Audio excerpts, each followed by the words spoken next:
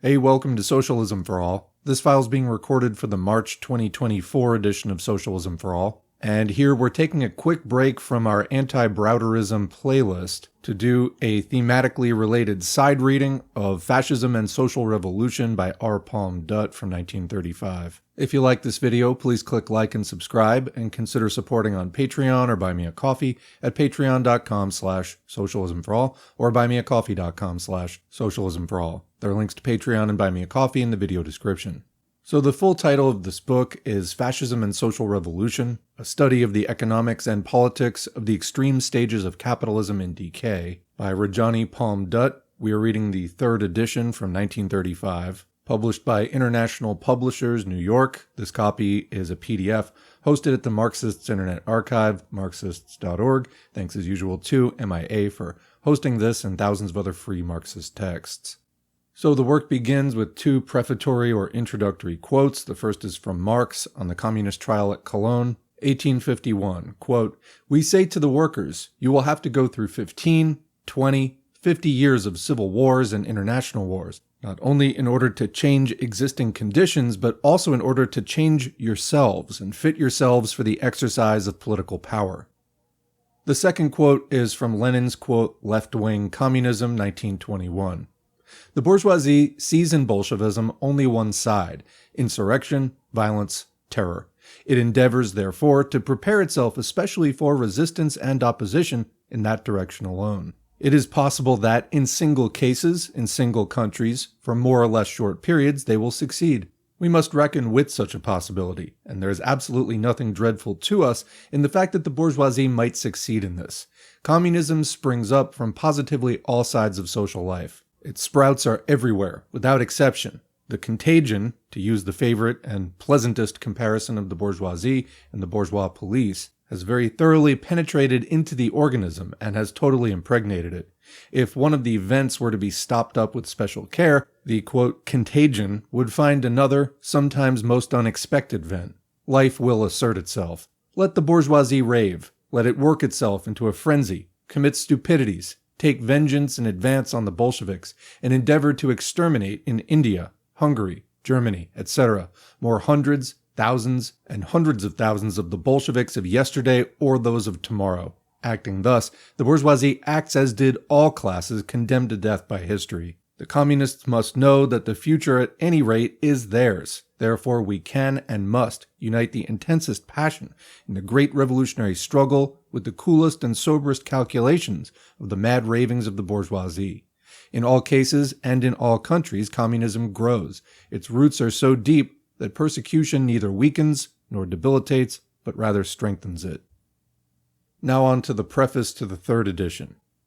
The 7th Congress of the Communist International has brought in a new stage of the struggle of fascism and anti-fascism, the period of the division of the working class forces, of the holding back of the majority of the workers from a common class front by the policies of reformism, which alone has made possible the temporary victories of fascism in a number of countries, is drawing to its close. The period of the united working class front, and of the drawing together of all the working masses in a wide anti-fascist people's front, is now opening. The directives of the 7th Congress of the Communist International, on the basis of the historic report of Georgy Dimitrov on Fascism and the United Front, will have played a decisive role in developing this new stage, which opens the way to the defeat of fascism. The present study of fascism was originally written in the latter part of 1933 and the early months of 1934, and was published in England and America in the summer of 1934. It thus represents a study of fascism at the height of the wave of the Second Fascist Offensive, based on the whole development and history of fascism in Italy, in Germany, and in Austria, on the beginnings of the fascist offensive in France, in England and the United States, and on the beginnings of the United Front of Resistance to Fascism in France in 1934. An appendix brings the record up to date to the beginning of 1935. A general theoretical study of fascism on an international scale as a phenomenon of post-war capitalism is still lacking. In the meantime, this book represents a first attempt in this direction. The main aims of this book are fourfold. First, to analyze the essence and role of fascism in the history of capitalism as a phenomenon of extreme capitalist decay and of the intensified general crisis of capitalism, and in particular to relate it to the general economic and political tendencies of post-war, they mean World War I, capitalism in the most recent period. Second, to show the causes of the victory of fascism in a number of countries on the basis of a historical examination of the transition to fascism in Italy, Germany, and Austria, with special reference to the decisive role of social democracy in facilitating the victory of fascism. Third, to expose the actual character, ideology, program, and practice of fascism as the open, terrorist dictatorship of the most reactionary, most chauvinist, and most imperialist elements of finance capital, endeavoring to mask its real aims by the most extreme and shameless social and national demagogy, and in this way, seeking to build up a basis of support in the population, especially among the petty bourgeoisie and backward workers, but in reality, exercising the heaviest oppression and intensified exploitation against all the working masses and lower and middle strata in the interests of monopoly capital, and driving forward to war as its necessary outcome. Fourth, to show the conditions of the fight against fascism, and in particular, the decisive importance of the united working class front and of the broad anti-fascist front of the working masses for the successful fight against fascism, and in this connection, to deal with the relations of bourgeois democracy and fascism, the question of the defense of bourgeois democratic rights and liberties against the fascist offensive, and at the same time, to show the necessity of the dictatorship of the proletariat and of the socialist revolution as the only final alternative to fascism, and the only guarantee of final victory over fascism. Since the book originally appeared, many new developments have taken place, among the most important of which are the new processes taking place in the social democratic parties, offering hopes of a healing of the split in the working class and of the passing over of the majority of the workers to the revolutionary camp. The sections on social democracy, analyzing its role in the period 1918 to 1933, must therefore be read historically. The decisive battles against fascism, the most malignant and barbarous expression of modern capitalism in decay, are still before us. The two camps are forming with ever clearer alignment on a world scale. The menace of fascism and the menace of war, both the expression of the present stage of capitalism in the period of the intensified general crisis and of the intensification of all antagonisms, overhang the existing world situation. The decisive battles between the forces of the old, decaying society and the rising new social forces will be fought in the coming period. Rajani P. Dutt, August 1935. Introduction. A very sharp issue confronts present society. Events move with great speed. The traditional forms of thought still cling to the remnants of past periods. The victory and advance of fascism over an extending area has come as a brutal shock to millions. Yet fascism is no sudden growth. For a decade and a half, the whole post-war social development has been incubating fascism. To all those who have hitherto accepted as unquestioned the existing social forms and their continuity, and above all, to those who have looked to the possibility of peaceful progressive advance within those existing social forms, and who have dismissed the revolutionary outlook as the fantasy of a minority, fascism, and more especially the victory of fascism in an advanced industrial country such as Germany, has come as a brutal shock. It may yet prove a salutary shock, if it can open their eyes to the real issues of our period. With every year, and with every month, that the long overdue social revolution in Western Europe and America, for which the World War of 1914 already gave the signal, that is, the ending of the private ownership of the means of production, which inevitably produces the increasing contradictions, anarchy, destruction, and barbarism of the present day, is delayed, denied, and postponed, the world situation grows more desperate, and the whole future of society is brought into question. The World War of 1914, the opening of the World Socialist Revolution in 1917, the partial revolutions and civil struggles succeeding the war, the post-war chaos, the world economic crisis since 1929, the victory and ever-growing strength of socialist construction in the Soviet Union alongside the decline of the capitalist world, and now the advance of fascism in the capitalist world, an approach to a second world war. These are the successive warnings of the real issues of the present stage. Fascism has already been the subject of an enormous discussion and literature over 12 years, and above all, over the past 2 years. Yet, the treatment of fascism has hardly yet brought out its full significance. On the one side, fascism has been widely treated as simply the expression of brutality and violence, of militarism and suppression, of national and racial egoism, of the revolt against culture, against the old slogans of liberty, equality, and brotherhood. On the other side, fascism has been treated as the expression of national rebirth, of the emergence of youth, of the end of decadent liberalism and intellectualism, of the advance to a balanced and organized social order. In order to get closer to the true character of fascism, it is necessary to go deeper, to see fascism in relation to the whole character of modern social development, of which fascism is an expression and reflection, and above all, to get down to the basic movement and driving forces of economy and technique, of which the social and political forms, including fascism, are only the reflection.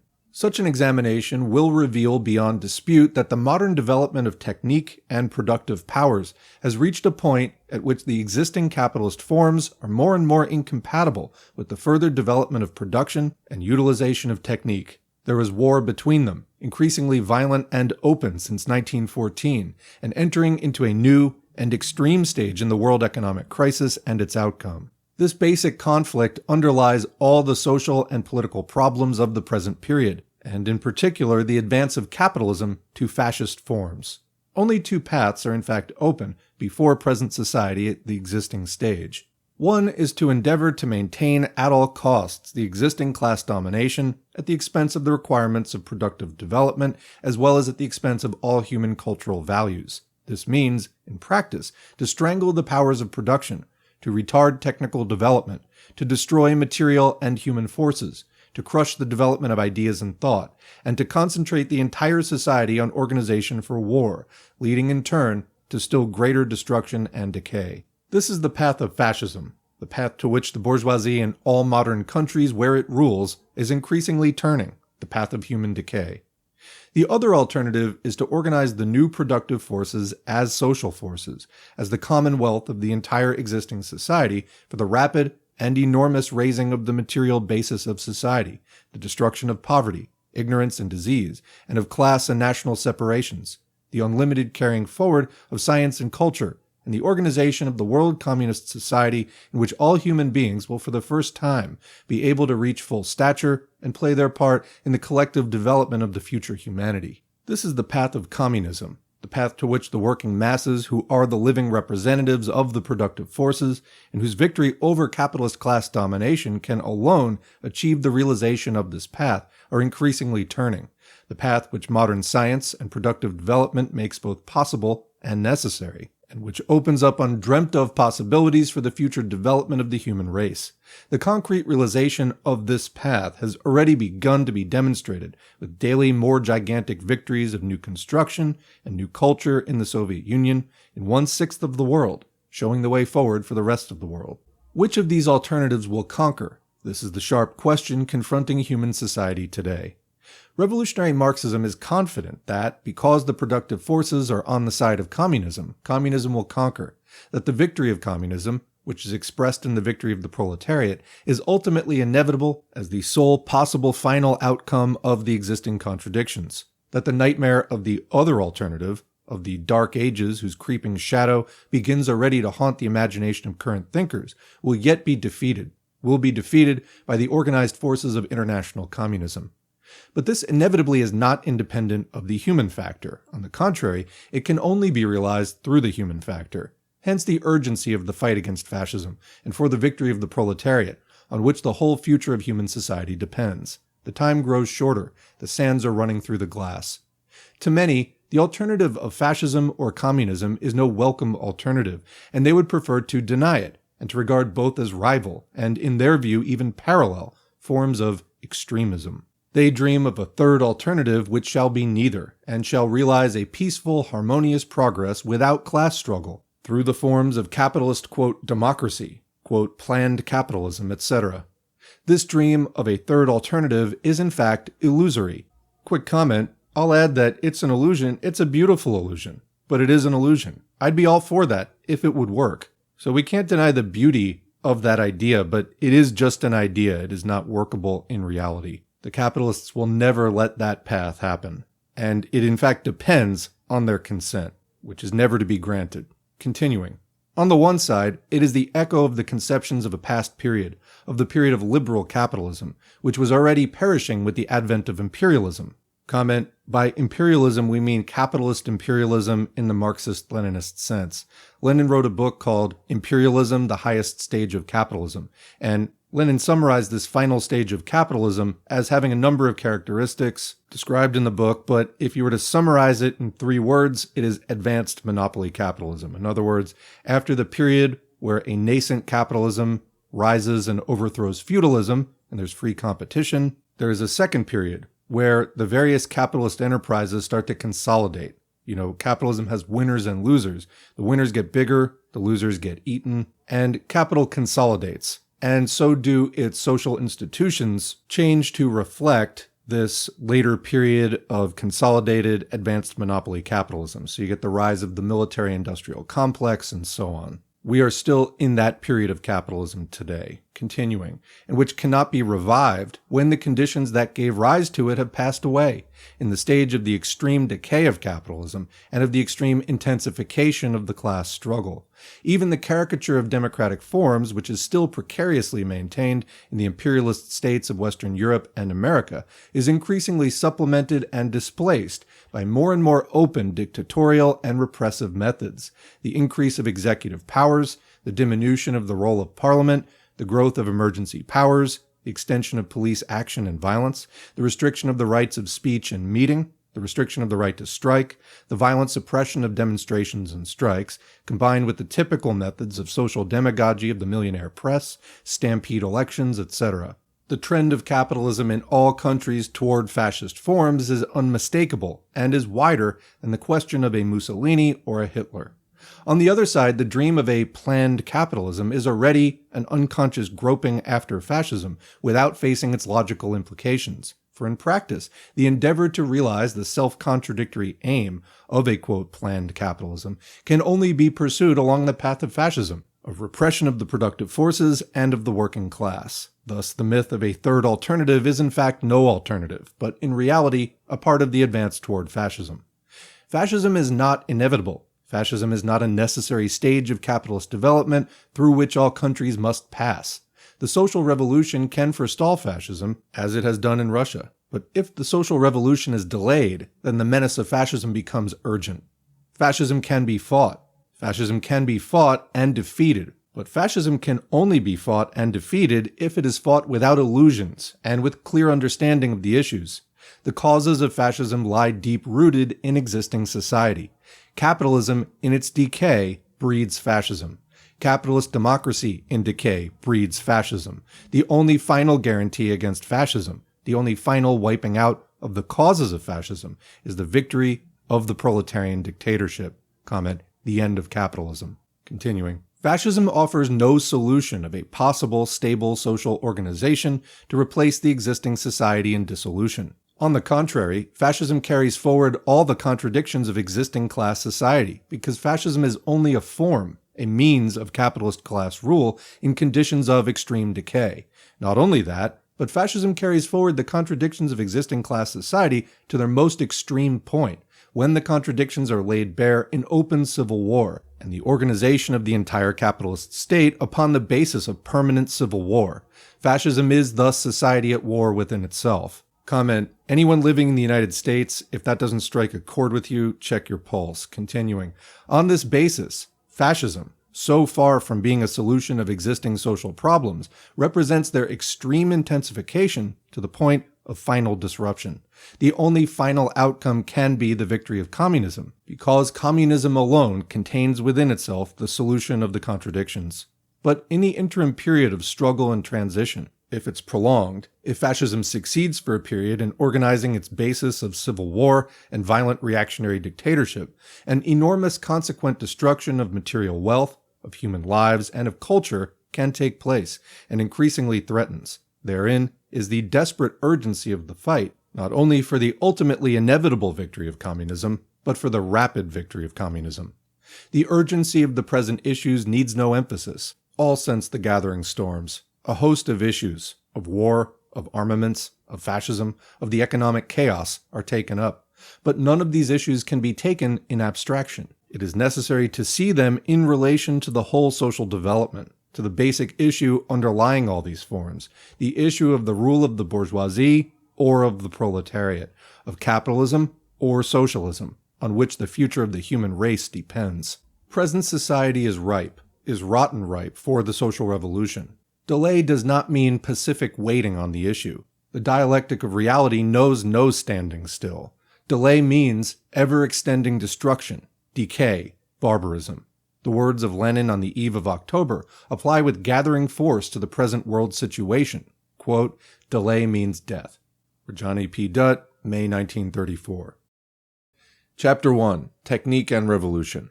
In the issue of the Automobile Engineer from March 1931 appeared an article on the machine tool, an analysis of the factors determining obsolescence. This article was not written as a criticism of existing society. It was written with considerable detail and statistical calculations to assist employers or their technical managers to determine under what conditions the installation of new high-production machinery can be profitable. Nevertheless, the conclusions reached were, in the highest degree, revolutionary. The first conclusion was to the effect that, quoting the words of a paper of Mr. H.C. Armitage to the Institute of Automobile Engineers, quote, "High production machines that are being developed in America cannot be economically used in this country," unquote. The reason given was, quote, "because existing British plants can already produce more rapidly than the products can be disposed of," or sold. And this has been identified in Marxism as the main bottleneck in capitalism that holds back productivity. You can find it discussed even in the Manifesto or Principles of Communism. It's an overproduction crisis, and it's the basis of the business cycle, the boom and bust cycle. Capitalism has to stop production for a while in order that the already produced products can be consumed. During that waiting phase, people are thrown out of work and there's economic contraction. In socialism, in which production is for use and not profit, there isn't this constraint. Continuing the quote, "The statement has been made many times that American factories in the main industries could more than supply the world's needs, even if all other supply sources closed down," unquote. On this ground, objection was taken to the common complaint of, quote, "uninformed critics of British industry," unquote, that British employers had fallen behind in the race because of maintaining, quote, "hopelessly out-of-date factory equipment," unquote. On the contrary, in fact, the British capitalists knew very well what they were doing when they left their German and American rivals during the decade after the war to install gigantic modern equipment of large-scale production at heavy expense, requiring heavy maintenance costs and an enormous market. While they themselves preferred mainly to concentrate on speeding up and driving harder their labor on relatively older machinery, which required fewer maintenance costs and a smaller market. On this basis, they have been better able to meet the crisis than their German and American rivals. The second conclusion went even further and declared that this principle now applied also to American industry. Quote, "The time has now arrived when Mr. Armitage's remarks may be widened to a statement that the latest machine tools now being developed in America cannot even be economically used in the United States," unquote.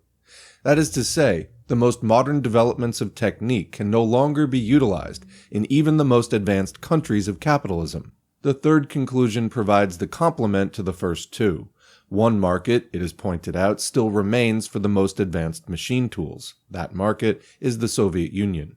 Quote, "American machine tool makers, having a range of equipment sufficient to meet the needs of the American production plants, have supplied to Russia machine tools outside this range, specially designed to obtain still faster production. An excessive price has been demanded for these special machines on the ground that, while the tools show an improvement in output speed on their standard lines, they have no immediate prospects of finding other customers for them, there being no demand outside Russia for faster production than can be obtained with existing models," unquote.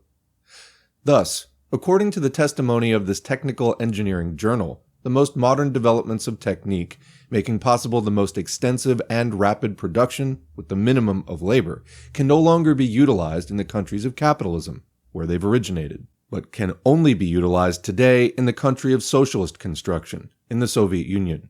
The significance of this present stage of technique and society here revealed, and this example is only one of 10,000 constantly arising in every direction in the present period, requires no emphasis. Here, as in a single crystal, is expressed the whole present stage of the general crisis of capitalism, of the exhaustion of the possibilities of productive advance within the fetters of the old private property ownership, and the necessity of the socialization of production as the sole condition for further development. In the situation that this picture reveals lies the real root of the issue of fascism or communism. In this situation lies the basic cause why precisely at the present stage of social development, the issue of fascism or communism inescapably confronts existing society. Comment. So to sum up that introductory portion of Chapter 1, we catch up with the state of the world in the 1930s. While the American and German capitalists were attempting to push forward with improved productive techniques, the British capitalists were just hanging back, content to use older machinery and to drive their labor harder. Remember that the extraction of surplus value from labor is the only real source of profit. And for an explanation of that statement, see Marx's Value, Price, and Profit. We have it on the channel. But basically it means that the price of a worker working in a workplace is that they get paid for part of their labor and they also work free for part of the day. So just driving the labor harder so that you get more surplus value, that's how you keep your profits up.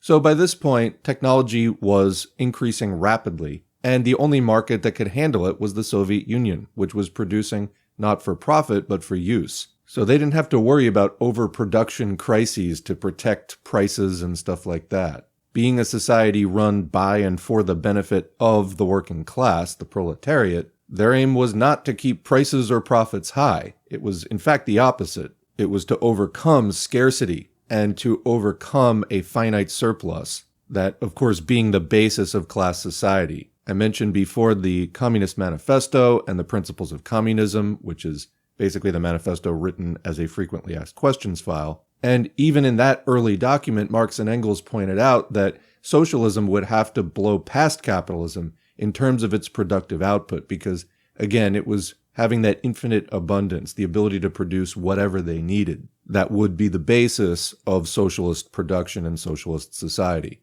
Capitalism, on the other hand, arises out of feudalism at a time when there is still natural scarcity. Capitalism then unleashes huge productive forces, which makes scarcity less and less of a thing.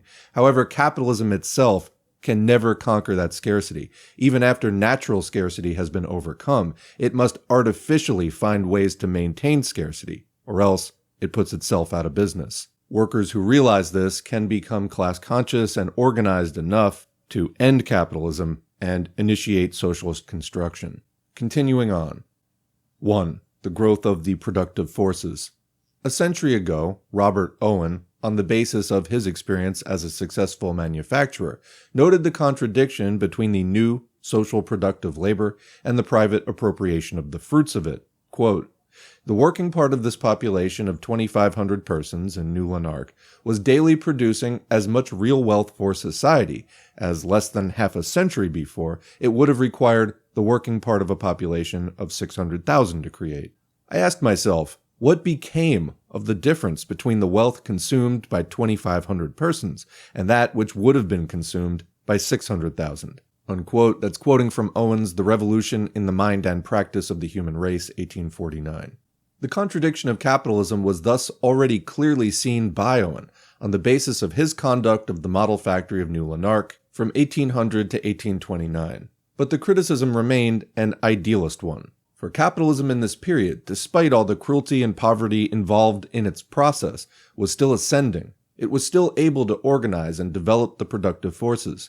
It was still a progressive factor, carrying through the transformation from wasteful and uneconomic small-scale production to modern, large-scale production, and thus preparing the material basis for the future society.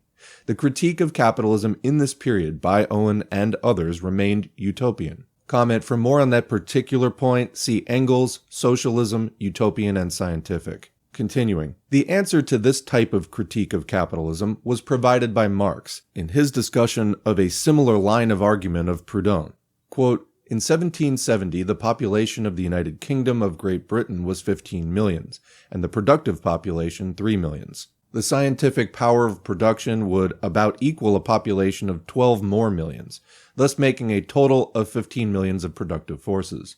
Thus, the productive power was to the population as 1:1, and the scientific power was to manual power as 4:1. In 1840, the population did not exceed 30 millions. The productive population was 6 millions, while the scientific power amounted to 650 millions. That is to say, it was to the whole population as 21:1, and to manual power as 108:1. In English society, the day of labor had thus acquired, in 70 years, a surplus of 2,700% of productivity. That is to say that in 1840, it produced 27 times as much as in 1770. According to M. Proudhon, it is necessary to put the following question. Why is the English workman of 1840 not 27 times richer than the workman of 1770? In putting such a question, one would naturally suppose that the English had been able to produce these riches without the historical conditions in which they were produced, such as the private accumulation of capital, the modern division of labor, the automatic workshop, anarchic competition, the wage system, and, in fine, all that which is based upon the antagonism of classes having to exist.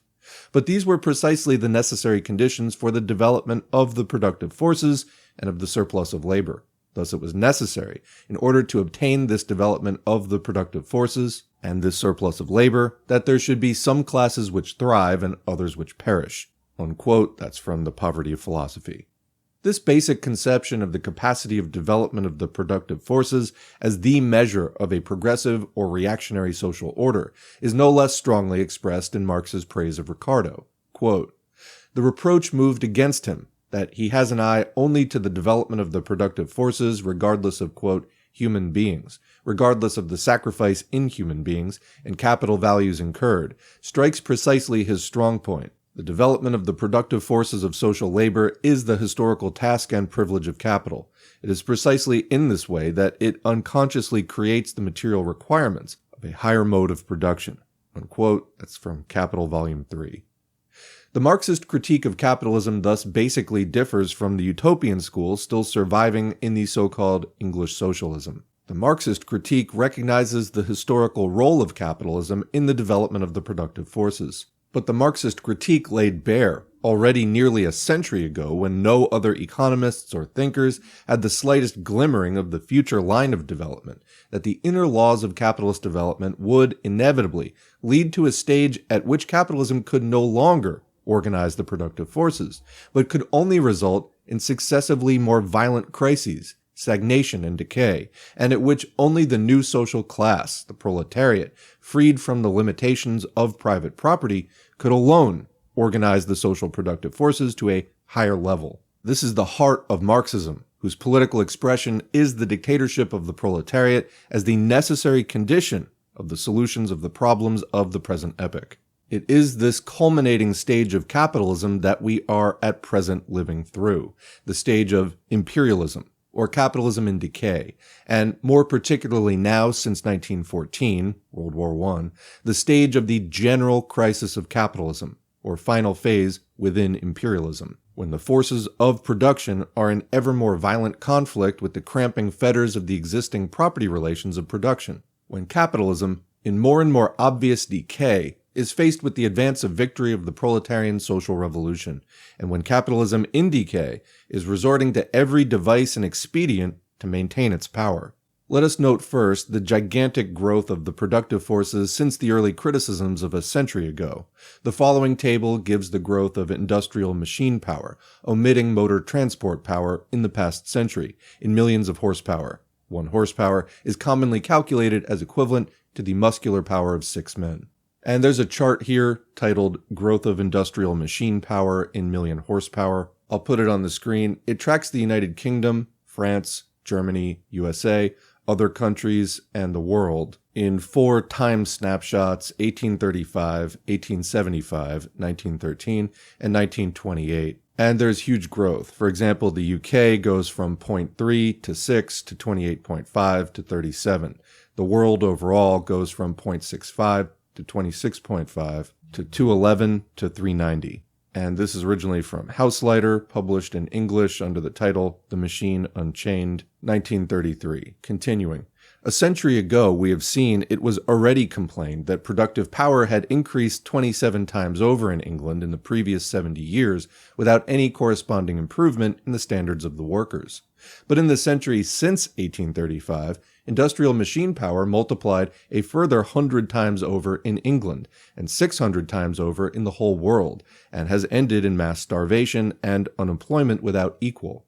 Comment here. This was written in 1935. A similar thing happened when computer technology was developed. From the 1970s on, there were further huge leaps forward in productivity, yet wages stagnated. Continuing, in the decade and a half alone between 1913 and 1928, industrial machine power in Europe has increased 50%, in the United States 100%, and in the extra-European countries other than the US, 200%. The inclusion of all forms of power would bring the world total to something like 1,500 million horsepower. On this basis, Stuart Chase in his Machines and Men, published 1929, has estimated the machine power of the world as representing the muscular power of 9,000 million or 9 billion additional men, or equivalent to 5 slaves for every man, woman, and child of the human race. Between 1913 and 1927, electrical power production, according to the Report on Power Resources of the World, presented to the World Power Conference in 1930, increased from 47 billion units to 200 billion units. Between the First and Second World Power Conferences in 1924 and 1930, electrical output doubled from 150 billion units to 300 billion units. This expansion of productive power has most strongly affected manufacturing industry, but it has also affected agriculture and the output of raw materials, not in equal degree, but far outstripping the growth of human population. Already by 1890, according to Hausleiter, the costs of agricultural production in the Great Grain Circle, United States, Canada, Argentina, Australia, had been reduced by mechanization to 1/4 of the costs of the old production by hand labor in 1830. Between 1890 and 1921, according to the report of the Senior Trade Commissioner in Canada for May 1930, further mechanization of agriculture and extension of the area of cultivation had multiplied the yield of wheat per agricultural worker 5-fold. Quote, Mr. Field lays great stress on the rapidity with which power-driven machinery is displacing labor in Canadian agriculture. Whereas in 1890, 13.5 bushels of wheat were grown for each rural dweller, there were 70 in 1921. And as the most revolutionary machine, the combined reaper and thresher, was only introduced in 1924, the output per worker must now be a great deal higher. Moreover, the scope for the mechanization of agriculture has by no means yet been fully exploited. Unquote, Economist, September 8, 1930. Between 1920 and 1929, the number of tractors in the United States increased from 246,000 to 843,000, according to the U.S. Yearbook of Agriculture, 1930. Between 1900 and 1924 to 28, the harvests of all cereals increased in Australia 104%, in the Argentine 172%, and in Canada 330%. Between 1913 and 1928, the volume of world grain exports increased 147%. In the same period, world population increased only 11.6%. The old, ignorant Malthusian notions of absolute overpopulation, or the modern lugubrious chants of birth control as the necessary solution of poverty, are thus abundantly exploded by facts. It is worth noting that this reactionary propaganda is still maintained not only in clerical and conservative quarters, but also by the would-be progressive, actually, as we shall have occasion to see, one of the real bulwarks of conservatism in England, Labour Party. Comment here, that's not to say that communists are opposed to birth control in the sense of people only creating children where and when they want to create children. This is in opposition to a line that you hear a lot of the time that, we have to restrict the birth rate in certain countries, usually populated by people of color, or those populations within, quote, our own countries, because, quote, they're just having too many children and it's breeding poverty, etc. This is a racist argument. In a socialist world, this isn't a problem. These are artifacts of capitalism. For example, today, some of the megacities around the world have truly horrific conditions. But why did people come to them in the first place? In search of work, because of the ways that capitalism had changed that country's economy. Socialism can straighten all of that out. Continuing, the English Labour Party's official organ writes, quote, "The figures published by the League of Nations," comment the predecessor of the United Nations, "shows that the world population, already 2 billion, is increasing by 20 million a year. That means that unless the rate of increase is checked, it will have doubled in far less than a century, for the increase is, as it were, at compound interest. There is not the least reason for assuming that the march of progress will automatically provide ways and means of feeding and supporting that doubled population. There is only too much evidence, in India and China, for example, that the overcrowding of a too big population brings with it appalling conditions of misery, either an unendurable suffering or the, quote, natural checks of famine and pestilence and a high death rate, or, on the other hand, a deliberate and conscious lowering and controlling of the birth rate. Those are the alternatives that face humanity," unquote, Daily Herald editorial, August 8, 1932. Fortunately, these are not the alternatives that confront humanity today. The alternatives that confront humanity today are serious enough, but they are alternatives of the destruction and anarchy of capitalism, involving still greater poverty and misery in the midst of abundance and rising productive power, or the social organization of production, bringing abundance for all. The, quote, overpopulation, like the simultaneous overproduction, is only relative to the capitalist conditions of production. Against this reactionary and vicious propaganda, concealing under cover of obsolete clerical superstitions the true social causes of poverty and misery, concealing also, characteristically enough, the role of imperialism in India in creating poverty, may be quoted the opinion of the leading international statistician, Sir George Nibs, who estimated that even with present resources and technique, the Earth could easily maintain 4 times the present population at a good standard. Quote, "The late Sir George Nibs estimated after a careful survey that the Earth could well support a population 4 times as great as at present, or about 8,000 million. 8 billion, unquote.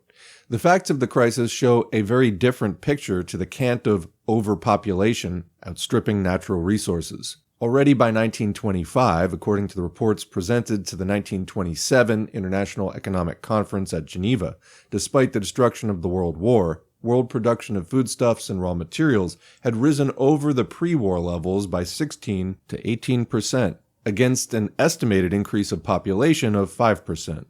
Between 1913 and 1928, according to the League of Nations Economic Section, world production of foodstuffs and raw materials had increased by 25%, of foodstuffs by 16%, and of raw materials by 40%, of industrial products enormously more, against an estimated increase of world population by 10%.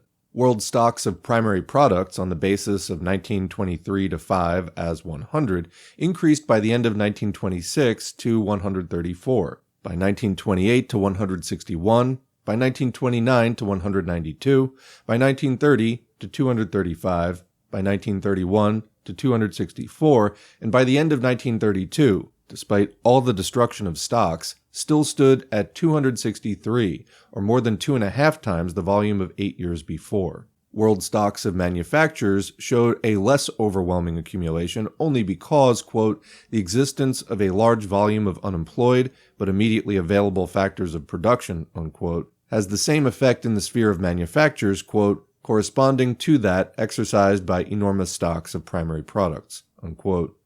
The growth of production in every direction, whether of foodstuffs, raw materials, or manufactures, has thus greatly exceeded the growth of world population. And the increase of productive power, which has only been partially and incompletely used under capitalist conditions, with many artificial limitations and restrictions, has been in reality enormously greater than the actual growth of production. But this gigantic increase of productive power has outstripped the capacity of capitalism to organize it.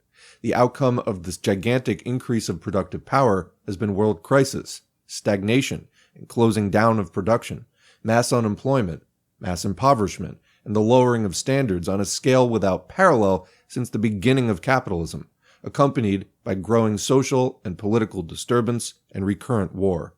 This problem is the basic problem confronting present-day society. 2. The conflict of the productive forces against existing society. This is the world situation which reveals that the system of capitalist relations, the capitalist class ownership of the means of production, has outlived its progressive role, and has become a fetter on the organization of production. The World War was the beginning of the violent explosion of this conflict, of the conflict between the ever-growing productive forces and the limits of existing property society. Since 1914, we've entered into a new era, the era of the general crisis of capitalism and of the advance of the world socialist revolution. The world economic crisis, which opened in 1929, has brought these issues of the present stage of society and of the basic economic contradictions underlying them more sharply to the general consciousness than ever before.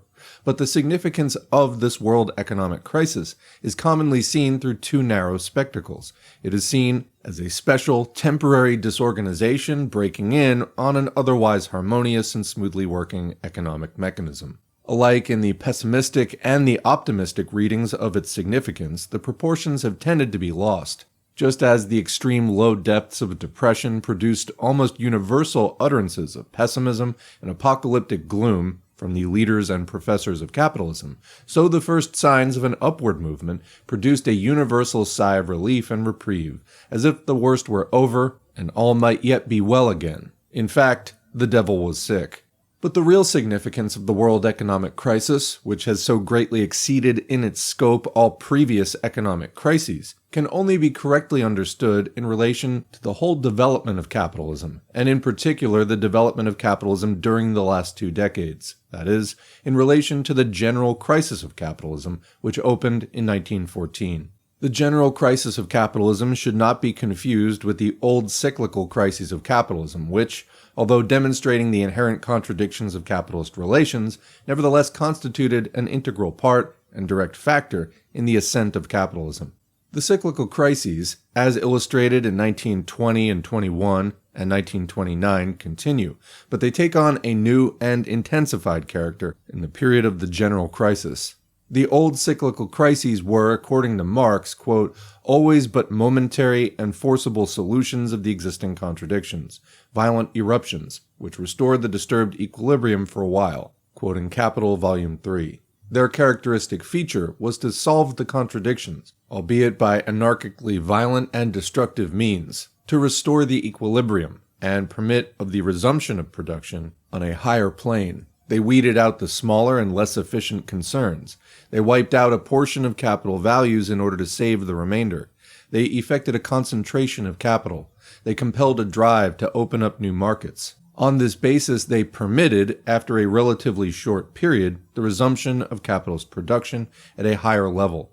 Elements of this character can also be traced in the post-war world economic crisis, but these, quote, progressive elements are overshadowed by the major negative effects of the whole process of the development of the cyclical crisis on the basis of the general crisis of capitalism, in the consequent destruction of stabilization and hastening of revolutionizing processes. The domination of the imperialist powers has already been expanded to its maximum extent throughout the world. Monopoly capitalism, which had already divided up the greater part of the world by the beginning of the 20th century, and by 1914 was at war over its redivision, is now faced with a still sharper situation of contradictions, not only between the imperialist powers, but also between imperialism and socialism. So far from there being available new regions to open up, 1/6 of the world has passed out of the sphere of capitalism into that of the social revolution. The colonial peoples are rising in revolt. The world available for capitalist exploitation has begun to contract. At the same time, the growth of productive power is greater than ever. The extreme crisis, competition, and war forcing forward technical development and the process of capitalist rationalization. Under these conditions, there is no room for a harmonious solution, but only for ever more violent conflict. The upward movements within the general crisis become ever shorter. Depression becomes the norm, broken by short upward movements and violent social and political explosions. The recurrence of the old cyclical crisis within the general crisis takes on a new intensity. The general crisis of capitalism has now continued for 20 years without a break, only changing one form for another. The violent explosion of the World War only gave place to the still more profound struggle of revolution and counter-revolution throughout the world. The defeat of the revolution in the countries outside the Soviet Union brought no solution and peaceful development, but only laid bare the post-war chaos of capitalism. The temporary stabilization and upward movement of the middle 20s proved only a false and illusory stabilization. Quote, the prosperity of the period 1923 to 29 was to a large extent illusory, and the seeds of future trouble had already been sown, to quote the British government note to the U.S., December 1st, 1932.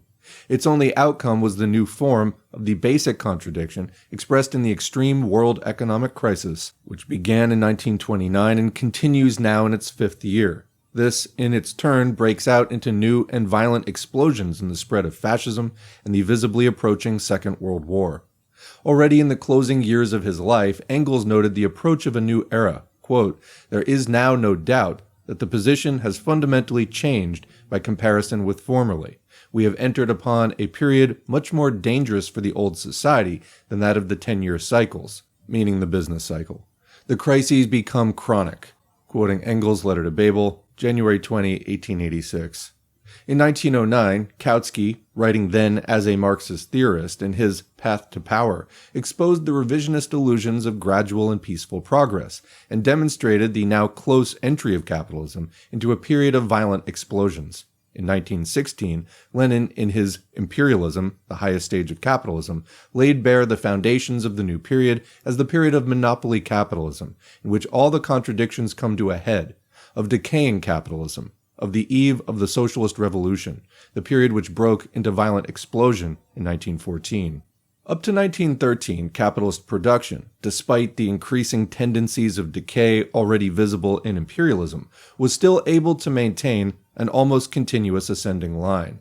Quoting the League of Nations World Economic Survey 1932-33, for many decades before the war, world production, according to the best estimates available, increased with remarkable regularity of the trend, broken only in minor degree by successive crises.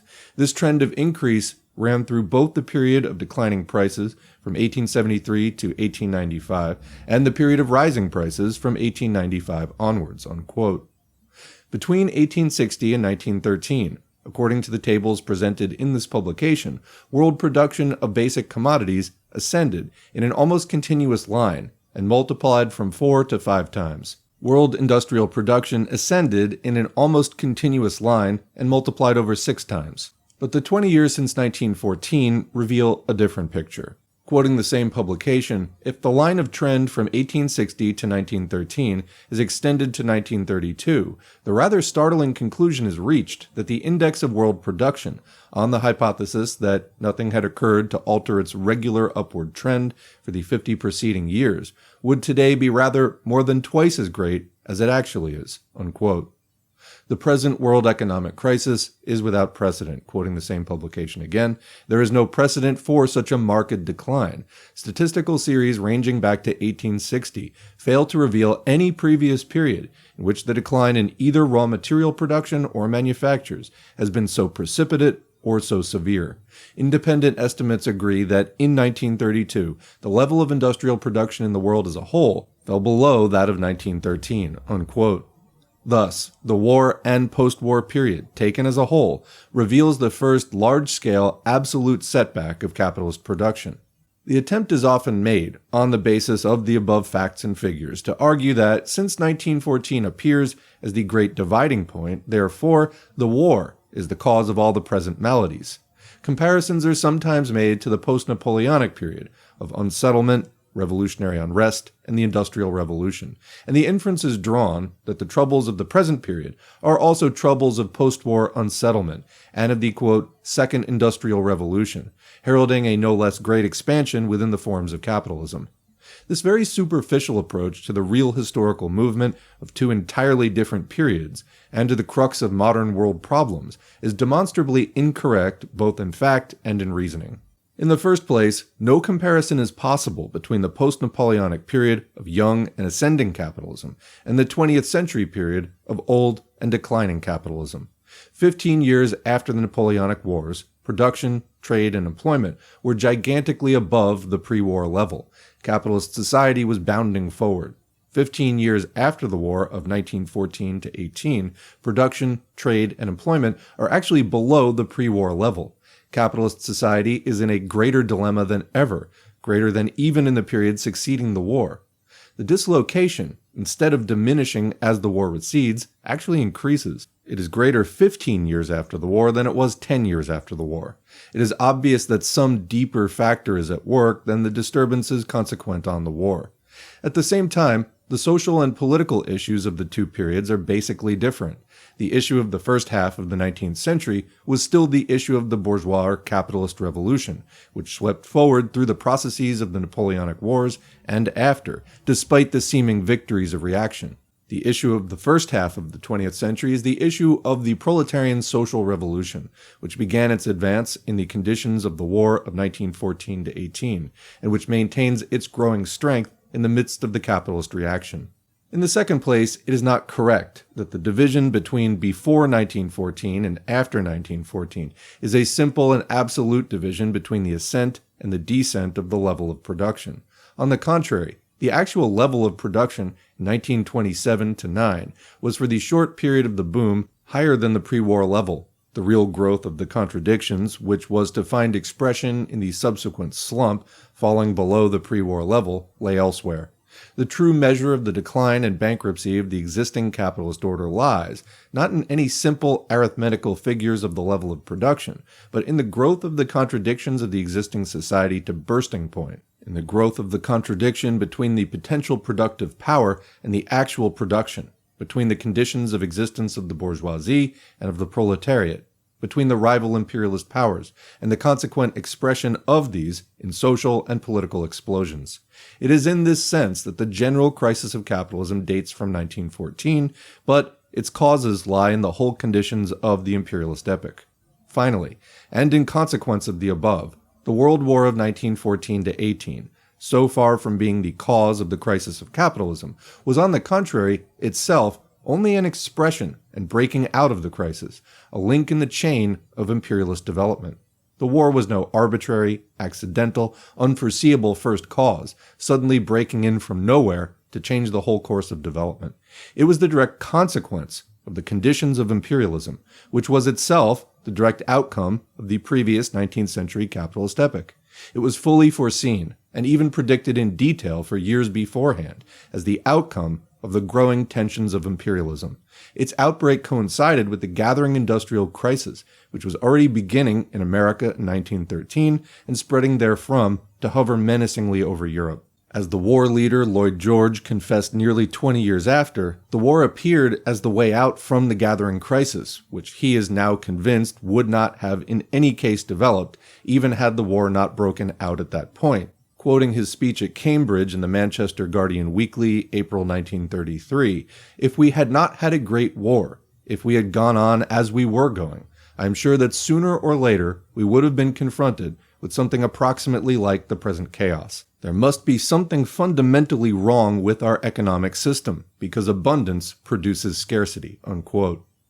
The fact that the dynamic of capitalist development, even after the direct destruction caused by the First World War has been repaired, only reverts to the recurrence of still more gigantic economic crisis and the visible approach to a Second World War, shows how little of accident there was in the basic development of capitalism through imperialism to world war, however large the role of accident may appear to be in the particular historical manifestations of the process. In order to understand the problems of the present epoch of the general crisis of capitalism, it is essential to be able to see deeper than the immediate surface manifestations and episodes, whether of the World War of 1914 or the world economic crisis of 1929, and to understand these in relation to the general line of development, of which they are expressions.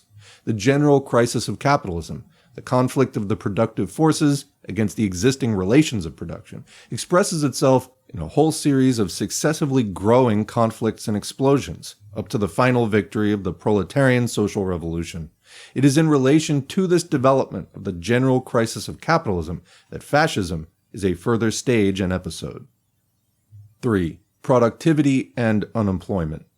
The development of the productive forces has rendered the old class society obsolete. Already before the end of the war, the leading trust magnate, Lord Leverhulme, estimated that if the then existing productivity were organized, 1 hour's work per week of all citizens would provide the necessities of life for all.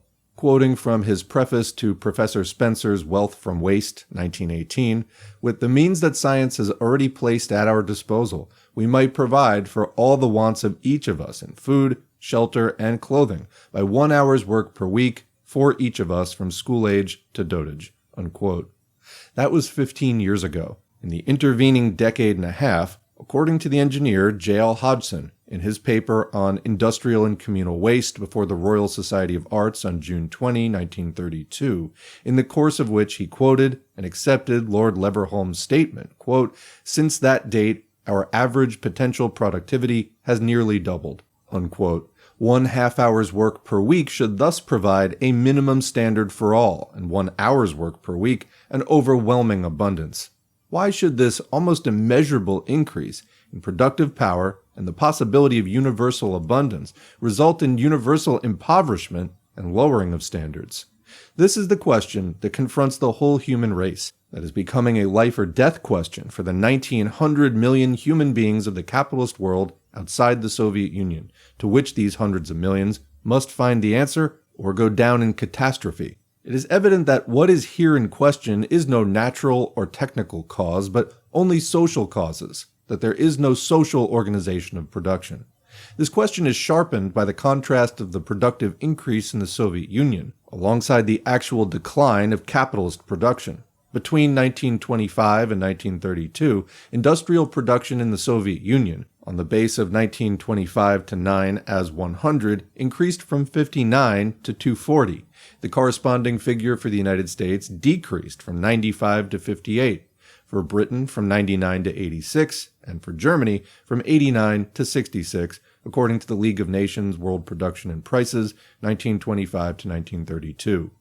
Between 1929 and 1932, industrial production in the Soviet Union increased by 65%, and in the capitalist world as a whole, decreased by 37%.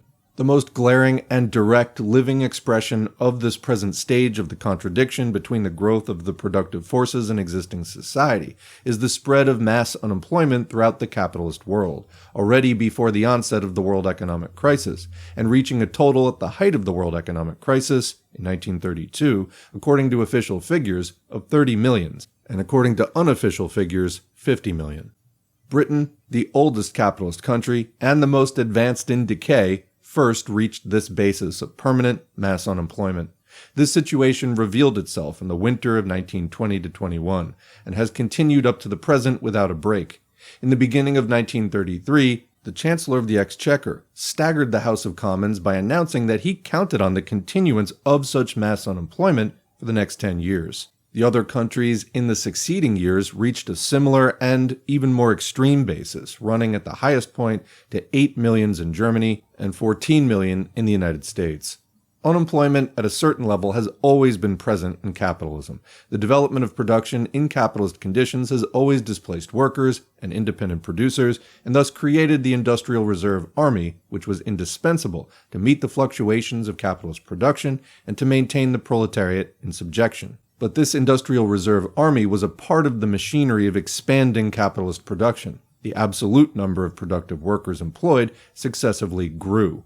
So quick comment here. What he's saying is that unemployment is a standard feature of capitalism, even the progressive, rising capitalism that is throwing off feudalism and constructing that new capitalist society. That pool, which always existed, having different individuals in it, but always existed of a certain percentage of unemployed workers, helped to meet capitalist production, which would reallocate people to different branches of industry, and did so in a way that kept workers off balance and unable to politically resist what was going on very effectively. I say politically, but also this was used to break industrial actions and strikes. So that was even in the best of times when capitalism had a historically progressive function. But at this point, when it becomes imperialism and starts to stagnate, its advanced monopoly capitalism, there is this new phenomenon of just mass permanent unemployment. Those old enough to remember 2008 to like 2010, 2011, 2012 probably remember people who I knew a few people who were unemployed for like 2 years straight. You remember there was a big political debate about extending the unemployment to 99 weeks and what were you going to do after that? So, yeah. Continuing, it is only since the war that the new phenomenon appeared of a permanent unemployed army, grudgingly kept just alive at the lowest level of subsistence by the bourgeoisie, while the absolute number of productive workers employed has directly decreased. Of the possibility of such a stage of chronic unemployment and absolute decline of the productive workers, Marx wrote in Capital Volume 3, quote, "A development of the productive forces which would diminish the absolute number of laborers, that is, which would enable the entire nation to accomplish its total production in a shorter time, would cause a revolution because it would render the majority of the population superfluous," unquote. So comment, in an economy where you got to work to eat, you have to sell your labor to get the wages that you use to buy all of the commodified essentials of life. Well, if the productive forces get to a level of productivity where just people don't need to work anymore, that whole work to eat, work for a wage to get the necessities of life thing, that starts to break down. We're definitely in that period now. We were already entering it in the 1930s. We're definitely in it now. Continuing, Engels wrote in 1886, quote, "America will smash up England's industrial monopoly, whatever there is left of it, but America cannot herself succeed to that monopoly. And unless one country has the monopoly of the markets of the world, at least in the decisive branches of trade, the conditions, relatively favorable, which existed here in England from 1848 to 1870, cannot anywhere be reproduced, and even in America the condition of the working class must gradually sink lower and lower. For if there are three countries, say England, America, and Germany, competing on comparatively equal terms for the possession of the world market, there is no chance but chronic overproduction, one of the three being capable of supplying the whole quantity required," unquote. Today, we're face to face with the situation. The position in America is reported as follows by H.B. Butler in the International Labor Review, March 1931. Quote, "The United States Commissioner for Labor Statistics recently stated that if 200 out of the 1,357 boot and shoe factories in the country worked full-time, they could satisfy the whole existing demand, and the remaining 1,157 establishments could be closed down. Similarly, 1,487 out of the 6,057 bituminous coal mines could produce all the coal that was needed," unquote. Between 1919 and 1927, factory output in the United States rose from 147 to 170 if we consider 1914 as 100, while the employment index fell from 129 to 115. Between 1919 and 1929, the Federal Reserve Board Index of Industrial Production, setting the years 1923 to 5 as 100, rose from 84 to 119, while the number of industrial wage workers fell from 9,039,000 to 8,742,000. This absolute decline in employment was before the collapse, during the Great Upward Boom. Britain reveals a similar picture. Between 1913 and 1928, the increase in output per head of workers employed in 30 principal industries in Great Britain was 33%, but the increase in employment was 2.2%, or less than the increase in population. Still more marked is the process if the post-war period is taken alone. Between 1923 and 1928, the number of insured workers in employment fell from 8,368,000 to 7,898,000. The index of production rose from 88.7 to 96.3. Production rose 7.6%. Employment fell 5.6%. And all this before the world economic crisis or Great Depression began to make the heaviest effects of the process felt. What is to happen to the superfluous workers? For long, the old theory of alternative employment was still endeavored to be put forward as applicable to this situation. The decline in the industrial productive workers was to be compensated by the increase of auxiliary services and luxury occupations, clerical, distributive, advertising, commercial, and luxury services. Certainly, a very considerable increase in these auxiliary and in the main non-productive occupations is to be traced in the United States, Britain, and the other countries during the post-war period, thus providing the basis of the rapid expansion of the so-called new middle class, which became one of the breeding grounds of fascism. just as the growth of the permanent unemployed army provided a further breeding ground. The expansion of the rentier class on the one side, and of luxury services and endlessly multiplied salesmanship services on the other, is a measure of the degeneration of capitalism. Quoting Marx's Capital, Volume 1, the capitalist mode of production, while on the one hand enforcing economy in each individual business, on the other hand begets by its anarchical system of competition the most outrageous squandering of labor power and of the social means of production, not to mention the creation of a vast number of employments at present indispensable, but in themselves superfluous." Unquote. Nevertheless, this supposed compensation was soon revealed as a doubtful solution. In the first place, it was manifestly no solution for the millions of miners and heavy industry workers thrown out of work. In the second place, the extent of compensation had obvious limits which were soon reached. For in these occupations, too, rationalization begins to get to work and to repeat the process of throwing off these superfluous workers. Comment, so basically they create all of these service jobs kind of just to keep people busy because industry is getting so productive that fewer and fewer workers are needed. But they can't just have, 20% of the population unemployed or more. That's going to be a lot of people with a lot of time on their hands, a lot of social disruption, people not able to pay their bills, provide for their dependents. And those people are going to end up joining revolutionary socialist outfits. So you get kind of make-work stuff. People are used to thinking of make-work as kind of like, digging a ditch and filling it back in again. Stuff to just kind of keep people occupied, which is somewhat useful, but mainly it's to keep people, out of trouble, quote unquote. But even these service jobs that they came up with to keep people working, rather than becoming socialists and whatnot, even there, the capitalist competitive processes and the increase of productivity and all of that starts to throw those people out of work. So truly, they just cannot help themselves. This is how this process goes, and it only ends up in one place. Continuing, mechanization transforms clerical work and begins increasingly to replace clerks by more and more elaborate calculating and bookkeeping machines. Centralization cuts down the number of competing businesses. Staffs are reduced. The white-collar workers also find themselves increasingly thrown on the market alongside their industrial brothers. Increasing doubts of the whole process and its outcome, as well as of the stock explanations and solutions, found expression in an editorial of the London Times in 1930 on, quote, American unemployment, characteristically endeavoring to treat the problem as an American problem, but in fact describing equally the unemployment that was in Britain. Quote, "It is difficult to avoid the conclusion that unemployment must henceforth be counted as a permanent American problem. To ascribe its occasional recurrence in an acute form to some special event is no less delusive than to explain it as a merely seasonal manifestation. The experience of recent years has gone to prove that recovery is less and less complete after each crisis, and to show that forces other than the seasonal and the accidental are at work.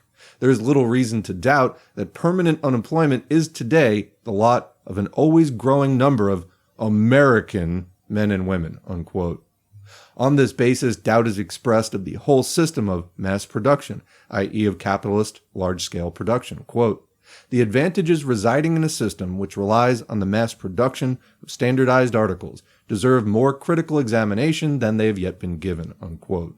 Well, I guess it depends on who you ask, because certainly that critical examination has been going on in some quarters. Continuing, "The current answers of the apologists of the system, that the reduced costs of production and therefore reduced price means increased demand and consequent reabsorption of the unemployed, are, quote, no longer altogether convincing." Continuing the quote, "It is still doubtful whether the increased production can always be absorbed. It is a very large question whether new industries are created quickly enough to employ the displaced workers. In other words, it remains to be seen how perilously the machine has run ahead of man, and whether some readjustment of social condition may not ultimately be imperative. The question drives like rain to the roots of American, wink wink, life," unquote. Under the thin disguise of America, it is obvious that the question drives like rain to the roots of capitalism in all countries, and not least in Britain, with its longest record of permanent mass unemployment.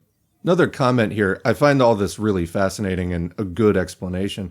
I think when he was talking before, I just don't want to get too far ahead of it, about the breeding grounds of fascism. He's identified two so far. The one is the growing permanent unemployed army who are going to call out for solutions, and if they are blocked in terms of having anti-communist thinking, like that's the only real way forward, but if they've been convinced that communism, Marxism is not the answer, then they're going to end up crying out for fascism, not understanding that it's really just capitalism with a little bit of sort of quasi-revolutionary dressing. The reality is that technology has made the old social forms obsolete. And, people, I think it's hard sometimes for people of more limited imagination, by which I mean even just average imagination. We're living in pretty incredible times, and for a lot of people, it's a lot to process that we would have an entirely new way of life where the family as we knew it is no longer a necessity, where science is replacing the basis of religion by giving people actual knowledge, even to enormous questions, and where just getting up and working 8 or 10 hours a day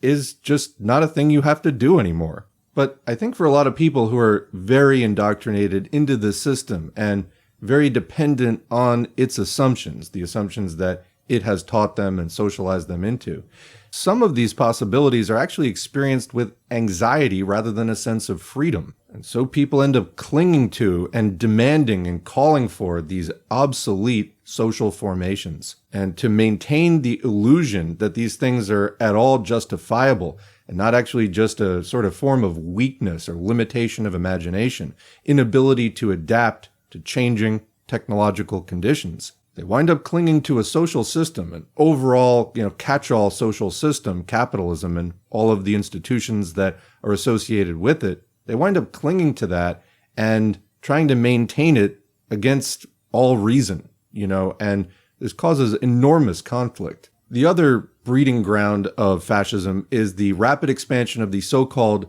new middle class. And there's a post I think about constantly, which was about a neighborhood that had a homeowners association, which some of these things can be very restrictive and tyrannical.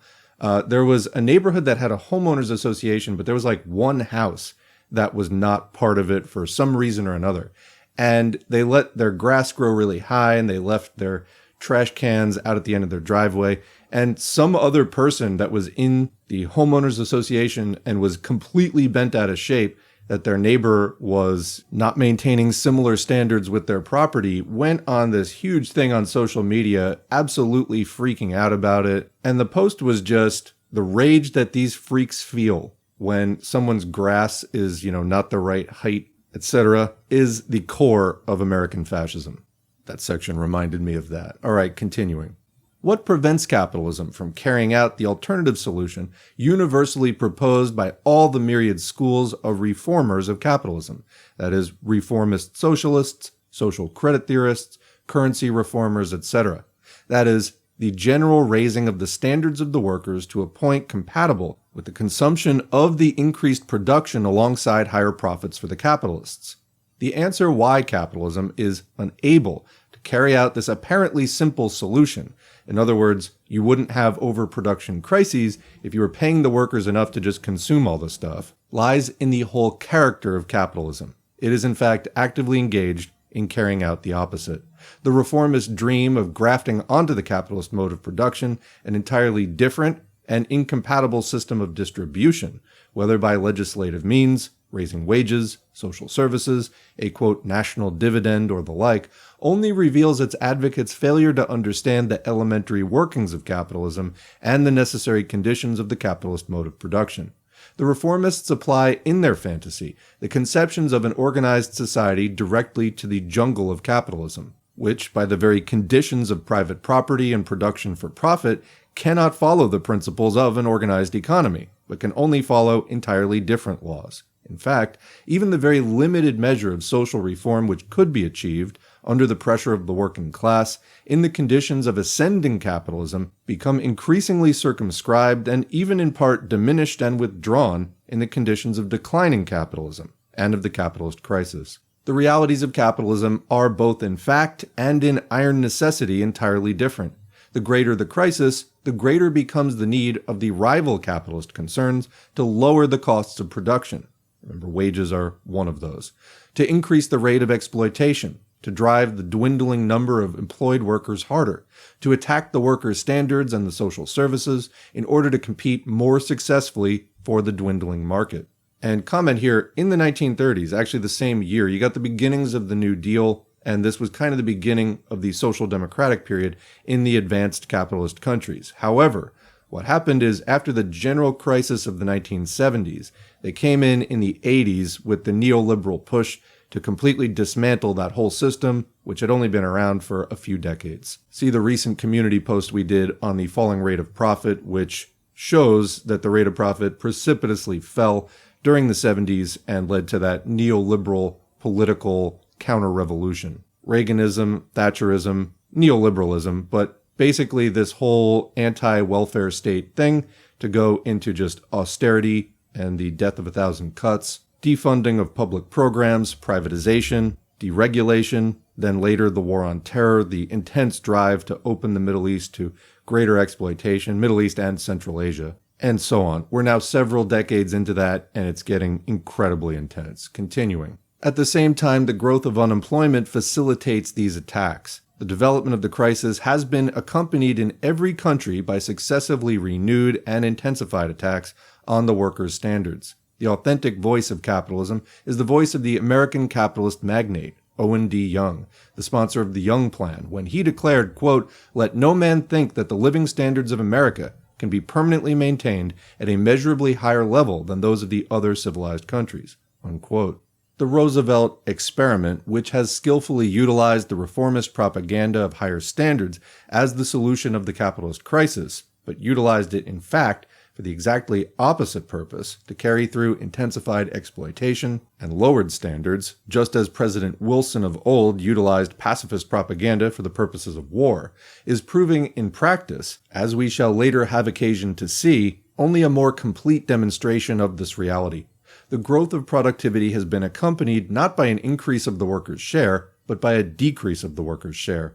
Between 1913 and 1928, the percentages of the national income going to wages fell in the United States, from 36.4 to 36, and in the UK, from 42.7 to 40.9. In the United States, between 1921 and 1927, the value of the product of industry rose from $18.3 thousand million to $27.5 thousand million.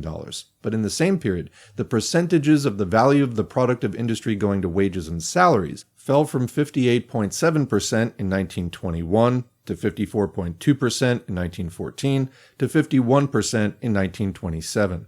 In Great Britain, between 1924 and 1930, according to Colin Clark's The National Income 1924 to 31, the output per person employed rose from 100 to 113, while the proportion of wages to home-produced income fell from 41.5% to 38%. The effect of the world economic crisis has been, not to reverse this process, but to carry it enormously further forward. The drive to rationalization, to speeding up, to extracting a still higher output per worker for less return, has been intensified under the conditions of the crisis. Between 1929 and 1932, the output per man-hour has actually been forced up by 12% in the United States, alongside 12 million unemployed. Quoting The Economist, May 5, 1933, labor costs per unit of output have been substantially reduced by an improvement in productive efficiency. The output per man-hour in the United States increased by about 12% between 1929 and 1932, unquote. It is obvious that the effect of this is still further to intensify the contradiction which already led to the economic crisis. In the face of these facts, increasing doubts begin to assail the capitalists, whether there can ever be full-scale employment again, even if the extreme intensity of the crisis of 1929 to 33 should give place to a considerable upward movement. Thus, it is reported from America, quoting the Washington correspondent of the London Times, November 1932, American employment reached its highest point in 1918, American production in 1929, and it is carefully and accurately computable today that if by some magic a return could be made to the productive maximum of 3 years ago, there would still be no work for 45% of the present 12 million unemployed, unquote. From Britain comes the same tale. Quoting the Times Trade Supplement, July 1932, if the 2.5 million of unemployed were absorbed in factory occupations, the national output of manufactured articles would be on such a scale that the available buying markets would be inadequate to absorb it. Hence, if such a method of labor absorption could and did take place, it would only precipitate a new crisis, unquote. Such are the alternatives which begin to be seen by the capitalists, even if the present crisis should give place to the most extensive upward movement. Either continued mass unemployment of millions, even if, by some magic, the record level of the previous production boom could be attained, or, if all the unemployed are absorbed into productive labor, then inevitably the immediate precipitation of a new crisis. As this new situation begins to be realized, the beckoning phantom of a new world war is the only, quote, solution to utilize the productive forces and wipe off the, quote, superfluous population begins to exercise a visibly increasing attraction on capitalist thought and policy as the final gamble. Comment. So what he's saying here is that as capitalism got into deep crisis, they needed to A, utilize the productive forces, and B, do something with the mass amounts of unemployed people. Well, to B, they could kill them off in a war. This is destruction of surplus labor. And also for A, war requires vehicles, armaments, and all kinds of other supplies. So not only would another world war accomplish those two aims, it would also give the imperialists another crack at competing to redivide the world. Continuing. Nearly a century ago, Engels wrote of the necessary consequences of the inevitable future breakdown of the British capitalist monopoly, writing in The Condition of the Working Class in England in 1844, quote, should English manufactures be thus vanquished, the majority of the proletariat must become forever superfluous and has no other choice than to starve or to rebel, unquote. In 1932, 87 years later, the British Prime Minister spoke in the House of Commons of the prospect, even if trade should recover and prosperity return, of having to find, quote, great bodies of men and women, perhaps even amounting to a couple of millions, to be, to all intents and purposes, in our society, superfluous scrap. That was J.R. MacDonald in the House of Commons, November 22, 1932. In 1933, the leader of British conservatism had to make the same melancholy admission, quote, there is the great core of unemployment. We do not know what the numbers may be. There may be 1 million, 1.5 million, or less than 1 million, but there will be a vast number for whom there is but little hope of employment being found in this country. The gates of migration are closed against us. What can we do? That is a problem that has baffled the country completely up to now. Oh, has it? That was Stanley Baldwin in the House of Commons, November 27, 1933. What can we do? This is the final answer of what was once the most powerful capitalism in the world, when faced today with the problem of millions who seek only to work and live. Comment here, do you hear the early stirrings of the kinds of thinking that led to the death camps in Nazi Germany?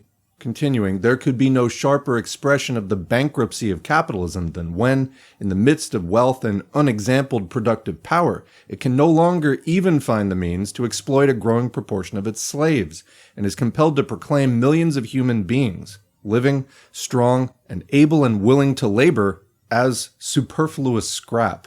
The time draws close for the second half of the alternative, to rebel, as the only solution for the extending millions of producers cut off from production, no less than for the millions whose growing output is accompanied by growing poverty.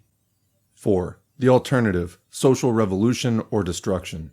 The alternatives which confront society at the present stage are thus clear. Capital can no longer utilize the productive forces. Capital can no longer utilize the full labor power of the productive population.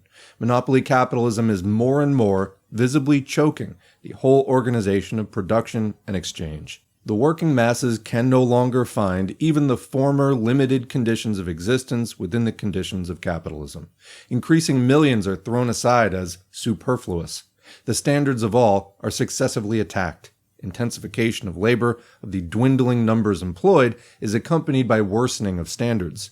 The class struggle grows more intense. New forms of widening mass struggle develop. New and intenser methods of repression and coercion are brought into play by the ruling class. Against this situation, the knowledge and understanding which begins to grow more and more widely spread of the scientific and technical possibilities of unlimited production and abundance for all confronts existing society like a mockery and a torment, creating on the one side, among a growing section of the dispossessed, revolutionary anger and determination, creating on the other side, among the doomed possessing classes, growing desperation and recklessness, the revolt against science, the revolt against mechanical technique, and readiness to embark on ever more frenzied courses of destruction. Two alternatives, and only two, confront existing society at the present stage of development of the productive forces and of social organization.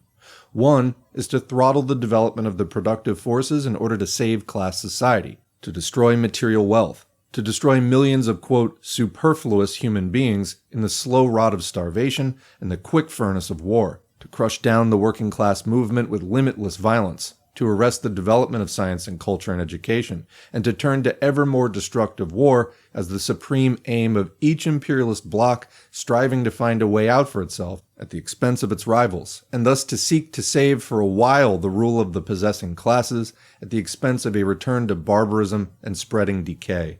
This is the path which finds its most complete and most organized expression in fascism. The other is to organize the productive forces for the whole society by abolishing the class ownership of the means of production and building up the classless communist society, which can alone utilize and organize the modern productive forces. This is the path of communism, of the revolutionary working class.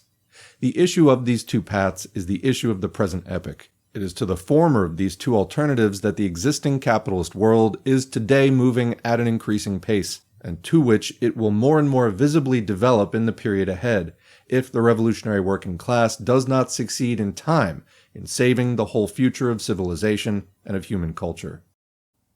Chapter 2. The End of Stabilization. The technical and economic situation described in the previous chapter finds its social and political expression in the storms of the present epoch, in the World War, in the revolutionary struggles, in the world economic crisis, in the advance to renewed world war, and in fascism. The objective conditions for the social revolution were ripe already from the beginning of the period of imperialism, and more particularly since the opening of the great crisis of capitalism in 1914. But the living human factor was not yet ready. The minds of men were still dominated by the conceptions of the past epoch. The bursting of the contradictions in the World War and after broke on the majority of men like a natural catastrophe. The first aim was widely proclaimed on all sides, to resume the broken thread of pre-war continuity. The proletariat in the leading capitalist countries, although advancing to socialist revolution, was not yet strong enough, not conscious enough, not organized enough to overthrow the rule of the capitalist class. The revolts of the proletariat after the war, although drawing close to success, and profoundly transforming the political situation, were finally defeated in all countries outside Russia. The capitalist class, having overcome the immediate menace to its rule, set itself the aim to restore the shaken mechanism of capitalist production and exchange, to return to pre-war or, quote, normalcy. The proletariat, following the leadership of social democracy after the defeat of the revolution, sought to win improved conditions within the capitalist restoration. On this basis was built up the capitalist restoration or temporary, quote, stabilization of 1923-9. The illusory character of this basis, which sought to resurrect the vanished conditions of the old pre-war capitalism, was not at first realized by any except the Marxists. Only when a new cycle of capitalism on this basis had resulted with extreme speed in a more intense crisis than ever before, shattering one by one all the pillars of, quote, stabilization, did the recognition begin to become universal on all sides that the old conditions were past beyond resurrection, and that fundamental issues of social, economic, and political organization would have to be faced. From this point, stabilization ends, and a transformation begins to develop in the whole of capitalist policy and in the consciousness of the proletariat. Social democracy, which had shared in the boom of capitalist restoration, goes through a series of inner crises and weakens before communism. Fascism, which had previously developed only in an experimental stage in a secondary capitalist country, now comes to the front as a world factor, dominating directly a major capitalist country, as well as in greater or less degree a whole series of other countries, and revealing itself as the most typical expression of modern capitalist policy. Section 1. The last attempt to restore pre-war capitalism. The basis of the attempted capitalist restoration after the war was the defeat of the proletarian revolution outside Russia. To this objective, the principal concentration of world capitalist policy was directed in the period immediately after the war. This primary preoccupation was true not only of the governments of Central Europe, where the revolution came closest to victory, but above all of the governments which held the world leadership of capitalism, of Britain, France, and the United States. Thus Hoover declared in 1921, quote, "The whole of American policies during the liquidation of the armistice was to contribute everything it could to prevent Europe from going Bolshevik or being overrun by their armies." That's quoting Hoover's letter to O. Garrison Villard, 1921, reprinted in the New York Nation, December 28, 1932. In the same way, for Britain, Sir William Goode, British Director of Relief in Central Europe, wrote on European Reconstruction in 1925, quoting from his official report in 1920, quote, "Food was practically the only basis on which the governments of the hastily created states could be maintained in power. Half of Europe had hovered on the brink of Bolshevism. If it had not been for the £137 million in relief credits granted to Central and Eastern Europe between 1919 and 1921, it would have been impossible to provide food and coal and the sea and land transport for them. Without food and coal and transport, Austria and probably several other countries would have gone the way of Russia. 2.5 years after the armistice, the back of Bolshevism in Central Europe had been broken, largely by relief credits. The expenditure of £137 million was probably one of the best international investments from a financial and political point of view ever recorded in history." Quoting Sir William Goode in the Times, October 14, 1925. Subsequently, the Dawes Plan, Locarno, and the flow of American credits and loans to Europe carried forward the same process of capitalist restoration at a higher stage. What was the basis of the defeat of the proletarian revolution and the rebuilding of capitalism in the years immediately following the war? Fascism at this time did not exist as a factor save in Italy. The main weapons of capitalism were threefold. The first was direct civil war and counter-revolution. The wars of intervention against Russia, the White Terror in Finland, Hungary, Poland, etc., the military aid to Poland in 1920, the permission of the counter-revolutionary military organizations, officers' corps, Orgesch, etc. in Germany, which helped to build up the basis of the subsequent fascism in Germany, and the like. This was of decisive importance at the immediate critical points of struggle, but it could not provide the main basis, as it had no mass support, and could only build on the narrow ranks of the ex-officers and direct reactionary classes. The failure of the Kapp Putsch demonstrated this weakness. It was only later that fascism was to find the way towards a temporary solution of the problem of the combination of counter-revolution with winning a wide measure of mass support. The second weapon was social democracy and the granting of temporary concessions to the workers. Social democracy, because of its mass basis, was the main weapon of capitalism in the years immediately after the war for the rebuilding of capitalism. The advance of the workers to the struggle for power, the immediate onrush of which, after the war, was too powerful to be successfully defeated in direct battle, was circumvented by a strategical ruse, the placing of social democratic governments, presidents, and ministers in office, thus appearing to surrender to the workers the seats of power, while the realities of power remained with capitalism. Only in this way, by the alliance with social democracy, by hiding capitalism under a social democratic front, was the capitalist state saved after the war. Social democracy united with capitalism to defeat the workers' revolution. A great show of concessions to the workers was made. Promises were lavishly broadcast. Socialization commissions, nationalization commissions, Sankey commissions were set up. Wages were increased and hours shortened. Footnote here, the character of this period was revealingly described with reference to the Sankey Coal Commission by Evan Williams, president of the Mining Association, in his evidence before the Mining Court of Inquiry in 1924. Quote, "It was an atmosphere charged with the emotions of the time in which the commission sat.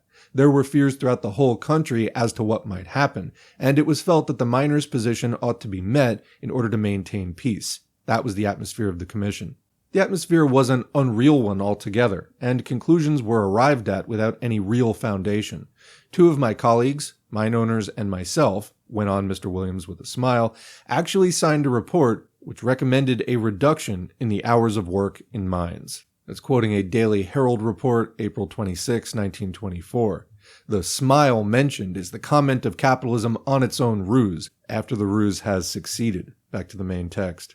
Subsequently, as soon as the power of capitalism was thus successfully reestablished, a reverse action took place. The concessions were withdrawn. Inflation wiped them out in the European countries. The capitalist offensive drove back the workers even below pre-war levels. The Social Democrats, while still occasionally used as governments, were increasingly relegated to the role of opposition. At the same time, the consequent growth of disillusionment of the workers with the whole process and with social democracy led to the necessity of capitalism discovering a further basis of power, and the development of fascism as the parallel instrument of capitalism alongside social democracy.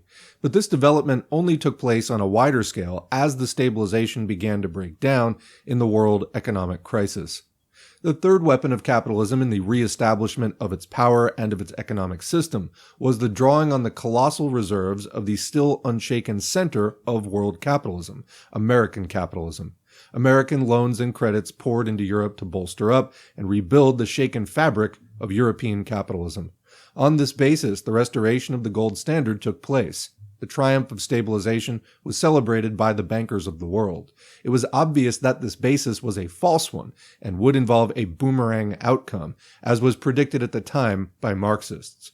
Footnote: see, for example, the Labor Monthly for February 1925 on the restoration of Europe, and for March 1925 on the gold standard, where it was predicted that as soon as the flow of new loans and credits should begin to dry up and be exceeded by the necessary return movement of interest and amortization, requiring an enormous expansion of European exports in the overcrowded world market, this would necessarily precipitate a new crisis, leading to the shattering of the gold standard.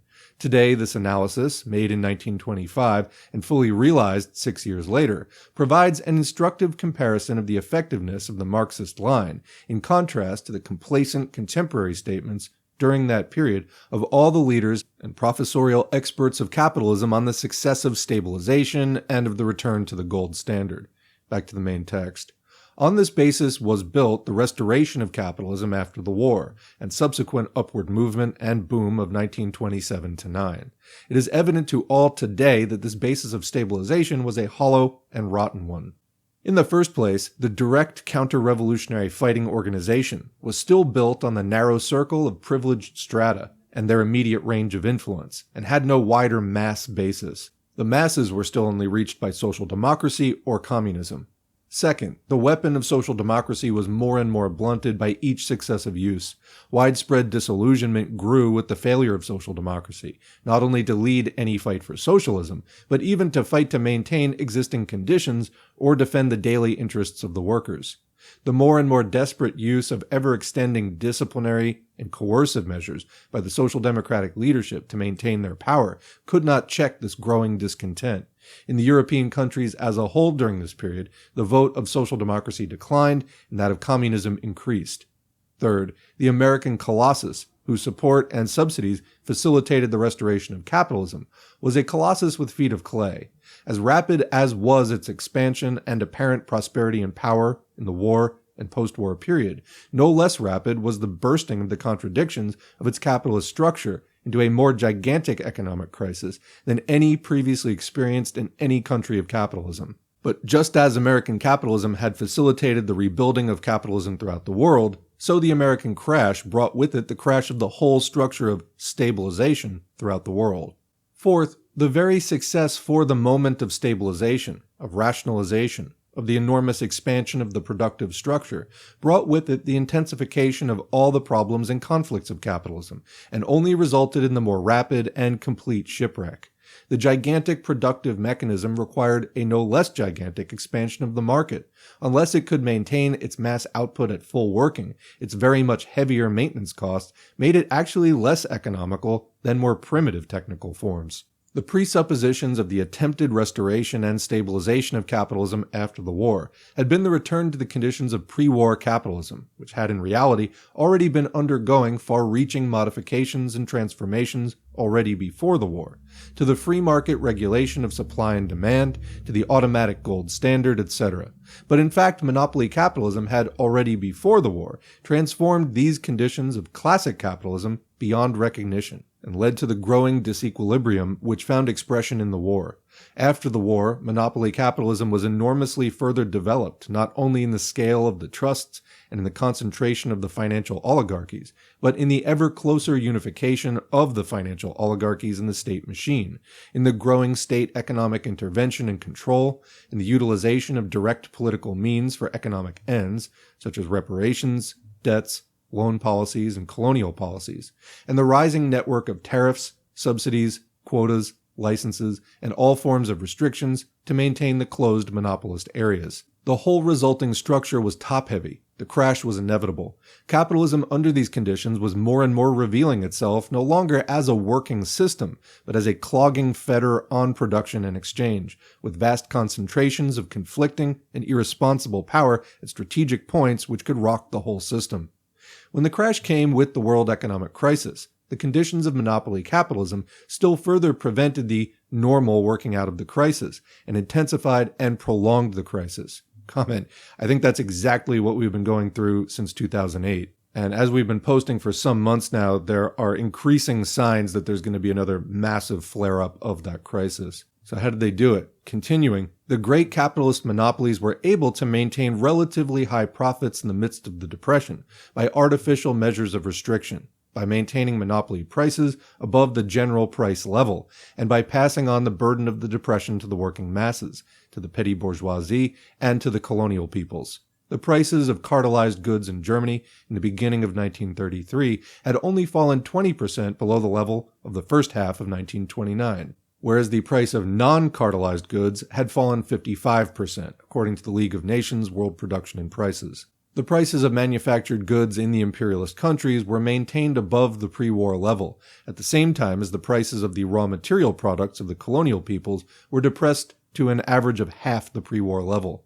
But this meant to intensify the contradictions at the root of the crisis. In this way, the workings of monopoly capitalism hindered the normal solution of the crisis after the methods of, quote, healthy capitalism. Comment. So in other words, capitalism goes through booms and busts and the prices will correct, etc. However, in imperialism, you have so much control, the industry is so consolidated, and it's so bound up with the state, and all of this is basically just set by policy, not really by, quote, healthy capitalist controls anymore. And so for the chosen few within those cartelized industries that, of course, being related to the word cartel, they make out okay. They're able to set whatever prices they want, while the businesses that are not part of those cartels or clubs don't get to do that, and they don't make out so well. Now, you'll always hear like libertarians and other representatives of the petty bourgeoisie complaining about that. It's like, this is the agenda, this is the program.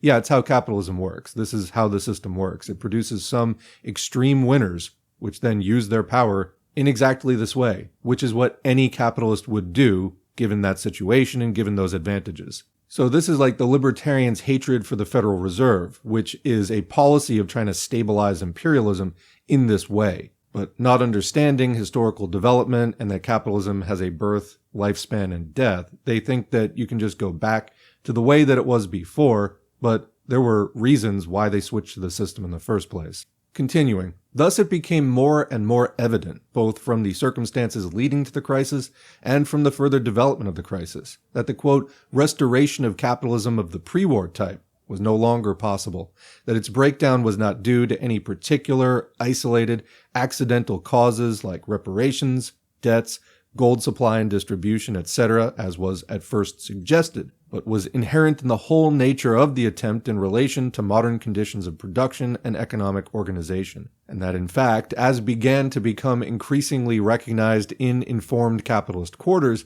the whole attempt at restoration during the 1920s had been in reality a chase after an illusion. As the recognition of this begins to spread within the capitalist world, the conscious direction of capitalist policy begins to change more and more openly. The decisive point of change from the old to the new may be marked in 1933 with the advent of Roosevelt in the United States, with the advent of Hitler in Germany, and with the breakdown of the World Economic Conference, and moves to new types of policy in accordance with the changed conditions and to corresponding new types of economic and political organization. Section 2. The collapse of the illusions of the stabilization period. The short-lived stabilization, an upward movement of capitalism in the 1920s, gave rise to a host of myths and illusions as to the possibilities of permanent capitalist prosperity, of a new era of harmonious capitalist advance, of, quote, organized capitalism, of, quote, super-capitalism, of improving standards for all without the need for class struggle or revolution. These illusions were important at the time as the means by which capitalism sought to maintain its hold on the masses and to counter the issue of the social revolution, which concretely confronted the world since 1917. The collapse of these illusions with the world economic crisis was of decisive importance in the development of capitalist ideology to fascism. The main forms taken by these illusions were twofold, both closely connected. The first was the myth of American capitalism as a new type of capitalism, which had overcome the contradictions and crises of the old capitalism, which had, quote, ironed out the trade cycle, and found the key to permanent prosperity and the abolition of poverty through continuously rising standards of the workers alongside continuously rising profits.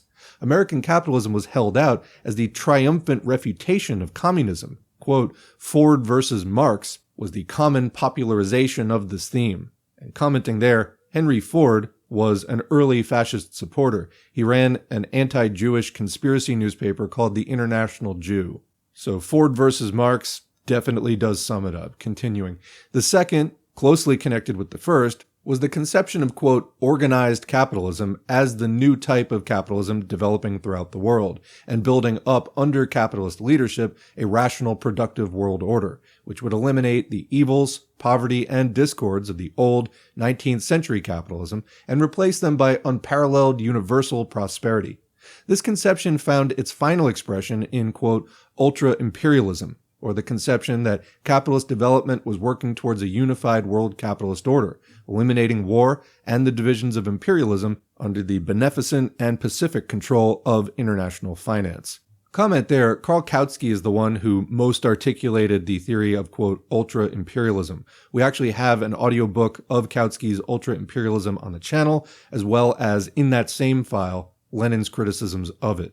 Lenin actually wrote a lot against Kautsky, as Kautsky was one of the main leaders of European socialism, which sold out the European working classes by endorsing World War I. For more on that, see Lenin's The Proletarian Revolution and the Renegade Kautsky, which is included on the basic Marxism-Leninism study guide playlist. Continuing, there is no doubt that these illusions were to some extent shared by a portion of the leaders of capitalism during this period, who were dazzled by the apparent rapid recovery from the war and the unparalleled advance in production, trade, and profits, and they look forward to a period of ever-growing prosperity. Thus, President Hoover declared on July 27, 1928, quote, the outlook of the world today is for the greatest era of commercial expansion in history, unquote. And again, on August 11, 1928, in a speech accepting the Republican renomination for president, quote, unemployment in the sense of distress is widely disappearing. Comment, this is just 1 year before the 1929 major market crash that brought in the Great Depression.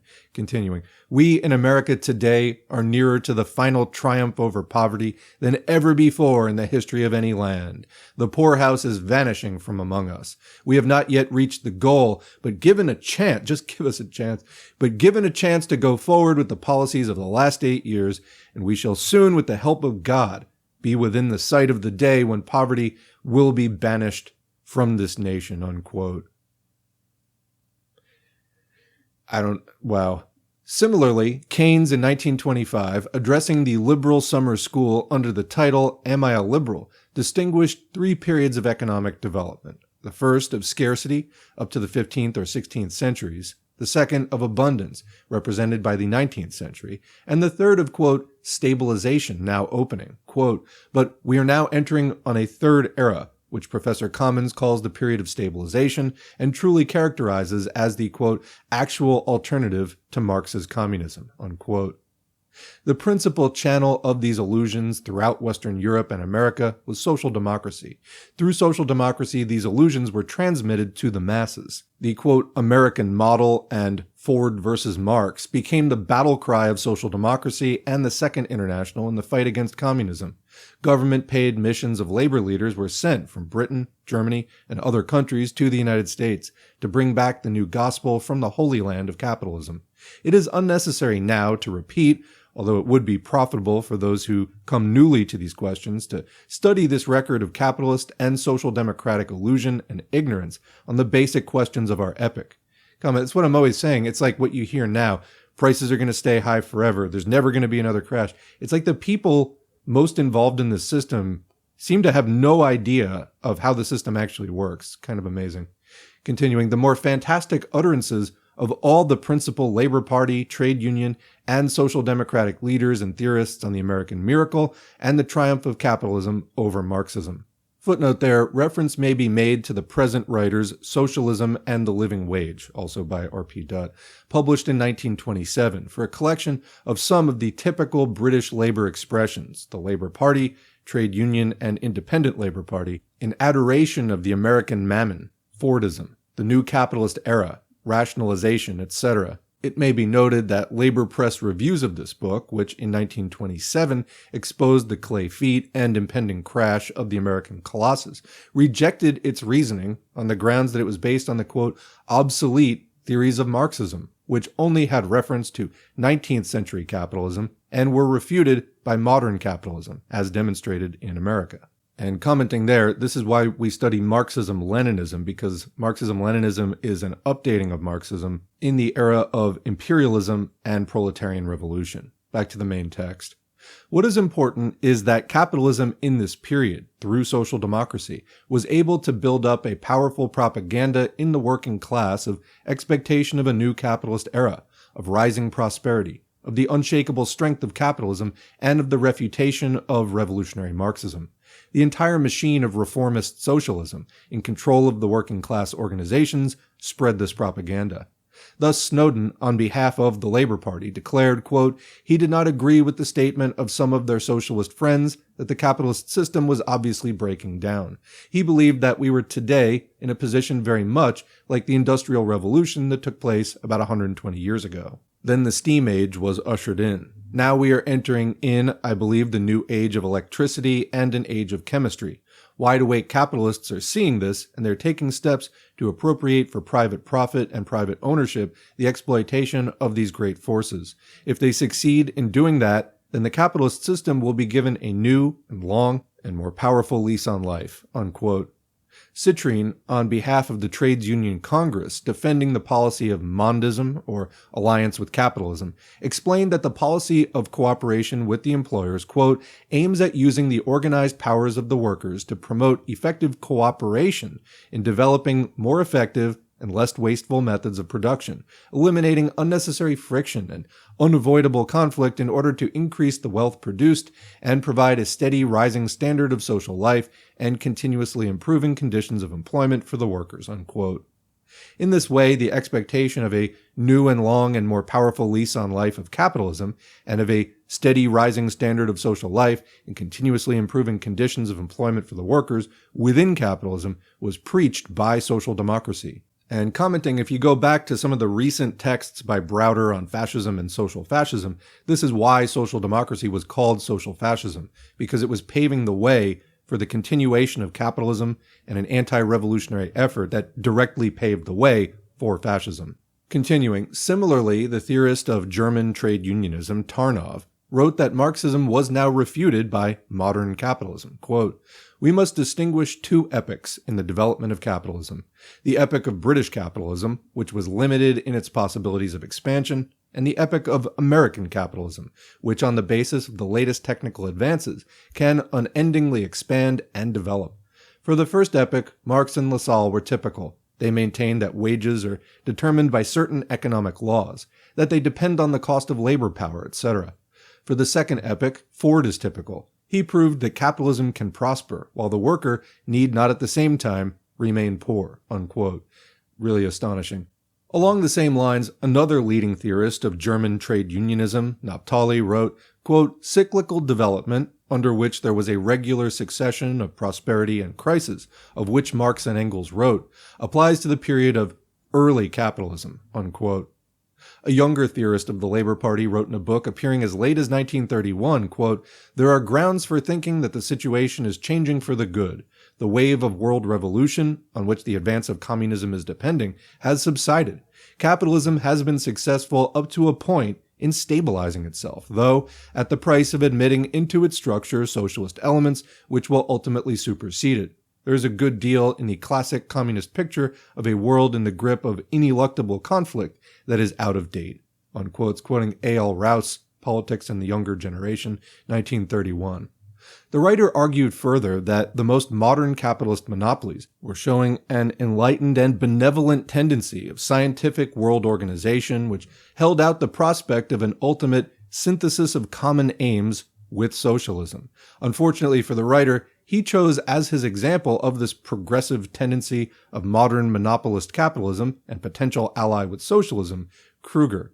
Quote, it is noteworthy that one of the greatest and most progressive of modern finance corporations, the Swedish Kruger and Toll Company, in a brilliant review of world conditions, comes to conclusions not dissimilar. A quotation from their report follows. When a great capitalist concern speaks in these terms, one seems to see a glimpse of the future in which the existing conflict between socialism and it is resolved in a synthesis of common aims, unquote. The preface of this book was dated 29 July 1931.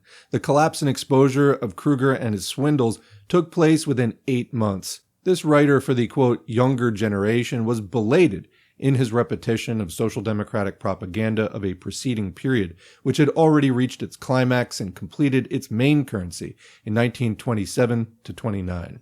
What was the effect of this dominant line of propaganda and policy of social democracy during the short-lived boom period of post-war capitalism?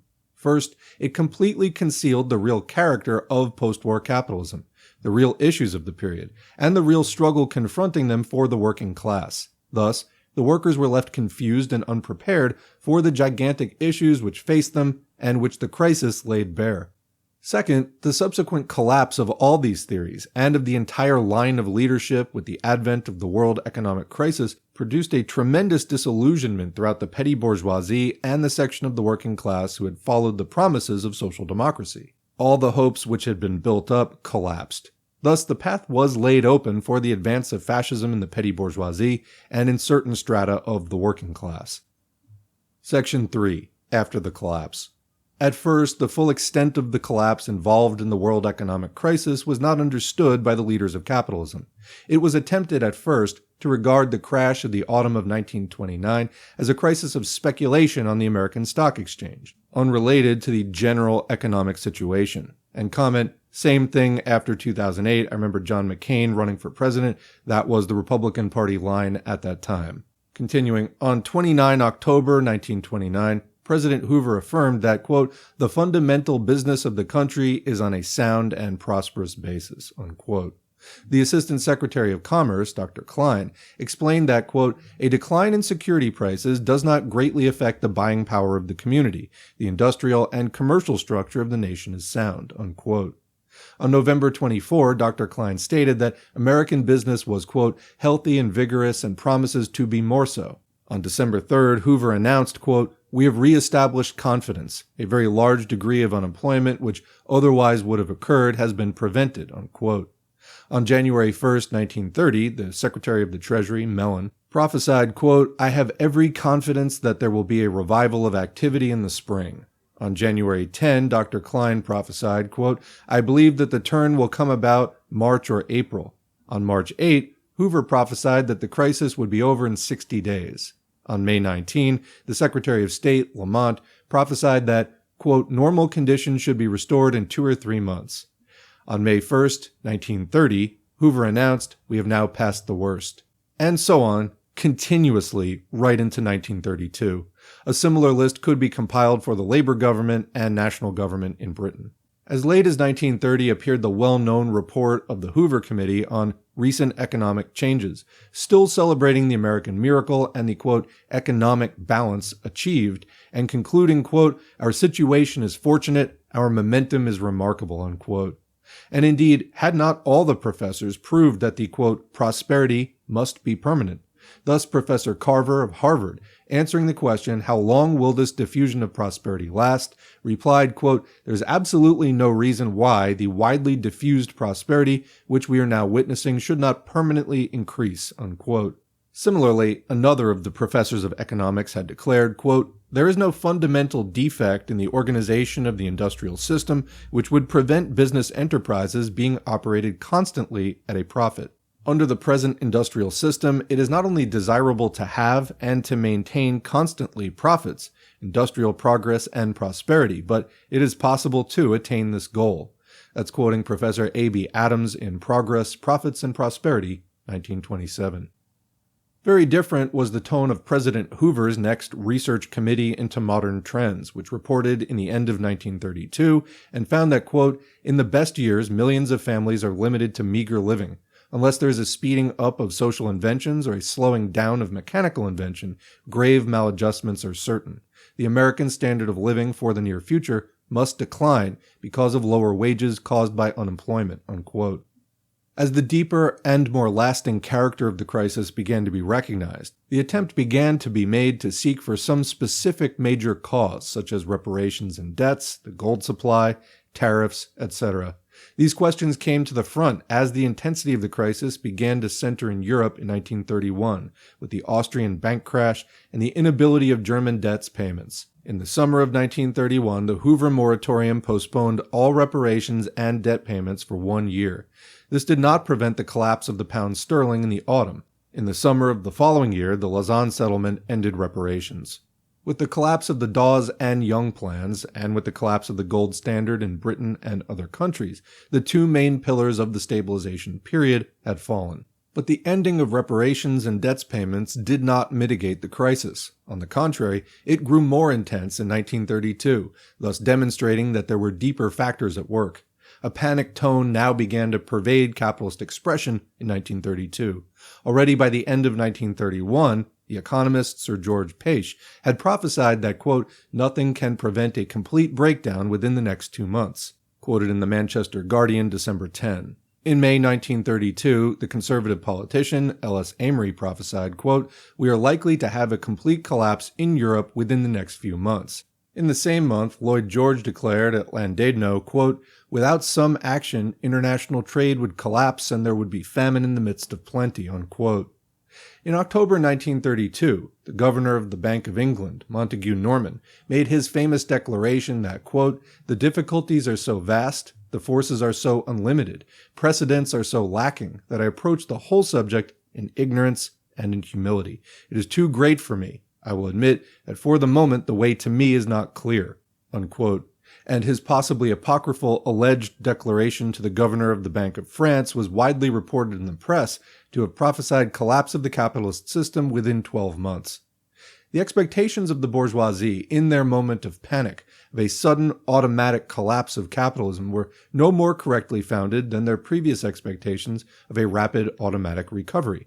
However unlimited the destruction that capitalism in decay and in crisis can cause, its final collapse can only take place through the action of the proletariat in overthrowing it. But in these expressions of the bourgeoisie, we can see the ideological reflection of the end of stabilization and the preparation of the ground for the transition to the desperate measures of fascism. The subsequent upward movement of 1933 and 1934, although limited, revived new hopes of, quote, recovery. But in fact, the deeper changes and problems only became more sharply laid bare by the peculiar character of this limited upward movement. The crisis had passed from the lowest point of 1932 to the phase of depression, which should normally mark the transition to a new cycle and advance to a new boom. In fact, however, the development of this upward movement on the basis of the general crisis of capitalism enormously complicated the process and produced a situation without parallel in the old, quote, normal capitalism. the limited upward movement of production and more rapid upward movement of profits still left a heavy proportion of the means of production unused, still left mass unemployment by any corresponding upward movement of world trade, the dislocation of international trade, currency and credit relations continued in even intensified forms with increasing state regulatory measures, discriminations, and trade war. The economy of each imperialist power was transformed more and more toward a type of war basis. In this situation, the quote, limits of recovery became widely recognized also by the leaders and spokesmen of the bourgeoisie. All the contradictions of capitalism, both within each country and internationally, were laid bare as sharpened and not diminished in the new stage, which began to reveal itself more and more, not as the herald of the transition to economic recovery, but as the herald of the transition to new tension and war.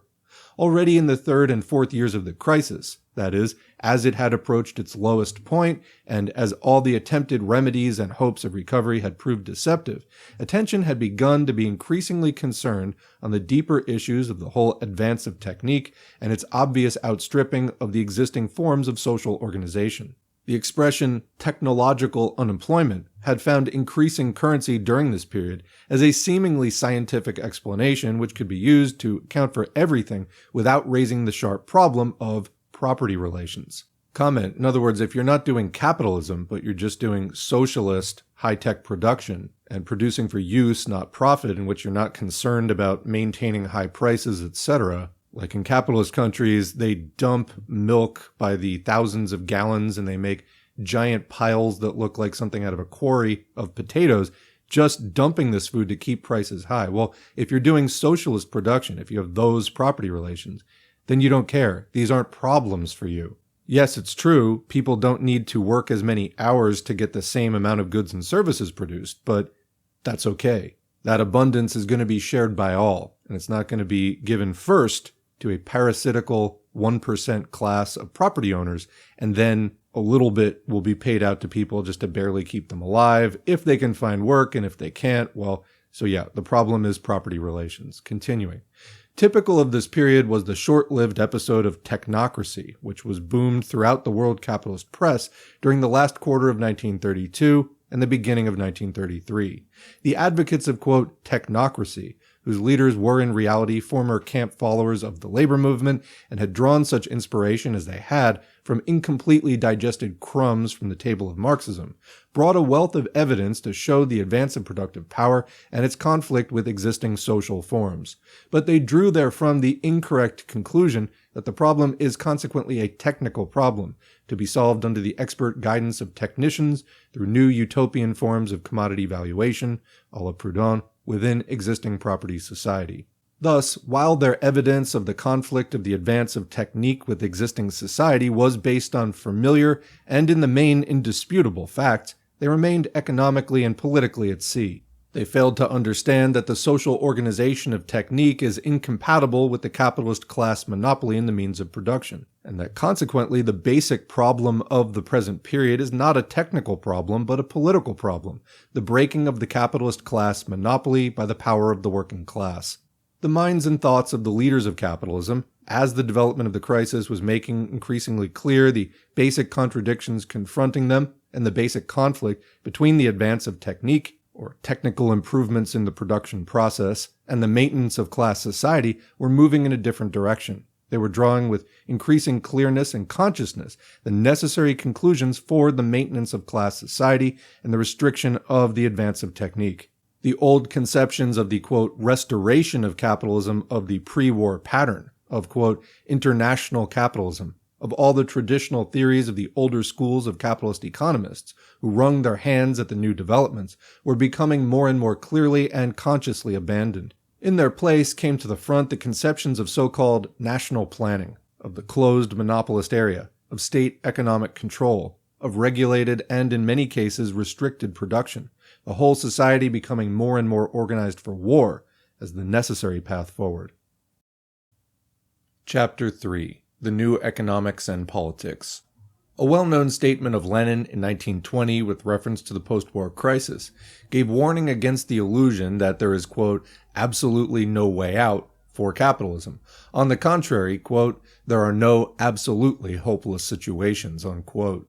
The meaning of this statement is often misunderstood because it is commonly quoted out of its context.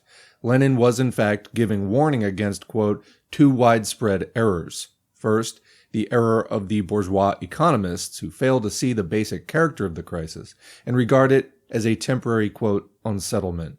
And second, the error of the passive revolutionists who expect an automatic collapse of capitalism.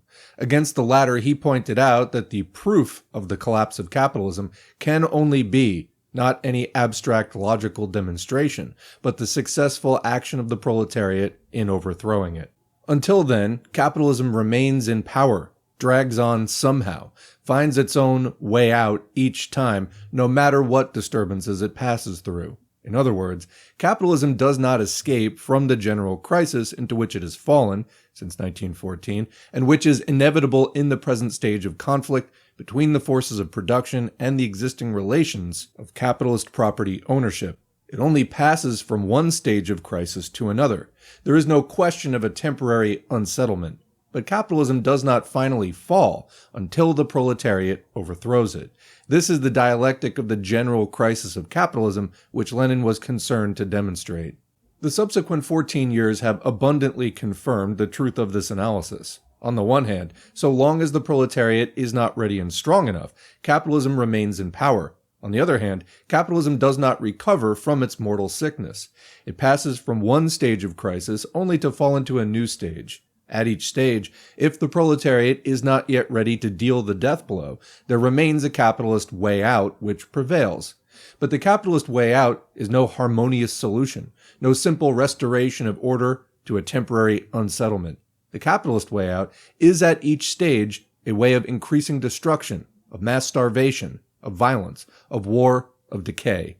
This is the lesson of the 2 decades since the outbreak of the war. And this is the character of the present stage of the economics and politics of capitalism, resulting from the world economic crisis, and carrying to an extreme point the whole development of imperialist decay. Destruction in place of construction, restricted production in place of increased production, closed, quote, national, i.e. imperialist, economic blocks in place of the formal objective of international interdependence, social and political repression in place of liberalism. These are the characteristic watchwords of capitalism in the present period. Section 1. The destruction of the productive forces. The most direct, elementary, and typical expression of the present stage of capitalist policy is the organized collective destruction of wealth and of the productive forces. The purposeful destruction of commodities for economic reasons is in itself nothing new in capitalism, but an integral part of its daily working from the beginning. It was in 1799 that Fourier first became convinced of the necessity of a new form of social organization when he found himself entrusted with the task at Marseille to superintend the destruction of a quantity of rice held for higher prices during a scarcity of food till it had become unfit for use. Nevertheless, this rice had at any rate been held back in the hope of sale, and was only destroyed because it had become unfit for use. This was not yet the modern principle of the wholesale destruction of good rice, good wheat, good cotton, good coffee, and good meat. In the same way, the endeavor by combination to limit stocks, restrict production, and maintain or raise prices is inherent not merely in capitalism, but in commodity economy from the beginning. As Adam Smith wrote in his Wealth of Nations, quote, "People of the same trade seldom meet together, even for merriment and diversion, but the conversation ends in a conspiracy against the public or in some contrivance to raise prices," unquote. But such a policy appeared to Adam Smith, the original voice of classic capitalism, as an offense against the principles of capitalist production, as, quote, "a conspiracy against the public," unquote. It has remained for our day that all the capitalist governments of the world should meet together in the World Economic Conference to proclaim, with the combined voice of all the most enlightened, progressive statesmen and all the economists, the supreme aim to restrict production and to raise prices. This is a measure of the extreme stage of decay of capitalism.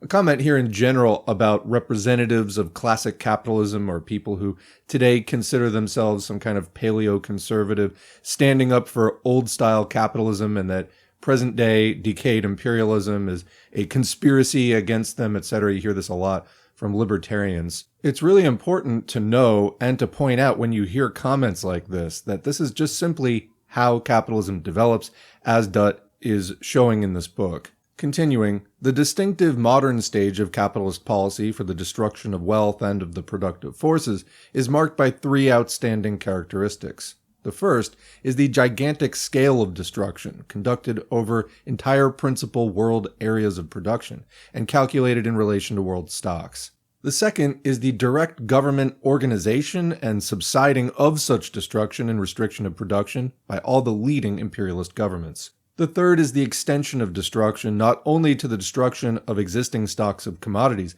but to the destruction of the productive forces, the plowing up of crops and sown areas, the artificial limitation of production, the dismantling of machinery, as well as holding unused the labor power of millions of workers.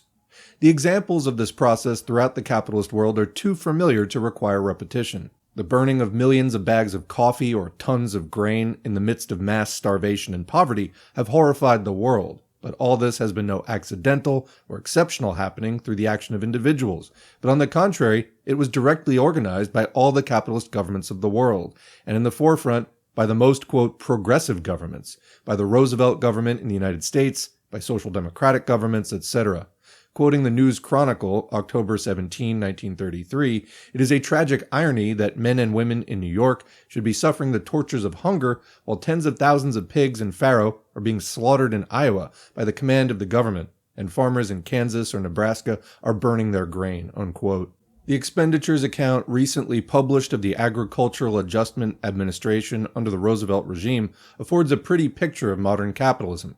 Quoting The Economist, December 30, 1933, we see expenditures under the AAA of $110 million of cotton acreage plowed up, $150 million of cotton acreage reduced in 1934, $33 million of emergency pig-sow slaughter, $350 million of corn hog production control, $102 million of wheat acreage reduction, and $21 million of tobacco acreage reduction. This inspiring combination of mammon and juggernaut, let it be remembered, is the worshipped idol of the Labour Party and of the Trades Union Congress, as proclaimed at their meetings at Hastings and Brighton in 1933. From Denmark, it was reported in November 1933 that cattle were being slaughtered in the government abattoirs at the rate of 5,000 a week for the carcasses to be burnt in the incinerators. The government established a special destruction fund, but so great was the cost of destruction that Parliament had to be approached for further credits for the construction of new slaughterhouses.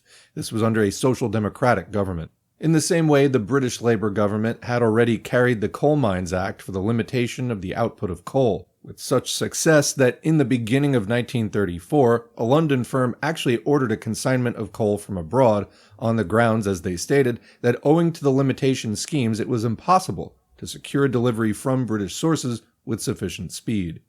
In Britain in 1930, the company National Shipbuilders Security Limited was formed, with power to borrow up to £3 million for the purpose, according to the Memorandum of Association, quote, to assist the shipbuilding industry by the purchase of redundant and/or obsolete shipyards, the dismantling and disposal of their contents, and the resale of their sites under restrictions against further use for shipbuilding, unquote.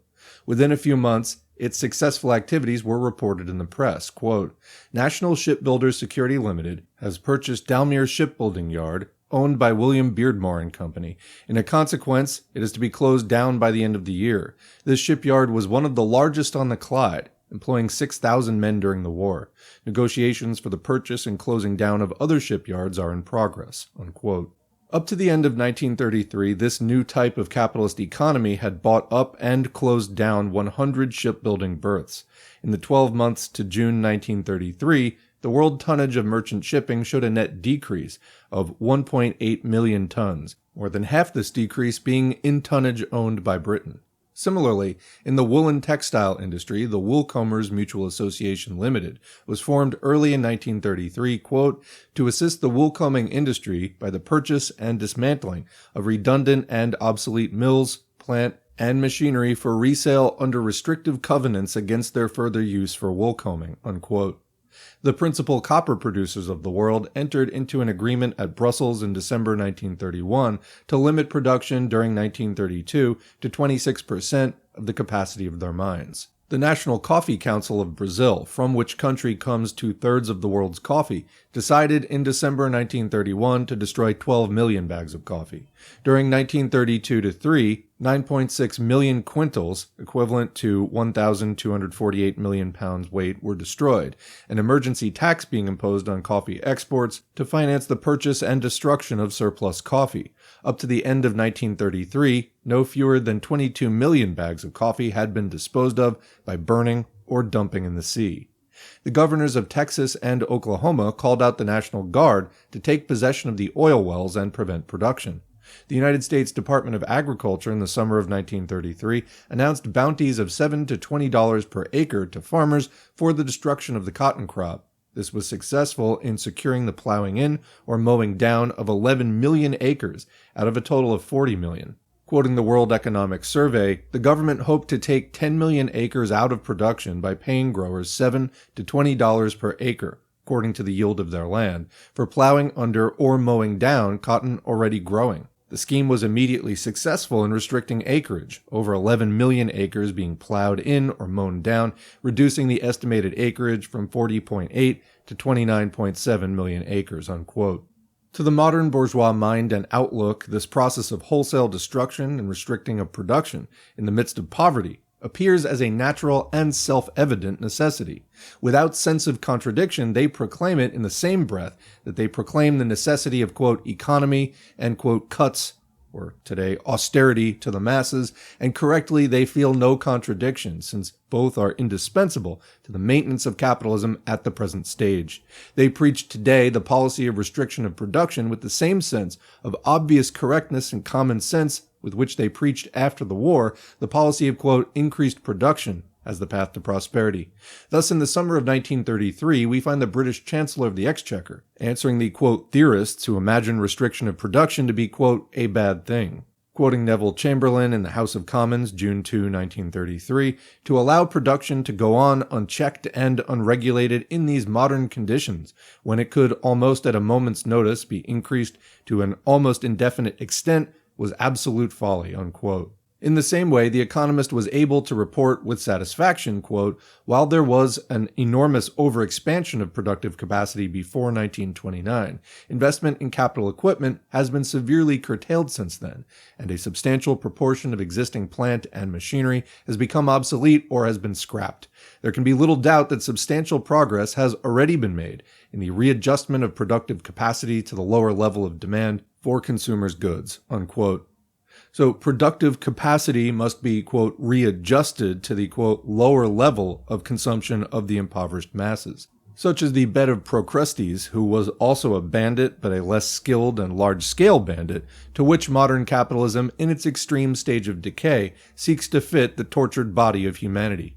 The more obvious and glaring expressions of this process, the burning of foodstuffs, the dismantling of machinery that is still in good condition, strike the imagination of all. But all do not yet see the full significance of these symptoms. First, the expression through these symptoms of the extreme stage of decay of the whole capitalist order. Second, the inseparable connection of this process of decay with the social and political phenomena of decay, which find their complete expression in fascism. And third, the necessary completion and final working out of this process in war. For war is only the complete and most systematic working out of the process of destruction. Today they are burning wheat and grain, the means of human life. Tomorrow they will be burning living human bodies.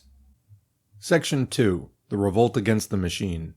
But this revolt of modern capitalism against the productive forces, against the development of technique, and for the artificial restriction of production, goes further. It begins to turn, ideologically, and even in certain concrete propositions and experimental attempts, into a direct revolt against the machine. A century ago, in 1831, the Society for the Diffusion of Useful Knowledge published a brochure, The Results of Machinery, addressed to the working men of the United Kingdom. Quote, the little book gives a glowing picture of the glories of invention, of the permanent blessings of machinery, of the triumphant step that man takes in comfort and civilization every time that he transfers one of the meaner drudgeries of the world's work from human backs to wheels and pistons. The argument is developed with great animation and vigor, and the writer, as he skirmishes with the workman's prejudices, travels over one industry and one country after another. Unquote.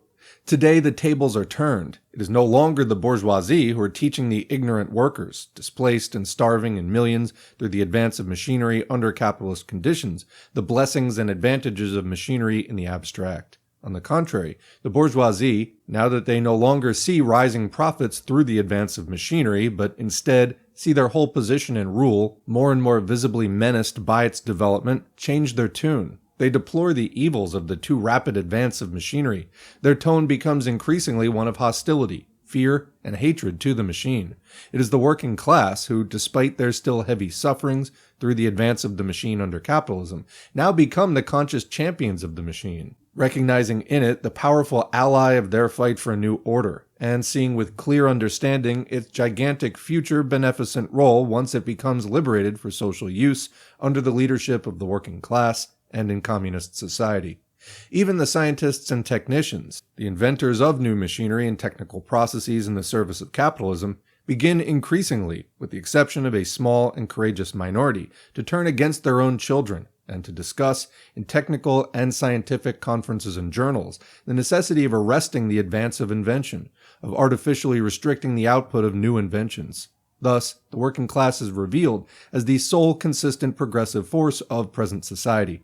The capitalists are the modern Luddites. This tendency of the capitalist reaction against the machine is not confined to the social philosophers and speculators, to a Bertrand Russell, with his idealization of the decaying Chinese pre-capitalist civilization in the moment of its dissolution before the advancing mass revolution, to a Spengler, the favorite and most quoted philosopher of fascism, with his unconcealed hatred of machine civilization and worship of his mythical, quote, primitive man roosting solitary as a vulture, without any communal feeling, in complete freedom, with no we, like a herd of mere generic specimens, strong solitary men, unquote. See his revealing work Der Mensch und die Technik, Man and Technique, or, for the matter of that, to a Gandhi and his spinning wheel, the adored of the Western European intelligentsia, and true prototype not of a young bourgeoisie, but of a bourgeoisie born old without ever having known youth, the consistent expression of one aspect of capitalism in decay, the passive reactionary, just as Spengler is the expression of the other aspect, the sophisticatedly bloody, combatant reactionary. But this same tendency reveals itself increasingly in the statesmen and politicians, in the journalists and publicists, in the scientists and technicians. We have already seen how a Times editorial in 1930 could discuss, quote, how perilously the machine has run ahead of man, and query, quote, the advantages residing in a system which relies on the mass production of standardized articles. Or how the Hoover Research Committee in 1932 could speak of the possible necessity of a, quote, slowing down of mechanical invention. Footnote here, as an example of the popularization by finance capital of this reactionary propaganda in its most fantastic form, may be noted an article prominently published in the millionaire-owned Sunday Express under the title Make Way for the Small Man, denouncing the illusion of, quote, progress and the failure of, quote, mass production, and calling for the return to the, quote, small owner as the ideal. Quoting it, the unit of the state is the self-supporting farm, with first thoughts for subsistence and only second thoughts for the market, which might mainly be next door, and consist of craftsmen supplying the needs of neighboring farms. This simple farm and craft relationship is essential to the health and wealth of any civilization. We should try to recover it, unquote. Naturally, the finance capitalists would be most highly indignant if this infantile propaganda, which they broadcast by the most highly developed mass production machinery for the befogging of their readers, were suggested to be seriously applied to their mammoth undertakings, including their mammoth press. The preaching of monopoly capital against monopoly is an old story. Back to the main text. In the same way, Sir Alfred Ewing, delivering the presidential address in 1932 to the British Association, the annual gathering of recognized conventional bourgeois science, could declare, quote, in the present-day thinker's attitude toward what is called mechanical progress, we are conscious of a critical spirit. Admiration is tempered by criticism. Complacency has given way to doubt. Doubt is passing into alarm. An old exponent of applied mechanics may be forgiven if he expresses something of the disillusion with which, now standing outside, he watches the sweeping pageant of discovery and invention in which he used to take unbounded delight. Is it impossible not to ask, whither does this tremendous procession tend? What, after all, is its goal? What its probable influence upon the future of the human race? Man was ethically unprepared for so great a bounty. More and more does mechanical production take the place of human effort. So man finds that while he is enriched with a multitude of possessions and possibilities beyond his dreams, he is in great measure deprived of one inestimable blessing, the necessity of toil. Oh, really? He has lost the joy of craftsmanship. Ever heard of a hobby? In many cases, unemployment is thrust upon him, an unemployment that is more saddening than any drudgery, and the world finds itself glutted with competitive commodities, produced in a quantity too great to be absorbed. Where shall we look for a remedy? I cannot tell." Unquote. This is the confession of bankruptcy of official bourgeois science before the modern world situation. Not the social conditions which lead to the abuse of the results of science and invention are seen as the problem, but instead the gifts of science and invention appear to this modern monk as gifts of the devil, for which man was, quote, ethically unprepared, as if ethics were independent of the social conditions from which in fact they take their character. For solution, this leader of modern bourgeois science confesses his impotence and ends characteristically with a prayer to, quote, God. Not only the leaders of bourgeois science, but the financial and political leaders of capitalism move in the same direction. An outstanding demonstration of this was the speech of the most, quote, progressive and, quote, advanced financier politician of French capitalism, Joseph Caillaux, on the world crisis in the spring of 1932 before the Press Association in Paris, and given also in less complete form before the Cobden Club in London. His theme was that, quote, the machine is devouring humanity. La machine dévore l'homme. Quote, it is necessary to take control of technique. It is necessary to prevent inventions suddenly upsetting production, unquote. How? He makes two concrete propositions. First, to set up, quote, in every state, departments of technique, to discipline inventions, paying compensation for them, and not allowing them to come into use save in proportion as existing plant is amortized, unquote. So comment here, we've heard this many times, the claim that inventions are bought up by competitors and then basically just kept out of the market. But why wouldn't they just use them? Well, this is exactly what this person is proposing, to discipline inventions. So you buy them up and then sit on them so that production technology does not advance. Continuing. The second alternative is, quote, taxation. Quote, to impose heavy taxes on all inventions of machinery. Wow. Quote, science must be hamstrung. Unquote. This is not the language of an escaped lunatic, but of a cool, far-seeing politician and skilled financier of capitalism. Footnote here, another example of the current tendency is afforded by the recent book of the leader of the, quote, young conservative politicians, Lord Eustace Percy, under the title Government in Transition. In this book, whose program shows strong fascist influence, quote, Lord Eustace ends his inquiry in a purely utopian vein. He presents us to a society which has emerged out of the vices of the machine age and is prepared to resort to the simple crafts of the pre-machine age. Unquote. Here conservatism in decadence looks longingly backward to the traditions of the pre-capitalist feudal reaction. Back to the main text.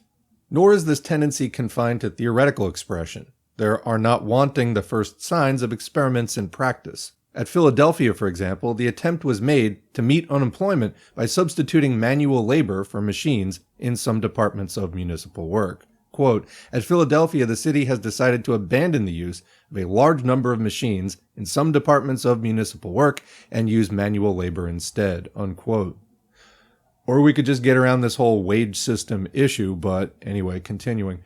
Thus, the final outcome of the most advanced center of capitalist machine development is to return to manual labor. The lesson of Philadelphia, the third greatest manufacturing city of the greatest manufacturing country of the capitalist world, is a sign and portent of where decaying capitalism would ultimately reach, if only it had the power to arrest development and stabilize. In German fascism, this tendency is strongly to the front and receives official encouragement by the government.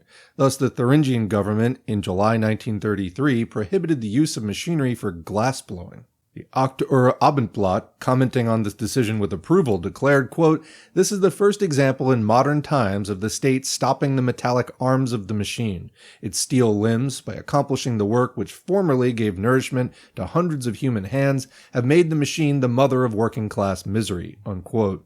Comment, so again, contrast this as discussed in an earlier chapter with what was going on in the USSR at the same time. Production moving forward by leaps and bounds. The construction of socialism not being held back, but being enabled. by the same technology which was terrifying the capitalists. And what kind of technology would we have today had the world revolution progressed? It probably wouldn't be done by now, but it would probably be much further along. I don't know if it would be the proverbial flying cars, but it would be more advanced than what we see today.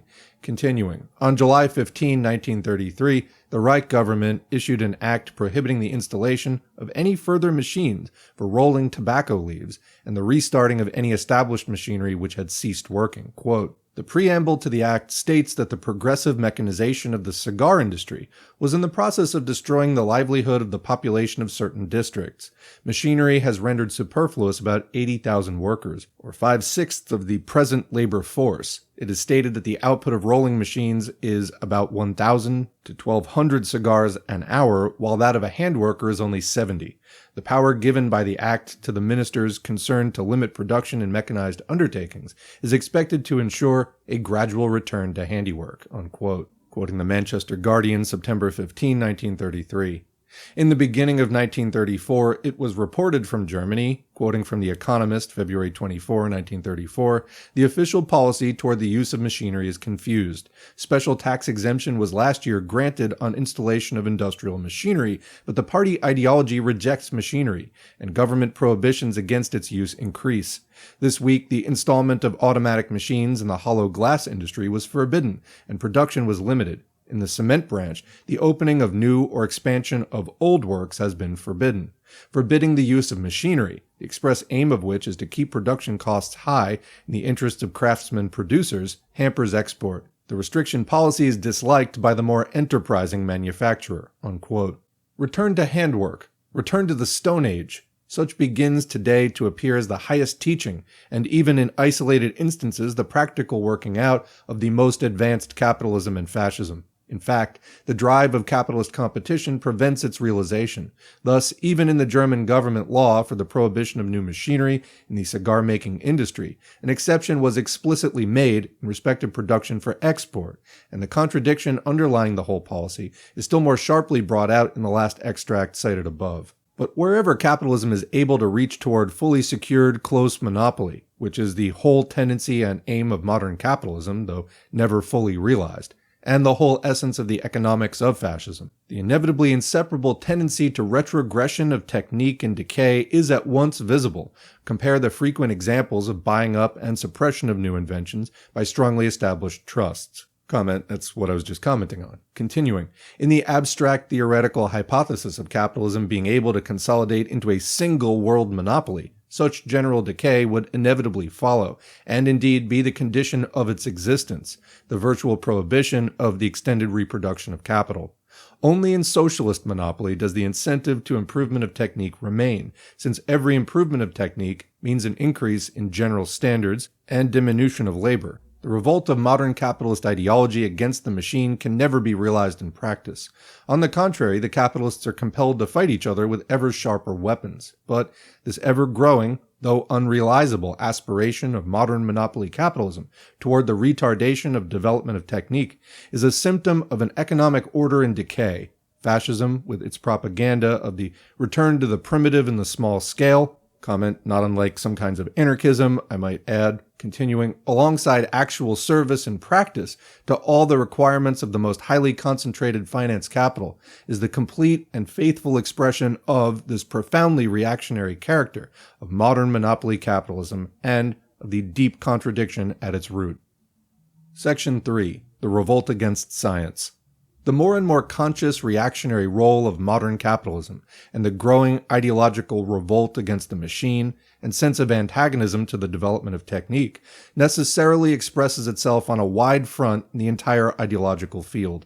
A transformation in the dominant trends of capitalist ideology becomes more and more conspicuous. This transformation expresses itself in the growing revolt against science, against reason, against cultural development, against all the traditional philosophical liberal conceptions which were characteristic of ascendant or rising capitalism, in favor of religion, idealistic illusions, the denial of the validity of science, mysticism, spiritualism, multiplying forms of superstition, cults of the primitive, cults of violence, racial charlatanry, quote, blood and quote, Aryan nonsense, and all forms of obscurantism. This tendency was already visible from the outset of the imperialist epoch, and especially before the war. It has enormously increased in the post-war period. The relationship between science and the bourgeoisie has never in fact been an easy one. Only in the first revolutionary period of the bourgeoisie, in 17th century England or in later 18th century France, has there been real enthusiasm. In the 19th century, with the bourgeoisie in power, although the enormous profits to be won from the results of science led to universal official recognition, laudations, and a somewhat stingy financial support, the suspicion was always present that the development of the scientific outlook might undermine the social foundations. Comment, in other words, they suspected correctly that a population which thinks scientifically cannot be held down for exploitation as is required by capitalism. Continuing. Hence the gigantic battles of the 19th century over each advance of science. The leaders of 19th century bourgeois science were still warriors in the midst of a widely hostile social camp. Education was still, in general, jealously guarded on pre-scientific lines and under clerical control. But what is conspicuous about the present period is that the offensive against science is today led no longer merely by the professional reactionaries and clericalists, but above all by the majority of the more prominent, officially recognized, and highly placed leaders of bourgeois science. The main bulk of the officially distinguished, benighted, and decorated scientists of the bourgeoisie have openly joined the clerical camp. They proclaim with wearisome iteration the reconciliation of science and religion. I'll second that. The overthrow for the 1000th time of the errors of materialism, the limits of scientific knowledge, and the supremacy of the, quote, higher aspects of life, which cannot be approached along scientific lines. In a spate of lectures, essays, treatises, and books, whose popular, vulgarizing, and often grossly unscientific character betrays their propagandist aim, they endeavor to utilize each new advance of research and discovery not in order therefrom to reach a more scientific understanding of reality, but in order to throw doubt on the whole basis of science, and on this ground to proclaim the vindication of the particular tribal gods of their locality. These utterances, still further vulgarized, are broadcast a millionfold by all the machinery of capitalist publicity as the, quote, last word of science. In this way, at the same time as for technical and for strategical purposes, science has to be more and more widely employed in practice. A basically reactionary and even anti-scientific outlook is endeavored to be pumped into all the capitalist-controlled forms of, quote, popular culture. This transformation in outlook on the part of the responsible leaders of bourgeois science, with the honorable exceptions of a small and courageous minority, was recently illustrated in the treatment of the 50th anniversary of Darwin's death in 1932. This anniversary provided the opportunity for the entire forces of capitalist culture to proclaim either the complete obsolescence of the theories of the hated Darwin, or alternatively, the complete reconciliation of Darwinism with the religious conceptions which he fought, and the final refutation of the atheism to which he secretly, per his letter to Marx, adhered. The distinguished scientist and leading authority on Darwinism in England, Sir J.A. Thomson, wrote for general public consumption in the Daily Telegraph on April 19, 1932, under the singular title, Darwin 50 Years After. We now accept evolution, yet believe in a creator. Quote, there are some changes in our ideas since the hot-headed days that followed the publication of The Origin of Species in 1859. Thus, many of us are clear that there is no inconsistency in accepting the evolution idea and yet believing in a creator who ordained the original order of nature in some very simple form. The evolution theory does not try to, quote, explain things in the deeper sense. Evolutionists leave to philosophy and religion all questions of purpose and meaning. This is a change for the better, unquote. The shamefaced, quote, agnosticism of the 19th century scientists has given place in the 20th century to proclamation of a, quote, creator. This is an excellent example of the, quote, progress backwards of capitalism in decay. A further example of the transformation was afforded by an inquiry into the religion of scientists, conducted by the Christian Evidence Society, there you go, and published under this title in 1932. A questionnaire was sent to all fellows of the Royal Society. The replies received were from 200. The results on some of the principal questions showed the following proportions. 1. Do you credit the existence of a spiritual domain? Favorable, 121. Intermediate, 66. Unfavorable, 13. 2. Is belief in evolution compatible with belief in a creator? Favorable, 142. Intermediate, 52. Unfavorable, 6. 3. Does science negate the idea of a personal God as taught by Jesus Christ? Favorable to Christianity, 103. Intermediate, 71. Unfavorable, 26. End of results. Thus, omitting the intermediates, a, quote, spiritual domain, the expression is explained in the book as having been intended to mean the denial of materialism. Comment because materialism says that what happens here in the material world causes everything else that happens in the material world. That any spiritual domain, if it were to exist, would not have any effect on this world. Continuing, wins by 9-1. Quote, God, or quote, a creator, wins by 23-1. Christianity wins by 4-1. These are the answers of a representative group of distinguished bourgeois scientists in 1932. We are not here concerned with the philosophical or theoretical significance of this transformation. What is important for present purposes is the social significance and role of this development. The general fact of this avowed transformation of outlook of the majority of outstanding official representatives of bourgeois science, the loudly heralded movement against, quote, materialism and, quote, the limitations of science, toward, quote, idealism and religion is familiar ground. Comment, it is a retrogression or backward movement against the progress that was being made in the 19th century. Then everybody got in line to get some of that capitalist money, and these are the results. Continuing, how far this alleged movement of opinion is really true of the best bourgeois scientists or of the mass of younger working rank-and-file scientists is less important than the fact that the dominant official influences, both in the bourgeois scientific world and in general bourgeois discussion, actively support, foster, patronize, encourage, and in every possible way advertise and press forward this trend. What is not equally clear to all is the direct connection of this ideological trend with the whole process of capitalism in decay. It is at once its reflection and helps to carry it forward.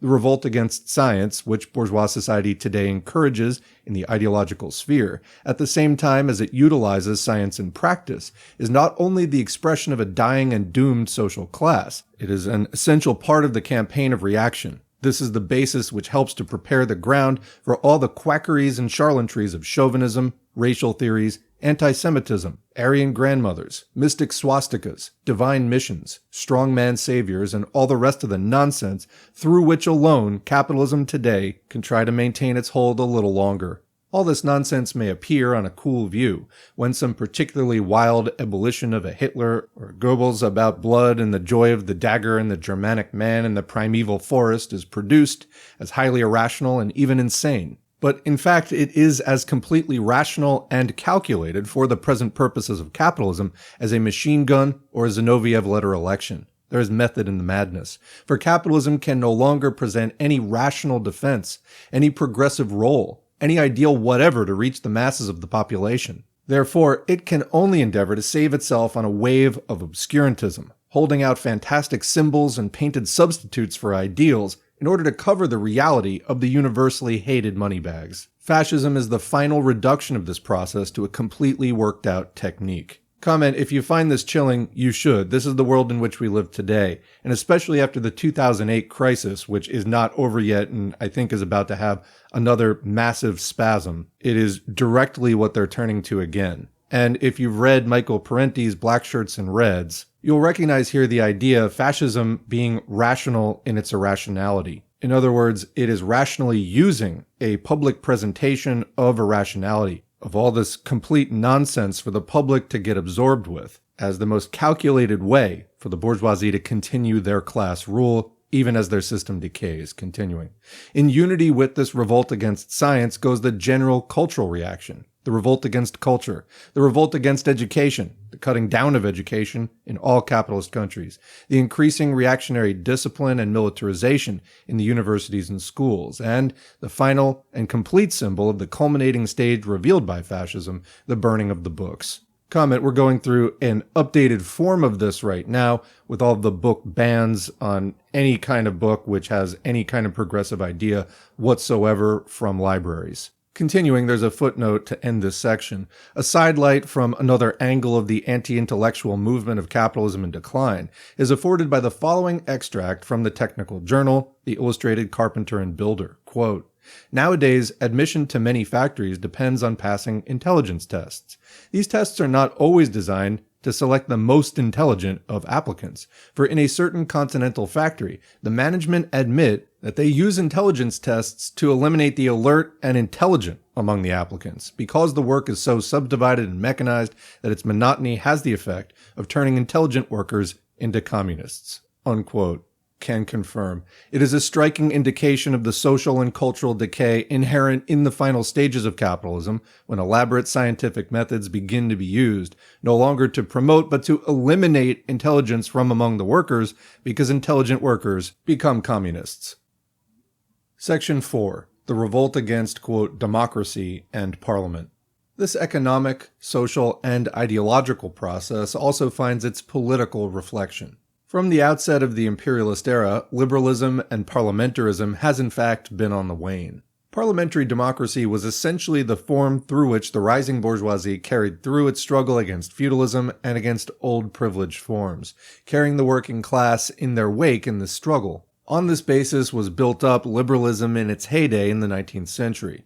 The workers were drawn in tow of bourgeois liberal politics. It was the achievement of Marxism to cut through this bondage. In Britain, where the capitalist world monopoly gave the bourgeoisie superior resources and the possibility to create a privileged section of a minority of the workers, Marxism made the slowest progress, and liberal labor politics survived longest. As the class struggle of the proletariat against the bourgeoisie began to replace the old struggle against the pre-bourgeois forms, a political shifting followed. The old liberal parties began to wane before social democracy.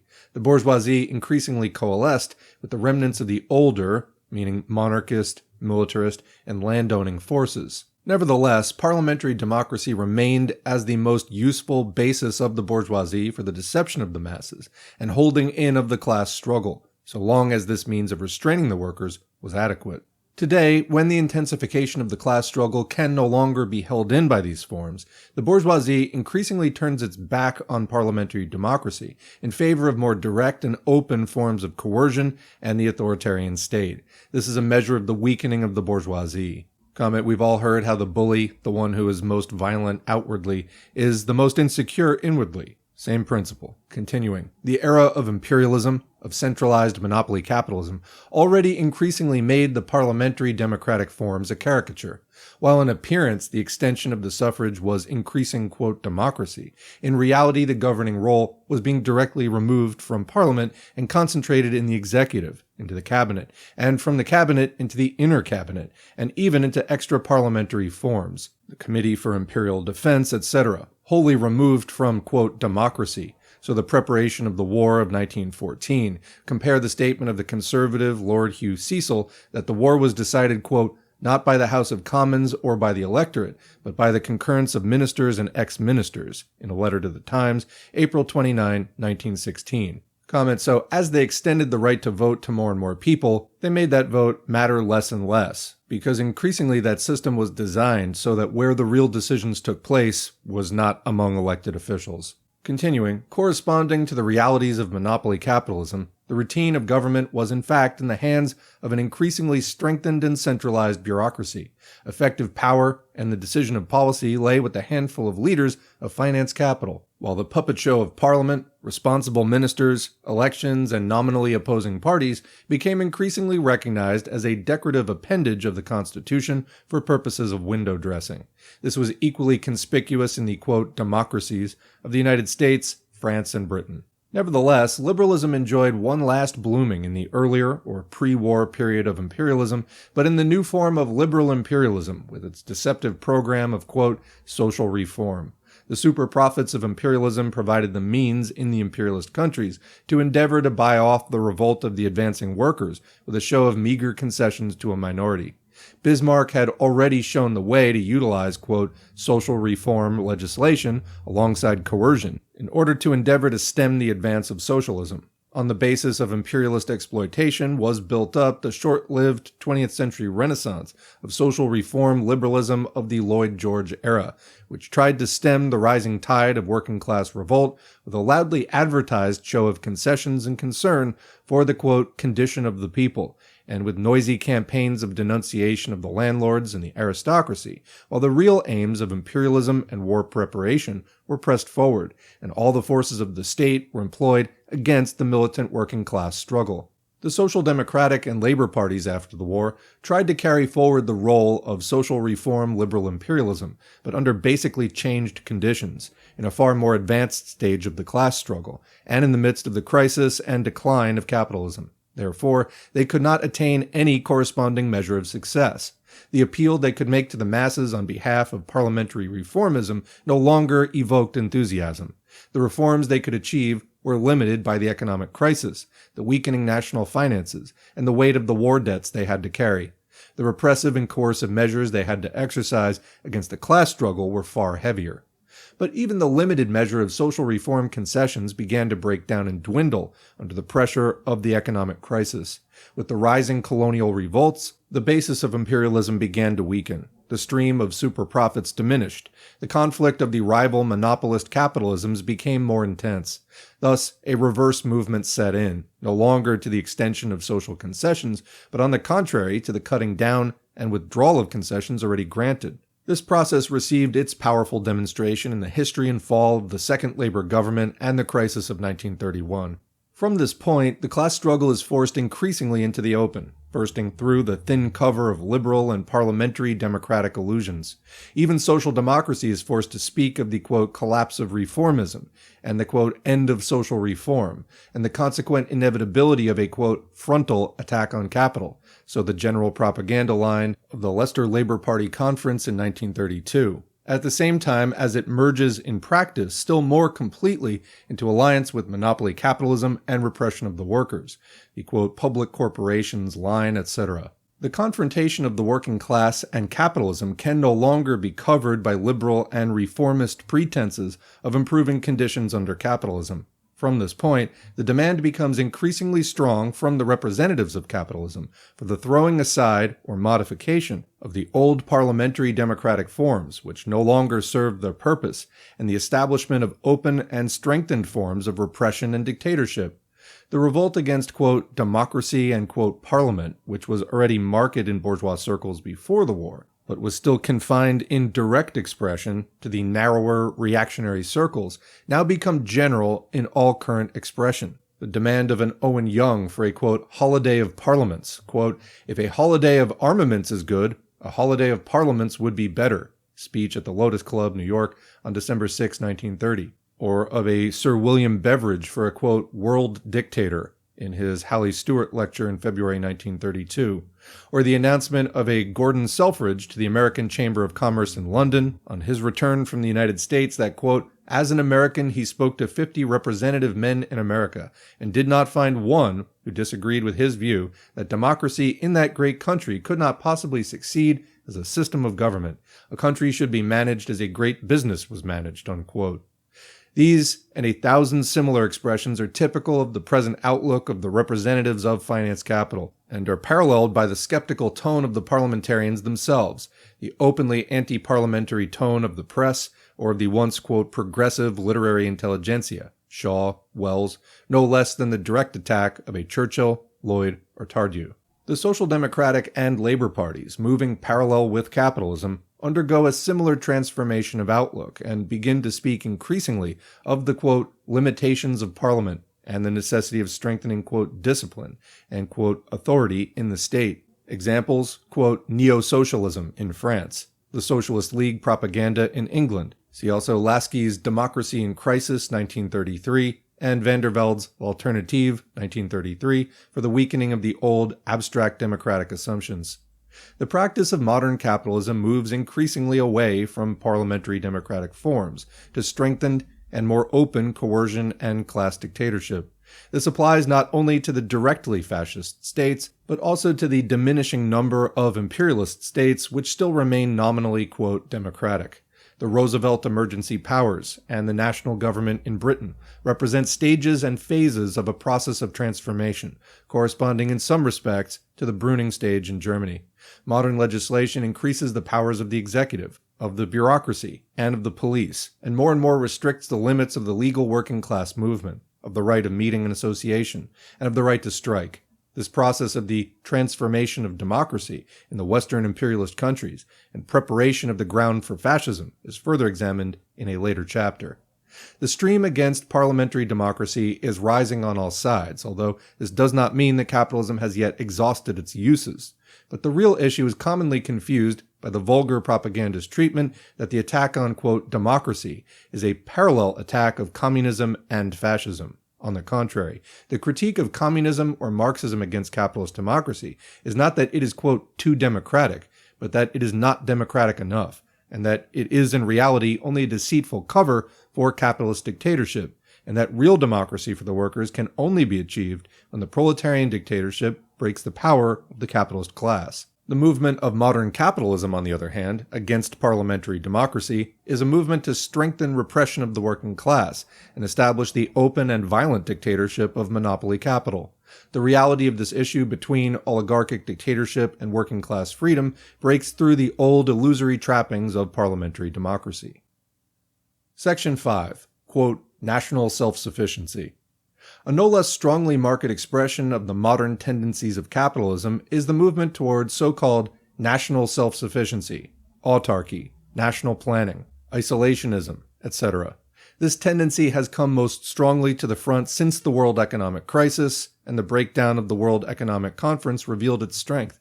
This development is the logical working out of imperialist decay. Of this tendency as the dominant tendency in the latest phase of world politics, the League of Nations economic expert, Sir Arthur Salter, wrote in his standard work, Recovery, in 1931, quote, world trade may be restricted to small dimensions, through every country excluding imports of everything which, at whatever expense, it can make or produce at home. Along this line of development, America might withdraw within herself, arresting and almost abandoning her foreign investments, sacrificing her export trade, and cultivating an isolated self-sufficiency on the lower level of prosperity which this would necessitate. As the world closed against her, Great Britain might be forced to supplement such preferential trade with the dominions, and India, as may be practical, with a policy of exploiting and closing in her non-self-governing empire from the rest of the world, against all the traditions and principles of her history. This line of development would mean loss to every country, impoverishment to countries like Switzerland, which have no similar resources, and an organization of the world into separate units and groups, which would soon be dangerous and ultimately fatal to world peace. It is along this path that the world is now proceeding." Unquote.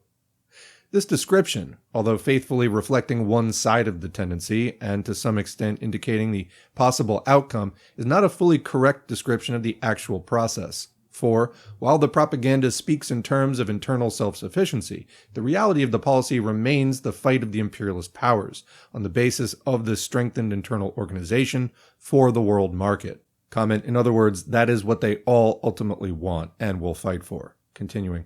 In fact, the movement toward the closed monopolist area is not in itself new, but is inherent in the whole development of imperialism, whose essential character is the denial and ending of free trade. What is new is only the extreme intensity with which this monopolist policy is now pursued, and the complexity of the weapons which are now brought into play for its realization. Not only the old tariff weapons, which are now brought to unheard-of heights, but a host of new weapons, surtaxes variable at a moment's notice, quotas, embargoes, exchange restrictions, currency control, complex trade alliances, state subsidies, and direct state economic control are now brought into play by the imperialist giants in their ever more desperate conflict for closed markets, for privileged areas of exploitation, and for control of the sources of raw materials. The intensified conflict of the imperialist powers for the shrinking world market takes this development to new and ever fiercer weapons of economic warfare, an essentially reactionary choking of the channels of free world trade, not merely some foolish and mistaken policy of particular statesmen, but the inevitable development and working out of the inner laws of imperialism. In vain, the theoretical economic experts of the League of Nations throw up their hands in distress and deplore the universal, quote, loss and, quote, impoverishment caused by such politics. In vain, the international conferences of economic experts, as at Geneva in 1927, pass unanimous resolutions condemning the destructive barbarism of such intensified economic warfare and calling for its reversal. The reality moves in the opposite direction to the resolutions. For there is no world capitalism as a whole to adopt the, quote, enlightened policies so patiently and incessantly held out by the economic theorists and would-be reformers of capitalism. Just here is the cardinal error of the Salters and all their company. Footnote here, it is characteristic of this whole school that, after recording 100 previous disappointments, Sir Arthur Salter concludes his preface to the 7th edition of Recovery on January 1, 1933, with the hopeful statement, quote, "The World Economic Conference affords the next occasion for a great constructive effort," unquote. The history of 1933 provided the comment. Indeed, even the professional optimists of capitalism begin to lose heart. Salter writes further in the same preface, quote, "The whole system under which our rich heritage of Western civilization has grown up is at stake. Its fate depends not only upon deliberate and concerted governmental action, but also upon constructive reform by those who organize and direct policy through every main sphere of economic activity. The sands are running out, but it is still not quite too late," unquote. This was at the beginning of 1933, before the further aggravation of the issues during 1933. In fact, it was always too late from the outset for the imagined, quote, "constructive reform by those who organize and direct policy through every main sphere of economic activity," unquote, because in the conditions of post-war imperialism, such constructive reform never was and never could be other than a liberal civil servant's myth. Back to the main text. There is only the conflict of the rival imperialist powers, and in the conditions of this conflict, the statesmen and leaders of finance capital, however much they may regret the cost and the losses involved, see no alternative to the policies they find themselves compelled to pursue if they are not to go under.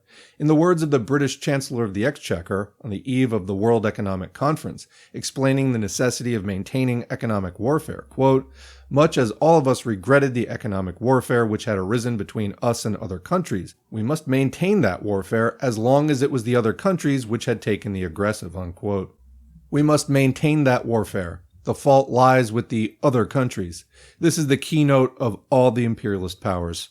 The most important expression of this transformation of policy in the present period was the passing of British imperialism in 1932 from the old free trade basis to a general tariff and the policy of the closed empire.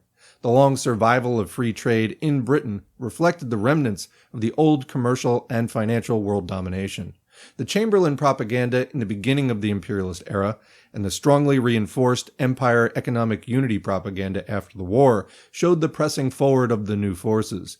As late as 1926, the Bankers' Manifesto issued in that year still called for a general movement toward lower tariffs and free trade. The Bankers' Manifesto of 1930, signed by all the most important financial leaders, marked the decisive turn and the end of the last remnants of the old era, with its declaration, quote, "The immediate step for securing and extending the market for British goods lies in reciprocal trade agreements between the nations constituting the British Empire. As a condition of securing these agreements, Great Britain must retain her open market for all empire products, while being prepared to impose duties on all imports from all other countries," unquote. The Ottawa Conference of 1932 showed the attempt to carry out this policy. Although in relation to the dominions, heavy concessions from Britain have only won small and doubtful gains, in relation to India and the Crown colonies, the policy is being pressed forward at full strength. The subsequent elaborate trading negotiations for exclusive agreements, the agricultural quota agreements, and the use of the currency weapon to endeavor to organize a sterling bloc all mark the development of the new system. Attempts are frequently made to present the new phase of intensified monopolist conflict in idealist form under cover of the slogans of national planning, national self-sufficiency, etc., or to compare it with the entirely opposite process of socialist construction of the Soviet five-year plan. The manifest economic breakdown of the capitalist anarchy, contrasted with the simultaneous gigantic advance of the Soviet five-year plan, led to an outburst of talk of planning in the capitalist world. A World Planning Congress was held at Amsterdam in 1931. A myriad abortive schemes for five-year plans, 10-year plans, and 20-year plans were put forward in all the capitalist countries. The Trades Union Congress in 1931, true to its line of alliance with capitalism and worship of, quote, organized capitalism, adopted a resolution which declared, quote, "This Congress welcomes the present tendency toward a planned and regulated economy in our national life," unquote. Needless to say, this description of the real process which is taking place is a complete deception. The conditions of private ownership of the means of production, and of production for profit, negate the elementary conditions for any real scientific economic planning, which requires a single ownership of the means of production and the organization of production for use.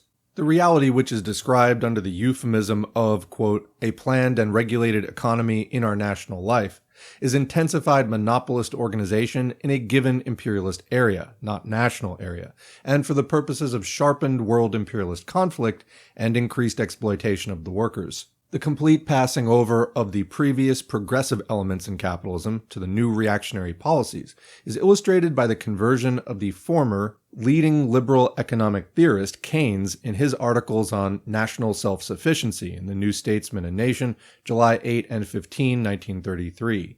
Keynes wrote, quote, I was brought up, like most Englishmen, to respect free trade, not only as an economic doctrine, which a rational and instructed person could not doubt, but almost as a part of the moral law. I regarded departures from it as being at the same time an imbecility and an outrage. I thought England's unshakable free trade convictions, maintained for nearly 100 years, to be both the explanation before man and the justification before heaven of her economic supremacy. As lately as 1923, I was writing that free trade was based on fundamental truths, quote, which, stated with their due qualifications, no one can dispute who is capable of understanding the meaning of words, unquote. Looking again today at the statements of these fundamental truths which I then gave, I do not find myself disputing them, yet the orientation of my mind has changed, and I share this change of mind with many others, unquote.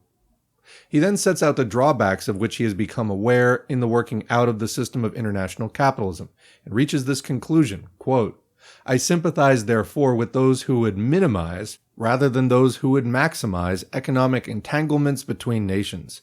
I am inclined to the belief that, after the transition is accomplished, a greater measure of national self-sufficiency and economic isolation between countries than existed in 1914 may tend to serve the cause of peace rather than otherwise, unquote. More fully, he declares, quote, we wish to be as free as we can make ourselves from the interferences from the outside world. Ideas, knowledge, art, hospitality, travel, these are the things which should of their nature be international. But let goods be homespun whenever it is reasonably and conveniently possible, and above all, let finance be primarily national, unquote. It will be seen that the outlook of Keynes has begun to approximate that of Hitler. This is a valuable measure of capitalism in decay. The reality behind the phraseology of a Keynes or other capitalist, quote, national planners must not be misunderstood.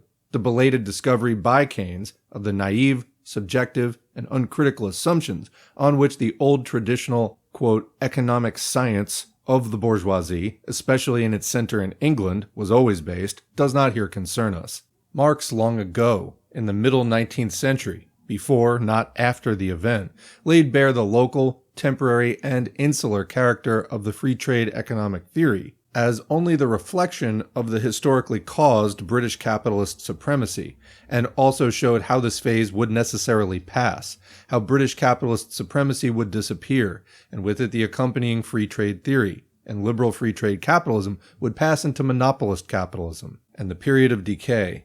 However, the empiricist can only learn from the behind side of history. Only the impact of the event compels the bourgeois professors of economics to begin to grope for the source of their errors. Keynes, the faithful believer in the divine ordainment of free trade and British economic supremacy until 1923, in 1933 announces his disillusionment with the pride of a pioneer. What is important, however, is that this disillusionment or change of mind, which he, quote, shares with many others, is only the reflection of the change of capitalism, which he translates into universal conclusions in exactly the same subjective and uncritical way as the old free trade theory which he now condemns. For in fact, the issue is no longer between international free trade capitalism and monopolist capitalism in its modern forms. That issue has long been settled in practice. At the present time, history has placed on the order of the day a different issue of which he is unaware. The daring, quote, advance which he believes himself to have made in his thought, with his conversion from old liberal fetishes to, quote, national self-sufficiency, leaves him in reality still well in the rear of events as the faithful servitor of the ruling class. He has simply passed from being the servitor of one phase of capitalism to becoming the servitor of the next. In reality, quote, national self-sufficiency is only the ideal cover for the modern forms of monopolist capitalism, extreme intensification of antagonisms, and the advance to fascism and war. Just as the imperialist blocs cover their predatory wars for the spoils of the world under the cover of the slogan of, quote, national defense, so they seek increasingly today to cover their monopolist economic organization and warfare under cover of the slogan of, quote, national self-sufficiency. It is this advance to war which is the essential significance concealed behind the slogan of national self-sufficiency. Section 6. War as the final, quote, solution. The culmination and final working out of all the new policies of capitalism under the stress of the world crisis is the advance to the Second World War. The effects of the world economic crisis enormously intensified all existing international antagonisms. The, quote, Pacific, quote, internationalist language of the stabilization period, Locarno, Briand-Stresemann, the Kellogg Pact, gives place to increasingly open national chauvinist language and policies. International conference after international conference breaks down. Even such limited success as attends the measures of internal reorganization, of strengthening and tightening up of monopolist economy and aggressive power within each imperialism, only leads to the intensification of world antagonisms. There is a renewed and ever more feverish pressing forward of armaments on all sides, and of industries connected with armaments. The World Disarmament Conference breaks down. Japan and Germany withdraw from the League of Nations. The issue of disarmament passes into the issue of rearmament. Alliances and counter-alliances are actively built up on every side. The Naval Limitation Treaty passes into the melting pot. Alongside the limited, quote, revival of world production in 1933 and 34, and indeed as an important element in this revival, the armaments industries leapt forward. Their shares and profits rapidly rose. Comments sound familiar? According to the calculations of the German Institute of Economic Research, the proportions of world armaments expenditure and of world production on the basis of 1928 as 100 showed the following significant picture. In 1913, armaments expenditure 64, world production 54. 1929, expenditure 104, production 104. 1930, expenditure 106, production 87. 1932, 107, 56.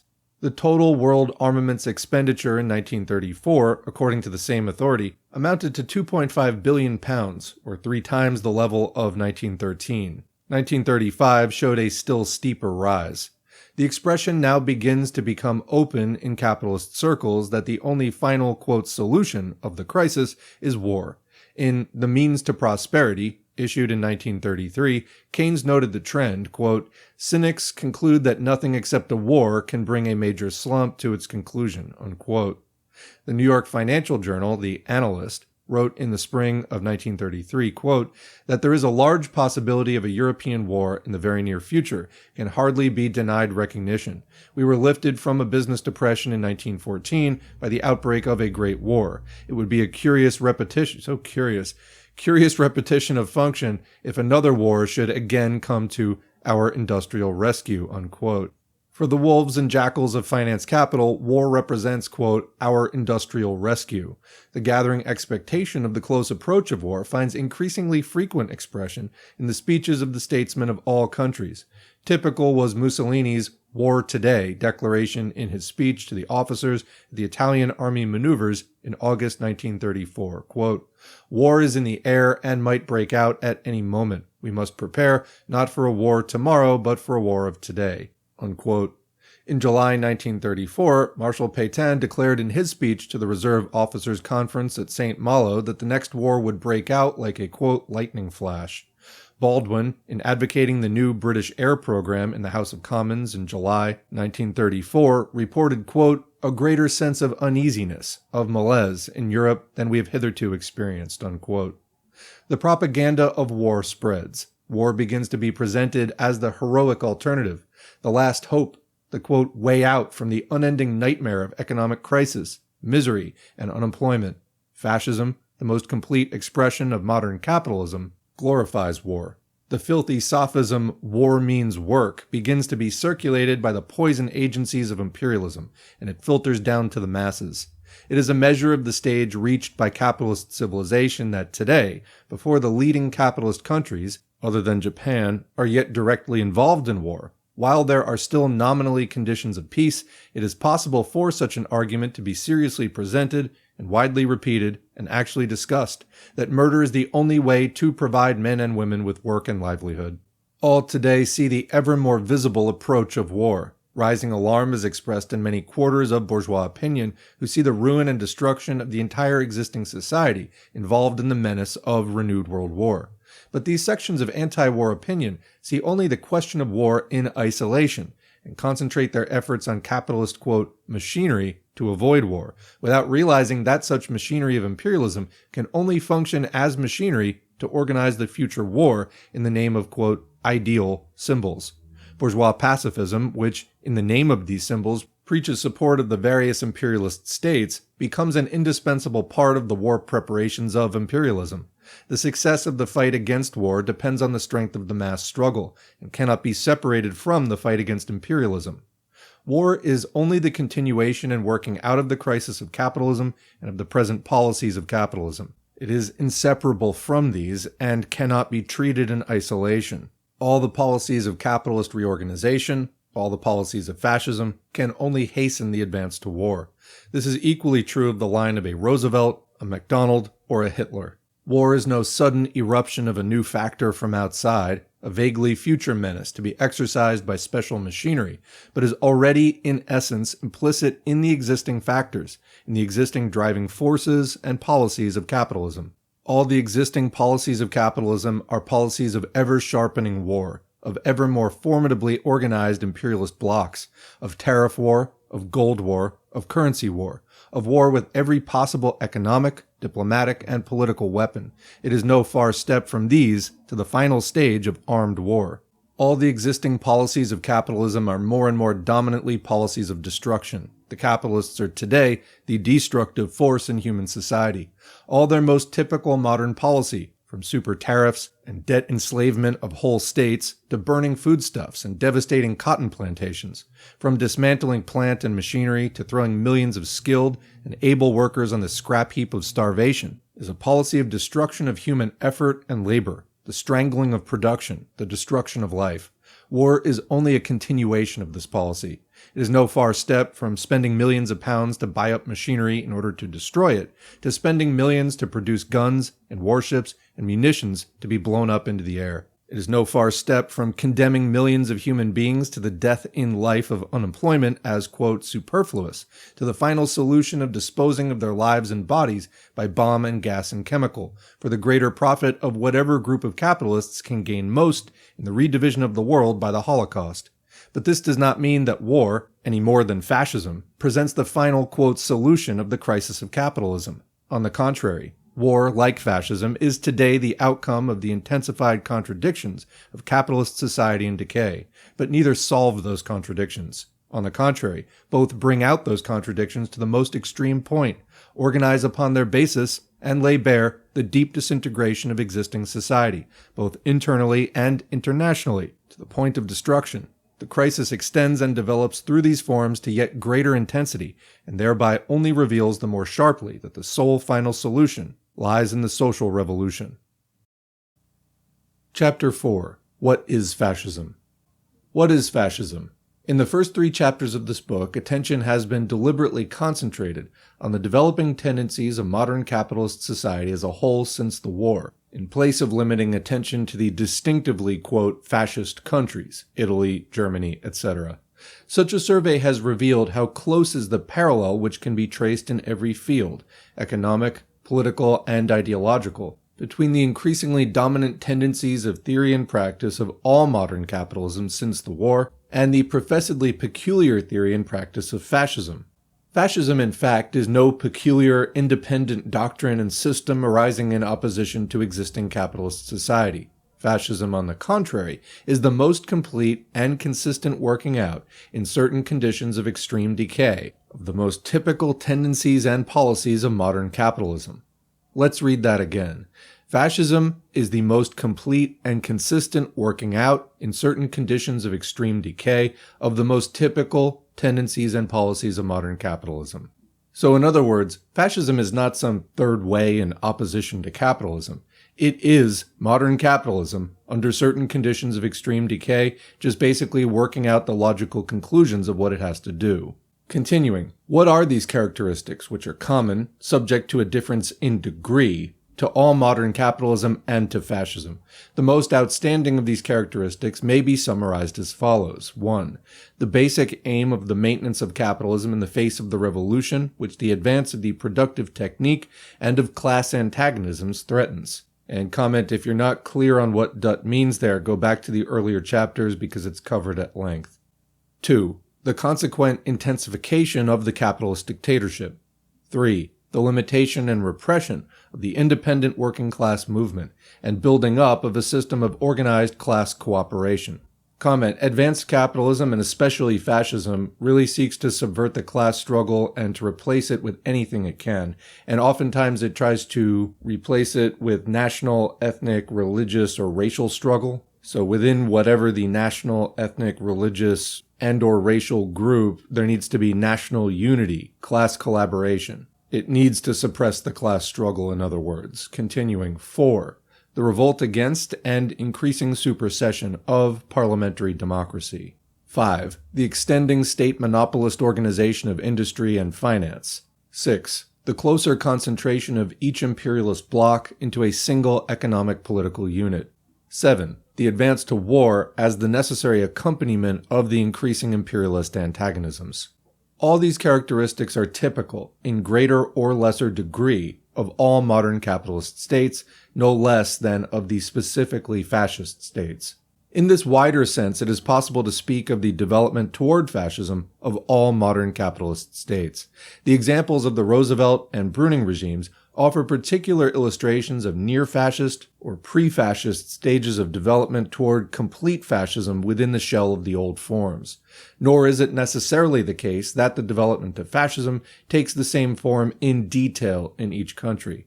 The sum total of the policies of modern capitalism provide already in essence and in germ the sum total of the policies of fascism, but they are not yet complete fascism. The completed fascist dictatorship is still only so far realized over a limited area. What is the specific character of complete fascism? The specific character of complete fascism lies in the means adopted toward the realization of these policies, in the new social and political mechanism which is built up for their realization. This is the specific or narrower significance of fascism in the sense of the fascist movements or the completed fascist dictatorships as realized in Italy, Germany, and other countries. Fascism in this specific or narrower sense is marked by definite familiar characteristics. In the case of the fascist movements, by the characteristics of terrorism, extra-legal fighting formations, anti-parliamentarism, national and social demagogy, etc. In the case of the completed fascist dictatorships, by the suppression of all other parties and organizations, and in particular the violent suppression of all independent working-class organization, the reign of terror, the, quote, totalitarian state, etc. It is to this specific sense of fascism, that is to say, to fully complete fascism, that we now need to come. Section 1. The class content of fascism. What then is fascism in this specific or narrower sense? The definitions of fascism abound, and are marked by the greatest diversity and even contradictory character, despite the identity of the concrete reality which it is attempted to describe. Fascism, in the view of the fascists themselves, is a spiritual reality. It is described by them in terms of ideology. It represents the principle of duty, of order, of authority, of the state, of the nation, of history, etc. Mussolini finds the essence of fascism in the conception of the state. Quote, the foundation of fascism is the conception of the state, capital S, its character, its duty, and its aim. Fascism conceives of the state as an absolute, in comparison with which all individuals or groups are relative. Whoever says fascism implies the state. That's quoting from Mussolini's article on fascism in the Encyclopedia Italiana, 1932. Also published in English under the title The Political and Social Doctrine of Fascism, 1933. We further learn that, quote, fascism believes in holiness and in heroism. Quote, the fascist conceives of life as duty and struggle and conquest, life which should be high and full, lived for oneself, but above all for others. Okay? Quote, fascism combats the whole complex system of democratic ideology. Quote, fascism believes neither in the possibility nor the utility of perpetual peace. Quote, the fascist state is an embodied will to power. Quote, the fascist state is not indifferent to the fact of religion. Quote, for fascism, the growth of empire is an essential manifestation of virility. Quote, fascism denies the materialist conception of happiness as a possibility, and similar profound and hardly very original philosophizings in an endless string, the ordinary stock and trade of all conservatism. And comment, that is definitely true. By the way, if you watch social media, YouTube, whatever, at all, you will hear all the right-wing people saying all this kind of stuff. As Dutt said earlier in this chapter, it's indistinguishable from modern capitalism except by extent and degree. It's basically just conservative ideology on amphetamine, desperate, decaying, violent. Continuing, Luigi Villari, the semi-official exponent of fascism in the Encyclopedia Britannica, writes, quote, the program of the fascists differs from that of other parties, as it represents for its members not only a rule of political conduct, but also a moral code, unquote. Mosley, in his Greater Britain, the official handbook of British fascism, explains, quote, the movement is fascist, 1, because it is based on a high concept of citizenship, ideals as lofty as those which inspired the reformers of 100 years ago. 2, because it recognizes the necessity for an authoritative state, above party and sectional interests, unquote. The Fascist, the organ of the Imperial Fascist League, defines fascism in its issue of August 1933, quote, fascism is defined as a patriotic revolt against democracy and a return to statesmanship. Fascist rule insists upon the duty of cooperation. Fascism itself is less a policy than a state of mind. It is the national observance of duty toward others, unquote. It is manifest that all this verbiage is very little use to bring out the real essential character of fascism. In the first place, all these abstract general conceptions which are paraded as the peculiar outlook of fascism have no distinctive character whatever, but are common to 1,000 schools of bourgeois political philosophy, which are not yet fascist, and in particular to all of the national conservative schools. The generalizations of duty of cooperation, duty toward others, life as duty and struggle, a high conception of citizenship, the state above classes, the common interest before self, which is the motto of the German National Socialist program, are the dreary commonplaces of all bourgeois politicians and petty moralizers to cover the realities of class domination and class exploitation. The professedly distinctive philosophy of the idealization of the state as a, quote, absolute end, transcending all individuals and sections, is only the vulgarization of the whole school of Hegel and his successors, constituting the foundation of the dominant school of bourgeois political philosophy. In all these conceptions, there is not a trace of original or distinctive thought.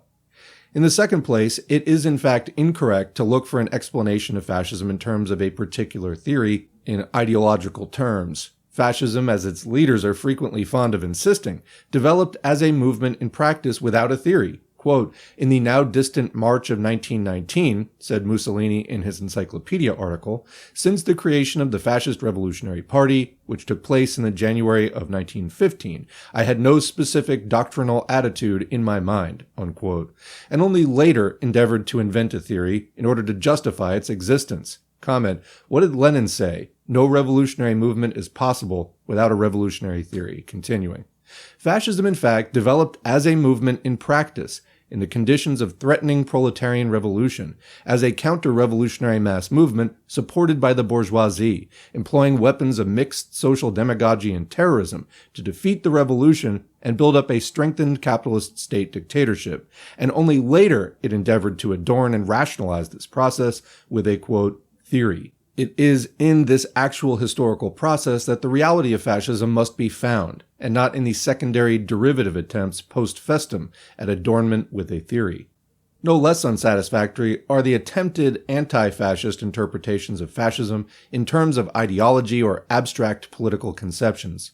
The conventional anti-fascist ideological interpretations of fascism see in fascism only the principle of dictatorship or violence. This approach, which is the hallmark of the liberal and social democratic schools of thought in relation to fascism, sees fascism as the parallel extreme to communism, both being counterposed to bourgeois, quote, democracy.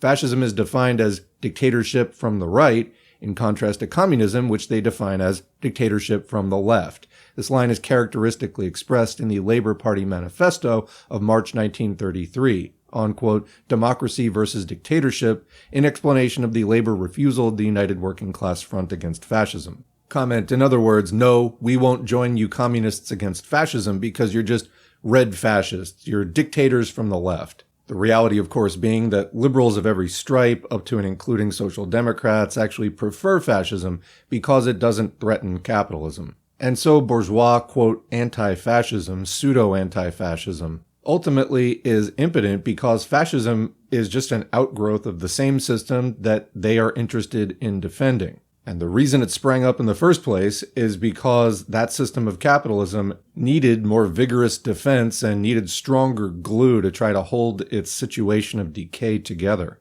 The Democratic Party in the United States is a good example of this sort of pseudo-anti-fascism today. They end up working instrumentally together with the same people who they're calling a threat to democracy, etc., while standing in the way of the people who actually want to remove any danger of fascism by moving on into socialism. Continuing, it is evident that this definition of fascism is equally useless as an explanation of the real essential character of fascism. Quote, dictatorships from the right have existed and can exist in hundreds of forms without in any sense constituting fascism. Tsarism was a dictatorship from the right, but Tsarism was not fascism. The White Guard dictatorships immediately after the war for crushing the revolution were dictatorships from the right. But these White Guard dictatorships were not yet fascism, and only subsequently began to develop fascist characteristics, as they began to try to organize a more permanent basis. See the subsequent evolution in Hungary and Finland. Fascism may be, in fact, a reactionary dictatorship, but not every reactionary dictatorship is fascism. The specific character of fascism has still to be defined. Wherein, then, lies the specific character of fascism? The specific character of fascism cannot be defined in terms of abstract ideology or political first principles. The specific character of fascism can only be defined by laying bare its class basis, the system of class relations within which it develops and functions, and the class role which it performs. Only so can fascism be seen in its concrete reality, corresponding to a given historical stage of capitalist development and decay.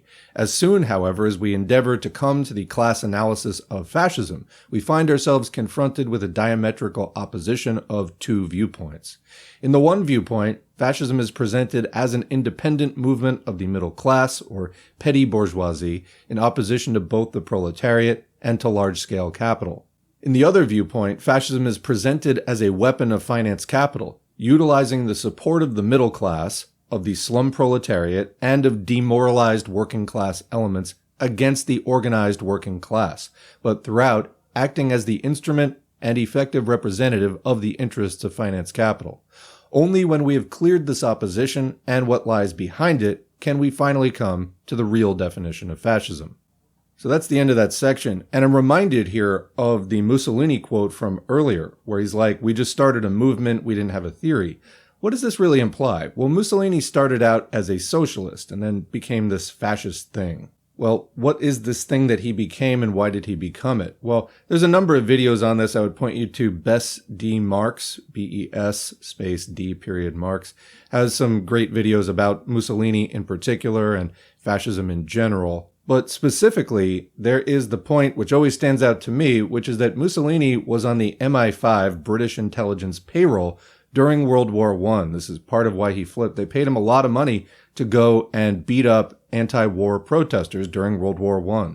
World War I, of course, was a turning point for the European socialist movement because basically the socialist parties in advance agreed that they wouldn't endorse the war, that it was a possible revolutionary moment, that an inter-imperialist war, a war between imperialist factions, was not something historically progressive, and it actually was a good opportunity for social revolution. What actually happened is this marked the hard line between what we would today call mere reformists, social democrats, SocDems, on the one side, who basically want to keep capitalism going and just try to reform it from within, and revolutionary communists on the other side. A lot of the socialist leadership, most notably Karl Kautsky in Germany, did endorse World War I, endorse the idea of workers killing each other for the imperialists. So you already had that going on within the socialist movement. And then beyond that, you get people like Mussolini who get turned into just out and out on the payroll agents to take it a step further and take these vestiges and sort of aesthetics and, some of the visuals and mottos and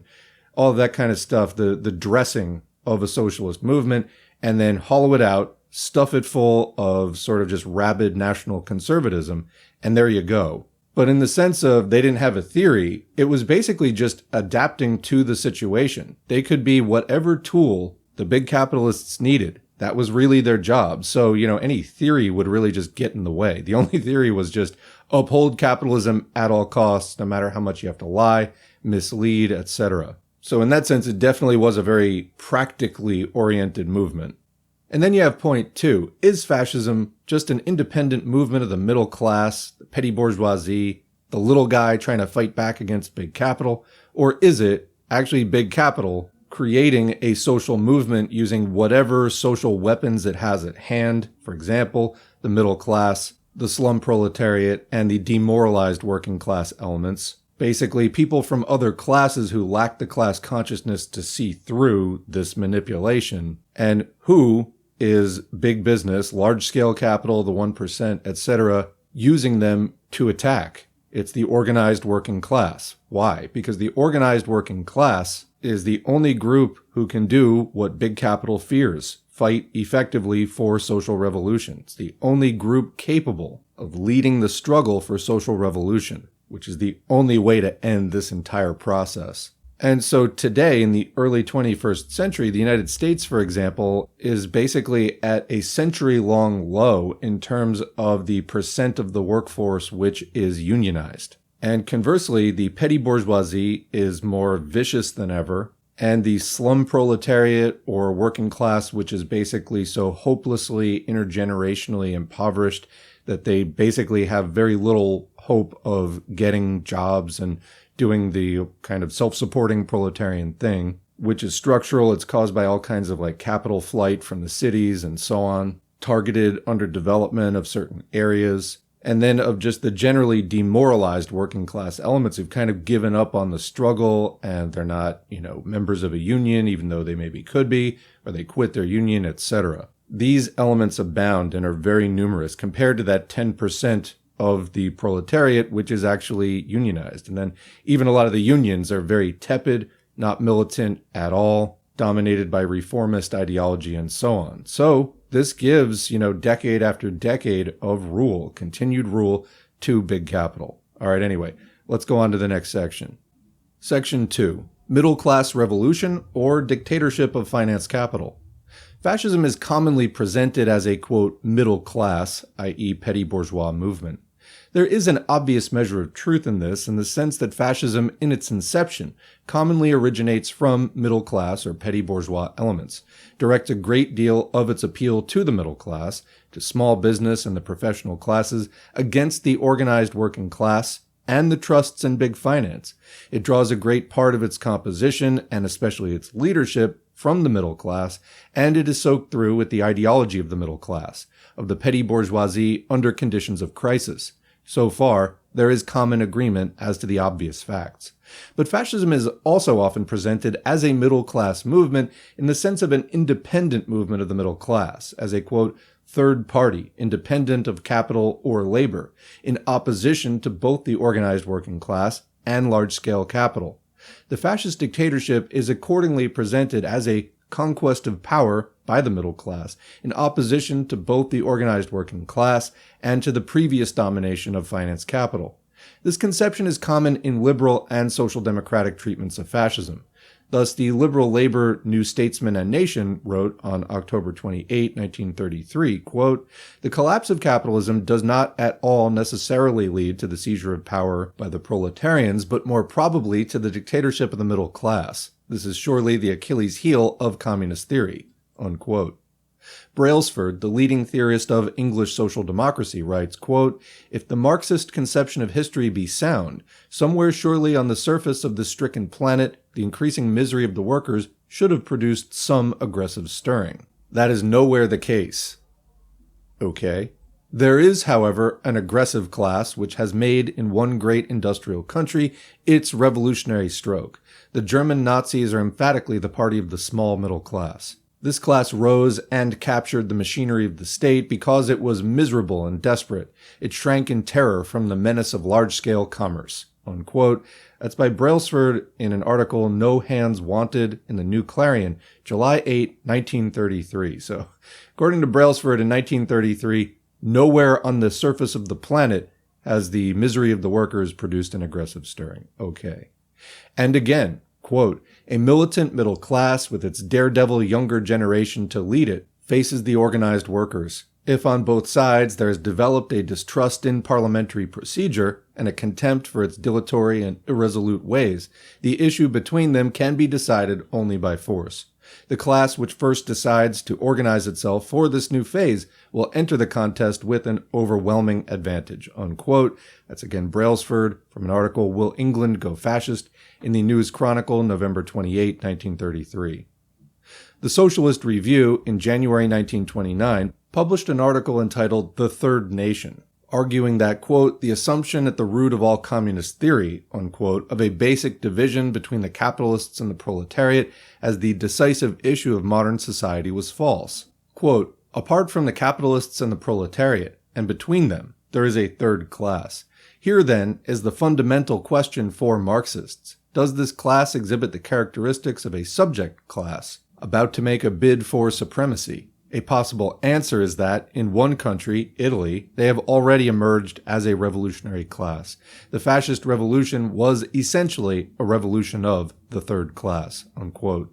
So commenting, it still goes on, but there's a very simple answer to this question. It is no, the petty bourgeoisie is not capable of independent action on its own that will make any real difference in history. In capitalism, there are two great classes. The capitalists, who are small in numbers but great in wealth, legally at least, and the proletariat, who are many in numbers and poor in wealth, but our labor makes society go.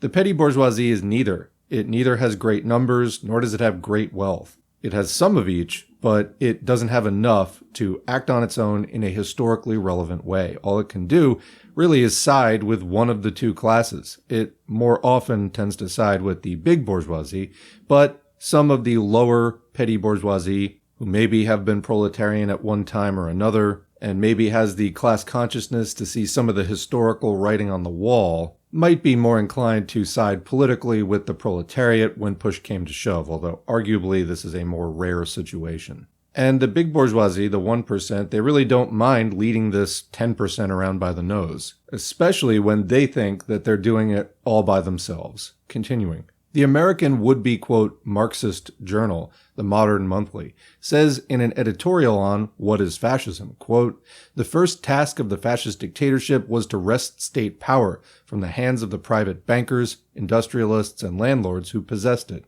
The fascist dictatorship, it is clear then, became possible only because of the two factors above noted. First, the crisis in imperialism and the consequent collapse of ruling class power and policy. And secondly, the rise of a belligerent lower middle class, which provided a mass basis for its assumption of power. Unquote. That's quoting V.F. Calverton in the Modern Monthly, July 1933. Even Scott Nearing's otherwise fruitful and valuable study of fascism is marred by this same basic theory of fascism as a petty bourgeois revolution. Quote, at the center of the fascist movement is the middle class, seeking to save itself from decimation or annihilation by seizing power and establishing its own political and social institutions. It therefore has the essential characteristics of a social revolutionary movement, since its success means the shift of the center of power from one class to another. But comment, does it really? Because property relations haven't really changed. It's still capitalism. It's just reactionaries trying to turn back the wheel of history to an earlier stage when the little guy had more of a shot. Continuing, fascism arises out of the revolt of the middle class against the intolerable burdens of capitalist imperialism. That's quoting Scott Nearing in Fascism, Vanguard Press, New York. And commenting again, this is the same kind of argument that you hear from a lot of pseudo-Marxist things today, right deviationists, basically including the whole LaRouche thing and anybody within spitting distance of quote-unquote MAGA communism. They use the same kind of language, that it's like national capitalists against the imperialists, and that somehow these people can be construed as friends of a movement for socialism or communism, all the way up to their leader, Trump. And all these other bizarre characters that are in that movement, like the My Pillow guy. You know, these are smaller capitalists. They believe in America. They believe in capitalism. Okay, well, I don't know how you're construing them as friends of socialism if they're for that. But again, this is like almost a century's worth of bad opportunist theories that you're trying to apply, not even in a developing country, but in the leading imperialist power in the world. It doesn't really work like that. We need a movement of the organized working class and not these other phantoms. But yeah, it's not a friend of socialism. It's also not an independent class movement. These people are petty bourgeois in every way. They have some capital, making them small capitalists, petty bourgeoisie, but also in their attitudes. They imitate the bourgeoisie in every way. Their ideology is basically bourgeois. They do the nationalism, they do the racism, they do all the other stuff which is against proletarian internationalism. Anyway, continuing. This separation of fascism from the bourgeois dictatorship reaches its extreme point in the official Labor Party and trades union Congress organ, the Daily Herald, which on May 2nd, 1933, after the full demonstration of the real character of Hitlerism in practice, still looked hopefully towards it to carry out some form of, quote, socialist program against big capital. Quote, the, quote, National Socialists, it is essential to remember, call themselves socialist as well as national. Their, quote, socialism is not the socialism of the Labor Party or that of any recognized socialist party in other countries, but in many ways it is a creed that is anathema to the big landlords, the big industrialists, and the big financiers. And the Nazi leaders are bound to go forward with the, quote, socialist side of their program. It's quoting a Daily Herald editorial on Hitler's May Day, May 2nd, 1933. Comment, except what? Except that Hitler said that the Nazis' quote, socialism has nothing in common with Marxism, that it's for private property, etc. To the extent that the Nazis used this at all, it was merely to do this kind of very weak sauce psyop that way too many liberals were ready to buy into, and you still hear this among very confused Americans today. Continuing, thus fascism in the view of the Labor Party is almost a wing of socialism, a rather unorthodox variety of socialism, but, quote, anathema to the big landlords, the big industrialists, and the big financiers, who, curiously enough, maintained it in funds and then finally placed it in power. The same day that this article appeared in the British Labour and Trade Union organ, this party, whose creed was, quote, anathema to the big landlords, etc., seized and closed down the workers' trades unions in Germany.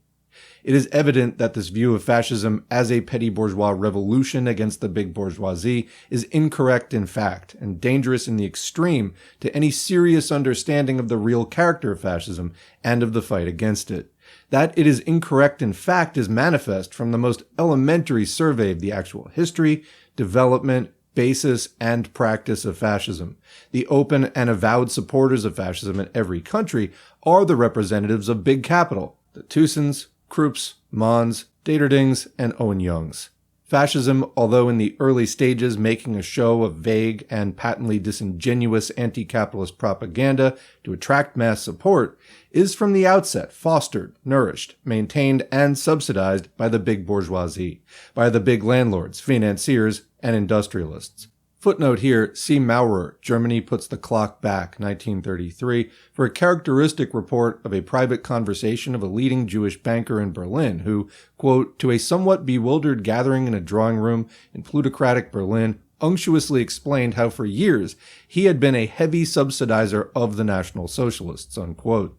The financial backing of Hitler by big industry was already laid bare in the Hitler-Ludendorff trial of 1924 and in the Bavarian Diet Investigation Committee. Quote, in later years, the list of the alleged financial patrons of the National Socialist movement became extremely long. Factory owners, managers, general counsel, syndici, were as thick as they might be on the subscription list of the Republican National Committee in the United States, unquote. Foreign supporters were stated to include Daterding, Kreuger, and Ford. Paul Four stated in the French Chamber of Deputies on February 11, 1932, that the foreign financial backers of the Nazis included the directors of the Skoda armaments firm, controlled by Schneider-Kreuzeau. The reader should consult Ernst Henri's Hitler over Europe, 1934, for the most detailed examination of the financial backing and control of National Socialism since 1927 by the Ruhr Steel Trust elements dominated by Thyssen. Quote, Thyssen persuaded the two political centers of German Ruhr capital, the Bergbauverein Essen and the Nordwestgruppe der Eisen- und Stahlindustrie, to agree that every coal and steel concern had, by way of a particular obligatory tax, to deliver a certain sum into the election funds of the National Socialists. In order to raise this money, the price of coal was raised in Germany. For the presidential elections of 1932 alone, Thyssen provided the Nazis with more than 3 million marks within a few days. Without this help, the fantastic measures resorted to by the Hitler agitation in the years 1930 to 33 would never have been possible. Unquote. For the general policy, see the statement of the Deutsche Führerbriefe, or Confidential Bulletin of the Federation of German Industries, quoted in the next chapter. Back to the main text. Further, fascism is only enabled to grow, and is saved from being wiped out in the early stages by the working class movement, solely through the direct protection of the bourgeois dictatorship. Fascism is able to count on the assistance of the greater part of the state forces, of the higher army staffs, of the police authorities, and of the law courts and magistracy, who exert all their force to crush working-class opposition, while treating fascist illegality with open connivance, like the banning of the Red Front alongside the permission of the stormtroops. Footnote there, for the protection of fascism by the law courts and police, and savage vindictiveness against all working-class defense, see Maurer as already cited. For the same process in Italy, see Salvemini, The Fascist Dictatorship, Volume 1. Salvemini relates how, in 1920, the liberal Giolitti cabinet, with Bonomi, the reformist socialist, as Minister for War, quote, thought that the fascist offensive might be utilized to break the strength of the socialists and communists, and, quote, therefore allowed the chiefs of the army to equip the fascists with rifles and lorries, and authorized retired officers and officers on leave to command them, unquote. The March on Rome was led by 6 army generals. The pro-fascist Survey of Fascism, 1928, admits that fascism in Italy grew up, quote, not without a certain toleration and even some assistance from high quarters, unquote. Maurer confesses himself unable to understand why the pre-fascist governments in Germany tolerated the growth of fascism. Quote, it is inconceivable, is it, that any German chancellor, even a clerical militarist like Heinrich Brüning, should have allowed the constitution and training of such a force, armed or unarmed. Why he did so has never been satisfactorily settled. Perhaps never will be. Unquote. Guess we'll never know. But there is no mystery, no more with Brüning than was with Giolitti, once the class realities of bourgeois policy and fascism are clearly understood. In Germany, the officers who led the Kapp-Putsch were never sentenced. A worker who shot a Kapp rebel was sentenced to 15 years hard labor. Hitler, for his armed revolt against the state in 1923, was given a light sentence of detention and released in a few months. The beginnings of the same process of discrimination by the law courts, with leniency to the early hooliganism of the nascent fascist movements and savage sentencing of workers' attempts at self-defense, are already visible in Britain. Does this sound familiar at all today? Back to the main text.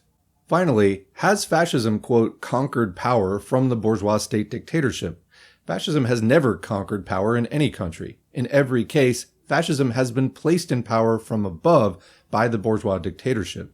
In Italy, fascism was placed in power by the king, who refused to sign the decree of martial law against it, and invited Mussolini to power. Mussolini's legendary March on Rome took place in a wagon-lit sleeping car. In Germany, fascism was placed in power by the president, at a time when it was heavily sinking in support in the country, as shown by the elections. The bourgeoisie, in fact, has in practice passed power from one hand to the other, and called it a, quote, revolution, while the only reality has been the intensified oppression of the working class. After the establishment of the full fascist dictatorship, the policy has been still more openly and completely, despite a show of a few gestures of assistance to small capital, the most unlimited and ruthless policy of monopolist capital, with the whole machinery of fascism mercilessly turned against those of its former supporters who have been innocent enough to expect some anti-capitalist action and called for a, quote, second revolution.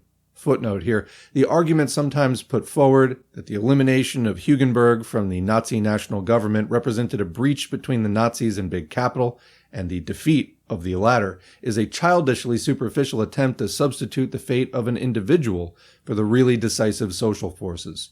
Hugenberg was removed from the Nazi national government not because he was a big capitalist, but because he was the leader of the National Party, and the completed fascist system cannot tolerate the existence of two parties. Certainly, this reflects an undoubted and sharp division within the bourgeoisie, between the alternative methods of maintaining bourgeois rule, between the old traditional National Party mechanism and the new Nazi Party mechanism, to the necessity of which a great part of the bourgeoisie have only reconciled themselves with many misgivings and much anxiety for the future. Comment. This sounds to me a lot like what's going on within the Republican Party today, where you have kind of like a white Christian nationalist faction emerging, which is becoming like a sub-party. And then you still have more of the old school kind of country club Mitt Romney Republicans. They basically want the same things to maintain capitalism, but they do have different methods. And there is that anxiety about turning it over to the, kind of crazy extremists. I would say that the Bush-Cheney government was a foray in that direction. It was still coming from the typical elitist country club wing of the Republican Party rather than any kind of a populist faction or pseudo-populist faction, but still putting forward more extreme policy. And in fact, there were elements of tinkering with that sort of populist recipe they eventually would master with the Tea Party and then MAGA. And then, of course, what's the Democratic Party leadership? What's their response? Give me that good old Republican, the normal Republicans like John McCain or whoever. They still won't really say George W. Bush because by the mass hypnosis that was conducted between 2001 and 2009, no one is allowed to say his name. But it's basically that same unease between the new method and the old method. Anyway, continuing. But the Nazi method remains a method, although a hazardous one, of maintaining the rule of finance capital. Finance capital remains supreme, as was abundantly shown by the composition of the Provisional Supreme Economic Council appointed under the aegis of the Nazi government. Its leading members included Herr Krupp von Bohlen, armaments king, private fortune, £6 million, capital represented, £15 million. Herr Fritz Thyssen, steel king, private fortune, £6 million, capital interests German Steel Trust, £140 million. Herr F.C. von Siemens, electrical king, private fortune, £6.5 million, capital represented, £12.5 million. Professor Karl Bosch, die trust millionaire, private fortune, £2 million, capital represented, £55 million. Dr. A. Fugler, German Steel Trust, private fortune, £6 million, capital represented, £40 million. Herr A. Dean, director of the Potash Syndicate, capital represented, £10 million. Herr Bockinger, director of the Maximilian Steelworks, capital £1.5 million. Also, Herr F. von Schroeder, banker, Herr A. von Fink, banker, and Herr F. Reinhardt, banker. This glittering galaxy of the leaders of German finance capital is sufficient proof of the relations of the Nazis and finance capital. Comment, again, this is like draining the swamp and then putting actually the most number of people from Goldman Sachs in the cabinet. Has this great changeover of power actually transpired? No. The subsequent further reorganization of German industry, announced in March 1934, in 12 industrial groups under the control of the principal large capitalists in each group, and under the general leadership, for heavy industry and also for industry as a whole, of Herr Krupp von Bohlen, has still more conspicuously illustrated this process of systematization of Nazi rule as the most complete and even statutory domination of monopoly capital. Back to the main text. Fascism is, in short, a movement of mixed elements, dominantly petty bourgeois, but also slum proletarian and demoralized working class, financed and directed by finance capital, by the big industrialists, landlords, and financiers to defeat the working class revolution and smash the working class organizations. Section 3. The Middle Class and the Proletariat. This question of the role of the middle class or petty bourgeoisie in relation to the working class and to the big bourgeoisie is so important for the whole dynamic of present capitalist society and the social revolution that it deserves fuller clearing. The controversy over the role of the middle class, or many and varied intermediate strata between the bourgeoisie and the proletariat, for example, small businessmen, small and middle peasantry, handicraftsmen, independent workers, small rentiers, liberal professions, technical, managerial, and commercial employees, is no new one. In the 19th century, Marx had dealt very fully with the economic and political situation and tendencies of these elements. He had shown how these middle elements were increasingly ground between the advance of large capital and of the proletariat, with growing numbers from their ranks falling into proletarian or semi-proletarian conditions.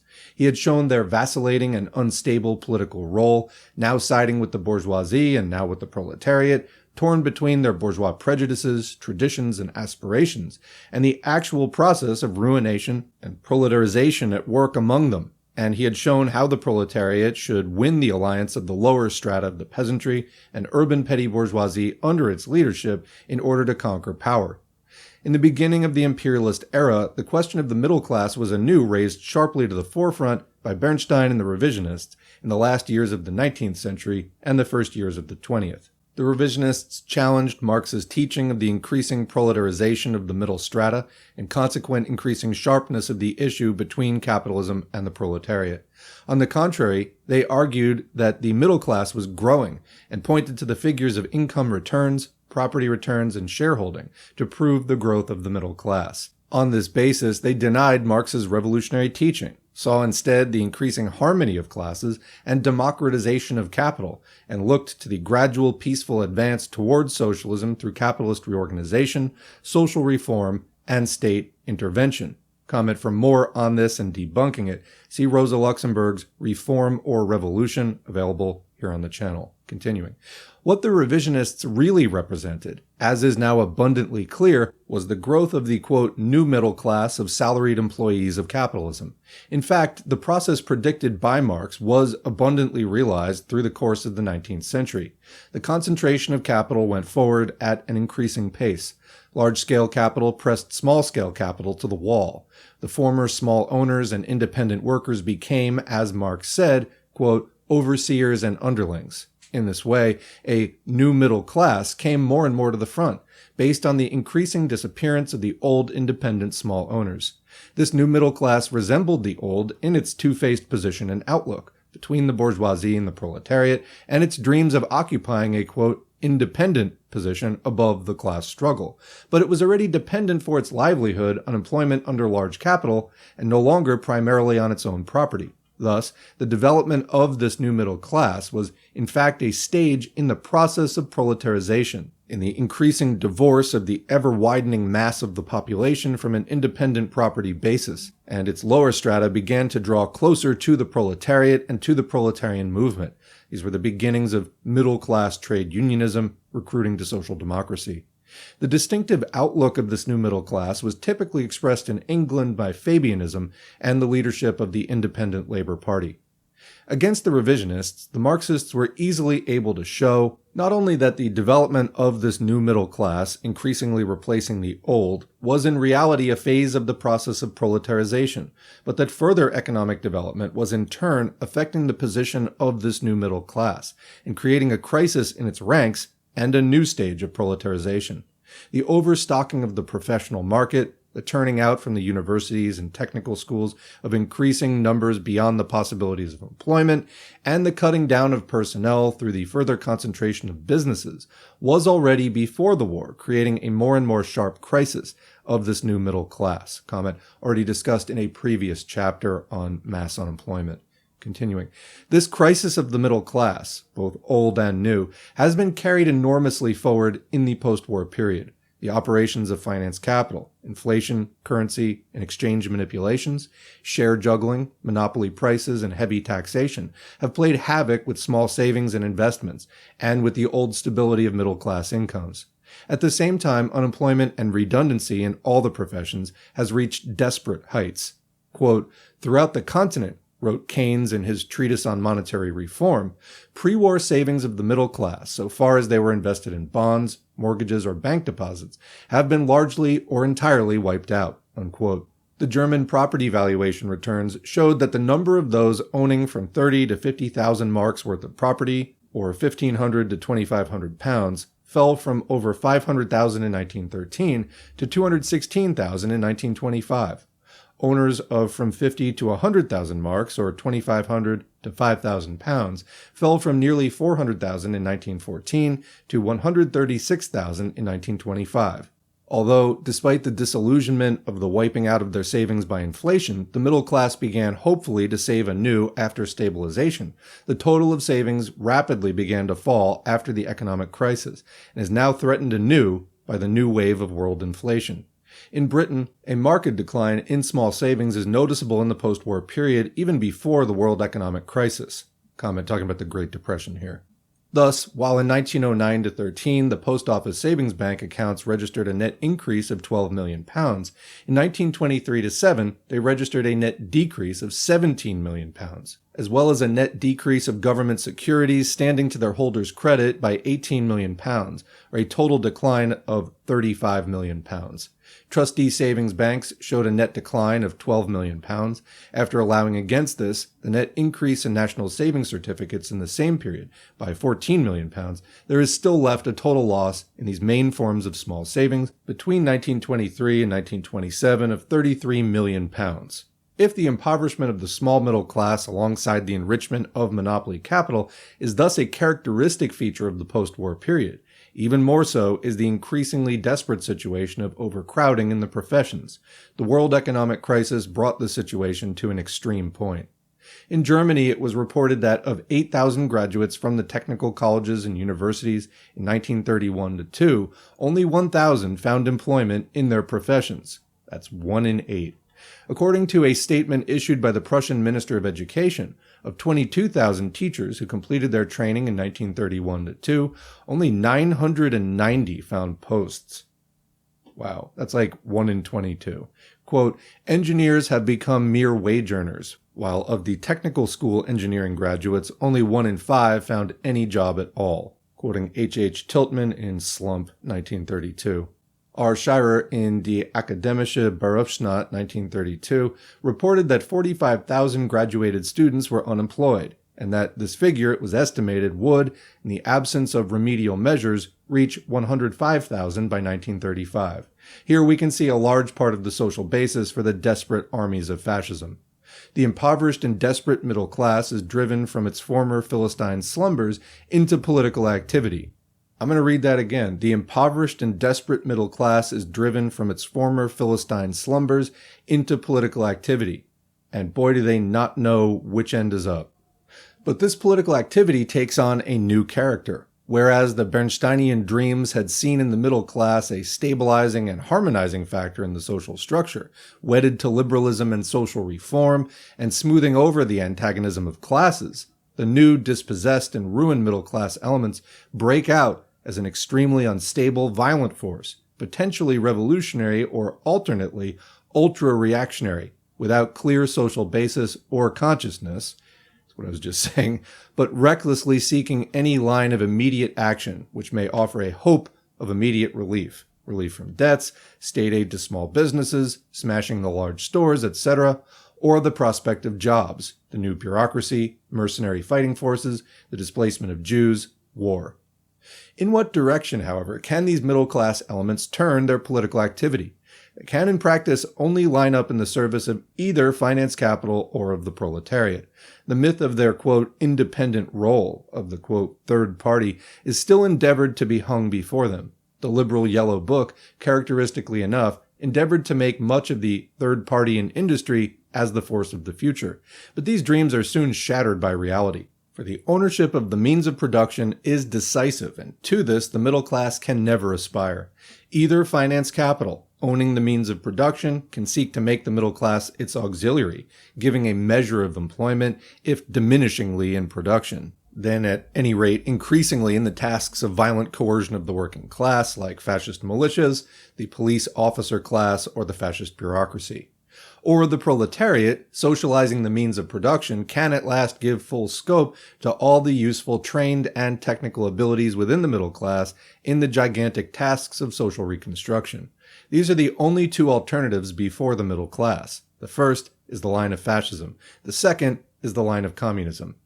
The true interests of the majority of the middle class, of all the lower strata of the middle class, lie with the proletariat, with the line of communism. Finance capital is the enemy and exploiter of both sections. The line of fascism of service with finance capital against the working class means in fact no solution for the economic crisis of the middle class.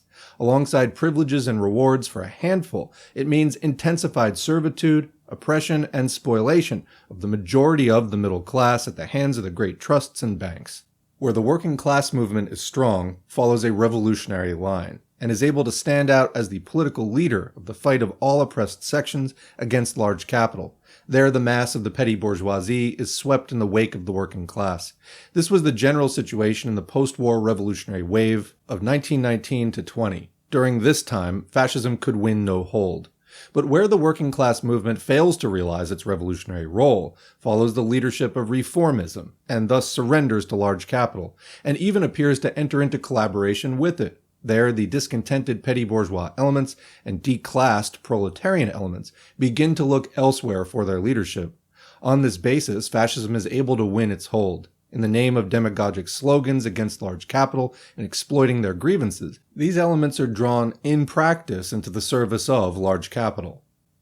Section 4. The definition of fascism. Fascism is often spoke of as a consequence of communism. Quote, reaction of the left, declared the Labor Manifesto on Democracy and Dictatorship in 1933, is displaced by triumphant reaction of the right, unquote.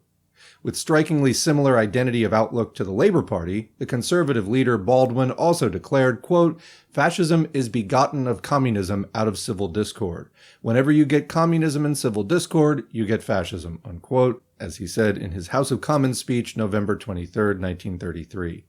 This picture is a fully misleading picture. Undoubtedly, the parallel advance of the forces of revolution and counter-revolution represents, in fact, the two sides of the single process of the breakup of capitalism.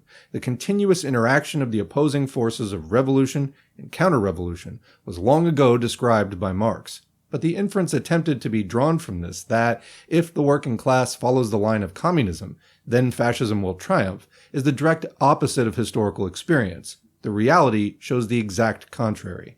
The examples are now sufficient to make certain a generalization beyond possibility of dispute. Where the majority of the working class has followed the line of communism, such as the Soviet Union, fascism has not been able to appear. Where the majority of the working class has followed the line of reformism, such as Germany, Italy, etc., there, at a certain stage, fascism has grown and conquers. What is the character of that stage? That stage arises when the breakdown of the old capitalist institutions and the advance of the working class movement has reached a point at which the working class should advance to the seizure of power, but when the working class is held in by reformist leadership. In that case, owing to the failure of decisive working class leadership to rally all discontented strata, the discredited old regime is able to draw to its support, under specious quasi-revolutionary slogans, all the wavering elements, petty bourgeoisie, backward workers, etc., and on the very basis of the crisis and discontent which should have given allies to the revolution, build up the forces of reaction in the form of fascism. The continued hesitation and retreat of the reformist working class leadership at each point, like the policy of the lesser evil, encourages the growth of fascism. On this basis, fascism is able finally to step in and seize the reins, not through its own strength, but through the failure of working class leadership. The collapse of bourgeois democracy is succeeded not by the advance to proletarian democracy, but by the regression to fascist dictatorship. Footnote here, reference may be made to the present writer's suggested definition of the conditions of the advance to fascism, written in 1925. Quoting that, in the Labor Monthly, July 1925, fascism arises where a powerful working class movement reaches a stage of growth which inevitably raises revolutionary issues, but is held in from decisive action by reformist leadership. Fascism is the child of reformism, unquote. The subsequent events in Germany have abundantly illustrated the truth of this. And a comment, so basically, if your revolution fails, or more specifically, if there's a revolutionary moment, but the workers shy away and embrace reformism, and, well, can't we just have capitalism for a while longer and try to just make it more humane, etc.? Boom. That's where you get fascism. And I'm reminded here of Clara Zetkin's writings on fascism in the 20s, just like that quote. which describe fascism not merely as punitive, but the bourgeoisie trying to basically cork the revolutionary moment. They're trying to put something in place that can prevent a revolution from developing again. It isn't just wanton violence. It has the specific purpose of trying to plug that gap. So if the workers don't take a revolutionary moment, a time when revolution is actually possible, or as Dutt is saying here, where the powerful working class movement reaches a stage of growth which inevitably raises revolutionary issues, but that revolution is not carried forward, then the bourgeoisie put fascism in the place of that revolutionary movement to try to prevent anything from changing, specifically social revolution. Back to the main text. We are now in a position to reach our general definition of the character of fascism, the conditions of its development, and its class rule. This definition has received its most complete scientific expression in the program of the Communist International in 1928. Quote, "Under certain special historical conditions, the progress of the bourgeois, imperialist, reactionary offensive assumes the form of fascism. These conditions are instability of capitalist relationships, the existence of considerable declassed social elements, the pauperization of broad strata of the urban petty bourgeoisie and of the intelligentsia, discontent among the rural petty bourgeoisie, and finally the constant menace of mass proletarian action. In order to stabilize and perpetuate its rule, the bourgeoisie is compelled to an increasing degree to abandon the parliamentary system in favor of the fascist system, which is independent of inter-party arrangements and combinations.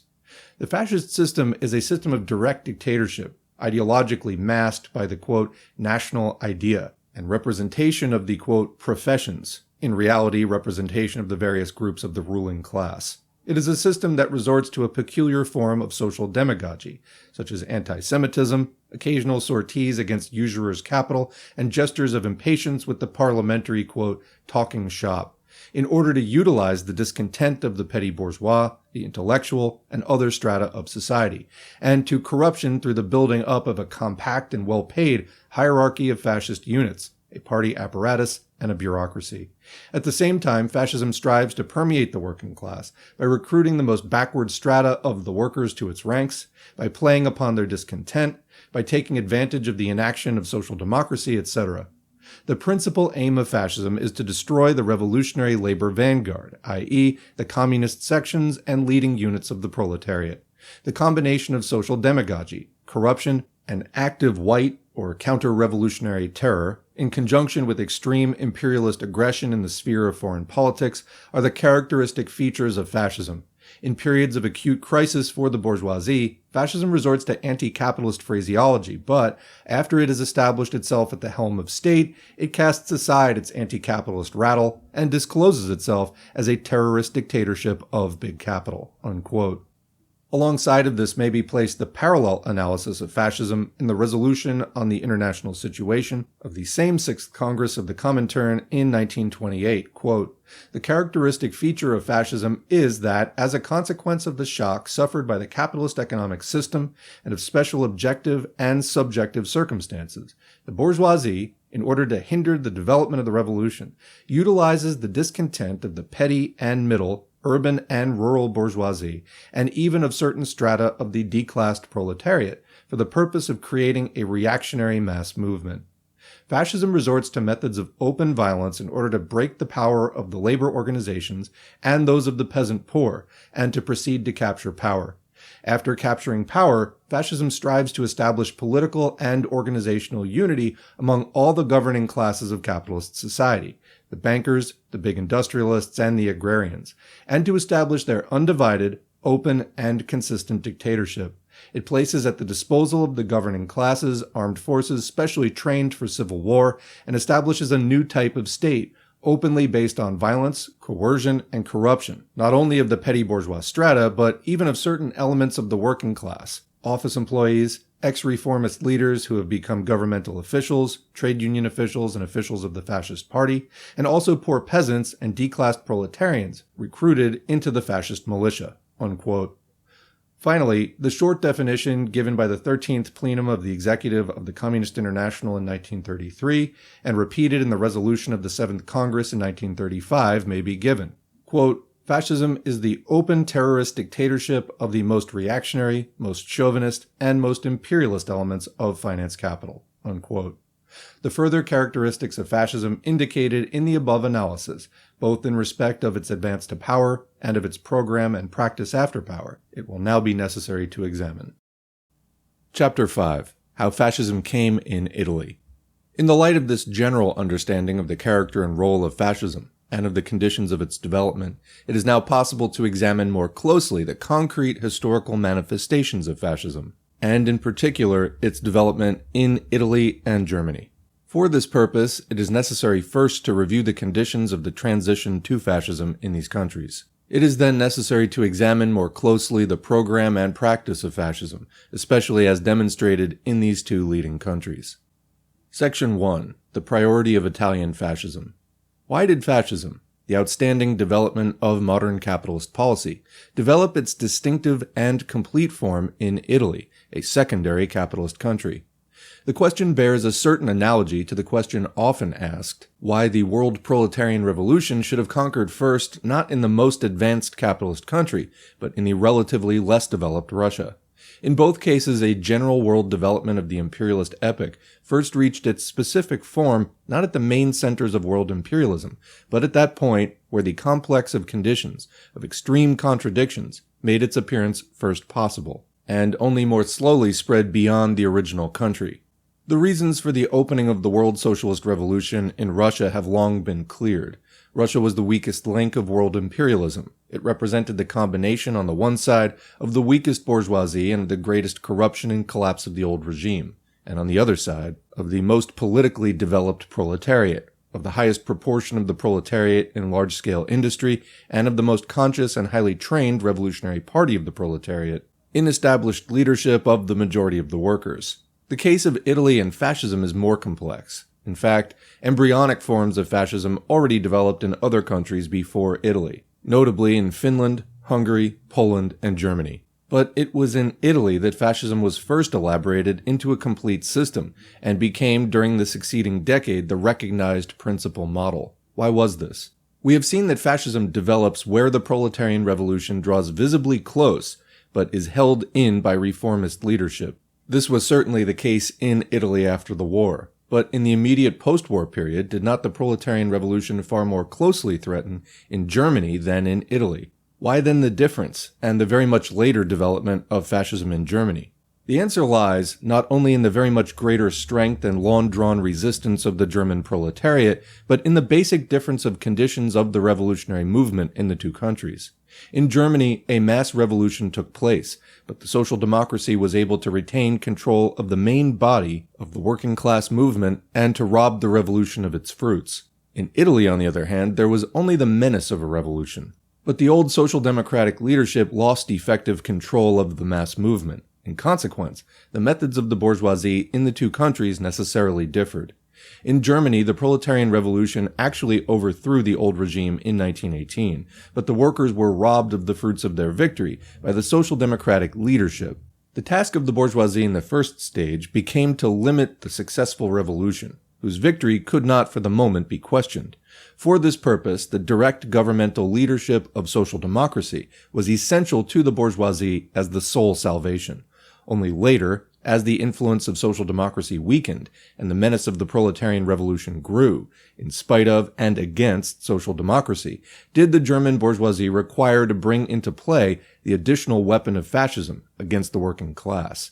In Italy, on the other hand, no revolution took place after the war, but only a mass revolutionary wave of great power, the highest mass revolutionary wave of those countries, the victor countries, where the war was not followed by revolution. There was no question of strangling an already victorious mass revolution by setting social democracy in power as the supposed leadership and voice of the triumphant revolution. The government remained throughout directly in the hands of the bourgeoisie, but the old social democratic leadership lost control of the mass movement, which was rapidly advancing to revolution. The task for the bourgeoisie became to prevent the menacing proletarian revolution. For this purpose, social democracy could serve as the brake to disorganize the workers' forces, but to smash the workers' forces, fascism was necessary. In contrast to Britain and France, the mass revolutionary wave after the war in Italy was so high as to make the bourgeois democratic forms inadequate. Extraordinary forms had to be brought into play. But it was not so high as to reach to open insurrection and overthrow of the government, and to the necessity of the bourgeoisie making a show of surrendering power. The bourgeoisie only required to change the forms and methods of its power. For this reason, Italy, despite the lower level of revolutionary development than Germany, gave the first example of the new fascist dictatorship, to which Germany only reached later. Italian fascism revealed fascism as a species of preventive counter-revolution. Section 2. Socialism in Italy. The relatively backward economic development of Italy meant that the industrial proletariat, especially in large industry, was proportionally much weaker than in the leading industrial countries such as Germany, Britain, and the United States. Of the 16.8 million occupied persons recorded in the 1911 census, 9 million, or 54%, were recorded as engaged in agriculture and fisheries. 243,000 industrial establishments were recorded as employing 2.3 million workers. The 1927 Census of Industries reported 2.9 million industrial workers in manufacturing production, but 1.5 million of these were employed in establishments of fewer than 10 workers. Only 695 factories had over 500 workers, with a total of 692,000 workers. Nevertheless, the dominant numerical strength of the industrial and agricultural proletariat combined, especially together with the poor peasantry, should not be underestimated. On the basis of the 1911 census statistics, it was calculated that of the 16.8 million occupied persons, the agricultural proletariat numbered 6.2 millions, and the proletariat in industry and transport 4 millions, or a total of over 10 million, or over 60%. Further, socialism, on the basis of a revolutionary program, reached an overwhelming mass support after the war. The Italian Socialist Party, previously weak and dominated by reformism and collaborationist policies until 1910, began to move to the left in the fight against the Tripoli War in 1911. In 1912, it strengthened itself by expelling the chauvinist reformists under Bonomi and Bisolati at the Reggio Emilia Congress. Thereafter, the membership, previously dwindling from 36,000 in 1906 to 24,000 in 1910, shot up from 27,000 in 1912 to 48,000 in 1914. Thus strengthened, and with the added advantage of a delayed entry of Italy into the war only after a protracted dispute which divided also the bourgeoisie, the Italian Socialist Party was not swept in the wake of the war, but took the Zimmerwald line of not endorsing the war. It emerged from the war with an increased membership of 70,000 and high popularity and prestige. The revolutionary wave after the war reached very great heights in Italy, affecting all strata, the industrial workers, the demobilized soldiers, the agricultural proletariat, and the poor peasantry. A widespread strike movement developed, both economic and political, land seizures by the peasantry, etc. The Socialist Party affiliated to the Communist International in March 1919 by executive decision, which was confirmed by an overwhelming majority at the Bologna Congress in October. On this basis, the party went to the elections in November 1919 on a communist program of dictatorship of the proletariat and Soviets, and for this program won over one-third of the total vote of the whole population, emerging as the strongest party with 156 seats out of 508, at the same time as Mussolini and his fascists were unable to win a single seat. The membership of the party rose to 200,000, and of the Confederation of Labor, which was allied to the party, to 2 million. At the municipal elections in 1920, the party won control of over 2,000 communes, or one-third of the total. At the height of the revolutionary wave, the government was powerless to act, as shown in its passivity during the occupation of the factories in 1920, since it could not count on the support of the military forces. The expectation of the social revolution was general. Nevertheless, no revolution took place, because there was no decisive revolutionary leadership. As the Executive Committee of the Communist International wrote in October 1920, quote, "The PSI, Italian Socialist Party, acts with too much hesitation. It is not the party which leads the masses, but the masses which push the party. In Italy there exist all the necessary conditions for a victorious revolution, except one, a good working-class organization." Unquote. The truth of this was abundantly shown in 1919-20. No communist party existed until 1921, when the main revolutionary wave had passed. Anarchist and syndicalist tendencies and confusions on the one side, reformism and control of the principal mass organizations on the other, and a passive, hesitating centrist leadership between. This constituted the main picture of the leadership of the Italian working class during the revolutionary wave. Although the Italian Socialist Party had affiliated to the Comintern, it retained at the very heart of the leadership, in control of the most strategic points, convinced enemies of communism, the old reformist leadership under Turati and d'Aragona, who had dominated the party until 1910. These had no longer more than a small following among the workers, as Congress votes showed, but they were strong at the center, dominating the parliamentary group and controlling the official machinery of the Confederation of Labor. They remained in the party, despite the adoption of the communist program, openly in order to defeat the revolutionary line. As one of their leaders, Prompolini, explained at the conference of the reformist wing in September 1922, quote, "By remaining in the party, we were able to fulfill our duty as socialists. It would have been quite impossible for us to have accomplished outside the party the task we accomplished inside," unquote. Fuck you. It was manifest that if the party were to achieve its task of revolutionary leadership, the first necessity was to remove the enemies of the revolution from the strategic leading positions and replace them with revolutionaries. On this demand, the Executive Committee of the Communist International, under the leadership of Lenin, conscious of the impending danger in Italy if this were not carried out, exerted the whole of its pressure and authority. The executive long urged, and finally by the summer of 1920, when the matter was too serious for further parleying, demanded in the name of the whole international movement the expulsion of Turati and the reformist leadership. But the centrist leadership under Turati refused, and the fate of the Italian Revolution was sealed for many years to come. The issue came to a head at the Second Congress of the Communist International in August 1920. Turati set himself in opposition to Lenin and to the whole international leadership, preferring unity with Turati and the reformists to unity with international communism, and the bulk of the party under his leadership passed out of the International. The break followed at the Livorno Congress in January 1921. Turati and the centrists had a following of 98,000, Turati and the reformists 14,000, and the communists 58,000, who thereon formed the Italian Communist Party. Turati and his wing, who styled themselves Unity Communists, were appealed to by the communists to unite with them in a single communist party, which would have thus constituted 90% of the old party, freed from reformism, but they preferred unity with the 14,000 reformists to unity with 58,000 communists. Thus, the workers' ranks were broken. 2 years later, on the very eve of Mussolini's coming to power, Turati was compelled to recognize his fatal error. At the Rome Congress of the now weakened and dwindled Socialist Party, in the beginning of October 1922, the Turati leadership finally carried through the expulsion of Turati and the reformists, now grown to nearly half the membership, and applied for readmission at the Communist International. Quote, "Our fault," declared Turati at this Congress, "is that we never sufficiently prepared ourselves for the events that have overtaken us. Today we believe it essential to abandon the democratic illusion and to create a combative, active, and audacious party," unquote. But it was then too late. The irreparable harm had been done. Within 4 weeks, Mussolini was in power. As the message of the Communist International to the Rome Congress declared, quote, "He cannot be called a leader of the proletarian masses, who with great effort, and after the lapse of several years, comes to a correct conclusion, but rather he who can detect the tendency at its birth and can warn the workers in the time of the peril that menaces them," unquote. Section 3. Was revolution possible in Italy?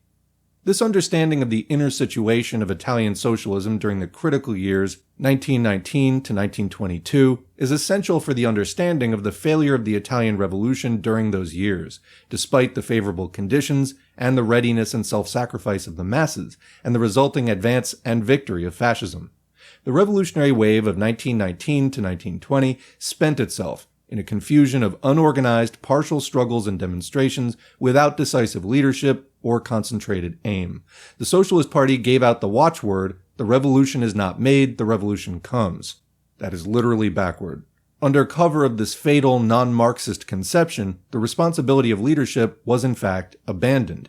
The energy and self-sacrifice of the masses went to waste in fruitless, uncoordinated actions.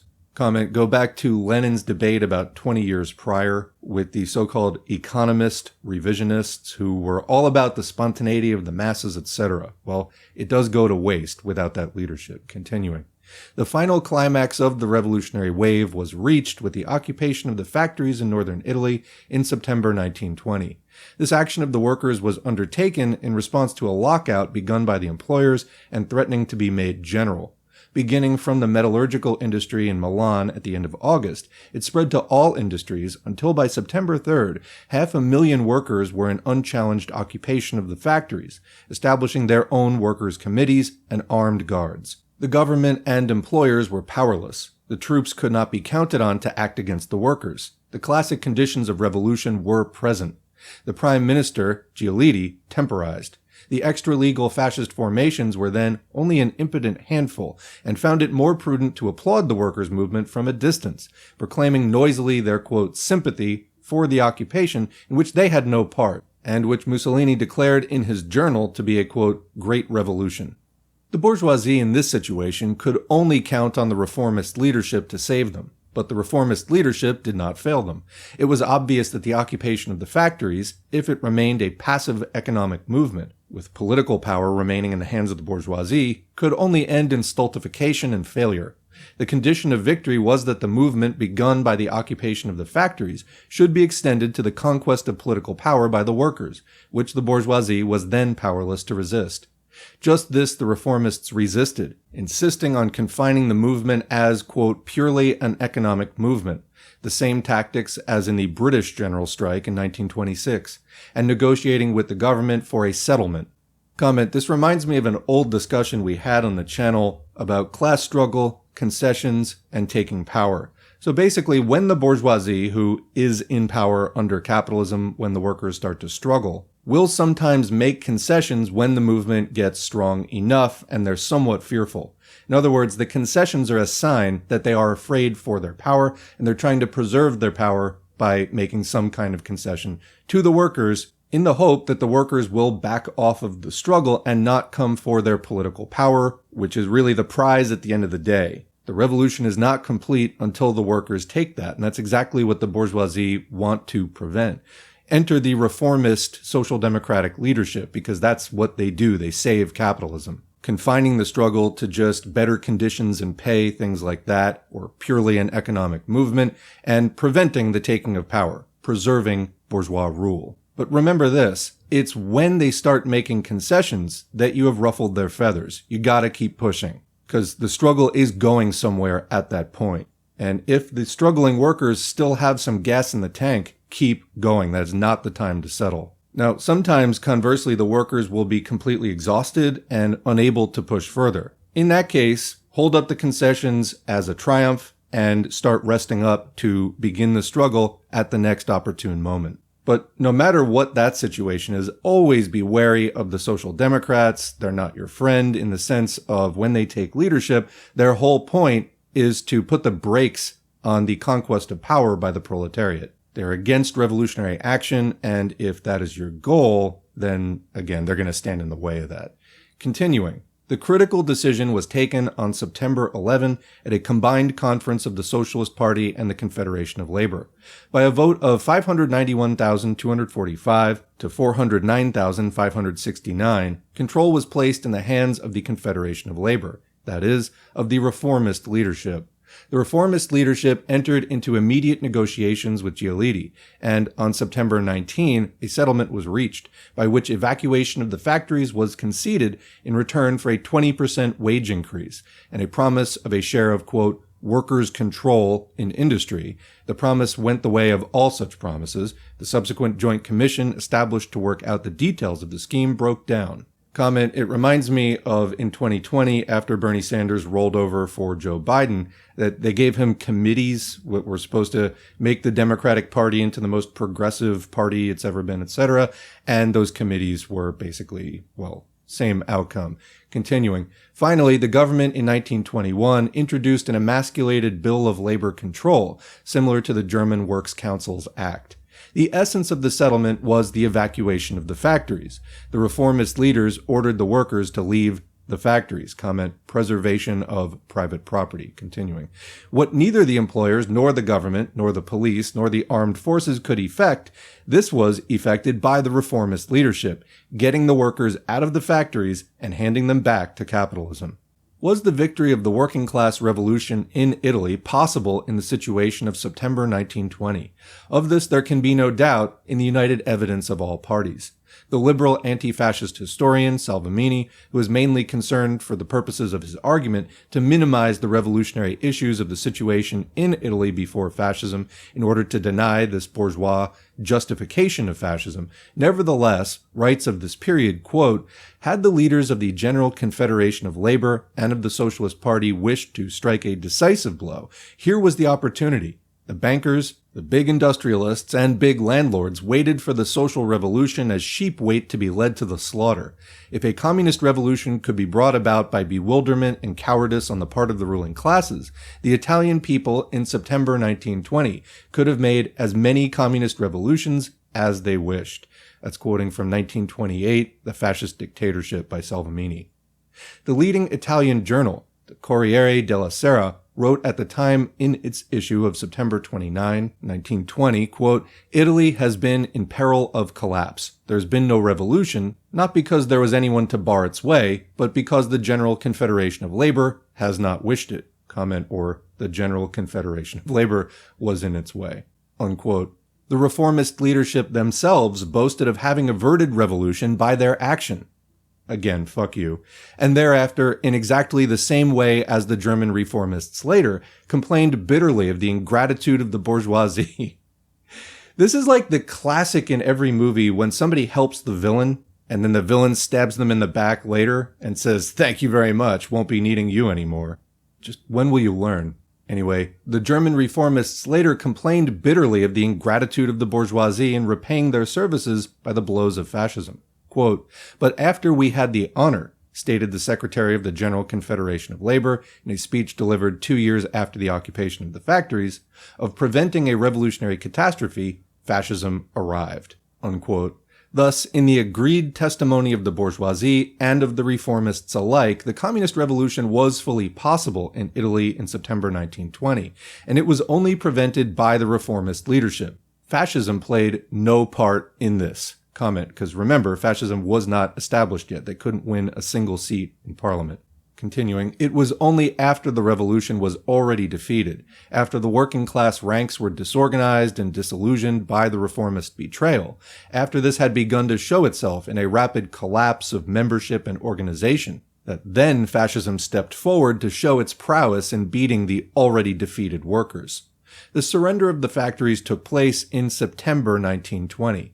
From that point, the Italian working class movement went downwards. Quote, "After the occupation of the factories in September 1920, the idea spread among the people that the revolution had failed and they grew discouraged." It's quoting Salvemini. The membership of the party and of the trade unions began rapidly to fall. The party membership fell from 216,000 in 1920 to 170,000 in January 1921. In November 1920, the first fascist terrorist action of blood and fire against the workers was launched at Bologna. The sequence of dates is obvious. The fascist jackal strikes only the already wounded proletarian lion. Fascism was not the weapon of defense of the bourgeoisie against the advancing proletarian offensive, but the vengeance of the bourgeoisie against the retreating proletariat. After reformism had broken the workers' ranks, to follow up the victory by smashing the working class organizations, comment, and thereby hopefully preventing them from ever rising up again. Section 4. The Growth and Victory of Fascism. Fascism had existed in germ in Italy since the beginning of 1919. In fact, since the hired interventionist campaign of 1915. The former Socialist Party agitator Mussolini, who had throughout his career performed a doubtful role of advocacy of bomb attentats, Hervéist extravagance, etc., changed his coat with the usual celerity of social chauvinists, and passed within a few weeks from editing the socialist anti-war Avanti, wherein he had denounced the, quote, bourgeois war during August and September, to founding, with French government funds, the interventionist Popolo d'Italia in November. Comment, so there's mention of funding of Mussolini by the French government, but also he was funded by the British MI5 intelligence agency for the same purpose. You can find a recent Guardian article online about that. Continuing, the Fasci di Azione Interventista, which he founded at Milan in 1915, were the nucleus of future fascism. After the war, Mussolini and his followers, their previous campaigning basis gone with the end of the war, sought for a new one, and founded the first Fascio di Combattimento at Milan in March 1919 on a confused chauvinist, republican, and revolutionary-sounding program. This was the official starting point of fascism. The Fasci were constituted a political party in December 1920. During 1919 and up to the autumn of 1920, that is, during the revolutionary wave, fascism had no strength or popular support. The official authorities encouraged it. The Popolo d'Italia was distributed by the army authorities free among the troops in 1919 and 1920. But fascism could win no support. At the elections in November 1919, fascism could not win a seat. Mussolini received 4,795 votes in Milan against the Socialists' 180,000. The total membership throughout the country was small. Fascism had to swim with the revolutionary stream.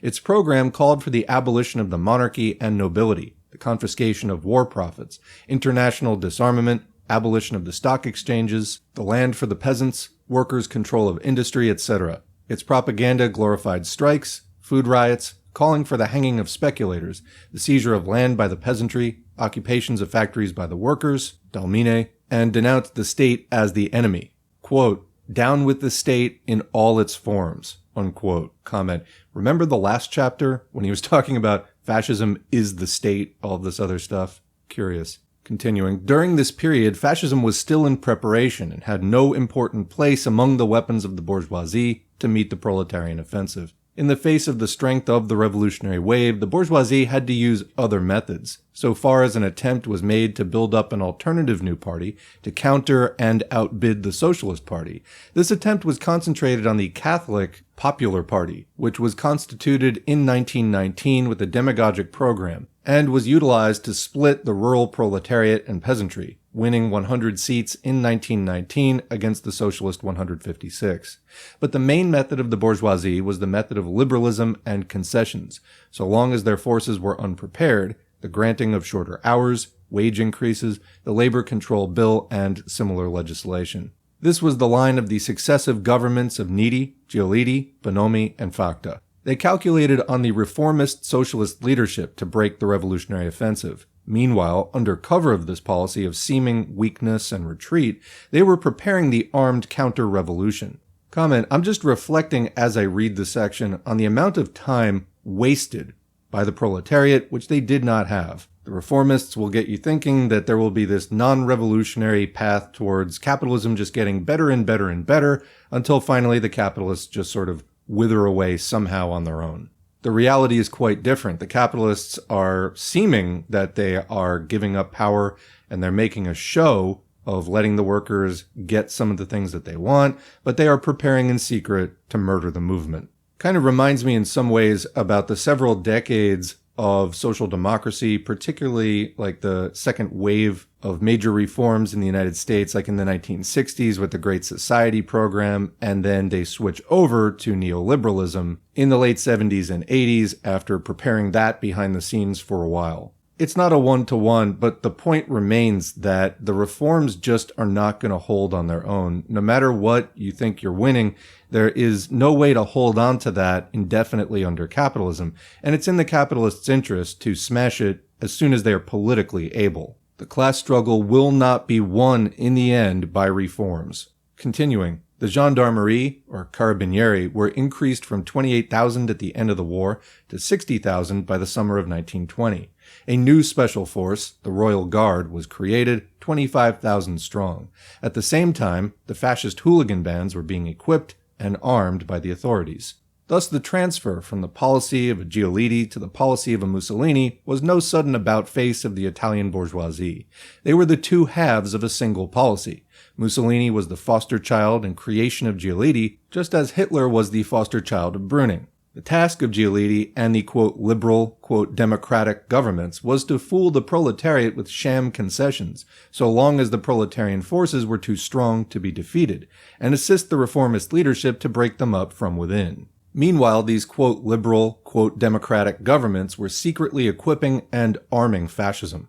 When this first stage was completed and the proletarian forces had been disorganized by reformism, the violent counter-revolution was let loose. The violent offensive of fascism was carried forward under the benevolent protection of Giolitti and his successors. This second stage continued from the autumn of 1920 to the autumn of 1922. Reformism continued to retreat and trust in parliamentarism for defense. When the second stage had done its work and the proletarian forces had been smashed and beaten up, the final transference to open fascism was accomplished. Giolitti and his successors peaceably made way for Mussolini. The cycle was complete. The continuity of policy runs in practice right through. This mechanism of the transition to fascism, exactly repeated in Germany, is the essential key to the correct understanding of the real relationship between bourgeois democracy and fascism. Fascism grew up and grew strong after the autumn of 1920, and it was able to exercise its wholesale violence only under the direct protection and assistance of the bourgeois democratic governments, of the military authorities, of the police, of the magistracy, and of the big bourgeoisie. From the autumn of 1920, the big landlords and the big industrialists poured support to the fascist bands to exercise terrorism against the peasantry and the proletariat. The membership shot up, according to Mussolini, from 20,000 in 1920 to 248,000 in 1921. The army authorities supplied arms. Professional officers trained the bands and directed operations. Comment, this definitely sounds like the bourgeois government building up a counter-revolution. Continuing, the General Staff issued a circular, October 20, 1920, instructing divisional commanders to support the fascist organizations. The workers and peasants were rigorously disarmed. The fascists carried arms with impunity. The police and gendarmerie either directly assisted the fascists or remained passive. The magistracy habitually subjected to savage sentences workers who attempted to defend themselves while they released fascists. Comment, sounds a lot like what we've seen in the United States and elsewhere in recent years. Continuing, the conscious policy of Giolitti and Bonomi in permitting and supporting fascist violence has already been noted. The semi-official spokesman of fascism, Luigi Villari, in his Awakening of Italy, noted that Giolitti, quote, refused to interfere with the repressive actions of the fascist, illegal though they were, unquote. The pro-fascist A. Zerboglio, in his standard Il Fascismo 1922, wrote, quote, the government more or less openly made use of fascism. The socialist press are piling up proofs of government tolerance toward the fascists, and it cannot honestly be disputed that some of this evidence appears convincing, unquote. The leading American journalist, Maurer, recorded, quote, in the presence of murder, violence, and arson, the police remained, quote, neutral. When armed bands compelled the socialists to resign from office under pain of death, or regularly tried and condemned their enemies to blows, banishment, or execution, the functionaries merely shrugged their shoulders. Sometimes carabineers and royal guards openly made common cause with the fascists and paralyzed the resistance of the peasants. Against the fascists alone, the latter might have held their own. Against the fascists and the police together, they were helpless, and their complaints merely caused the authorities to arrest them as guilty of attempting to defend themselves. Socialists were condemned for alleged crimes committed months or years before. Fascists taken red-handed were released for want of evidence, quoting from Maurer's Immortal Italy. And again, quote, from the army the fascists received sympathy, assistance, and war material. Officers in uniform took part in the punitive expeditions. The fascists were allowed to turn national barracks into their private arsenals, unquote. Similarly, the notorious advocate of fascism, Odon Poor, notes in his Fascism that, quote, the fascists had been equipped largely on the quiet by the regular army, unquote. Another American journalist who was in Italy in 1921, Jay Carter, reports, quote, the fascisti had carte blanche to beat up their opponents throughout Italy, while the government pretended to be neutral, unquote. One of the standard writers on fascism, generally sympathetic, G. Prezzolini, in his Le Fascisme, 1922, wrote, quote, they could organize themselves in armed corps and kill right and left, with the certainty of impunity and with the complicity of the police. It is thus no overstatement to recognize that the fascists fought with 99 chances out of 100 of gaining the victory." Unquote. The fascist offensive of terrorism, destruction, and murder, which was launched at Bologna in November 1920, with the overthrow of the newly elected Socialist Town Council and sacking of the Chamber of Labor, was thereafter systematically developed and extended with the manifest planning of a military campaign through the industrial region and with wholesale sporadic violence in the agricultural areas. Socialist, trade union, and cooperative buildings, painfully erected by millions of sacrifices of a generation of workers, were burned and sacked. Workers' newspapers and printing presses were destroyed. Socialist municipal councils were expelled from office. Militant workers and peasants were beaten up or murdered. All this went forward with the connivance of the civil authorities, who normally followed up each fascist coup, expelling a duly elected socialist municipal council by appointing a special commissioner in its place. The normal procedure when a workers' building was threatened by the fascists would be for a special force of armed police or royal guards to appear first to, quote, protect it. These would search for and remove any arms, disarm the workers in it, and prevent any workers' demonstration approaching it. The fascists would then arrive with full arms and machine guns. The police forces would then declare resistance impossible and retire, and the fascists would be left free to work their will on the defenseless building and disarmed workers. Between January and May 1921, according to figures published by the Italian Socialist Party at the time, the fascists destroyed 120 labor headquarters, attacked 243 socialist centers and other buildings, killed 202 workers, in addition to 44 killed by the police and gendarmerie, and wounded 1,144. During this period, 2,240 workers were arrested by the police. 162 fascists were arrested. During 1921 to 1922, up to the fascist dictatorship, 500 labor halls and cooperative stores were burned, and 900 socialist municipalities were dissolved. How did reformism and centrism, in control of the majority of the working class, meet this offensive of the bourgeoisie? They preached to the workers to put their trust in legal and pacific or non-violent methods and the use of the ballot. In May 1921, Giolitti held a general election, hoping that the reign of violence would have already broken the workers' forces. The total socialist and communist vote, nevertheless, actually exceeding the 1919 total, reaching 1,861,000 against 1,840,000 in 1919, 122 socialists and 16 communists were returned, totaling 138, as against only 35 fascists. The workers were endeavoring to use the ballot in their defense. The socialist organ, Avanti, in illusory triumph, proclaimed, quote, "The Italian proletariat has submerged the fascist reaction under an avalanche of red votes," unquote. The reality was otherwise. The avalanche of red votes made no difference to a situation of civil war. The violence, in place of being diminished, was increased. The next step of the reformist leadership was to spread even more disastrous illusions as to the real character of the struggle. They endeavored to enter into a formal treaty of peace with fascism. On August 3, 1921, the Fascist-Socialist Treaty was signed, proclaiming an end to all acts of violence. This was signed by Mussolini and his colleagues on the one side, on the other by the executive of the Socialist Party, of the Socialist Parliamentary Group, and of the General Confederation of Labor. The Communist Party refused to take part in this criminal comedy. The agreement was not worth the paper it was written on. The fascist violence went forward, and Mussolini explained the violation of his pledge by declaring that he had been, quote, overridden by his supporters. The final step of the reformist leadership was to endeavor to enter into a parliamentary ministerial combination. After the resignation of Facta in July 1922, Turati, as the socialist parliamentary leader, saw the king. When the attempt to secure agreed terms for a ministerial coalition was unsuccessful, the reformist leadership conceived the idea of calling a general strike at this late stage as a weapon of extra-parliamentary pressure to bring about the formation of a coalition government. The general strike was called on August 1st, wholly without preparation, and was explained by Turati to be a strike, quote, in defense of the state. Okay. Under these conditions, the general strike was inevitably a failure, reaching only a section of the membership of the Confederation of Labor and winning no general response, because of the utter lack of serious preparation or fighting lead.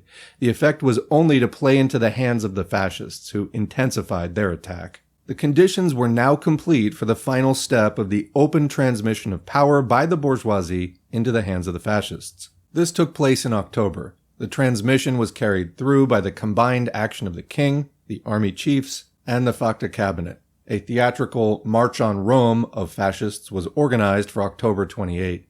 This march was, in fact, organized under 6 army generals, and the commander-in-chief of the army addressed an enthusiastic fascist gathering on the evening of October 27. The Facta cabinet went through the form of proclaiming martial law. This only had the effect that the civil authorities handed over their powers to the military throughout the country, who promptly allowed the fascists to occupy the public offices, railways, postal and telegraphic offices, etc. After this had been successfully achieved, the king announced on the morning of October 28 that he refused to sign the decree of martial law. Martial law was accordingly withdrawn. It was in consequence declared impossible to, quote, defend Rome against the fascists. The Facta cabinet, which had already been in negotiation with the fascists, resigned.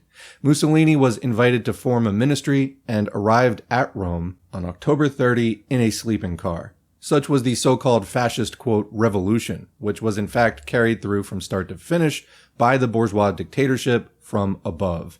The full forms of the fascist dictatorship were not immediately decided and carried through, as in Germany 11 years later, because the methods were still being experimentally discovered. At first, a show of parliamentary forms and permission of opposition parties and press was maintained, alongside wholesale governmentally maintained violence and terrorism in practice. It was not until 1926 that the completed fascist dictatorship was finally established, with complete suppression of all other parties, organizations, and press, the workers' trade unions being officially incorporated in the fascist syndicates, and the principal reformist trade union leaders, including d'Aragona, passing over to fascism. The Italian example provides the classic demonstration of the transition to fascism. The lines of development, the roles of the different elements, the successive stages of this tragedy of the working class stand out clear and sharp for all to learn. What are the principal conclusions that stand out? First, the revolutionary wave in Italy was broken, not by the bourgeoisie, not by fascism, but by its own inner weakness and lack of revolutionary leadership, by reformism. Second, fascism only came to the front after the proletarian advance was already broken from within and disillusionment had been spread. Fascism appeared on the scene after the battle in order to play the hero, under police and military protection, in harassing and slaughtering an army already in retreat. Third, the transition to open fascist dictatorship was no sudden abrupt break and reversal of bourgeois policy, but a continuation of bourgeois policy into new forms. Fascism was prepared and fostered within the conditions of bourgeois democracy, alongside a show of, quote, liberalism and concessions, so long as the bourgeois forces were unprepared. So in other words, the concessions and, quote, liberalism, the civil rights, were just to buy the bourgeoisie some time, to be placed in power when the conditions were ripe. All these lessons were demonstrated in the classic example of Italian fascism. Nevertheless, they were not yet learned by the international working class. They were to be demonstrated anew on a yet wider scale in the next decade in Germany. Chapter 6. How Fascism Came in Germany. The victory of fascism in Germany opened a new page in the whole development of fascism. Up to that time, the view had still been generally expressed in liberal democratic and social democratic circles that fascism and, quote, dictatorship in general was a phenomenon of backward countries, of industrially less developed countries without a strong industrial proletariat, of Southern and Eastern Europe. But Germany was the country with the most highly advanced and concentrated industrial development in Europe, and with the most highly organized and politically conscious industrial proletariat in the whole capitalist world. Yet the most brutal and barbarous fascist dictatorship yet known, leaving the Italian in the shade, triumphed in Germany in 1933. How was this possible? How did it arise? This question is of vital concern to the countries of Western Europe and America, with their closely parallel conditions. The answer is to be found not simply in the events of 1933, but in the whole 15 years development of the German Revolution. The establishment of the fascist dictatorship was only the culminating event of a long process, which began already in 1918, when Ebert and Hindenburg drew up the terms of their Treaty of Alliance against the proletarian revolution. Superficial critics, with their eyes only on the events of 1933, speak often of the, quote, sudden collapse, of the inglorious, quote, defeat without a battle, of the powerful and highly organized German working class. They speak of the, quote, ease with which fascism won its victory, and of the, quote, incapacity of the German working class to fight. This picture is a false one, as the whole past history of the German Revolution has already proved, and as its future will still more abundantly prove. The battle of the German working class against the advancing counter-revolution lasted for 15 years before the fascist dictatorship could be established. In that battle, tens of thousands of German workers gave their lives under the bullets of the enemy. And if in the end the working class forces had to retreat and could not prevent the establishment of the fascist dictatorship, this was not due to any superior fighting strength of fascism, but was solely because the action of the workers was paralyzed and prevented by their own majority leadership, and by their own mistaken discipline and loyalty under that leadership. But the speed with which the vanguard of the working class has adapted itself to the new conditions and taken up the struggle with renewed force under the leadership of the Communist Party in the face of all the terrorism and suppression is the surest guarantee that the Hitler dictatorship will only be an episode in the long-drawn battle of the German working class and in its advance to the final victory of the proletarian revolution. Section 1. The Strangling of the 1918 Revolution. The seeds of Hitler's victory were sown in 1918. The German workers had overthrown the old state, and power was in their grasp. The workers' and soldiers' councils were for a short period the strongest power throughout the country. The bourgeoisie and the old militarist class were unable to offer any resistance. All the conditions were present for building an impregnable Soviet republic, save that no revolutionary party existed to lead the workers. The Communist Party of Germany was only formed in December 1918. The strength of the proletariat at the beginning of the revolution, before social democracy had squandered and destroyed that strength, is attested by the principal social democratic witnesses. Quoting H. Stribel, in the German Revolution, quote, "The military collapse brought the whole power of the state into the hands of the proletariat at one stroke," unquote. Quoting from Karl Kautsky's introduction to the third edition of The Proletarian Revolution, quote, "In November 1918, the revolution was the work of the proletariat alone. The proletariat won so all-powerful a position that the bourgeois elements at first did not dare to attempt any resistance," unquote. How was this absolute power of the proletariat turned in 15 years into its exact opposite, into the absolute power of the bourgeoisie and militarist class, and the absolute subjection of the working class? The answer to this question, in which is contained the tragedy of the German Revolution of 1918, is comprised in two words: social democracy. The German Social Democratic Party was built upon a long and glorious revolutionary past. Its early years had been watched over by Marx and Engels, and led by Bebel and the elder Liebknecht. It had refused to vote the war credits in the War of 1870, and had fought and defeated during the 80s Bismarck's 12-year attempt at its suppression. It had stood for the program of revolutionary Marxism, and on this program had built up the mass organizations of the working class.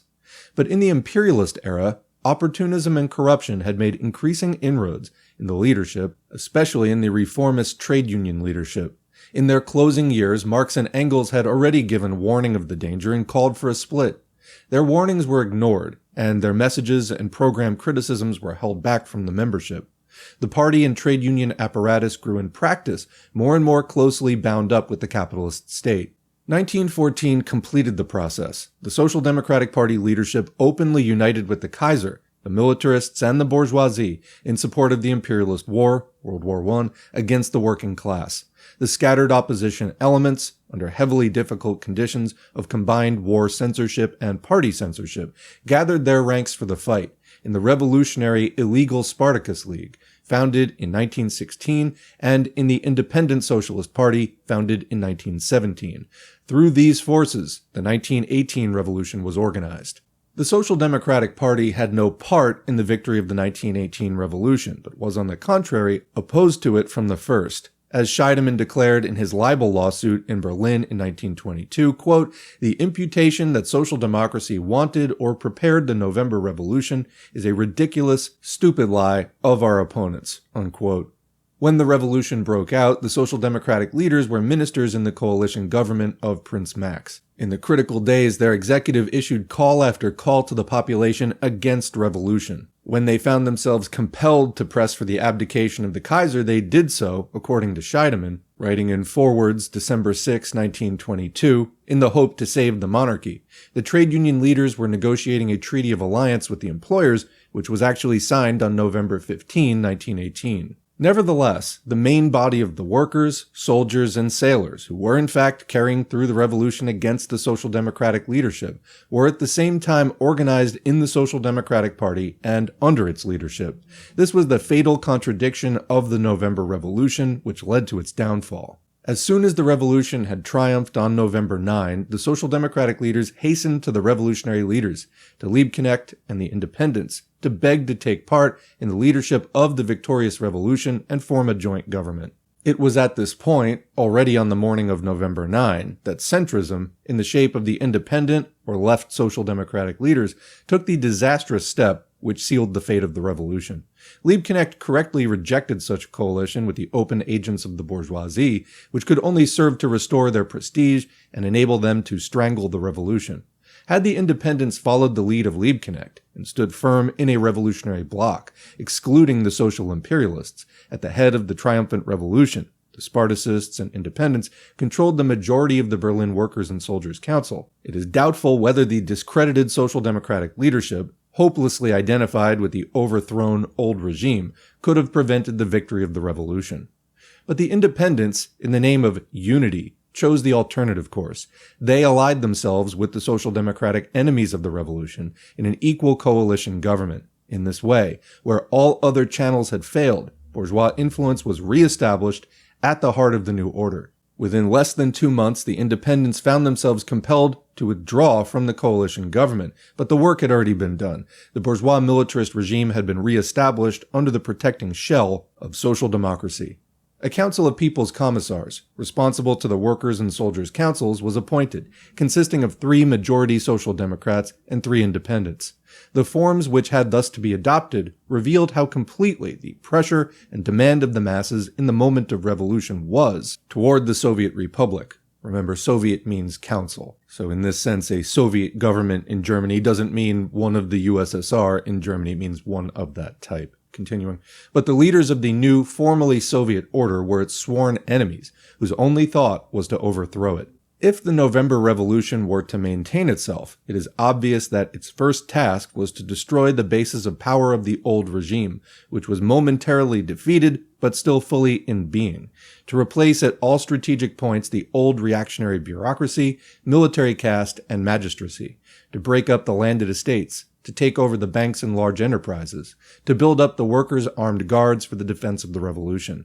Had this been done, when there was full power to do it, fascism could never have raised its head in Germany. But the Social Democratic government did the opposite. At every point, it confirmed and protected the old regime, maintained the bureaucracy and all reactionary institutions, appointed bourgeois ministers for war, the navy, foreign affairs, finance, and the interior, ordered the disarming of the workers, and armed and equipped special counter-revolutionary corps under the most reactionary monarchist officers. Through these White Guard corps, authorized, financed, and equipped by the Social Democratic government, the workers' revolution was drowned in blood. Liebknecht and Rosa Luxemburg were murdered, the officers who murdered them going scot-free and openly glorifying in their crime under the Social Democratic government. The resistance of the workers was steadily suppressed with systematic terror through the end of 1918 and through 1919. Thus, the 1918 revolution was defeated by social democracy. Only so was the basis for subsequent fascism laid. That's super important.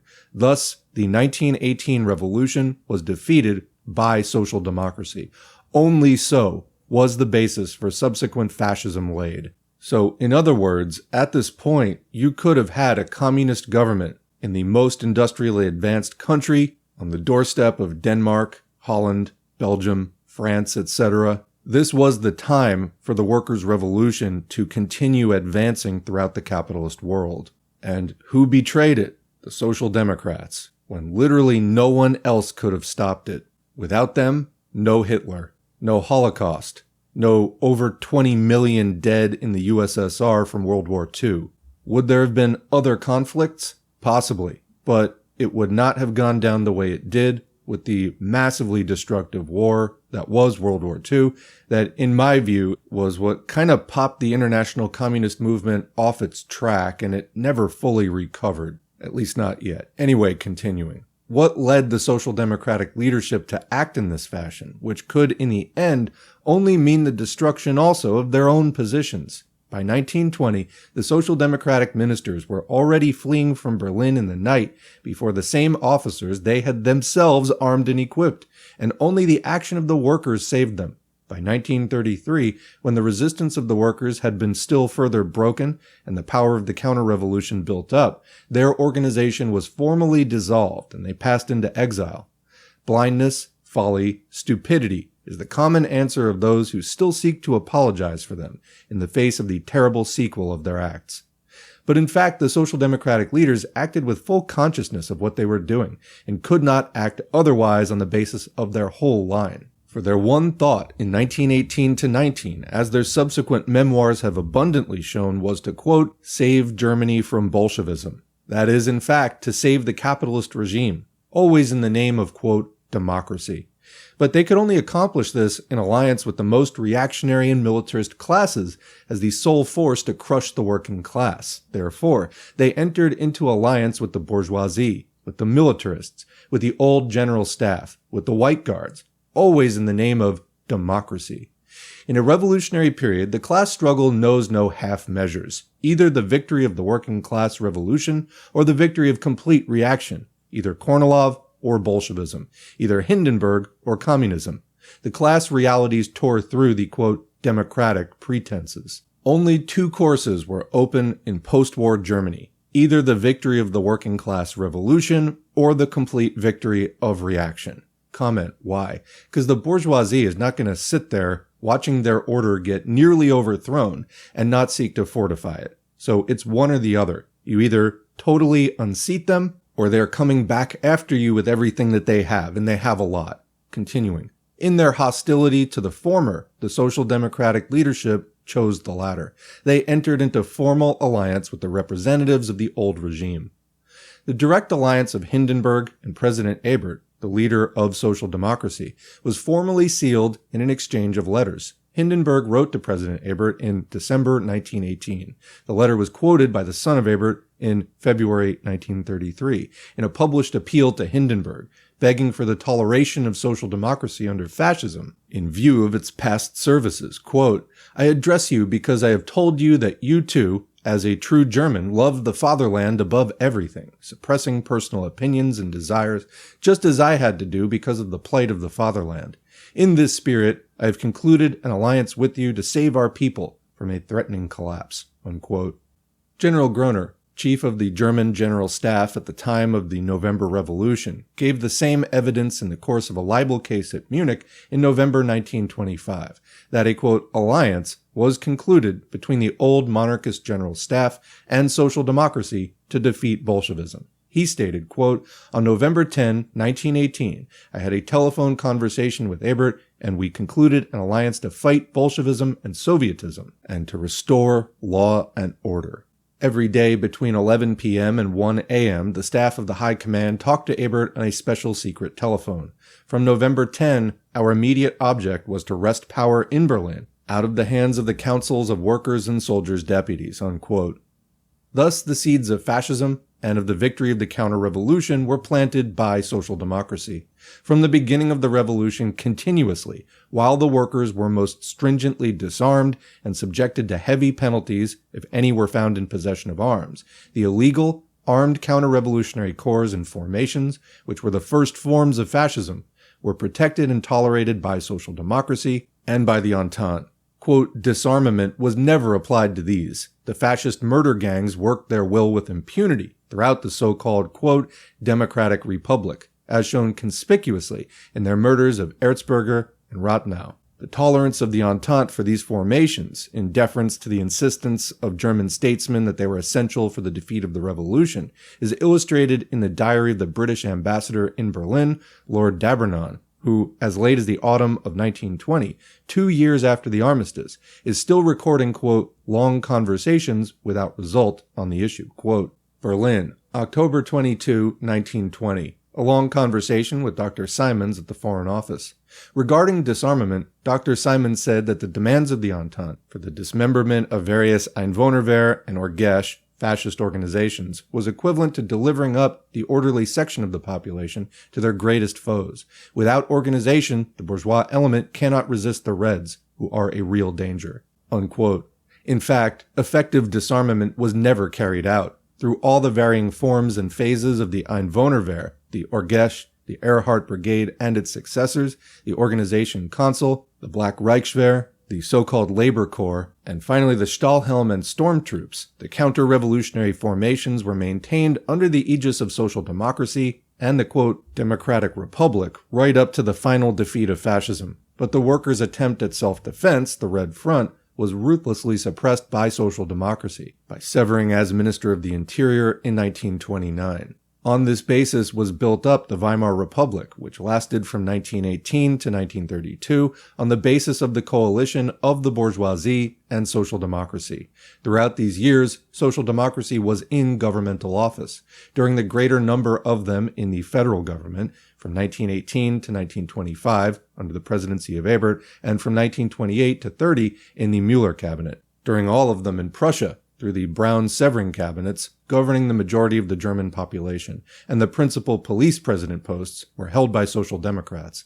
Thus, fascism grew to power under the protection of social democracy. So commenting, this is a Germany who had lost the war, and was supposed to be now submissive to the other capitalist powers, and not to be putting itself in a threatening pose toward them. Regardless of their inter-imperialist conflicts and competition, they all recognized that it was in their larger common interest to prevent a workers' revolution, and so they kept arming these fascist gangs and so on. Because they were no danger to capitalism. Quite the opposite. They were its savior. Continuing, the Weimar Republic was on paper, quote, the freest democracy in the world. In reality, it covered the maintenance and protection of the reactionary institutions of the old regime, combined with the violent suppression of the workers and constant recourse to martial law and emergency dictatorship against the workers. For example, the bloody suppressions of 1918 to 19, the terror in the Ruhr after the Kapp Putsch in 1920, when the workers who had defended the Republic were sentenced by military tribunals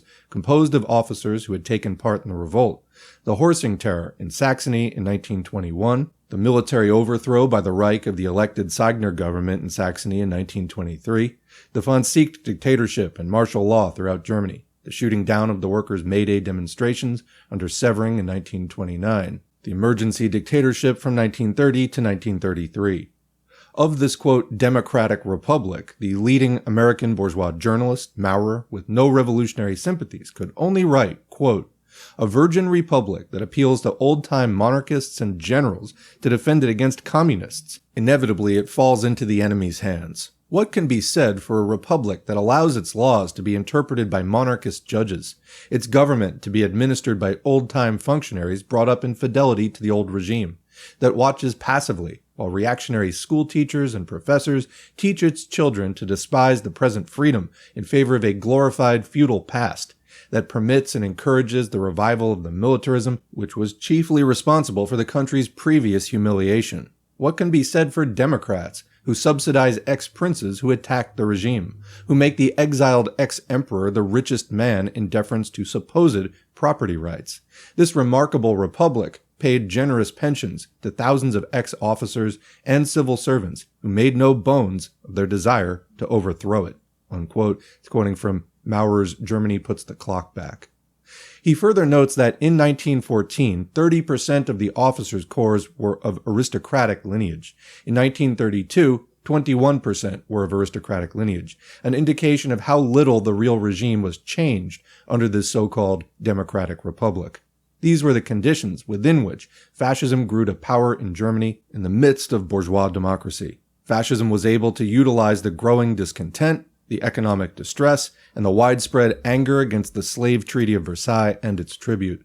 But it was only able to utilize these and to build a mass following on this basis because social democracy, the majority leadership of the working class, had surrendered any leadership on these issues and had, on the contrary, identified itself with capitalism, with Versailles and the tribute, and with the whole regime of oppression of the masses. And fascism was only able to build up its strength on these issues and to build up its armed formations because it was protected and assisted at every point from above by the state machine, by the police and military, by the judicature, and by the big capitalists, right up to its final placing in power. Section 2. The growth of National Socialism.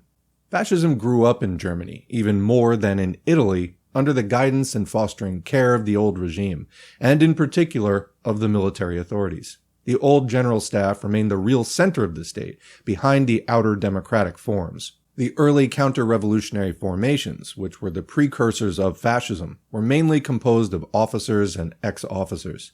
Feder, the theoretical founder of National Socialism, was a Reichswehr instructor. Hitler was put through an intensive political course by the army authorities before being launched as a mass agitator. As he has since recounted in his autobiography, he first came in contact with the National Socialist Party, then in its first form as the, quote, German Labor Party in 1919, under orders from army headquarters. The semi-professional military organization of the stormtroops was organized on lines closely parallel to the Reichswehr. But fascism to conquer requires to develop a mass movement. The early attempts of the counter-revolution, signalized in the Kapp-Putsch, based solely on the officers, Junkers, and bureaucracy, could only end in failure.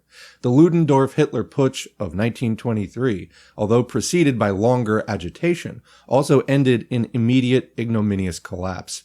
The leniency with which these armed revolts against the state were treated shows the semi-official protection under which the counter-revolution was being built up. The Kapp rebels went unpunished, while workers who had resisted them were subjected to heavy sentences.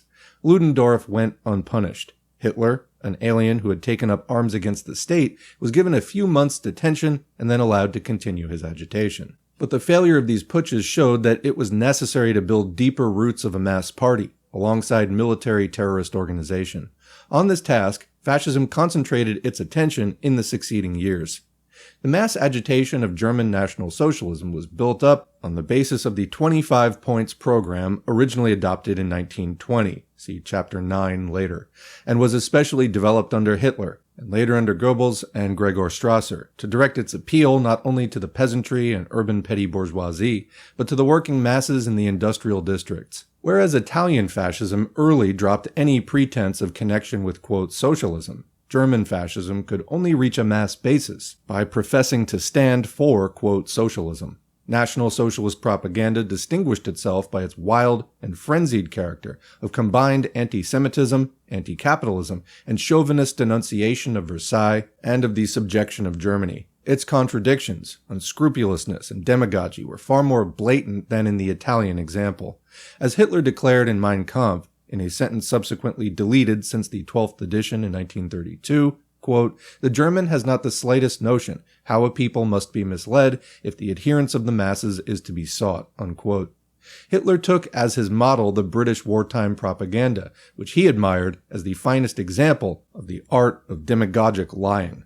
Fascism can, however, as the Italian example had already shown, only reach a mass basis after social democracy has fully exposed itself and created widespread mass disillusionment in the midst of growing economic crisis and gathering revolutionary issues. This is the general background for the growth of fascism. Comment: if you're in the US, maybe that last part makes you a little nervous. Continuing, a first wave of advance to such a basis was reached in the end of 1923 and the beginning of 1924, after the inflation ruin of the petty bourgeoisie and the failure of the proletariat in the revolutionary situation of 1923. In the elections of May 1924, National Socialism reached a vote of 1.9 million, against 6 million for social democracy and 3.6 million for communism. But the subsequent stabilization period and the widespread promises of social democracy of a new era of, quote, organized capitalism and, quote, economic democracy led to new hopes in social democracy, new false hopes, and the dream of the peaceful, reformist, quote, democratic path to socialism. By December 1924, the Nazi vote fell to 900,000. 4 years later, in the 1928 elections, it had fallen to 800,000, against 9.1 million for social democracy and 3.2 million for communism.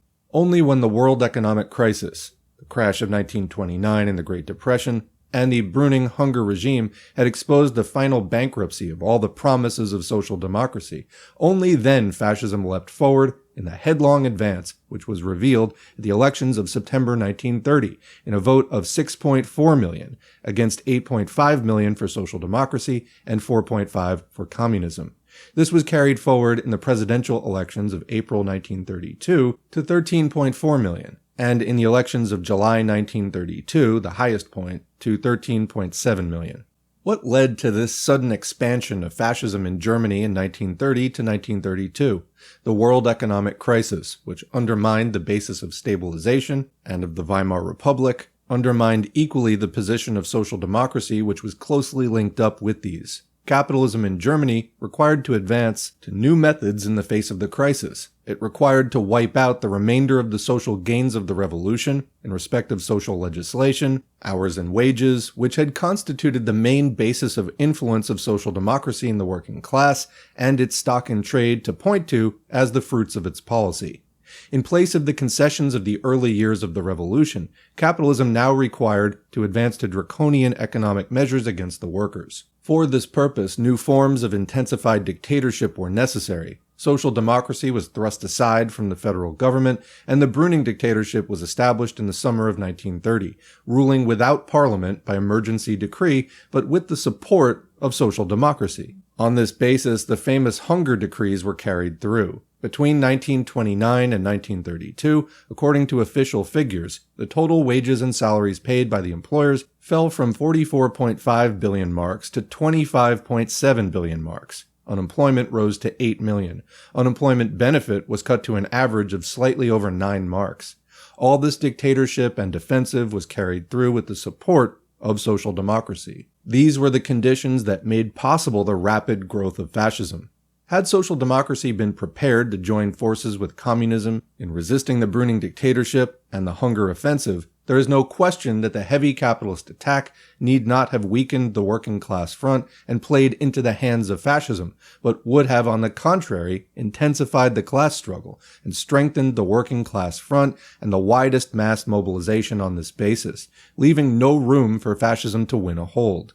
But social democracy, rather than joining forces with fascism, preferred to support the Brüning dictatorship, to support the hunger decrees, and to help to carry through the attacks on the workers in the name of the policy of the, quote, lesser evil. This was the crucial weakness in the proletarian camp in the decisive years of the preparation of fascism, the support of the Brüning dictatorship by the majority working class organization, controlling the trade unions, disorganized and shattered the proletarian ranks. It was only through this disorganization of the proletarian ranks that the initiative in the critical years 1930 to 32 and the main gains from the universal distress, which should have strengthened the working class front, passed instead to fascism.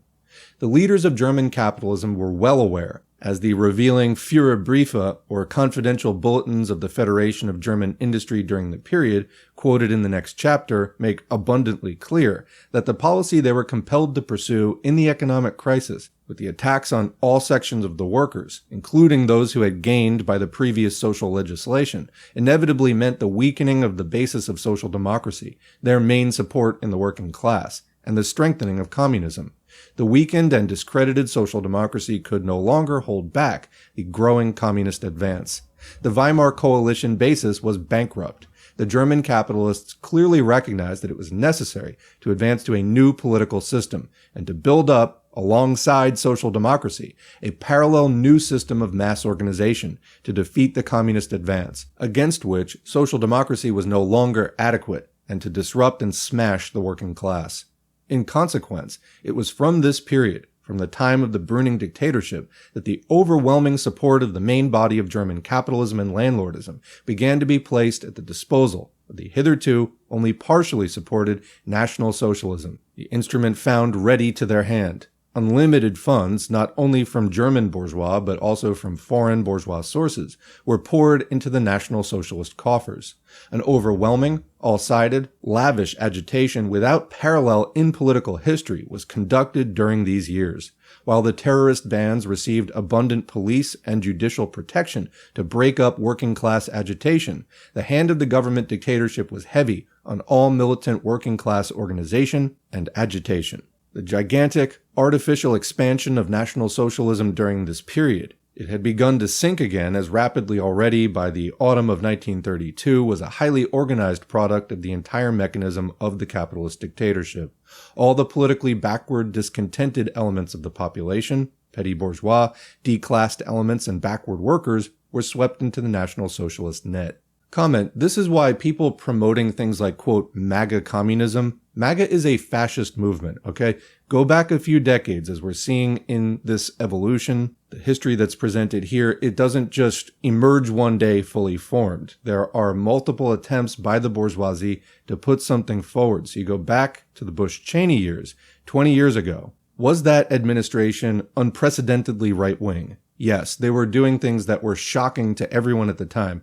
I personally find the whole Trump outrage somewhat surprising because we literally went through the exact same thing in 2001 to 2009, and everybody was talking about it at the time, and yet somehow no one remembers this. However, the difference is that there was no real mass movement at that time. George W. Bush was put out there as a folksy figure who, quote, people might like to have a beer with, as if that was the qualification for having the nuclear codes. Also, far from this sort of Texas rancher guy, he grew up in Connecticut, his father was the head of the CIA, etc. Couldn't be more elitist. So you have this pseudo-right populist thing going on. It wasn't very well developed at that point. You didn't truly have a mass movement.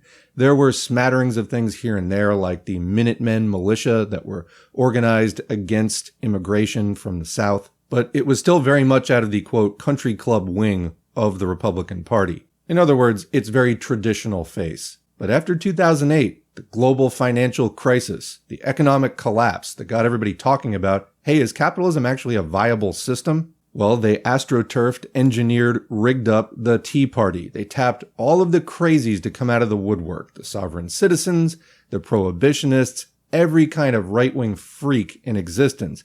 They rallied them all up and said, this is the new face of the Republican Party. So with these people as shock troops on the grassroots level, they continued to push the same kind of extremely reactionary stuff that they had always done, and more so as this was ramping up for the 21st century. The Tea Party directly morphed into the birthers and then the MAGA movement. And what did the text say? Quote, all the politically backward, discontented elements of the population, petty bourgeois, declassed elements, and backward workers were swept into the National Socialist net. Well, that is happening to a large extent again with MAGA. This is how fascism builds a pseudo-mass movement. It has nothing to do with socialism. It has nothing really in common with socialism, except in form solely to deceive people from getting involved in actual socialism, in actual movements for workers' empowerment and liberation. It is literally designed to move you in the exact opposite direction from that. That's why it's coming from the historically extremely reactionary Republican Party. Now, the Democrats, of course, have their part in all of this too, just as the Social Democrats had their part in the rise of fascism in Germany. But as far as where the rubber is meeting the road, it is in the MAGA movement, and it is fascist. It is anti-communist. It leads to the strengthening of reaction, and I really don't know how anyone ever got sincerely confused about this. But if you did, it is not too late to turn around, get away from the LaRouche people, get away from anybody talking about, quote, MAGA communism or that the Republicans are now the revolutionary force in America. You are being duped in exactly the same way that is being described in this book. And I believe that there's another 2008-like global financial crisis on the horizon. It's been over 15 years now since a major crash on that basis, mostly because they've kept the interest rates really artificially low for the better part of this period, between like 0 and 1%. They're just giving out money and preventing a crash. This has caused massive inflation, and it may lead to stagflation. It may lead to hyperinflation. It may lead to, if there is an economic shock of the right character at the right time, a mass collapse of industry and mass unemployment in a way that would dwarf 2008. And you better believe that they are going to be trying to sweep more and more people up into that net. And this is why political education and raising class consciousness and keeping the focus on class struggle is so critically important. It looks to me like the economy is probably at a turning point, kind of balancing on a razor's edge of just falling into the abyss of all of the issues from 2008 resurfacing again, but possibly in a magnified and amplified way. Class-conscious organizing is so critical right now to keep people out of that net with its populist appeals to all of the discontent that is going to be arising. All right, continuing. The class-conscious workers who became disillusioned with social democracy passed to communism. The politically backward elements passed to fascism.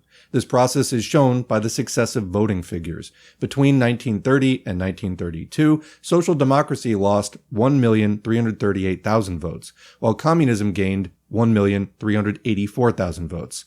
Thus, the communist gains almost exactly approximated to and slightly exceeded the social democratic losses. Thanks to the existence of a strong communist party, the losses from social democracy did not pass, as in England, in the national government elections of 1931, to abstention or the class enemy. Comment, and we're getting a lot of both. We just talked about passing to the class enemy, but there's also a lot of abstention, people just sitting on the sidelines now in the United States, continuing, but to the militant working class front. The gigantic Nazi gains were essentially derived from the previous voters for the old bourgeois parties, who lost many millions of votes, and from those who had not previously voted at all. Section 3. The crucial question of the United Front.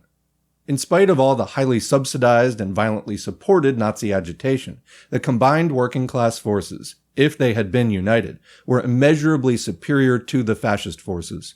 Even in the merely numerical test of the electoral votes, they were throughout superior, with one exception. If we add together the Social Democratic and Communist votes as an indication of the potential combined working class vote, which would have at once become immensely higher if there had been the enormous stimulus of a united fight against the capitalist dictatorship, this total exceeded the Nazi total on every occasion, save July 1932. On that occasion, it totaled 13,229,000 against 13,732,000 for the Nazis. But already within 4 months, by November that year, it totaled 13,241,000 against 11,729,000 for the Nazis. This, however, is merely in respect of the electoral counting of heads. In every real social and political test, in organization, in homogeneity, in their social role, in political consciousness, and in fighting power, the working class forces, if they had been united, were immeasurably superior to the Nazi electoral miscellany. The decisive question was thus the question of the united working class front. To this, the Communist Party devoted all its efforts. As the issue grew more and more urgent, the Communist Party issued appeal after appeal for the united working class front against fascism and the capitalist attack, both to the mass of the workers and specifically to the Social Democratic Party and to the General Trade Union Federation. Comment here, so there's two major tactics that we see during this period, the United Front, which was the alliance of all proletarian elements, communist and non-communist. And then later, actually right after this edition came out, the Popular Front, which was an alliance of all proletarian elements with non-proletarian, quote-unquote, anti-fascist elements. This was arguably more of an opportunist alliance, promoted under Dimitrov in the Comintern during this time, which led perhaps to some dilution of the proletarian revolutionary focus and the development of some harmful class collaborationist politics. But at this point, we still have in focus the united, non-class collaborationist working class front. Against what? Against fascism and the broader capitalist attack. Continuing, the first nationwide appeal for the United Front was launched in April 1932 by the Communist Party and the Red Trade Union opposition, who called for a combined action of all labor organizations against the then impending general wage offensive. This appeal won a measure of response among the lower trade union organs and Social Democratic membership, but it was rejected, of course, by the Social Democratic and trade union leadership, who maintained a ban on the United Front. In other words, an anti-communist ban. The second appeal for the United Front was made on July 20, 1932, after the von Papen dictatorship had expelled the Social Democratic government of Prussia. The Communist Party directly addressed itself to the executives of the Social Democratic Party and of the General Trade Union Federation, proposing the joint organization of a general strike for the repeal of the emergency decrees and the disbanding of the stormtroops. The Social Democratic leadership rejected this appeal for a united front, branding any call for a general strike as a provocation, and declaring that the only method to oppose fascism was the ballot. The third appeal for a united front was made on January 30, 1933, after Hitler had been installed as Chancellor. This appeal won such wide response that, though the Social Democratic leadership made no official answer, it was compelled to explain its refusal in the press and put forward tentatively alternative suggestions of a, quote, non-aggression pact, i.e. abstention from verbal criticism, but specifically excluding any action against Hitler on the grounds that he was legally in power and should not be opposed. The fourth appeal for a united front was made on March 1, 1933, after the burning of the Reichstag and the unloosing of the full Nazi terror. This appeal was left unanswered by the Social Democratic and trade union leadership, who were endeavoring to come to an understanding for the toleration of social democracy under fascism. Alongside these direct appeals for the United Front, the Communist Party endeavored to the utmost of its power to build the United Front from below, with the Social Democratic, trade union, and unorganized workers throughout Germany.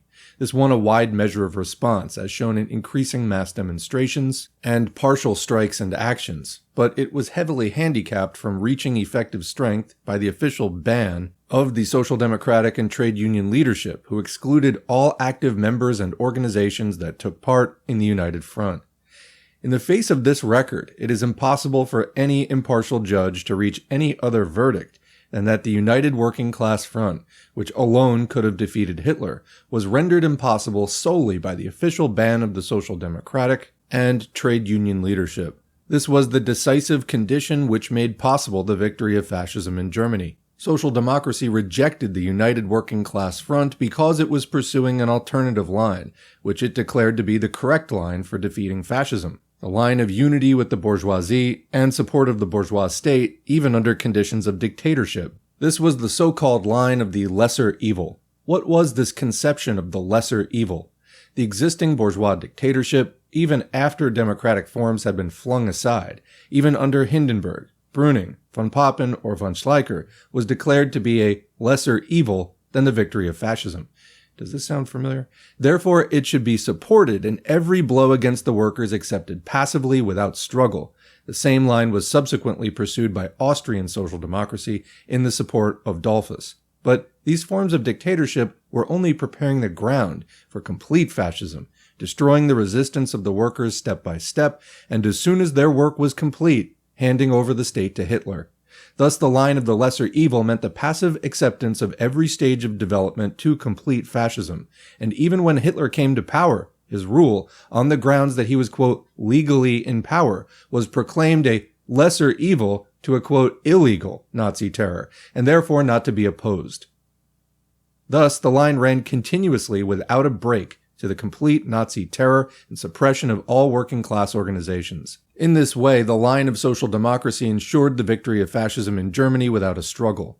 The first step in this policy was the toleration of the Brüning dictatorship since 1930. The second decisive step was the support of Hindenburg as president in 1932.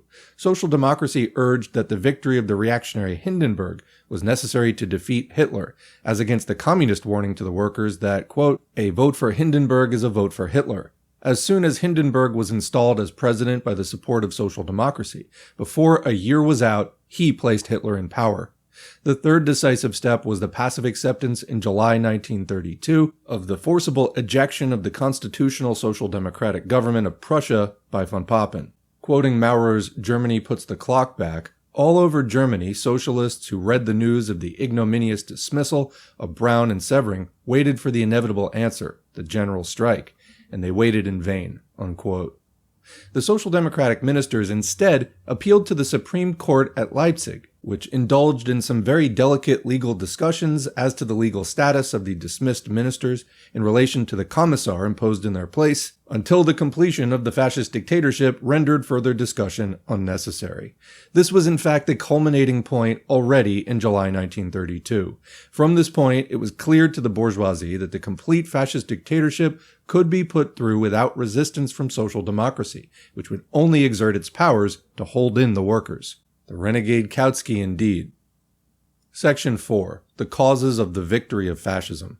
Although the effective building of the united working class front was thus prevented by the official ban and active opposition of social democracy, there was a growing measure of partial united front development from below through the initiative and leadership of communism.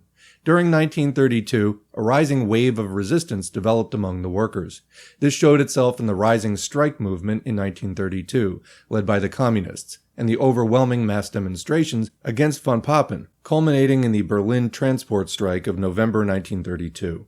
The Berlin transport strike was led by the Red trade union opposition, after an overwhelming majority vote of the men for a strike, 14,000 out of 18,000 voting, and 21,000 eligible to vote, had been turned down by the trade union officials. It was completely effective in stopping all traffic, and was broken only by wholesale government violence, arrests, and shootings. At the same time, the November elections reflected the rising wave. The Nazi vote fell by over 2 million. The Social Democratic vote fell by 700,000, while the Communist vote rose by 700,000 to nearly 6 million. This situation, as revealed both in the Berlin transport strike and in the elections, opened up the prospect of the effective leadership of the working class passing rapidly in the near future to communism, while the fascist tide was visibly ebbing.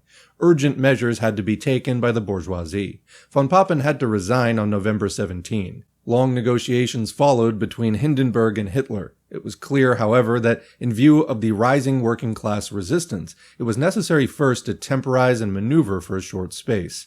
The social general von Schleicher was accordingly installed as chancellor for a couple of months, during which he relaxed some of the emergency decrees, especially with regard to the freedom of the press and assembly, proclaimed his main concern with the, quote, social question, negotiated for an alliance with Leipart and the trade union chiefs, who accordingly praised him highly in their press, and in general sought to lull the workers' resistance. At the same time, strong police protection was given to the Nazis, as in their provocative demonstration in the Bülow Square on January 25, 1933. Then, when the ground seemed adequately prepared, Hitler was installed as Chancellor on January 30. The ebbing of the fascist tide in the elections of November 1932 had been universally hailed by social democracy as the end of the fascist danger. Such predictive power there. The Social Democratic press spoke of the, quote, final annihilation of Hitler. The leading second international organ, the Vienna Arbeiter Zeitung, or workers' newspaper, wrote, "One thing is now clear. Germany will not be fascist." Yay. The British Labour publicist Lasky wrote in the Daily Herald, quote, "I think it is a safe prophecy that the Hitlerite movement has passed its apogee and that it is unlikely to retain much longer the appearance of solidity that it had a few months ago. Hitler or some of his partisans may enter the von Papen cabinet, but in that case they will be rapidly submerged by the forces of the right. The day when they were a vital threat is gone. All that remains of his movement is a threat he dare not fulfill. He reveals himself as a myth without permanent foundation." It's quoting from Lasky's Hitler, Just a Figurehead in the Daily Herald, November 19, 1932. Such was the wisdom of social democracy on the very eve of Hitler's dictatorship. At the same time, the communists were giving the warning with regard to the election defeats of the Nazis, quote, "However great the defeat of National Socialism may have been, it would be criminally foolish to talk of the smashing up of the mass movement of fascism." It's quoting from the Communist International, December 1st, 1932. Once again, the communist diagnosis proved correct, as in the case of the election of Hindenburg, and on issue after issue in the whole development to fascism, and the social democratic diagnosis proved hopelessly incorrect. The electoral retreat of the Nazis in November, so far from meaning the annihilation of fascism, meant the opposite. Just the evidence of waning mass support hastened the decision of the bourgeoisie to place fascism in power, before its stock should have hopelessly sunk and communism grown to full strength in the working class, in order that, on the basis of state power, fascism should be able to rebuild its strength and smash all opposition. Footnote here, interesting confirmation of this analysis of the situation preceding the advent of Hitler to power is afforded by the American observer, C.B. Hoover, in his book, Germany Enters the Third Reich, 1933. Arriving in Germany in the latter part of 1932, he found the situation following the November elections as follows, quote, "During this period, the writer discussed the political situation with industrialists, editors, bankers, political leaders, university professors, labor leaders, economists, and others.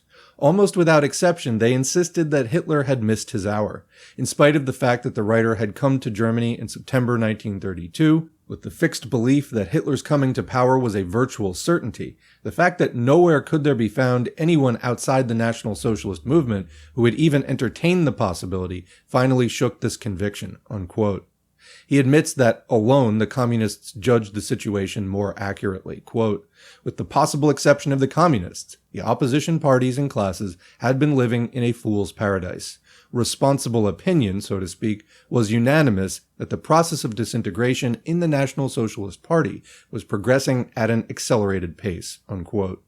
He notes further that just this disintegration of the Nazi movement convinced the big bourgeoisie of the necessity to take immediate steps to counteract this. Quote, "After the losses of the National Socialists in the Reichstag elections of November, German big business decided that the immediate danger was that the National Socialist Party might disintegrate too rapidly," unquote. Back to the main text. If the coming to power of fascism in Italy was already the opposite of a revolution, being entirely carried out under the guidance and protection of the higher authorities, this was still more ignominiously the case with the coming to power of fascism in Germany. There was no pretense of a march on Rome.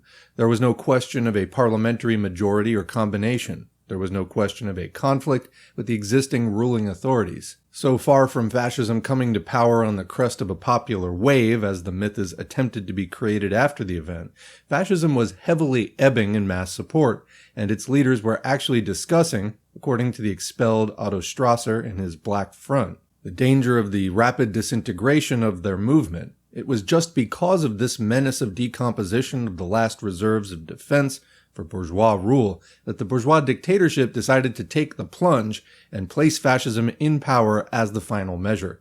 Fascism was placed in power by the grace of a social democratically elected president. The significance of placing Hitler in power was above all the amalgamation of the already existing dictatorial state machine, prepared by Brüning and von Papen, and the extra-legal fascist fighting forces to create a single unparalleled instrument of terror for war on the working class. Whereas in Italy, the great part of the work of terror and material destruction was carried out already before the conquest of power, in Germany this was not possible to anything approaching a similar degree, owing to the superior strength of the working class, and the overwhelming terror and destruction, the unleashing of all the furies of lawlessness, only took place after the Nazis were safely ensconced in state power.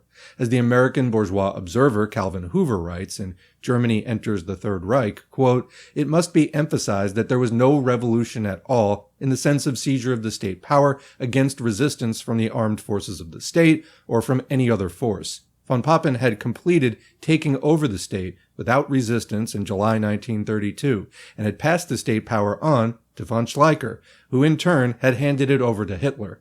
Consequently, the assaults which took place were against unarmed and unresisting individuals. The extraordinary skill of Hitler in paralyzing the will to resist of his opponents had, strictly speaking, made all these acts of violence unnecessary, except as a means of satisfying the bloodlust of the SS and SA detachments," unquote.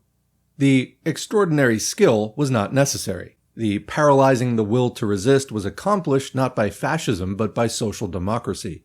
The question is often asked why the advent to power of Hitler and the unleashing of the Nazi terror did not immediately release a universal movement of resistance of the powerful German working class.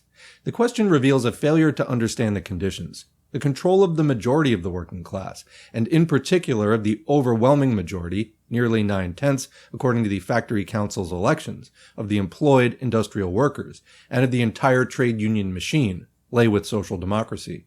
The traditions of the German working class movement are, more than in any country, the traditions of a disciplined movement. The The decision as to the action or otherwise of the German working class in the face of Hitler lay primarily in the hands of the Social Democratic and trade union leadership. But the policy of social democracy was to tolerate Hitler, and even, especially in the case of the trade union leadership, to seek to reach an accommodation with him. Already in 1932, the Social Democratic leadership were speaking favorably of the prospect of a Hitler government. Thus, Severing declared in April 1932, quote, "The Social Democratic Party, no less than the Catholic Party, is strongly inclined to see Herr Hitler's Nazis share the governmental responsibility," unquote. And the party organ forwards wrote in the same period, quote, "Apart from constitutional considerations, it is a precept of political sagacity to allow the Nazis to come to power before they have a majority," unquote. Let Hitler come to power. Hitler's coming to power is inevitable. Hitler's coming to power will be the quickest way to expose him. This was the fatal line of thought of social democracy. Only the communists were opposing this line and proclaiming in the same period, in Rota Fana, April 26, 1932, quote, "We shall do everything to bar Hitler's way to governmental power," unquote. But the communists were in the minority. When Hitler came to power on January 30, the Social Democratic leadership rejected the communist appeal for a united struggle. They declared that Hitler had come to power constitutionally and legally, i.e. by the appointment of Hindenburg from above, and therefore should not be opposed. The only course was to await the elections on March 5. Meanwhile, Hitler armed the stormtroops and incorporated them in the state as, quote, auxiliary police, with special control of the, quote, policing of the election, sounds familiar, suppressed the entire Social Democratic and Communist press, forbade all working class meetings and propaganda, arrested all leading militants, and let loose the terror, and under these conditions held his, quote, elections. Even the conservative Times was compelled to declare that such conditions, already a fortnight before the burning of the Reichstag and before the full terror and suppression, quote, render the holding of normal elections impossible. It's quoting from February 15, 1933. On the eve of the poll, the Daily Herald wrote, on March 4, 1933, quote, "The people of Germany go to the polls under the shackles of a vile terrorism. The result of the poll will be no index of the thought of the nation," unquote. The figures of the polling, which in some districts exceeded the number of electors, revealed also the falsification of the poll, in addition to the terror. Yet after the terror elections, the entire social democracy seized eagerly on the plea that Hitler had now a, quote, democratic mandate, and that it would be indefensible to oppose him save as a, quote, loyal parliamentary opposition, unquote. Let me just interject here. Lenin made a statement, I think back in 1916 or 17, about how it becomes reactionary to defend bourgeois civil liberties as soon as, and bourgeois processes in general, as soon as a revolutionary alternative, that is, the possibility of passing over into socialism, appears. And so in every way here, social democracy showed itself to be reactionary, opposing revolution, and basically against all evidence. I mean, every type of evidence you could possibly conceive of. Clinging to this idea and trying to ram it down everyone's throat and refusing to accept the evidence that this bourgeois democracy, all of this process, was not working, that it was bringing to power a bourgeois terror, a tyranny. You just can't defend the system at that point because, again, it's just reactionary. You're holding back historical progress. Continuing. Stampfer, the former editor of Vorwärts, wrote in the party bulletin after the elections, quote, "The victory of the government parties makes it possible to govern strictly in accordance with the Constitution. They have only to act as a legal government, and it will follow naturally that we shall be a legal opposition. If they choose to use their majority for measures that remain within the framework of the Constitution, we shall confine ourselves to the role of fair critics," unquote. And Karl Kautsky wrote, quote, "The dictatorship has the mass of the population behind it." That's in What Now? Reflections upon March 5th. The diplomatic correspondent of the Daily Herald, W.N. Aver, wrote, quote, "The triumph of Hitler, everyone is saying, is a heavy defeat for democracy, yet it is really nothing of the kind. It is a victory of democracy, or at any rate of demagogy. Hitler has come to power by the most strictly constitutional means. He is Chancellor of Germany under the Weimar Constitution," shows you what that's worth, "and by virtue of the Weimar Constitution. Of course, there was a certain amount of intimidation at the elections, there always is, but it was under the circumstances curiously small. The figures indeed are proof that the election was practically free." That's in Aver's Why Hitler Triumphed, April 1933. The chairman of the Independent Labor Party, Maxton, wrote, quote, "The brutalities do not make my statement false that Hitler first contrived to get a popular mandate for setting up his regime." Unquote. That's from December 29, 1933. Thus, social democracy endeavored to cover its subserviency and bootlicking to fascism by the transparent device of ignoring the terror preceding the election and thereafter arguing that the mock election conducted under the terror constituted a, quote, democratic mandate. The victory of fascism was, in the labor and social democratic view, a, quote, victory of democracy. But there was a, quote, certain amount of intimidation at the elections, but curiously small. The complete suppression of the communist and social democratic press, the arrest of the communist deputies, the raids on communist and social democratic buildings, the armed occupation of the communist headquarters, the suppression of all freedom of speech and meeting, the beating up and imprisonment of thousands of the most active communist and social democratic workers. All this is a, quote, curiously small amount of intimidation at the elections. Quote, the election was practically free. Such is the Labor Party conception of democracy, which throws a revealing light on their pose as champions of democracy, or their claim through it to bar the way to fascism. The line of social democracy after the elections, in the face of the full operations of the fascist dictatorship and terror, continued this degradation and subserviency to the extreme point in the endeavor to win favor with fascism. The speech of the leader, Wels, at the opening of the Reichstag on March 23rd was the signal expression of this line of endeavoring to win the favor of fascism.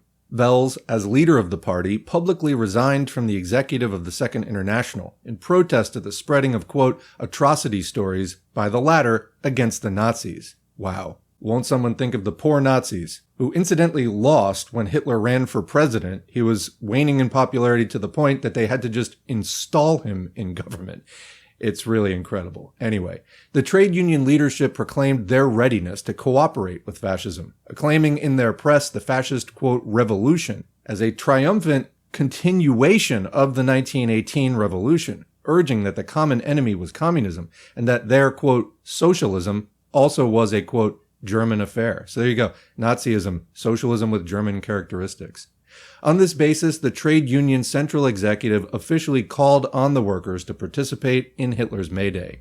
Quote, the union leaders, declared the Labor Daily Herald on April 24, 1933, have sealed their reconciliation with the new rulers of Germany, unquote.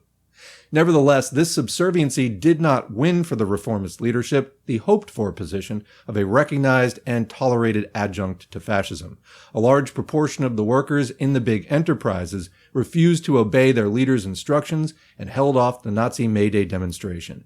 As soon as it was thus clear that the hold of the reformist leadership on the workers was insufficient to serve the purposes of fascism, immediately on the next day, May 2nd, the Nazis took over the trade unions, incorporating them into their labor front, and threw the leaders into prison, replacing them by Nazi officials. Quote, the Leiparts and the Grossmans, declared Dr. Ley, the leader of the Nazi labor front, may profess their devotion to Hitler, but they are better in prison, unquote. The Social Democratic Party trod the same path of ignominious capitulation, followed by dissolution. On May 17, the entire Social Democratic Party in the Reichstag, that's the parliament, voted for the fascist government's resolution and joined in the unanimous acclamation of Hitler. This also did not avail them. The entire property of the Social Democratic Party was confiscated, and on June 22nd, the organization was formally declared dissolved. If the attempt of social democracy to become an officially recognized and tolerated adjunct of fascism thus failed, in fact, a considerable number of the functionaries, state and municipal officials, police presidents, trade union organizers, etc., directly joined the Nazis and continued in their posts, as also the Reichstag leader and the former Minister of the Interior later declared their support for the Nazis. This was manifestly not for any lack of trying on the part of the leadership, but only because fascism had no confidence in their power to control the workers and no use for any form of independent working-class organization, however subservient the leadership. Social democracy was thus forced by the bourgeoisie, in spite of all its pleadings, to perform its task of disruption under the conditions of illegality, under which conditions it could be of more use to the bourgeoisie in the event of a rising revolutionary wave in the working class than if it were openly identified with fascism. Now, that's really important. Social democracy was thus forced by the bourgeoisie, in spite of all its pleadings, to perform its task of disruption under the conditions of illegality, under which conditions it could be of more use to the bourgeoisie in the event of a rising revolutionary wave in the working class than if it were openly identified with fascism. So in other words, the fascist order looked at social democracy and said, yeah, you can't really hold the workers in check. We're going to do that from now on. We're going to put you on ice and just bring you back out, and you'll have some street cred because we can put out the line that, well, the Nazis didn't like the Social Democrats, they made them illegal, they drove them underground, but really they were just keeping them on ice, perhaps to be used later, again, in the event of a rising revolutionary wave in the working class. So, continuing, the opposition to fascism thus rested throughout with the Communist Party alone, which was the sole political force in Germany to maintain the fight against fascism unbroken through all the terror. But the Communist Party was not yet at the moment of the fascist coup in a strong enough position to lead the working class in the face of the opposition of the Social Democratic and the trade union machine. The figure of 6 million communist electors is a deceptive measure of the real fighting strength, because the fighting strength of the working class depends on the employed industrial workers in large-scale industry, and it was just there that communism was weak. In 1930, at enterprises employing 5.9 million workers, the reformist trade unions had 135,689 factory committee members, or 89.9% of all factory committee members. The proportion of communist influence was thus inadequate to draw the working class into the struggle. The communist call for the general strike against Hitler remained without effective response. The majority of the workers remained faithful to their own heavy cost and subsequent disillusionment to social democratic discipline. In this situation, for the Communist Party to have attempted an insurrection as a minority, in isolation from the majority of the working class, would have been an indefensible putsch, resulting only in the destruction of the vanguard of the working class and ensuring Hitler's power for a generation. The Communist Party was compelled in consequence to pursue the difficult course of postponing the decisive struggle, to maintain its organization, to spread an ever-widening network of agitation and organization in the midst of conditions of unparalleled terror, and in this way, to build up the illegal revolutionary movement and the leadership of the working class, and to prepare the final decisive struggle for the overthrow of Hitler and the victory of the working class revolution. The speed, tenacity, heroism, and self-sacrifice with which this task is being accomplished, on a scale unparalleled in working class history under conditions of illegality and terror, as testified even by all bourgeois observers, is the guarantee of future victory. The decisive causes of the temporary victory of fascism in Germany thus stand out sharply and clearly. First, the strangling of the 1918 revolution, the destruction of the power of the working class in the name of, quote, democracy, and the restoration of the capitalist dictatorship and the protection of the reactionary institutions of the old regime under the cover of Weimar, quote, democracy. Comment, remember, the idea with a communist revolution is to completely tear down all the old institutions, which are bourgeois institutions, stamped with the class character of bourgeois rule, and then replace them with new institutions which bear the mark of proletarian rule and are fit for that purpose. You can't just reform the existing state, as so many reformists try to say. You have to replace it. Second, the support of the Brüning dictatorship and of the successive stages of emergency dictatorship in preparation of fascism by social democracy and the trade unions. Third, the rejection of the United Working Class Front and the active ban on the United Working Class Front by social democracy and the trade unions. Fourth, the refusal of social democracy and the trade union leadership to resist Hitler on his accession to power or on the opening of the Nazi terror. The experience of Germany from 1918 to 1933 is the classic demonstration before the international working class of how a working class revolution in 15 years' time can be destroyed and squandered and brought to the deepest abyss of working class subjection. It is the classic demonstration before the international working class of where the path of bourgeois, quote, democracy leads, step by step, to its inexorable conclusion. History has produced in the two great post-war revolutions, the Russian Revolution and the German Revolution, the gigantic demonstration of the two main paths in our epoch and where they lead. The Russian October Revolution and the German November Revolution occurred within 12 months of each other, but they followed divergent paths. The one followed the path of the proletarian dictatorship of the Communist International. The other followed the path of bourgeois, quote, democracy of the Second Socialist International.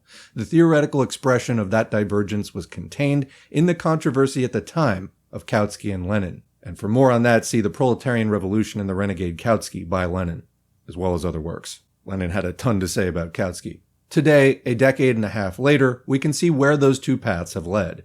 The path of the proletarian dictatorship, of Lenin, of the Communist International, has led to the ever greater strengthening of the workers and the triumphant building of socialism.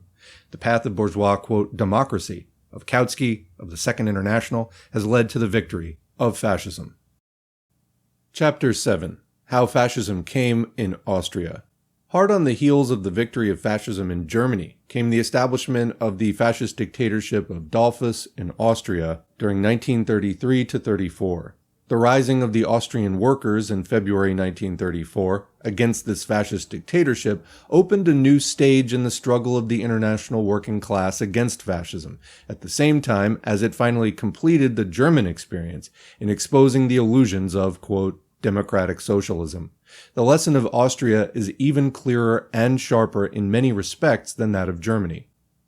Section 1. The significance of the Austrian experience.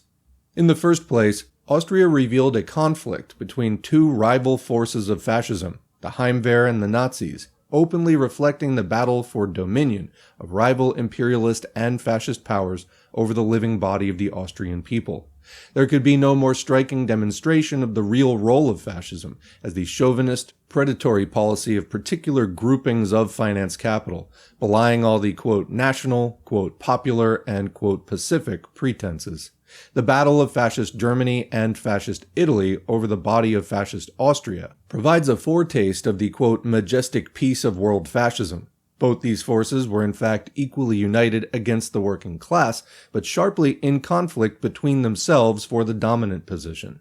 In the initial stage, the clerical fascism of Dollfuss, subordinate to Italian fascism, has conquered, but the further development of events may still bring a change of combinations and the possible ultimate dominance of the Nazis and pan-German fascism. In this situation, the fatal policy of the working class organizations under social democratic leadership was to endeavor to support one fascist group against the other, Dollfuss against the Nazis, as the, quote, lesser evil.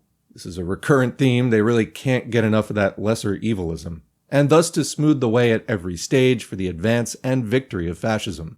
Second, the fascist dictatorship of Dollfuss grew directly out of bourgeois democracy under Dollfuss, even more clearly than the parallel Hindenburg-Hitler process in Germany. Dollfuss was acclaimed throughout Western Europe as the, quote, champion of democracy against fascism, i.e. against the German Nazi menace, and on this basis was supported and tolerated by social democracy, at the same time as, in fact, he was carrying through the transition to fascism. Up to the last, on the very eve of the workers' rising, social democracy was offering to accept and support an emergency dictatorship of Dollfuss, the suspension of the parliamentary regime, and the institution of a form of corporate state, on condition of being permitted to exist under these conditions, the clearest, most conscious expression of the line of social fascism. The policy of social democracy, of the, quote, lesser evil, here receives its crushing exposure no less heavily than in Germany. Third, the Austrian working class was the most highly organized in the capitalist world. In a population of 6 million, the paying membership of the Social Democratic Party numbered 600,000, and the voting strength 1.5 million, or 70% of the electorate in Vienna and 40% of the electorate in the whole country.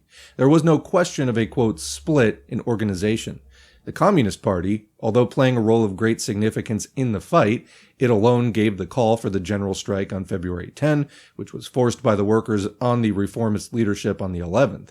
And in the actual launching of the fight, Linz, where the united front of the communist and social democratic workers had been established in defiance of the reformist leadership, and the fight was opened against the express orders of the reformist leadership, was nevertheless extremely weak in numbers. The attempt to explain the advance and victory of fascism by the, quote, split in the working class through the existence of communism, thus blaming communism for existing, is thus exploded once and for all by the example of Austria.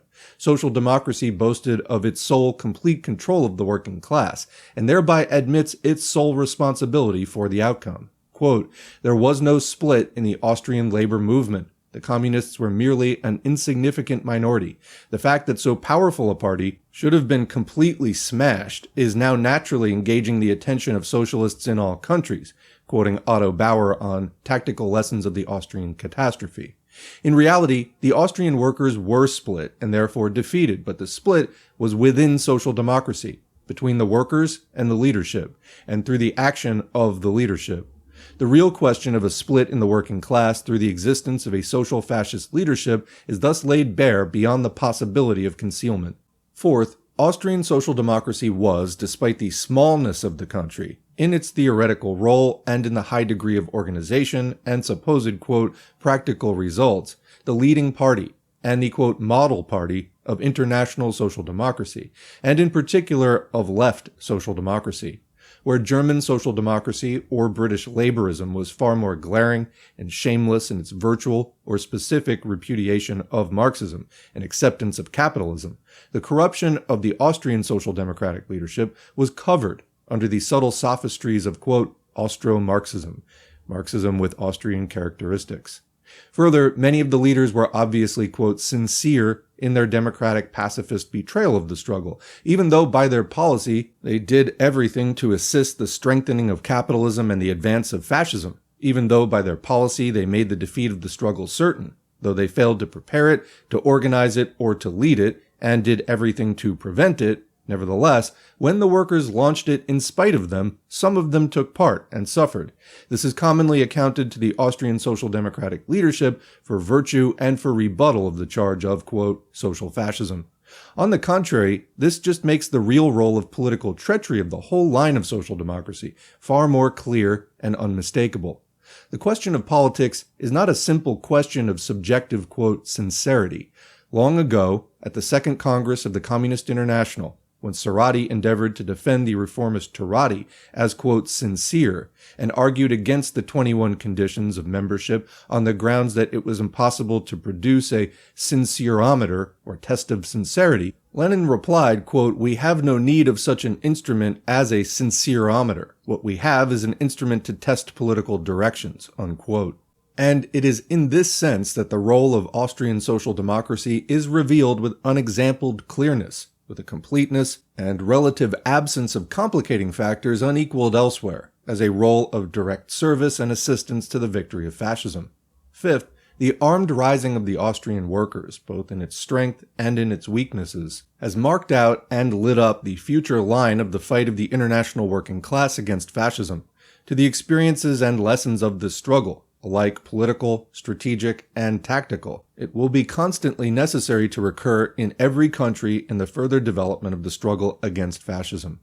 The Second International endeavors to draw two lessons from the Austrian events. On the one hand, they endeavored to exploit the fight of the Austrian workers, launched in the face of the express warnings and prohibitions of the social democratic leadership, as a vindication of the, quote, honor of social democracy after the German exposure, and a proof that social democracy can and does fight. On the other hand, they endeavor simultaneously to prove that the Austrian outcome has shown the policy of armed struggle to be impossible and foredoomed to failure, that against modern artillery nothing can avail, and that the Austrian rising was only a, quote, heroic gesture, nothing more. Quoting Bauer, no one doubted that the military forces of the government were much stronger than the power of the workers, and that the workers could not succeed in struggle against the government, unquote. Thus, social democracy seeks to prove two opposite conclusions. They wish simultaneously to cover their real policy of surrender with the stolen glory of the rising which they prohibited, and in the next breath to prove the correctness of their policy of surrender, that struggle is impossible, and that the victory of fascism is consequently inevitable. Both conclusions are false. The Austrian workers fought not through the initiative and leadership of social democracy, but against the express instructions of social democracy. The victory of the workers is not impossible. The lesson of Austria shows the exact opposite, how closely victory was within reach of the workers had there been leadership and organization, had the full forces of the working class been brought into play, had there not been division and chaos at every strategic point of the leadership, and had the struggle been entered on at the right time, with clear political aims and with the tactics of the offensive. Victory was only made impossible by the policy of social democracy. It can be and will be achieved under revolutionary leadership. Section 2. The Betrayal of the Central European Revolution. As in Germany, so in Austria, the issue of the workers' struggle cannot be judged solely on the basis of the final stage of the fascist coup, of the days of February 1934, but must be seen in relation to the whole line of development of 1918 to 1934. Just as the strangling of the 1918 revolution in Germany by social democracy laid the basis for the ultimate victory of fascism, so also in Austria. The victory of the proletarian revolution in Austria was fully in the grasp of the workers by 1918 to 19, and was only prevented by social democracy. This is common ground and is admitted by the social democratic leaders themselves. Otto Bauer describes the situation at the end of the war in his book, The Austrian Revolution of 1918. Quote, "There was deep ferment in the barracks of the People's Army. The People's Army felt that it was the bearer of the revolution, the vanguard of the proletariat. The soldiers, with arms in hand, hoped for a victory of the proletariat. Dictatorship of the proletariat, all power to the Soviets, was all that could be heard in the streets." Bauer continues, quote, "No bourgeois government could have coped with such a task. It would have been disarmed by the distrust and contempt of the masses. It would have been overthrown in a week by a street uprising and disarmed by its own soldiers. Only the Social Democrats could have safely handled such an unprecedentedly difficult situation because they enjoyed the confidence of the working masses. Only the Social Democrats could have stopped peacefully the stormy demonstrations by negotiation and persuasion. Only the Social Democrats could have guided the People's Army and curbed the revolutionary adventures of the working masses. Adventures. The profound shake-up of the bourgeois social order was expressed in that a bourgeois government, a government without the participation in it of the Social Democrats, had simply become unthinkable." Unquote. The role of Austrian social democracy was thus in fact exactly parallel to that of the German. The power of the workers' revolution was deliberately destroyed by social democracy in the name of bourgeois pseudo-democracy. The bourgeois order was only saved by the coalition government from 1918 to 1920 of Austrian social democracy and the bourgeois parties, with Bauer as foreign minister and Deutsch as minister for war. This is the background which lies behind the victory of fascism. Footnote here, the British Labour spokesman, Lasky, writes of the role of Otto Bauer in his Salute to Vienna's Martyrs, February 17, 1934. Quote, "Austrians themselves acknowledge that without his influence there would have been civil war in Vienna when the peace of 1919 came. That there was half a generation of peace in this troubled country Austria owes to him more than to any man. The privileged class has rewarded him not only by bombarding his accomplishment to pieces, but by making certain in the years that lie ahead the bloody revolution he strove with all his great powers to avert." Unquote. The, quote, "ingratitude of the bourgeoisie to social democracy for having saved it is the only lesson that the labor publicist is able to draw even after this demonstration of the iron logic of the class struggle. That the first events, the refusal and active preventing of the path of the proletarian revolution and of civil war, when it could have been achieved with the greatest success and the minimum of suffering, is the cause of the second, the subsequent crushing, after capitalism has recovered its strength and prepared its armed forces, of the workers in blood he is unable to see. He admits that the path of, quote, bloody revolution now becomes inevitable after 15 years of suffering, after the maximum strengthening of the class enemy, and therefore now involving far heavier sacrifice and bloodshed, that the so-called peaceful path is thus proved to involve, in the end, not the avoidance of bloodshed, but the maximum of bloodshed. Let's repeat that. He admits that the path of, quote, bloody revolution now becomes inevitable after 15 years of suffering, after the maximum strengthening of the class enemy, and therefore now involving far heavier sacrifice and bloodshed, that the so-called peaceful path is thus proved to involve, in the end, not the avoidance of bloodshed, but the maximum of bloodshed. But he refuses to recognize the plain conclusion that the whole labor and social democratic theory is thereby exploded. Back to the main text.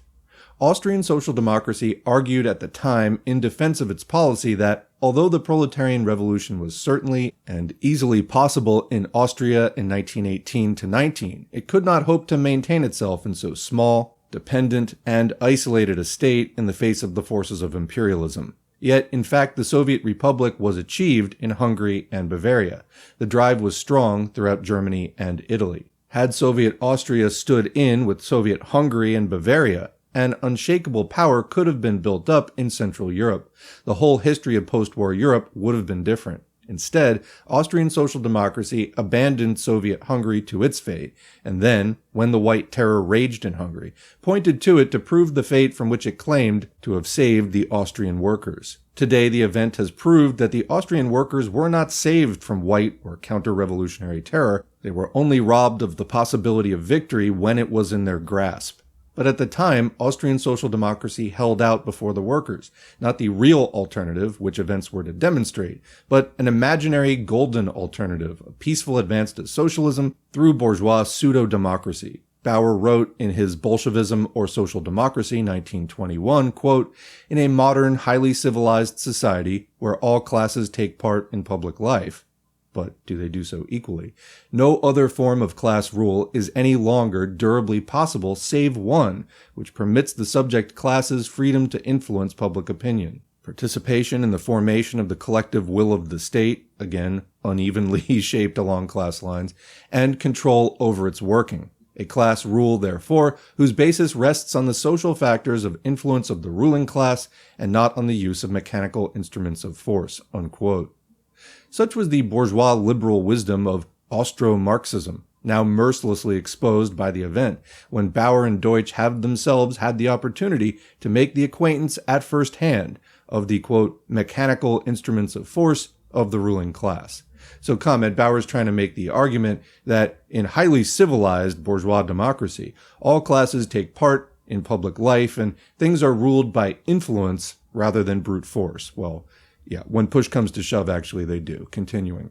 In this way, while the Austrian workers suffered and went short under the, quote, "democratic republic," the magnificent apartment buildings erected in Vienna for a portion of their numbers became the, quote, "symbol of reformist, quote, achievement, of the supposed alternative to Bolshevism, in reality, of the temporary buying off of the workers' revolt, while the bourgeoisie was not yet strong enough to defeat them, preliminary to smashing them." The Second International Manifesto on the Austrian events declares, quote, "The fate of the wonderful municipal houses of Vienna is a symbol. The constructive work of the socialists created them. The guns of fascism have reduced them to smoking ruins," unquote. The symbol goes very much further than the Second International appears to realize. It was not only the apartment buildings that were struck by the guns, it was the illusions of reformism, of the, quote, "alternative path to Bolshevism." The Russian journalist Ilya Ehrenberg, in A Soviet Writer Looks at Vienna, has related how in 1928 he visited these municipal buildings in all their glory, conducted by a proud representative of social democracy. He admired these buildings, their planning, their construction, their beauty, their organization, even though he could not fail to see, alongside the playing fountain in the beautiful garden, an unemployed worker weak with hunger. But he asked his guide, "You have indeed constructed wonderful houses, but have you not the feeling that these houses are built on the land of another? Has not the example of our country taught that the worker must pay with his blood for every foot of ground that he conquers? We had to destroy much, to destroy in order after victory to construct. You have begun, not with the machine gun, but with the compass and the rule. With what will you end?" His companion smiled and replied, "We shall end with the pacific victory of socialism. Do not forget that at the last elections, 70% of the population of Vienna voted for us. That was in 1928. In February 1934, Ilya Ehrenberg revisited these buildings. He saw the battered walls, the gaping holes, the debris under which people said corpses still lay, the trembling, cowering women and children, hunger and misery, and the flags of the Heimwehr flying from the towers.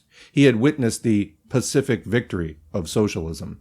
Out of the conditions of bourgeois democracy, in Austria, as everywhere, fascism was bred. The bourgeoisie, under the protecting aegis of social democracy, under cover of the magnificent apartment buildings, built up its strength anew and prepared its armed forces for the struggle. But fascism was not born in a night. It took 15 years for it to grow to full strength.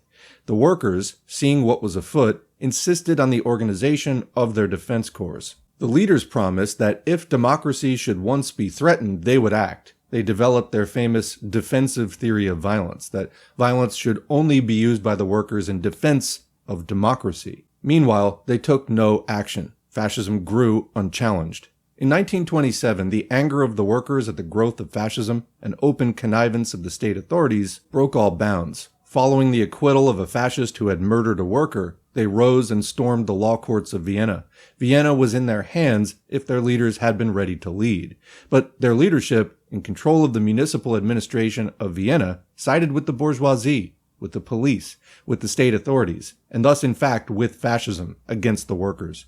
The workers' rising was crushed in blood with the connivance of social democracy. Quoting from the New Statesman and Nation, February 24, 1934, quote, Dr. Deutsch, the commander of the Republican Defense Corps, has reminded the world that at the time of the Vienna disorders of 1927, when an excited mob burned down the Palace of Justice, not one military weapon of the many thousands at their command was issued to the Republican Defense Corps. There are photographs on record showing that Bürgermeister Seitz and other socialist leaders, at the risk of their own lives, went out into the midst of the angry mob to calm them. 95 men and women were killed by police bullets on that occasion, and only 5 police, figures which speak for themselves. Why did not these bloodthirsty revolutionaries seize their opportunity when the Heimwehr were in their infancy, the army largely socialist, democracy unchallenged in Europe, and the clerical party comparatively weak? It is that the Austrian Social Democratic Party has established by its whole history the right to the description of democratic and pacific, unquote. Thus the approval of the bourgeois liberal journal. The working class will take a different view of 1927, when Austrian fascism could have been wiped out in its infancy.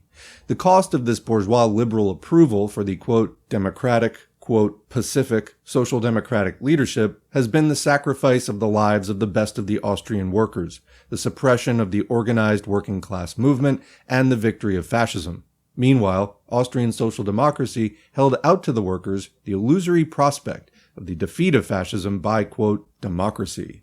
After the 1930 elections had returned the Social Democratic Party as the largest party, with 72 representatives against only 8 representatives for the Heimwehr, the party leadership triumphantly reported, quote, democracy has inflicted a crushing defeat on the Heimwehr and its promoters. The Heimwehr movement, which until recently believed itself to be on the eve of the final victory, is in a state of rapid decline. The purely political problems have ended with the complete victory of the working class.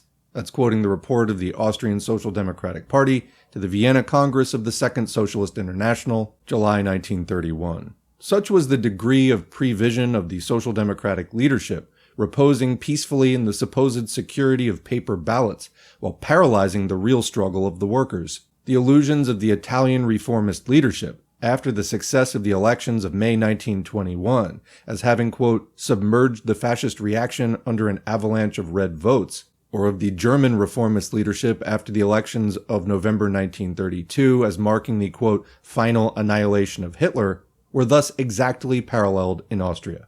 In reality, fascism was preparing its final coup, when the issue would depend not on paper ballots, but solely on the mass struggle and the organization of class force.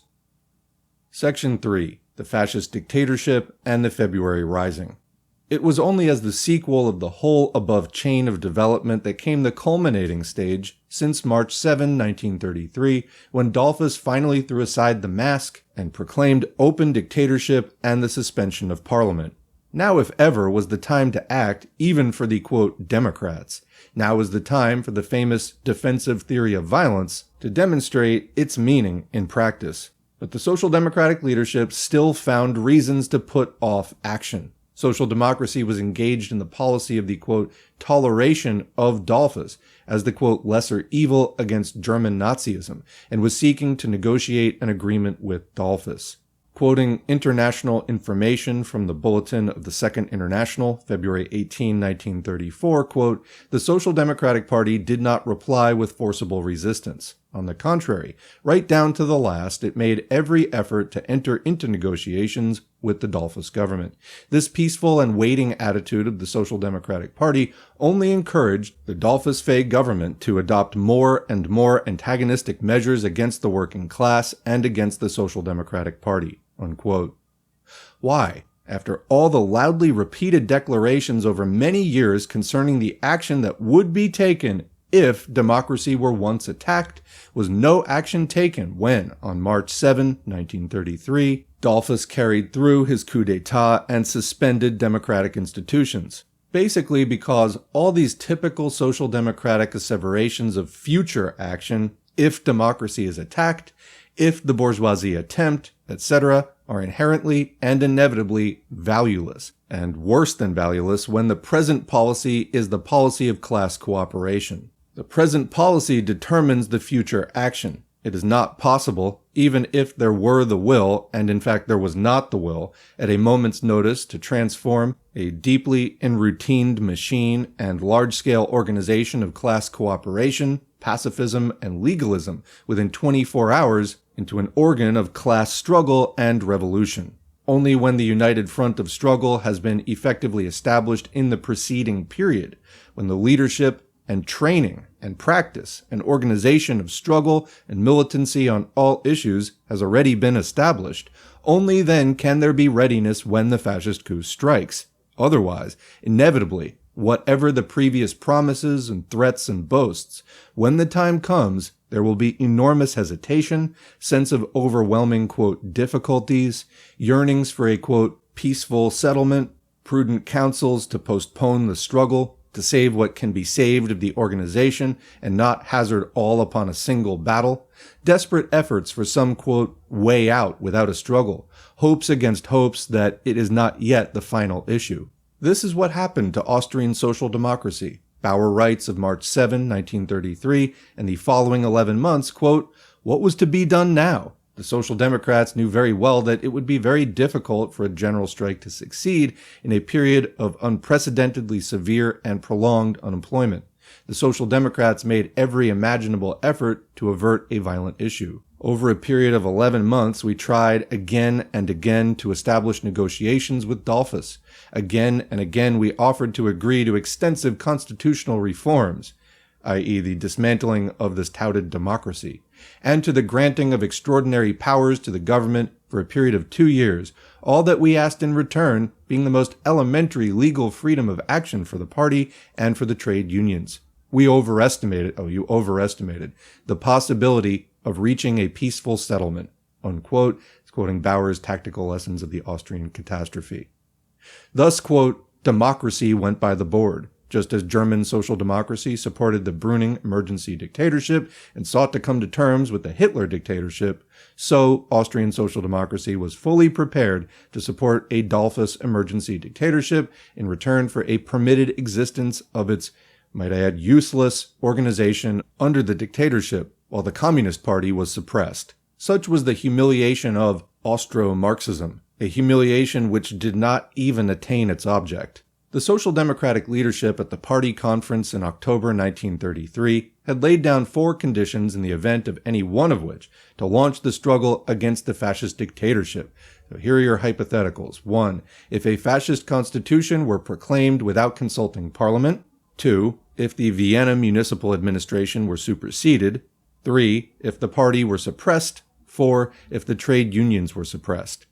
In fact, this widely advertised strategy of the 4 conditions never came into operation in practice to launch the struggle. The fascist dictatorship was steadily engaged in consolidating its position, in disarming the workers, in arresting the local leaders, in arming its forces, and in sapping the workers' positions in detail, until at last the workers found themselves compelled to resist if they were not to be already completely wiped out before the 4 conditions came into operation. Thus, the 4 conditions were not a method to prepare the struggle, but in reality, a mechanism to paralyze the struggle. Comment, because if the enemy knows what you're waiting for, it's going to hit you before any of that stuff happens, while they know that you're defenseless. And so it was a mechanism to paralyze, not to prepare. Continuing. What was the consequence of this whole line of successive surrender and protracted attempts at negotiation? Did it succeed even in, quote, averting a violent issue? On the contrary, it only ensured that violent issues should develop under the conditions most favorable to fascism and most unfavorable to the proletariat. Fascism was able to strengthen and prepare its forces while the workers were weakened. Bauer continues in the statement already quoted, quote, "But during the 11 months that we were trying to secure a peaceful denouement, the military strength of the government considerably increased. The Heimwehr was supplied with arms, and on the other hand, large sections of the working class, especially the railwaymen, were discouraged, crushed, and robbed of their fighting spirit by the oppressive tactics of the government," unquote. He is accordingly compelled to make the significant admission, with italics added, "If we had launched our attack at an earlier stage, our action would have been on a greater and more universal scale, and the prospects of victory would have been brighter. Consequently, if we did make a mistake, our mistake consisted in unduly prolonging our efforts for a peaceful settlement and in unduly postponing the decisive struggle. There's no need for us to feel ashamed of this mistake. We made it because we wanted to spare the country and the working class the disaster of a bloody civil war," unquote. Yeah, no shame there. All you got was fascism. No biggie.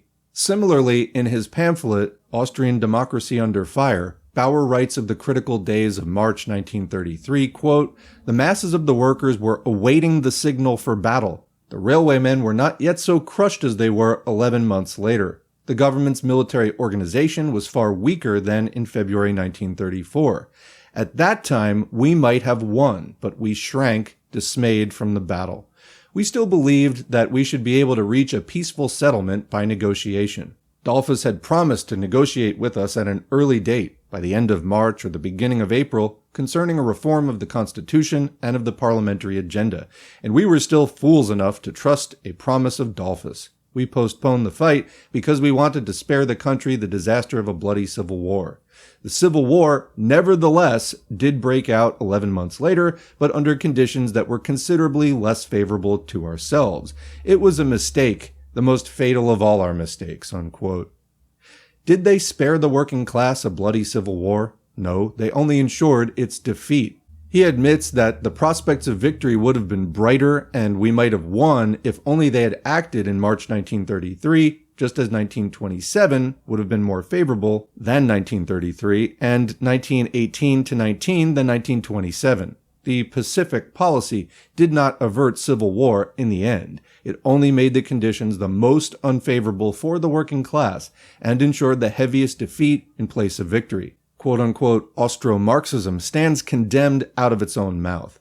The waiting policy meant that fascism was step by step able to prepare its positions. The Defense Corps was declared illegal. The Communist Party was declared illegal. The Heimwehr was strengthened and fully equipped with arms. Arms of the workers were searched for and seized wherever they could be found. Local leaders were arrested. At strategic points, particularly among the railwaymen, militants were removed and, quote, patriotic agents installed. All this, of decisive importance for the future struggle, went forward without resistance. The workers pressed more and more for resistance, but the Social Democratic leadership held them back, thus performing its indispensable service to fascism. The first report of a leader of the Austrian Social Democratic Party, published in the Second International's Bulletin on February 18, 1934, declares, quote, "The embitterment of the working class regarding the government's policy continually increased. The embitterment of the workers was directed more and more against the policy of the party executive, which was to wait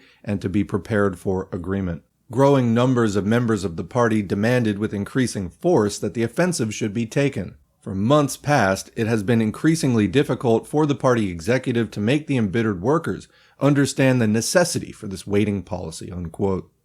Here is seen the real split in the Austrian working class. Between the workers, the united front between the Social Democratic and Communist workers was growing in the localities, and the Social Fascist leadership. When the final struggle at last broke out on February 11, 1934, it broke out in spite of and against the orders of the Social Democratic leadership. The official report already quoted makes this clear, quote, "During the last week, there were growing signs that the government was preparing for the decisive blow. These events caused the workers to take the following view. In this situation, we can no longer allow ourselves to be disorganized by the arrests of Schutzbund leaders and by the confiscation of stores of arms, unless we are to confront a fascist coup d'etat defenseless and unable to fight within a very few days.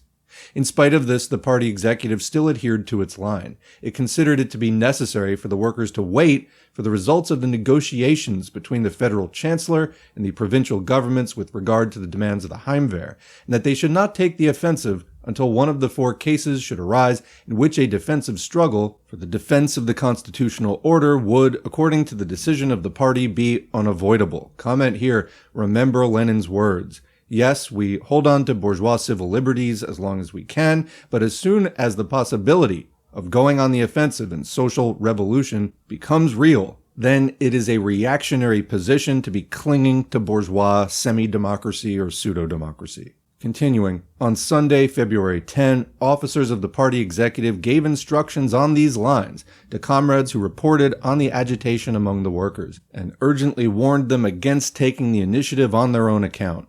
But the agitation among the masses had reached such a pitch that these warnings from the party executive were not heeded." Unquote. Thus, the honor of the Austrian rising rests wholly with the workers and not with the social democratic leadership.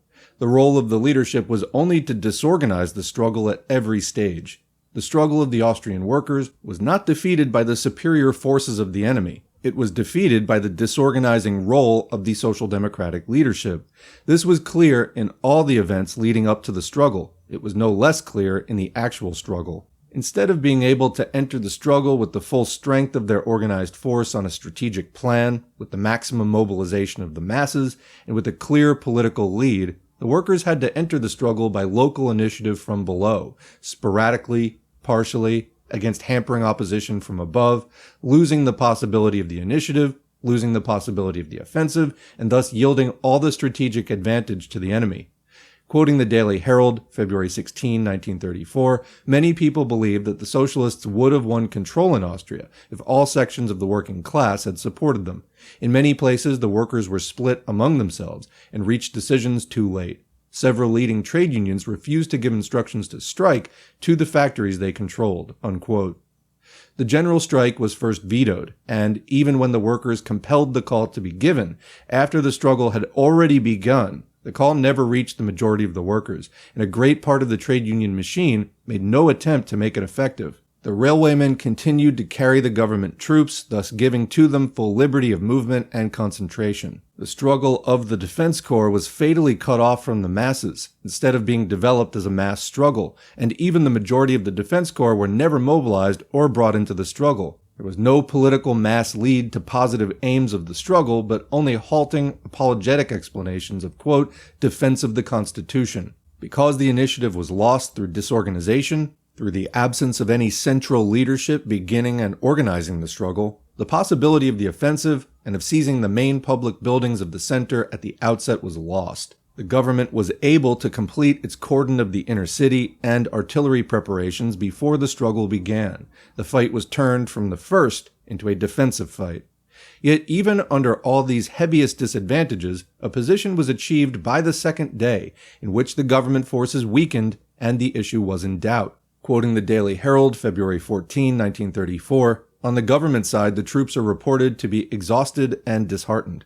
According to the Vienna correspondent of the Berliner Tageblatt, sections of the 5th Infantry Regiment have deserted to the socialists. Deprived of a bully's walkover, the fascist Heimwehr showed that they had little stomach for a real fight. Many have flung down their arms, and the rest may be withdrawn to barracks, unquote.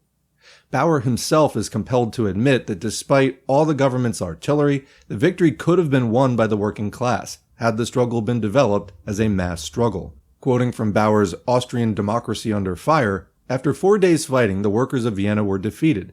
Was this result inevitable? Could they conceivably have won? After the experience of those 4 days, we can say that if the railways had stopped running, if the general strike had spread throughout the country, if the Schutzbund had carried with it the great mass of the workers throughout the country, the government could hardly have succeeded in suppressing the rising." Unquote.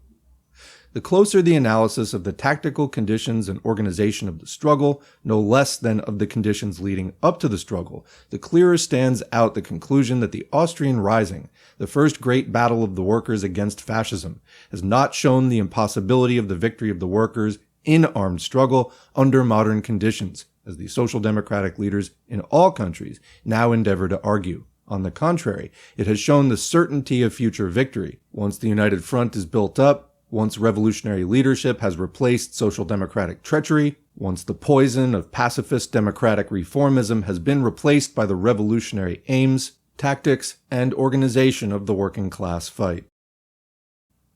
Chapter 8. Social Democracy and Fascism. It is evident from the previous survey of the historical development of fascism in Italy, Germany, and Austria that the role of social democracy is of decisive importance in the development of fascism. The understanding of these two closely related phenomena of the post-war period, of modern social democracy and of fascism, is of key importance for the whole understanding of post-war capitalist politics. The whole question, however, is ringed round with controversy and requires very careful further analysis if the real issues of fascism and the conditions of the growth of fascism are to be understood. It should be explained that the term social democracy is here used only to cover the post-war phenomenon. The post-1914 social democratic parties, which subsequently united to form the post-war Second International, or Labor and Socialist International. It should further be noted that the policy of social democracy is here used only to denote the policy of collaboration with capitalism as preached and practiced by the post-war Second International.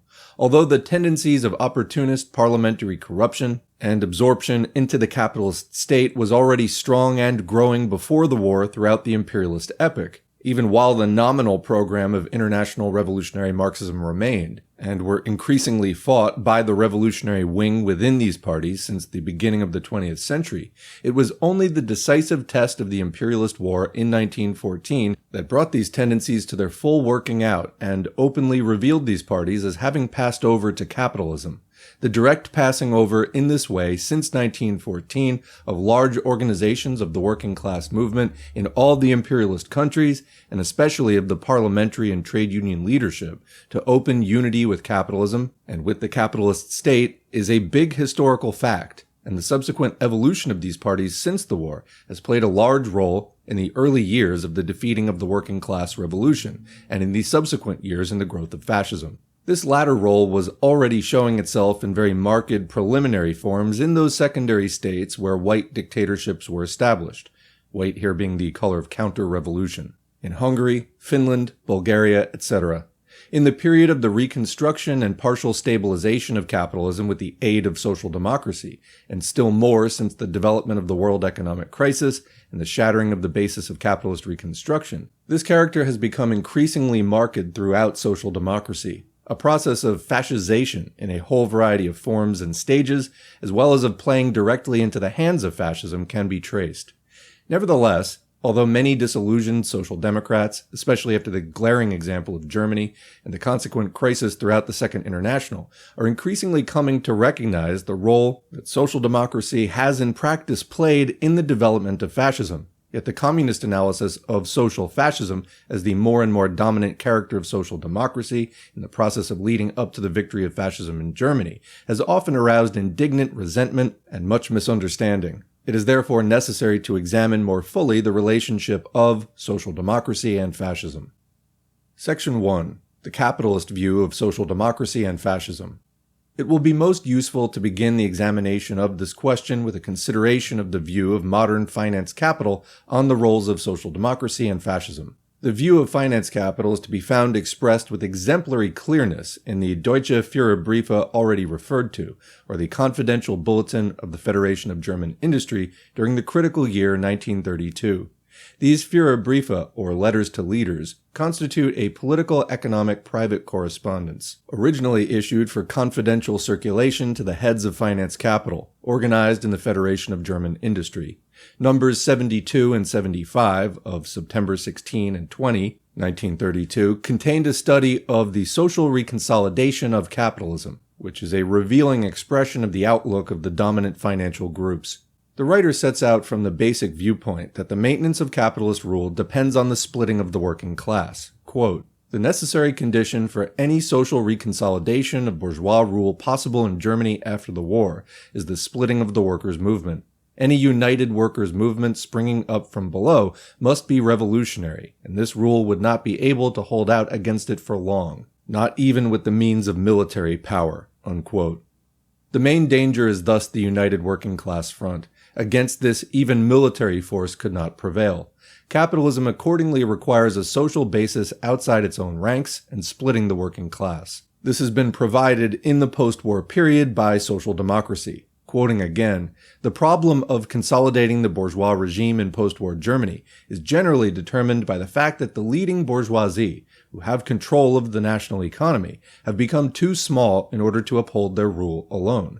They require for this rule, if they do not wish to rely on the extremely dangerous weapon of purely military force, an alliance with strata which do not belong to them socially, but which render them the indispensable service of anchoring their rule in the people, and thereby being the actual and final bearers of this rule.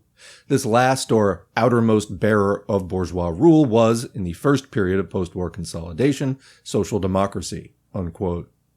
So far the analysis is simple. Social democracy had provided the basis for the maintenance of capitalist rule and splitting the working class. But what has made it possible for social democracy to split the working class? What is the social basis of social democracy?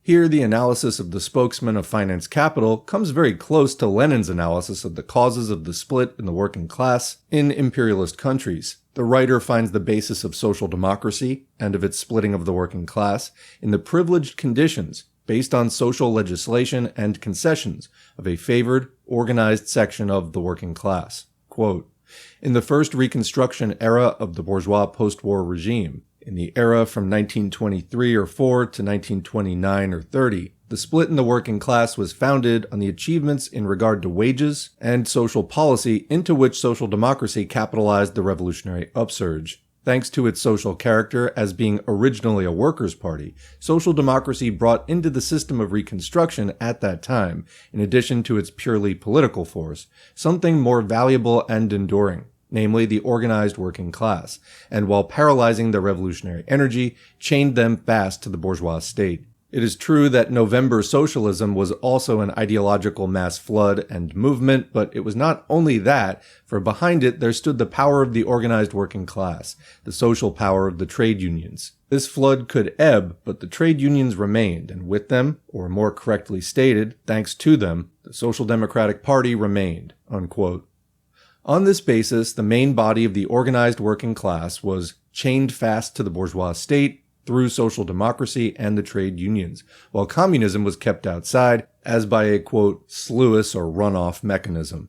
Quote, "These, the achievements in regard to wages and social policy, functioned as a sort of sluice mechanism through which, in a falling labor market, the employed and firmly organized part of the working class enjoyed a graduated but nevertheless considerable advantage compared with the unemployed and fluctuating mass of the lower categories, and were relatively protected against the full effects of unemployment and the general critical situation on their standard of living.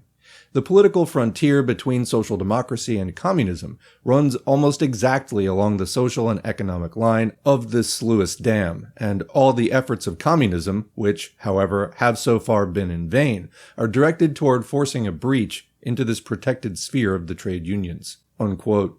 This system worked well enough until the world economic crisis began to destroy the basis of stabilization. The economic crisis compelled capitalism to wipe out the achievements of wages and social policy and thereby to undermine the basis of social democracy. But this raised the danger of the working class forces passing to communism. Therefore, it was necessary to find a new instrument for splitting the workers, National Socialism. Quote, "The process of the transition which we are undergoing at present, because the economic crisis necessarily destroys these achievements, passes through the stage of acute danger that, with the disappearance of these achievements, the mechanism of disrupting the working class, which is based upon these achievements, will cease to operate, with the result that the working class will begin to turn in the direction of communism, and the bourgeois rule will be faced with the necessity of setting up a military dictatorship. This stage would mark the beginning of the phase of the incurable sickness of bourgeois rule. As the old sluice mechanism can no longer be sufficiently restored, the only possible means of saving bourgeois rule from this abyss is to effect the splitting of the working class and its tying to the state apparatus by other and more direct means. Herein lie the positive possibilities and the tasks of National Socialism." Unquote.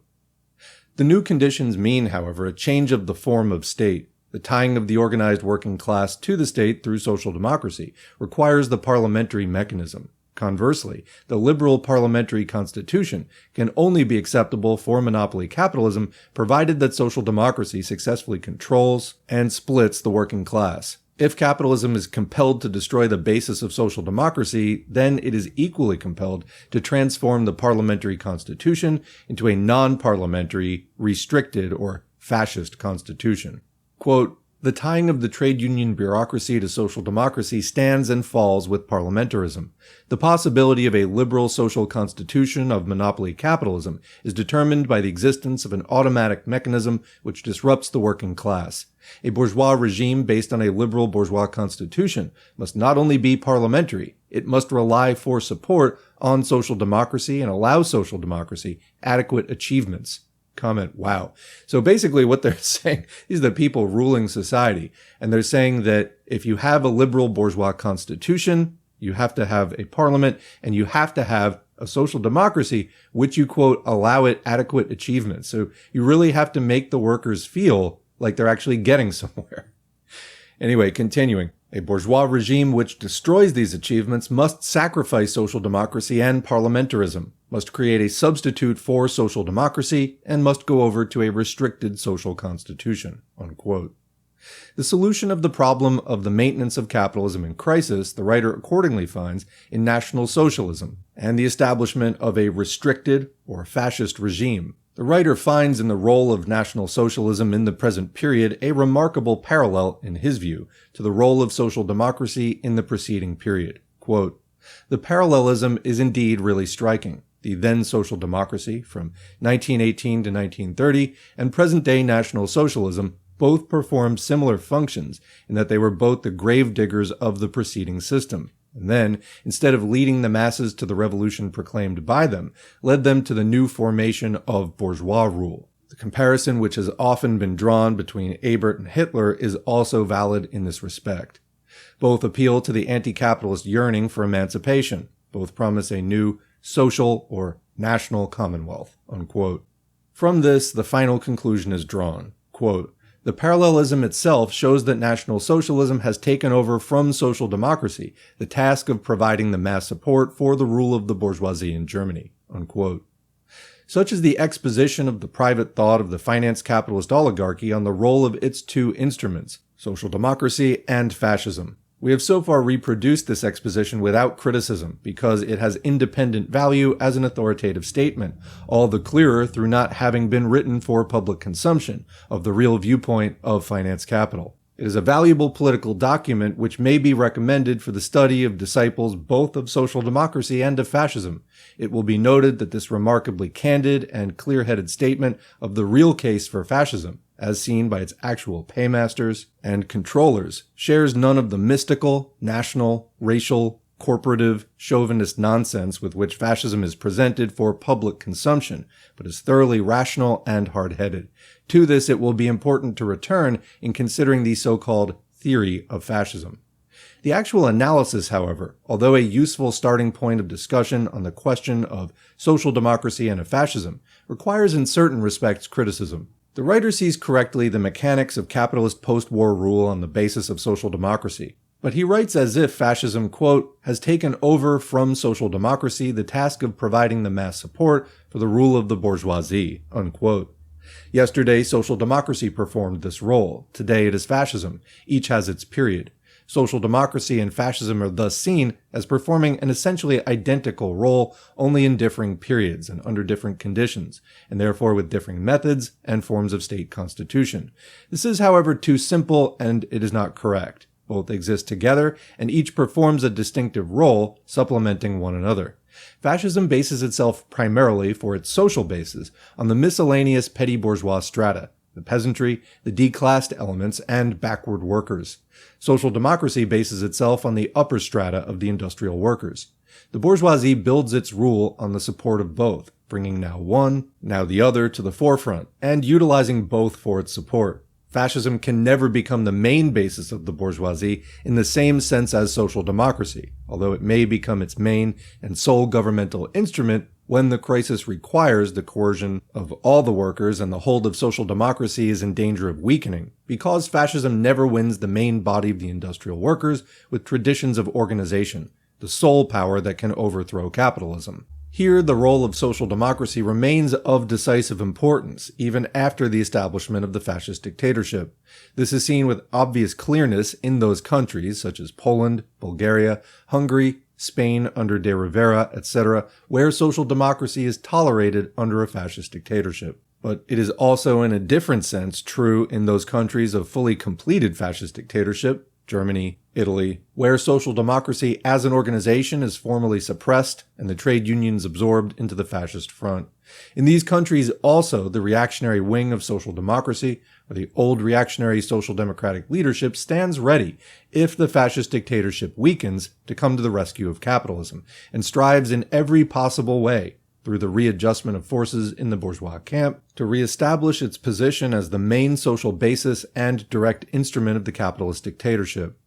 The distinction of social democracy and fascism is no less important to understand than the parallelism. So comment, in other words, you must understand both how they are distinct or different and how they are similar. Continuing. Both are instruments of the rule of monopoly capital. Both fight the working class revolution. Both weaken and disrupt the class organizations of the workers, but their methods differ. Fascism shatters the class organizations of the workers from without, opposing their whole bases, and putting forward an alternative national ideology.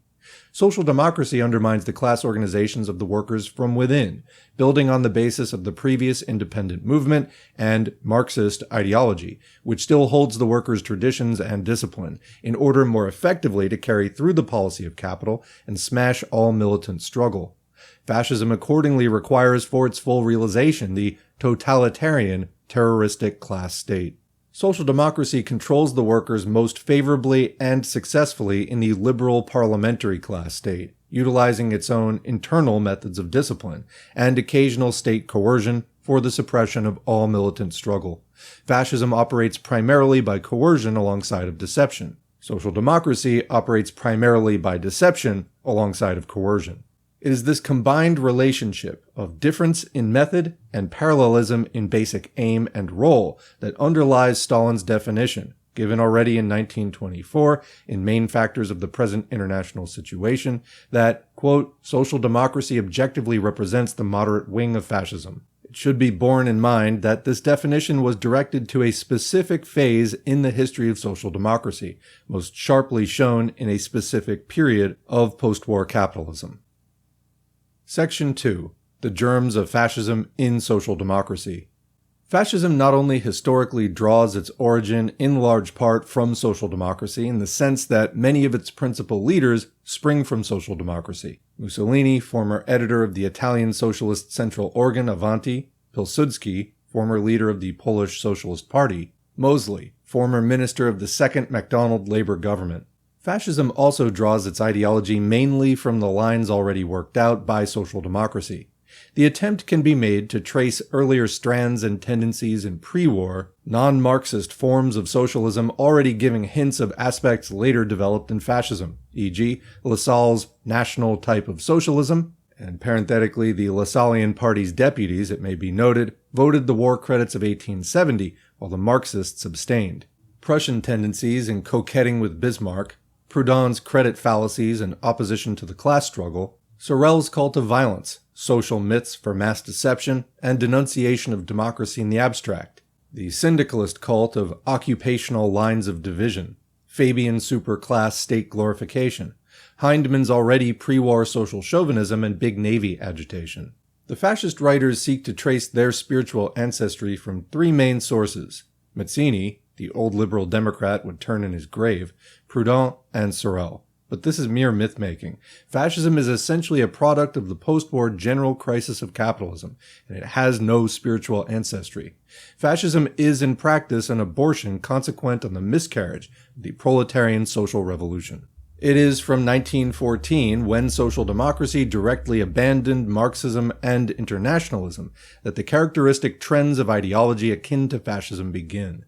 A study of the principal extreme expressions of the war socialists, especially of Lensch, Parvis and Kuhnau in Germany, Hervé in France, or Blatchford in England, would reveal many striking resemblances with subsequent fascism. Quote, "In this world war," wrote Lensch in 1916, "Germany completes its revolution." Unquote. The typical use of revolution here to cover the most extreme monopolist dictatorship and chauvinism.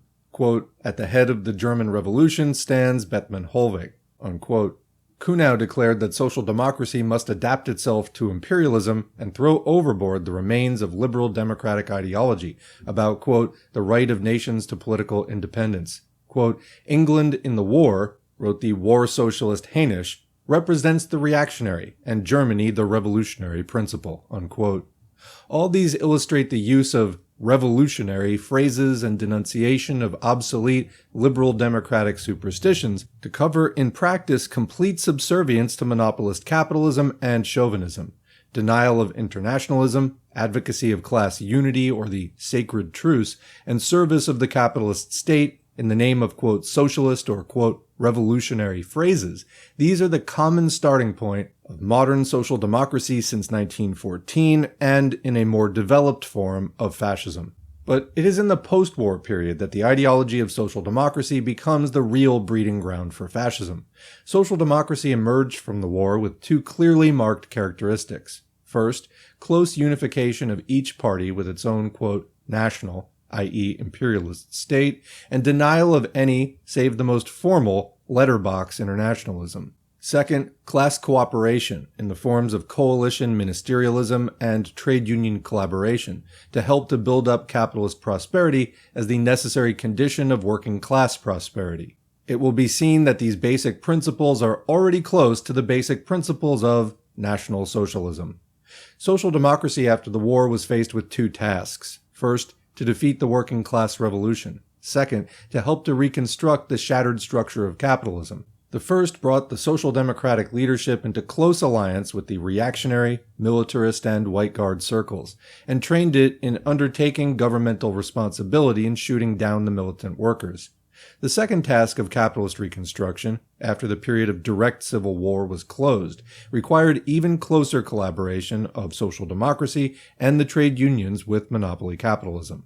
This collaboration of social democracy with capitalism in the period of reconstruction and stabilization required the development of a corresponding new ideology, the wartime ideology of the national danger, and the necessity of unity against the common enemy could no longer serve in peacetime. In the period of reconstruction and stabilization, a new theoretical basis had to be developed. The collapse of capitalism, it was argued, was not in the interest of the working class. The working class required a prospering capitalism as the basis of the advance to socialism. Quote, "It is useless to socialize misery," as Kautsky declared, pointing to the, quote, "economic ruin" of Russia as the warning of the consequence of the alternative path. Capitalism had not yet exhausted its development. It had still before it the advance to a new flourishing era of, quote, "organized capitalism." And this, they said, was the path to socialism. Comment, this stands in contrast to the Leninist principle that imperialism has nothing more to add. As Lenin said, imperialism is progressive compared to earlier capitalism. But that is the end. It's just oppressive after that, and it has exhausted its development. Continuing, the task of the workers was to help to rebuild capitalism, increase production, and help to develop the new rationalized, quote, "organized capitalism," with increasing participation economically through the trade unions, or economic democracy, Mondism, and politically through social democracy in the government. This was the true path of advance as against the, quote, "catastrophic policies of communism." In the period of stabilization, rationalization, and the short-lived boom of 1927-9, this new ideology of social democracy reached its highest development. Marxism began to be more or less openly thrown overboard, especially by the trade union leadership, even though it remained formally on the program. The leading German trade union theorist, Tarnow, came out openly at the Breslau Congress of the German Trade Union Federation, saying, quote, "Marxism as a leading ideology of the working class movement has outlived itself, but as a real great mass movement cannot exist without a corresponding ideology. Therefore we, the leaders of the trade unions, must create a new ideology." Unquote.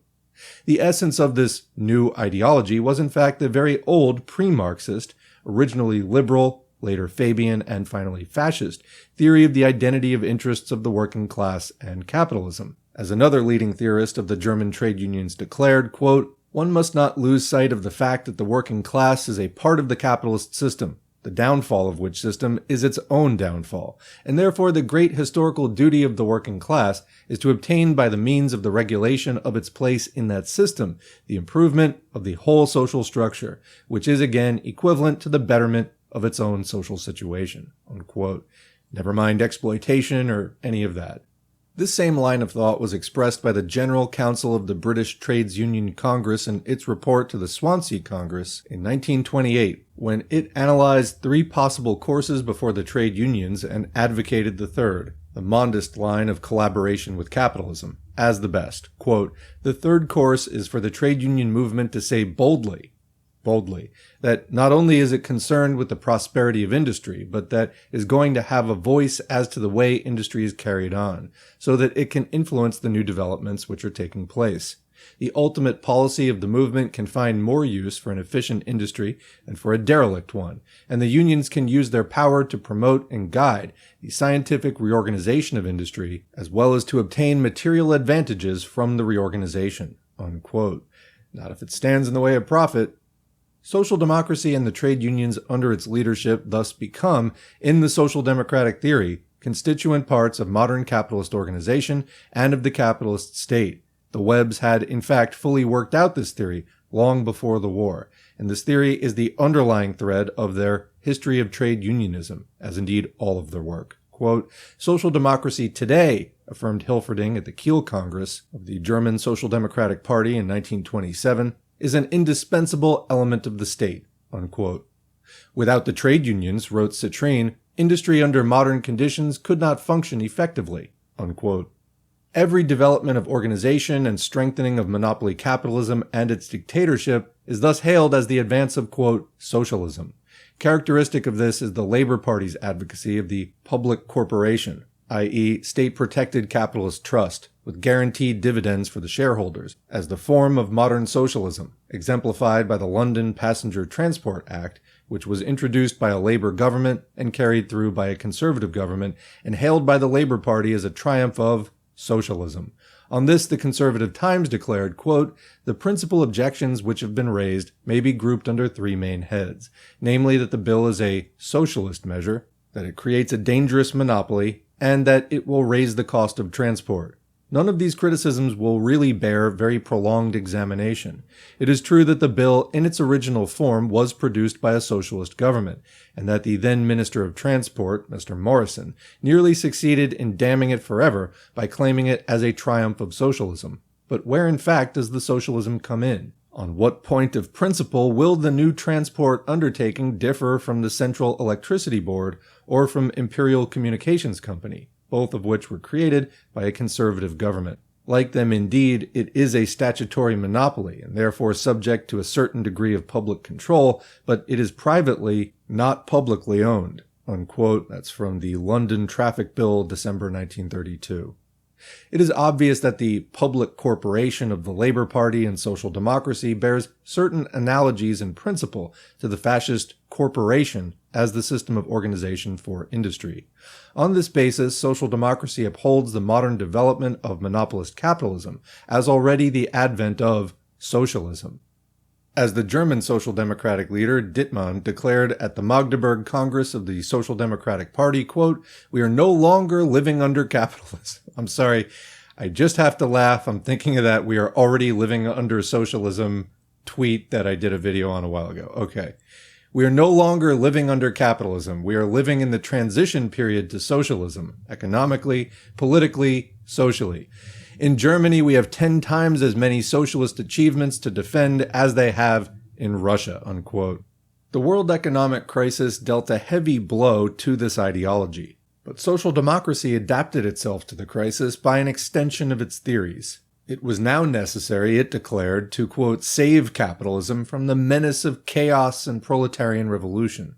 The Leipzig Congress of the German Social Democratic Party in 1931 gave out the watchword, "We must be the physicians of ailing capitalism." Van der Velde, the chairman of the Second International, proclaimed in the Belgian Chamber of Deputies in 1932, quote, "The capitalist system is cracking in all its parts. It can only be saved," why would you want to do this, "by serious and urgent measures. We are at the 11th hour. Take care that the proletariat, like Samson, does not bring crashing down the columns of the temple." Unquote.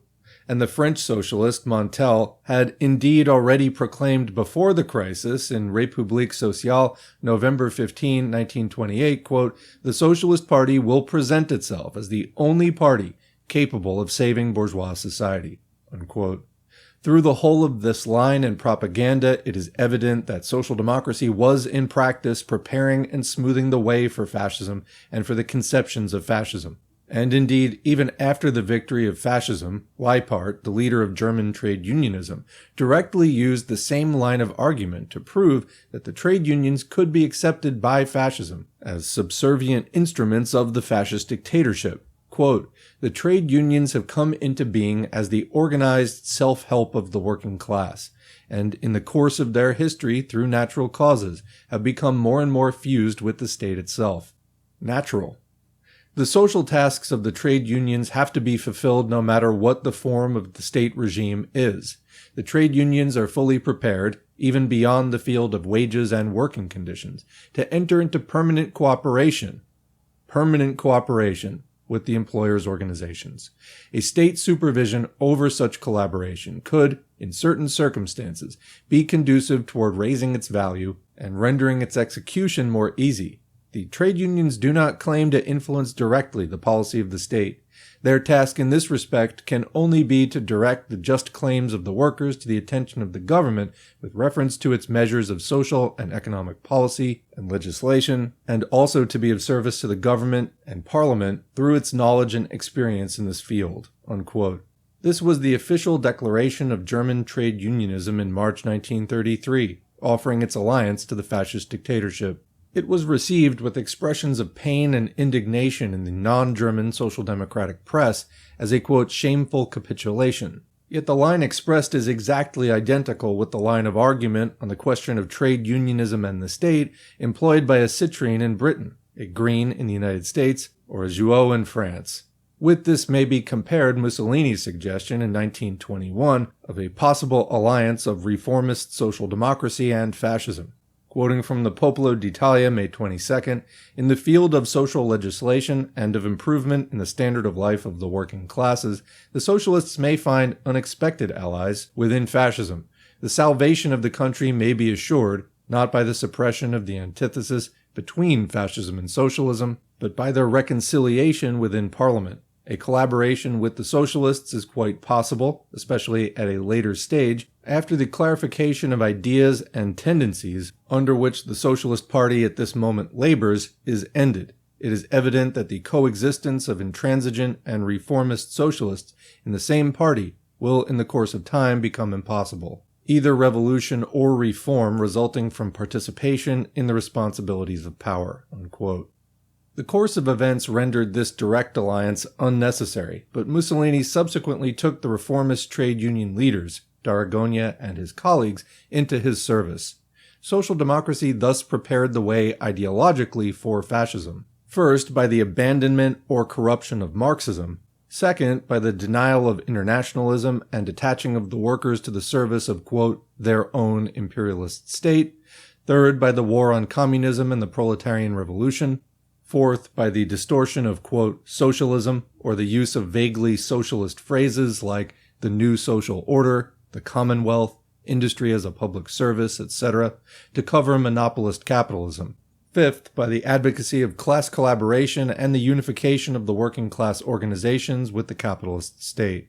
All this provides the ideological basis and groundwork of fascism, which represents the final stage of the policy of the complete absorption of the working class, bound hand and foot, into capitalism and the capitalist state. This whole propaganda and line of social democracy confused, weakened, and battered down the class-conscious socialist outlook of those workers who were under its influence, prevented the spread of revolutionary Marxist understanding, fostered semi-fascist conceptions of nationalism, imperialism, and class collaboration, and thus left the masses an easy prey to fascism. Section 3. How Social Democracy Assists Fascism to Power. In the historical examination of the Italian, German, and Austrian examples in the previous 2 chapters, we have seen in practice how social democracy assists fascism to power. It is therefore only necessary now to summarize these results of what historical experience has demonstrated. First, social democracy disorganizes the proletariat and the proletarian struggle. The social democratic and trade union leadership act as an agency of the employers and of the ruling class within the working class ranks, preaching defeatism and opposition to struggle, and where the outbreak of working class struggle becomes inevitable, directly disrupting the struggle from within. This is most clearly seen in the role of social democracy in strikes. A conspicuous example of this process, in view of the subsequent revelations, was afforded by the Great Munitions Strike in Germany in January 1918, which nearly brought Germany out of the war. Comment to anyone working in the weapons industry. There you go. Continuing, the Social Democratic leaders, Ebert, Brown, and Scheidemann, by decision of their executive, took direction of the strike, even calling on the workers to disobey mobilization orders. Yet their object in coming on the strike committee, as declared by them many years later, was to strangle the strike. In 1924, Ebert brought a libel suit against the charge of treason for having led the strike of January 1918. In this trial, he made known that the executive had passed a secret resolution instructing them to take over the leadership of the strike in order to bring it to an end. Ebert stated in court, this was reported in the Times, December 11, 1924, quote, "The socialists had been requested to take control of the strike in order to avoid the worst." Requested to take control of the strike. Herr Lebedauer had told the strikers that the strike would be lost if the majority socialists came onto the strike committee, and at this point, he, Herr Ebert, had joined it in order to restore the balance. He declared that he had entered the strike committee to bring the strike to an end as soon as possible, unquote. Scheidemann stated in the same trial, reported on December 13, 1924, quote, "The strike broke out without our knowledge. We joined the strike committee with the firm intention of putting a speedy end to the strike by negotiating with the government. There was a great deal of opposition to us in the strike committee. We were known as the, quote, strike stranglers," unquote. Exactly the same process was conducted by the Labour Party and Trade Unions Congress General Council leadership in the British General Strike of 1926, which was only called, according to MacDonald, in the Socialist Review, June 1926, because, quote, "if no general strike had been declared, industry would have been almost as much paralyzed by unauthorized, or wildcat, strikes," unquote. J.H. Thomas explained subsequently in the capitalist journal Answers that, although opposed to the strike, he, quote, "did not resign because I felt certain that I could do far more good by staying in than by going out," unquote. The object of the leadership, he explained to the House of Commons on May 13, 1926, was to prevent the struggle, quote, "getting out of the hands of those who would be able to exercise some control," unquote. The conservative Home Secretary, Joynson Hicks, analyzing the causes of the defeat of the general strike, put forward as the main cause that, quote, "the responsible trade union leaders retained their hold upon the trade unions and took the constitutional course of admitting that the general strike was illegal and called it off," unquote. The same process was demonstrated in Italy over the occupation of the factories, where the reformist leadership achieved what all the government forces had to confess themselves unable to achieve, the restoration of the factories to capitalism. But this direct strike breaking, examples of which on a greater or lesser scale are familiar every year and almost every month to the workers in every country, is only the plainest and simplest expression of a universal process of disorganization and disruption of the working class front. The preaching of confidence in capitalism, close alliances with the class enemy, and war on the militant workers. It is only after conspicuous and repeated disruption of the working class front after this fashion by social democracy from within, and the consequent weakening and discouragement of the workers, that the way is opened for fascism to advance. The betrayal of the general strike was followed by Mondism, a first step toward fascism, and welcomed as such by the Italian fascist press. It may be noted that Mond openly declared his sympathy for fascism. The surrender of the factories in Italy was followed immediately by the fascist offensive, opening at Bologna and going continuously forward to the establishment of the fascist state in 1922. The second Labour government's assistance to the offensive against the workers was followed by the landslide of the national government vote of 1931 and the first beginnings of a serious fascist movement in Britain. The social democratic support of the Brüning dictatorship and hunger offensive was immediately followed by the sweeping advance of fascism in Germany. This is the principal way in which social democracy assists the advance of fascism to power, by disorganizing the working class front, by breaking strikes, by denunciation of the class struggle, by preaching legalism and trust in capitalism, by expulsion of all militant elements, and splitting of the trade unions and working class organizations.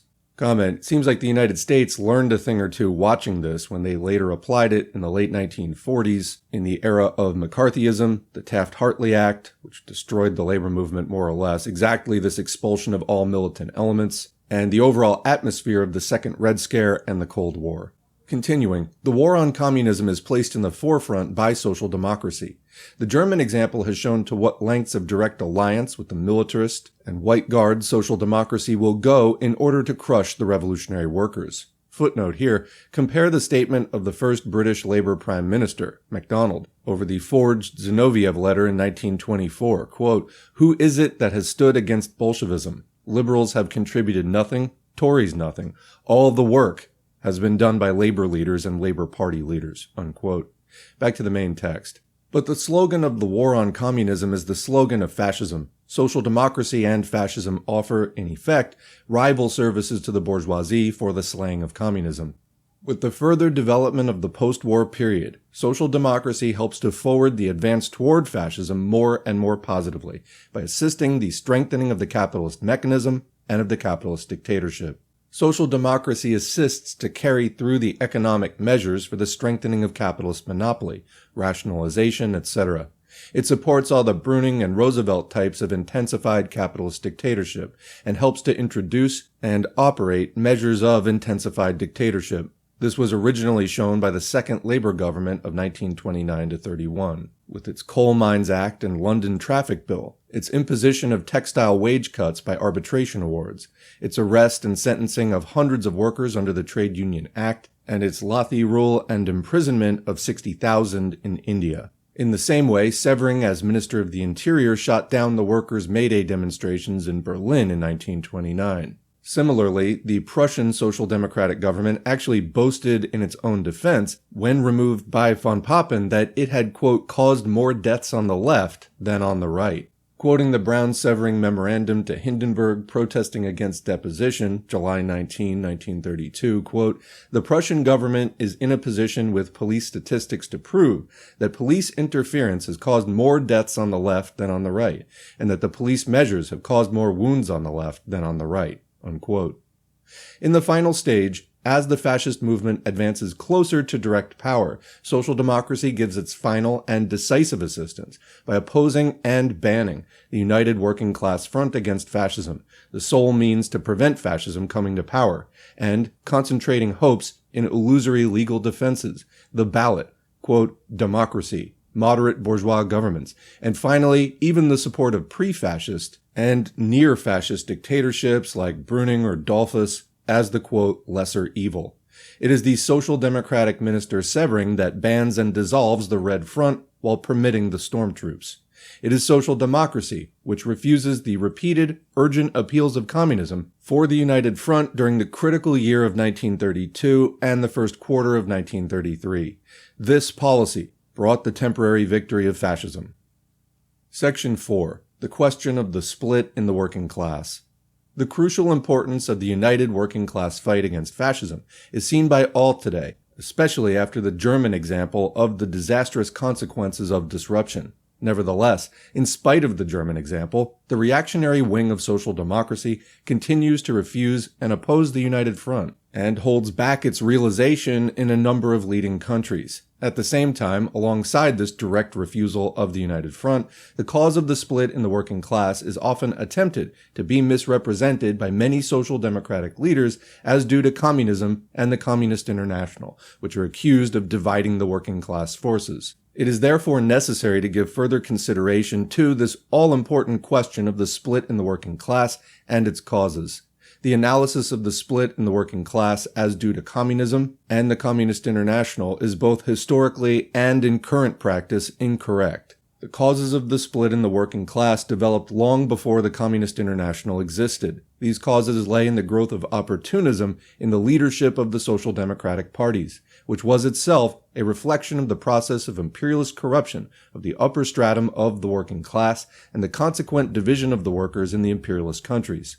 This made necessary the sharpened fight of the revolutionary wing against the policies of opportunism or union with capitalism.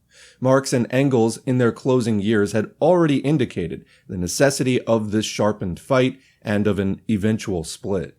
The line of Marx and Engels was carried forward by Lenin. The first clear and consistent organizational expression of the split with opportunism was given by the separation of Bolshevism from Menshevism in the early years of the 20th century.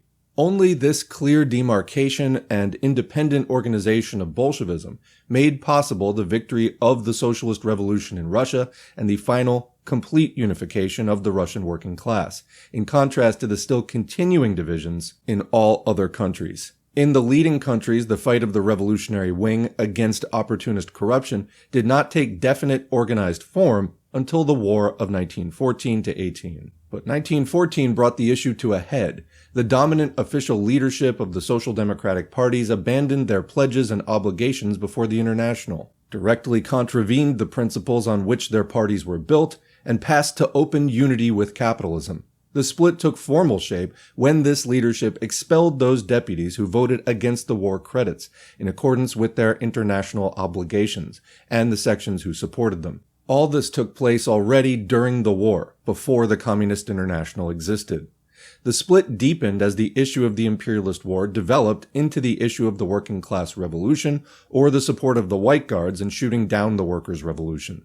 The Mensheviks united with the Tsarists and foreign imperialism to take up arms against the workers' rule. The German social democratic leaders armed the counter-revolutionary officers' corps to shoot down the revolutionary workers.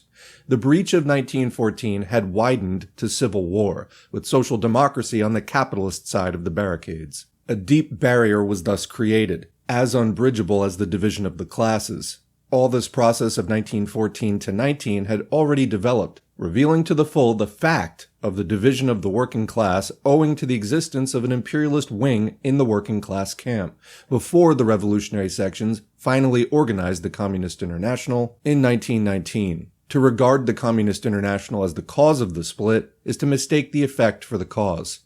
Lenin gave the call for the formation of the Communist International already in the autumn of 1914, only after the majority social democratic leadership had destroyed the old Second International, trampled international socialism underfoot, and openly united with capitalism. There was no other way to continue the struggle for international socialism. It is obvious that the responsibility of the split lies wholly with those sections that abandoned the party program and united with capitalism, and not with those sections that stood by the party program and continued to fight capitalism.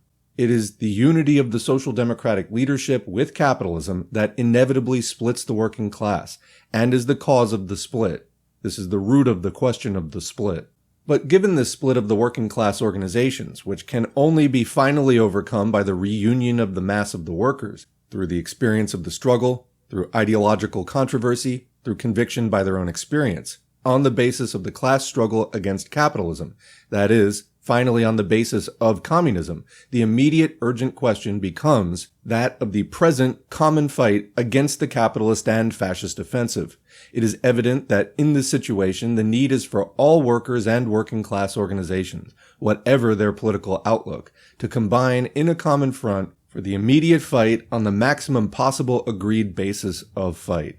This is the meaning of the United Front, for which the Communist International has consistently striven since 1921. But it is here that social democracy, after causing the original split, perpetuates and deepens the split of the working class by opposing the United Front, expelling all sections that support it, and even wrecking the working class organizations to maintain its domination. This is shown with conspicuous clearness in the decisively important question of the trade unions. The communist line is for a single, united trade union organization, embracing all workers, independent of their political views, within which the revolutionary workers conduct propaganda for their viewpoint or proposals according to the principles of trade union democracy.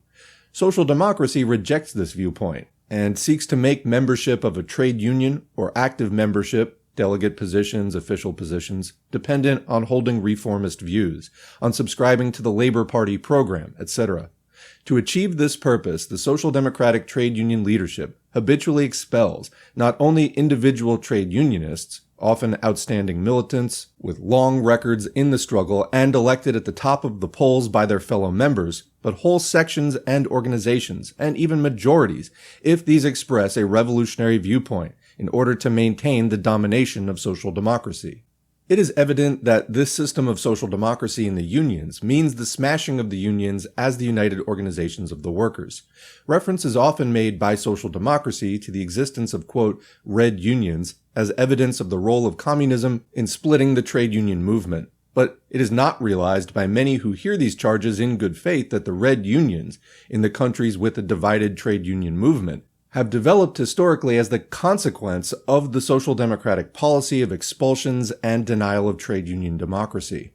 The case of the Scottish mine workers is the classic example of this process in Britain, where the majority of the members of the union constitutionally elected a new executive and officials with an overwhelming revolutionary majority, but the old reformist executive and officials refused to vacate office and proceeded to expel one of the two largest districts, the Fife district.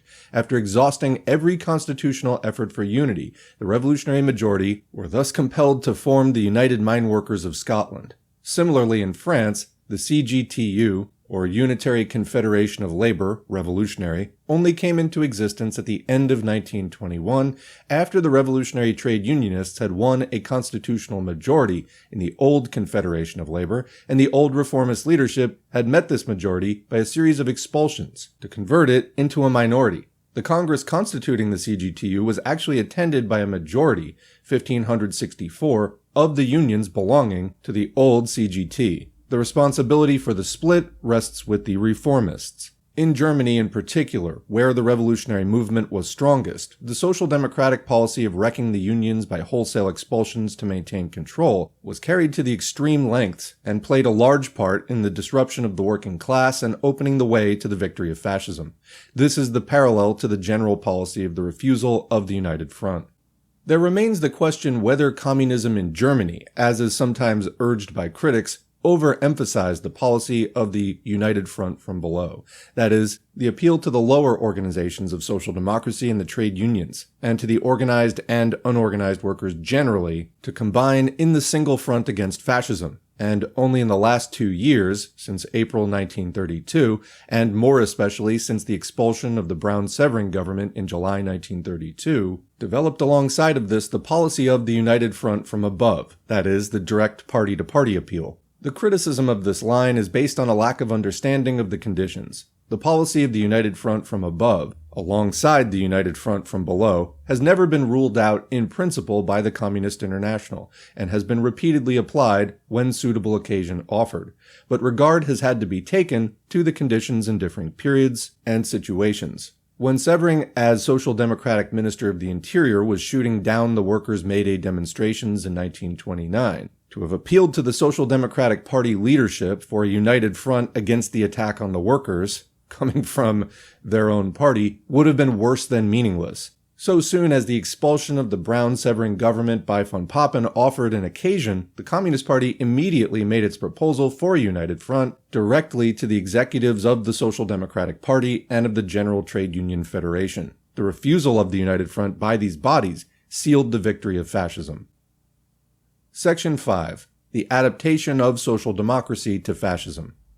As capitalism developed the forms of its state power toward fascism, social democracy, in the sense of the theory and practice of collaboration with capitalism, went through a corresponding process of adaptation. This process of fascization of social democracy showed itself in the increasing support of open forms of dictatorship, pruning, emergency powers, ordinance rule in India, The use of armed violence against the workers, not only in civil war as in the early post-war years, but against unarmed workers in conditions of peace. For example, Berlin in 1929 and India under the Second Labour government. And the increasing suppression of democracy within the working class organizations. Already since the war, a whole series of examples of direct alliance of social democracy with white governments of counter-revolutionary terror against the working class have shown themselves in country after country, and have continued today into fascist forms. In Hungary, under the White Terror, social democracy entered into a written treaty of alliance with the white government. Again, white, counter-revolutionary. This treaty was signed on December 22, 1921, between the Prime Minister, Bethlen, and the Social Democratic Party-affiliated section of the Second International. By the terms of this treaty, it was laid down that, quote, the Social Democratic Party will consider the general interests of the nation as of equal importance to the interests of the working class, unquote. In respect of foreign policy, the Hungarian Social Democratic Party, quote, will carry on an active propaganda on behalf of Hungary among the leaders of the foreign social democratic parties, with the foreign governments, etc. And for this purpose, it will cooperate with the Hungarian Foreign Ministry. It will adopt the Magyar standpoint, before all, in its organ, Népszava, adopt an impartial attitude, and loyally express in this paper the collaboration with bourgeois society, unquote. In respect of home policy, the Social Democratic Party will, quote, cooperate with the bourgeois classes in the economic sphere, unquote, prevent strikes, conduct, quote, no Republican propaganda, and, quote, shall not extend its agitation among the agricultural workers, unquote. The treaty concluded with the pledge, quote, the delegates of the Hungarian Social Democratic Party declare that they agree to the wishes expressed by the Prime Minister, both with regard to foreign and home policy, and give assurance of fulfillment on their part. They nominate on their part a delegate who maintains contact with the Foreign Ministry, unquote. In return for this treaty, social democracy was to be officially protected by the white government, while communism was ruthlessly suppressed. When the terms of this treaty became known 3 years later, and a scandal was raised, compelling even a commission of enquiry in the Second International, the Commission of Enquiry, under Kautsky in 1925, ended in a complete whitewashing verdict, recognizing the, quote, good faith of the Hungarian Social Democrats, and accepting their assurance that the treaty would not be continued further. The Hungarian semi-governmental organ, the Neues Pester Journal, commented in its issue of January 1, 1925, quote, the treaty does not contain anything with which every socialist party of the world, if we disregard the Third Communist International, would not have recognized, or at least realized by its practical attitude. The treaty has been fully observed, and both parties have honestly fulfilled its provisions, unquote. The bourgeois organ is correct. The Bethlen Social Democratic Treaty is only peculiar in that it sets down in writing the practice of all labor and social democratic parties, whatever their formal program. The underlying principles of fascism and its, quote, labor front are thus in many respects anticipated by social democracy. Bulgaria afforded a further example of the same process. The elections of 1923 had resulted in a vote of 437,000 for the Peasants' Party under Stabilisky, 252,000 for the Communist Party, 219,000 for the Bourgeois Bloc, and 40,000 for the Social Democrats. The Stabilisky government was carrying through a program of agrarian reforms, the impeachment and trial of the former war ministers, and other measures unpopular with the reaction. The reactionary parties in June 1923 carried through a military coup d'etat, engineered by army officers, overthrew the Peasant Party's government by force, and murdered the Prime Minister, Stabilisky. On this basis was set up the white terror regime of the butcher, Tsankov, under whom, according to the statement of Van der Velde, chairman of the Second International, 16,000 Bulgarian workers and peasants were murdered in 18 months. In this Tsankov government of white terror, the Social Democratic Party-affiliated section of the Second International was officially represented. Its minister, Kasakov, sat alongside the representatives of the Fascist Officers' League and of the bourgeois parties. In Poland in 1926, the Pilsudski coup d'etat, overthrowing parliamentary democracy and establishing a type of fascist dictatorship, was carried out with the support of the Polish Socialist Party, section of the Second International. Its representative, Morawiecki, sat in Pilsudski's government. In Spain, the Primo de Rivera dictatorship gave its protection to the Spanish Socialist Party and the reformist General Union of Labor, while suppressing the revolutionary workers' movement. In Italy, D'Aragona and the reformist leaders of the General Confederation of Labor entered into the service of Mussolini and declared the Confederation dissolved in 1926. In Austria, the Dollfuss dictatorship was built up step by step with the passive support of social democracy as the, quote, lesser evil in relation to the Nazis. In the beginning of 1934, the Social Democratic Party was making a direct offer of alliance to Dollfuss at the same time as the government offensive was turning on its organizations and press. And even when the workers finally rose in their heroic struggle, it was against express orders of the party, which on the very eve of the struggle was sending urgent messages for submission and expressing readiness to Dollfuss to accept an emergency dictatorship and a form of corporate state. In Czechoslovakia, the Social Democratic Party participated in the coalition government of all the bourgeois parties, which in 1933 was suppressing the communist press and preparing the conditions of intensified dictatorship. In Japan, the following situation was complacently reported in the British labor organ Forward on March 20, 1930, under the title Labor in Japan, with reference to the elections. Quote, one's impression is that the proletarian parties have been given a much fairer field than before. It is true that since the last election, there have been 2 great police roundups of the so-called dangerous thinkers. This might be urged to have had a weakening effect, but the opposite is more probably the case. Those that remain have been given, as it were, an official cachet. And commenting, why is that? Because they have been determined not to have any dangerous ideas. So you can run wild, none of your ideas are dangerous. Continuing, by inference, they are certified free from communism. There is no longer that bogey to frighten away possible supporters. Unquote. Comment, supporters of what? Things that are not dangerous to the current order. Continuing. The official cachet to social democracy from an extreme reactionary militarist government, which is savagely suppressing communism with tens of thousands of arrests, is regarded with high favor by the British labor organ as a most fortunate advantage. A short time after, in the spring of 1932, the leadership of this Japanese Social Democratic Party, headed by the Secretary Akamatsu, and half the executive committee openly moved over and transformed themselves into an avowedly fascist National Socialist Party. Social democracy has thus throughout the world shown itself ready to adapt itself and enter into alliance with every counter-revolutionary, white terrorist, and fascist government, even entering directly into such governments. Where social democracy has not been accepted into such open alliance, but has been forced under, carrying out its role of disruption of the working class under the form of opposition, this has not been for lack of trying on the part of the social democratic leadership, who have invariably exhausted every maneuver to endeavor to be admitted to the favored circle under the protection of fascism. The signal example of the latter process has been Germany. The significance of the German experience has been dealt with in a previous chapter. If German fascism rejected the offers and pleadings of social democracy for an open alliance, it was because German fascism had no confidence in the existence of any form of workers' organization, however servile the leadership, save under its direct control, because it had no confidence in the power of a permitted social democracy to maintain control of the workers, because it was determined to hold all apparatus positions for itself and permit no other forms of organization. The role of the remaining representatives of the traditional official line of social democracy, as represented by the Prague executive of the German Social Democratic Party, with their refusal of the communist offers of the United Front, continuing even into 1935, thus becomes in practice, under the completed fascist dictatorship, to continue its disruption of the working class front in new forms, to carry forward its fight against the United Front and against communism, to confuse the revolutionary struggle with the deceitful aim of Weimar democracy, which made possible the victory of fascism, and to stand ready, in the event of the weakening of the fascist dictatorship and the advance of the working class offensive, to come to the rescue of capitalism and save the capitalist state, as in 1918, against the working class revolution.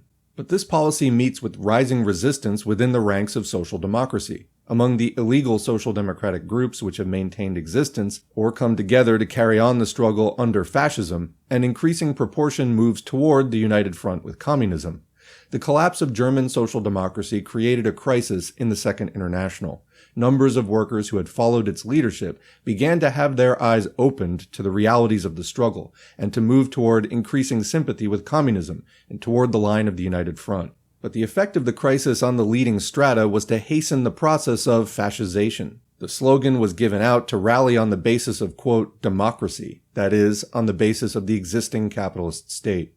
Therefore, the line was proclaimed to combat still more fiercely the united working class front, to strengthen the authority of the state, if necessary, in, quote, emergency forms, to unite with the, quote, moderate elements of the bourgeoisie, forming left blocs and coalition governments to save the state, and even to support the war propaganda of the bourgeoisie in the name of, quote, democracy. The left cartel policy in France, the toleration of Dollfuss in Austria, the coalition policy in Czechoslovakia, the support of Roosevelt by the reformist leadership in Britain and America illustrated this line. An increasingly influential school developed which openly drew the, quote, lessons of fascism as the need to concentrate more on a, quote, national, as opposed to an international, basis, to abandon the conception of the working class conquest of power and direct the appeal increasingly to the petty bourgeoisie, and to seek to build a, quote, strong authoritarian state in the conditions of crisis. These conceptions were openly expressed by, quote, neo-socialism in France. A variant of a similar tendency was revealed by the Socialist League wing of the Labour Party leadership, which also came forward with proposals for an intensified dictatorship within the capitalist state.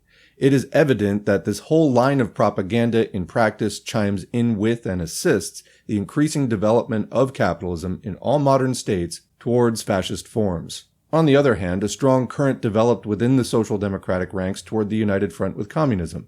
In some countries, as in France and Spain, where the fascist menace was intense, the mass pressure was sufficiently powerful to overcome the resistance of the Socialist Party leadership and to compel a united front of the socialist and communist parties. Through all the social democratic parties, a left section, striving toward the united front and the path of active struggle against fascism, developed a growing role. Thus, a process of extreme differentiation advanced in social democracy as a consequence of the fascist offensive, and this process is of critical importance for the whole future of the international working class movement. Footnote: for the further development of the crisis in social democracy and the advance of the united front, see the appendix. Back to the main text. Social democracy, modern post-1914 social democracy, takes its starting point and origin in the conception of cooperation with capitalism and with the capitalist state. This line is presented as the line of safe and peaceful, harmonious, quote, democratic advance towards socialism, as opposed to the dangers and destruction of the path of violent revolution. The whole experience of 1914 to 33 has demonstrated with inescapable clearness that this line leads not to socialism, nor to peaceful progress, nor even to the maintenance of democratic forms in the most limited sense, but to unexampled violence against the working class and strengthening of the capitalist dictatorship, and in the final culmination, to the victory of fascism, of imperialist war, and of all the forces of destruction, against which only the proletarian revolution can avail to save the world. This is the lesson of the episode of post-war social democracy in working class history, an episode which is beginning to draw to its close, as the workers increasingly awaken from reformist illusions, through the experience of fascism to the revolutionary struggle.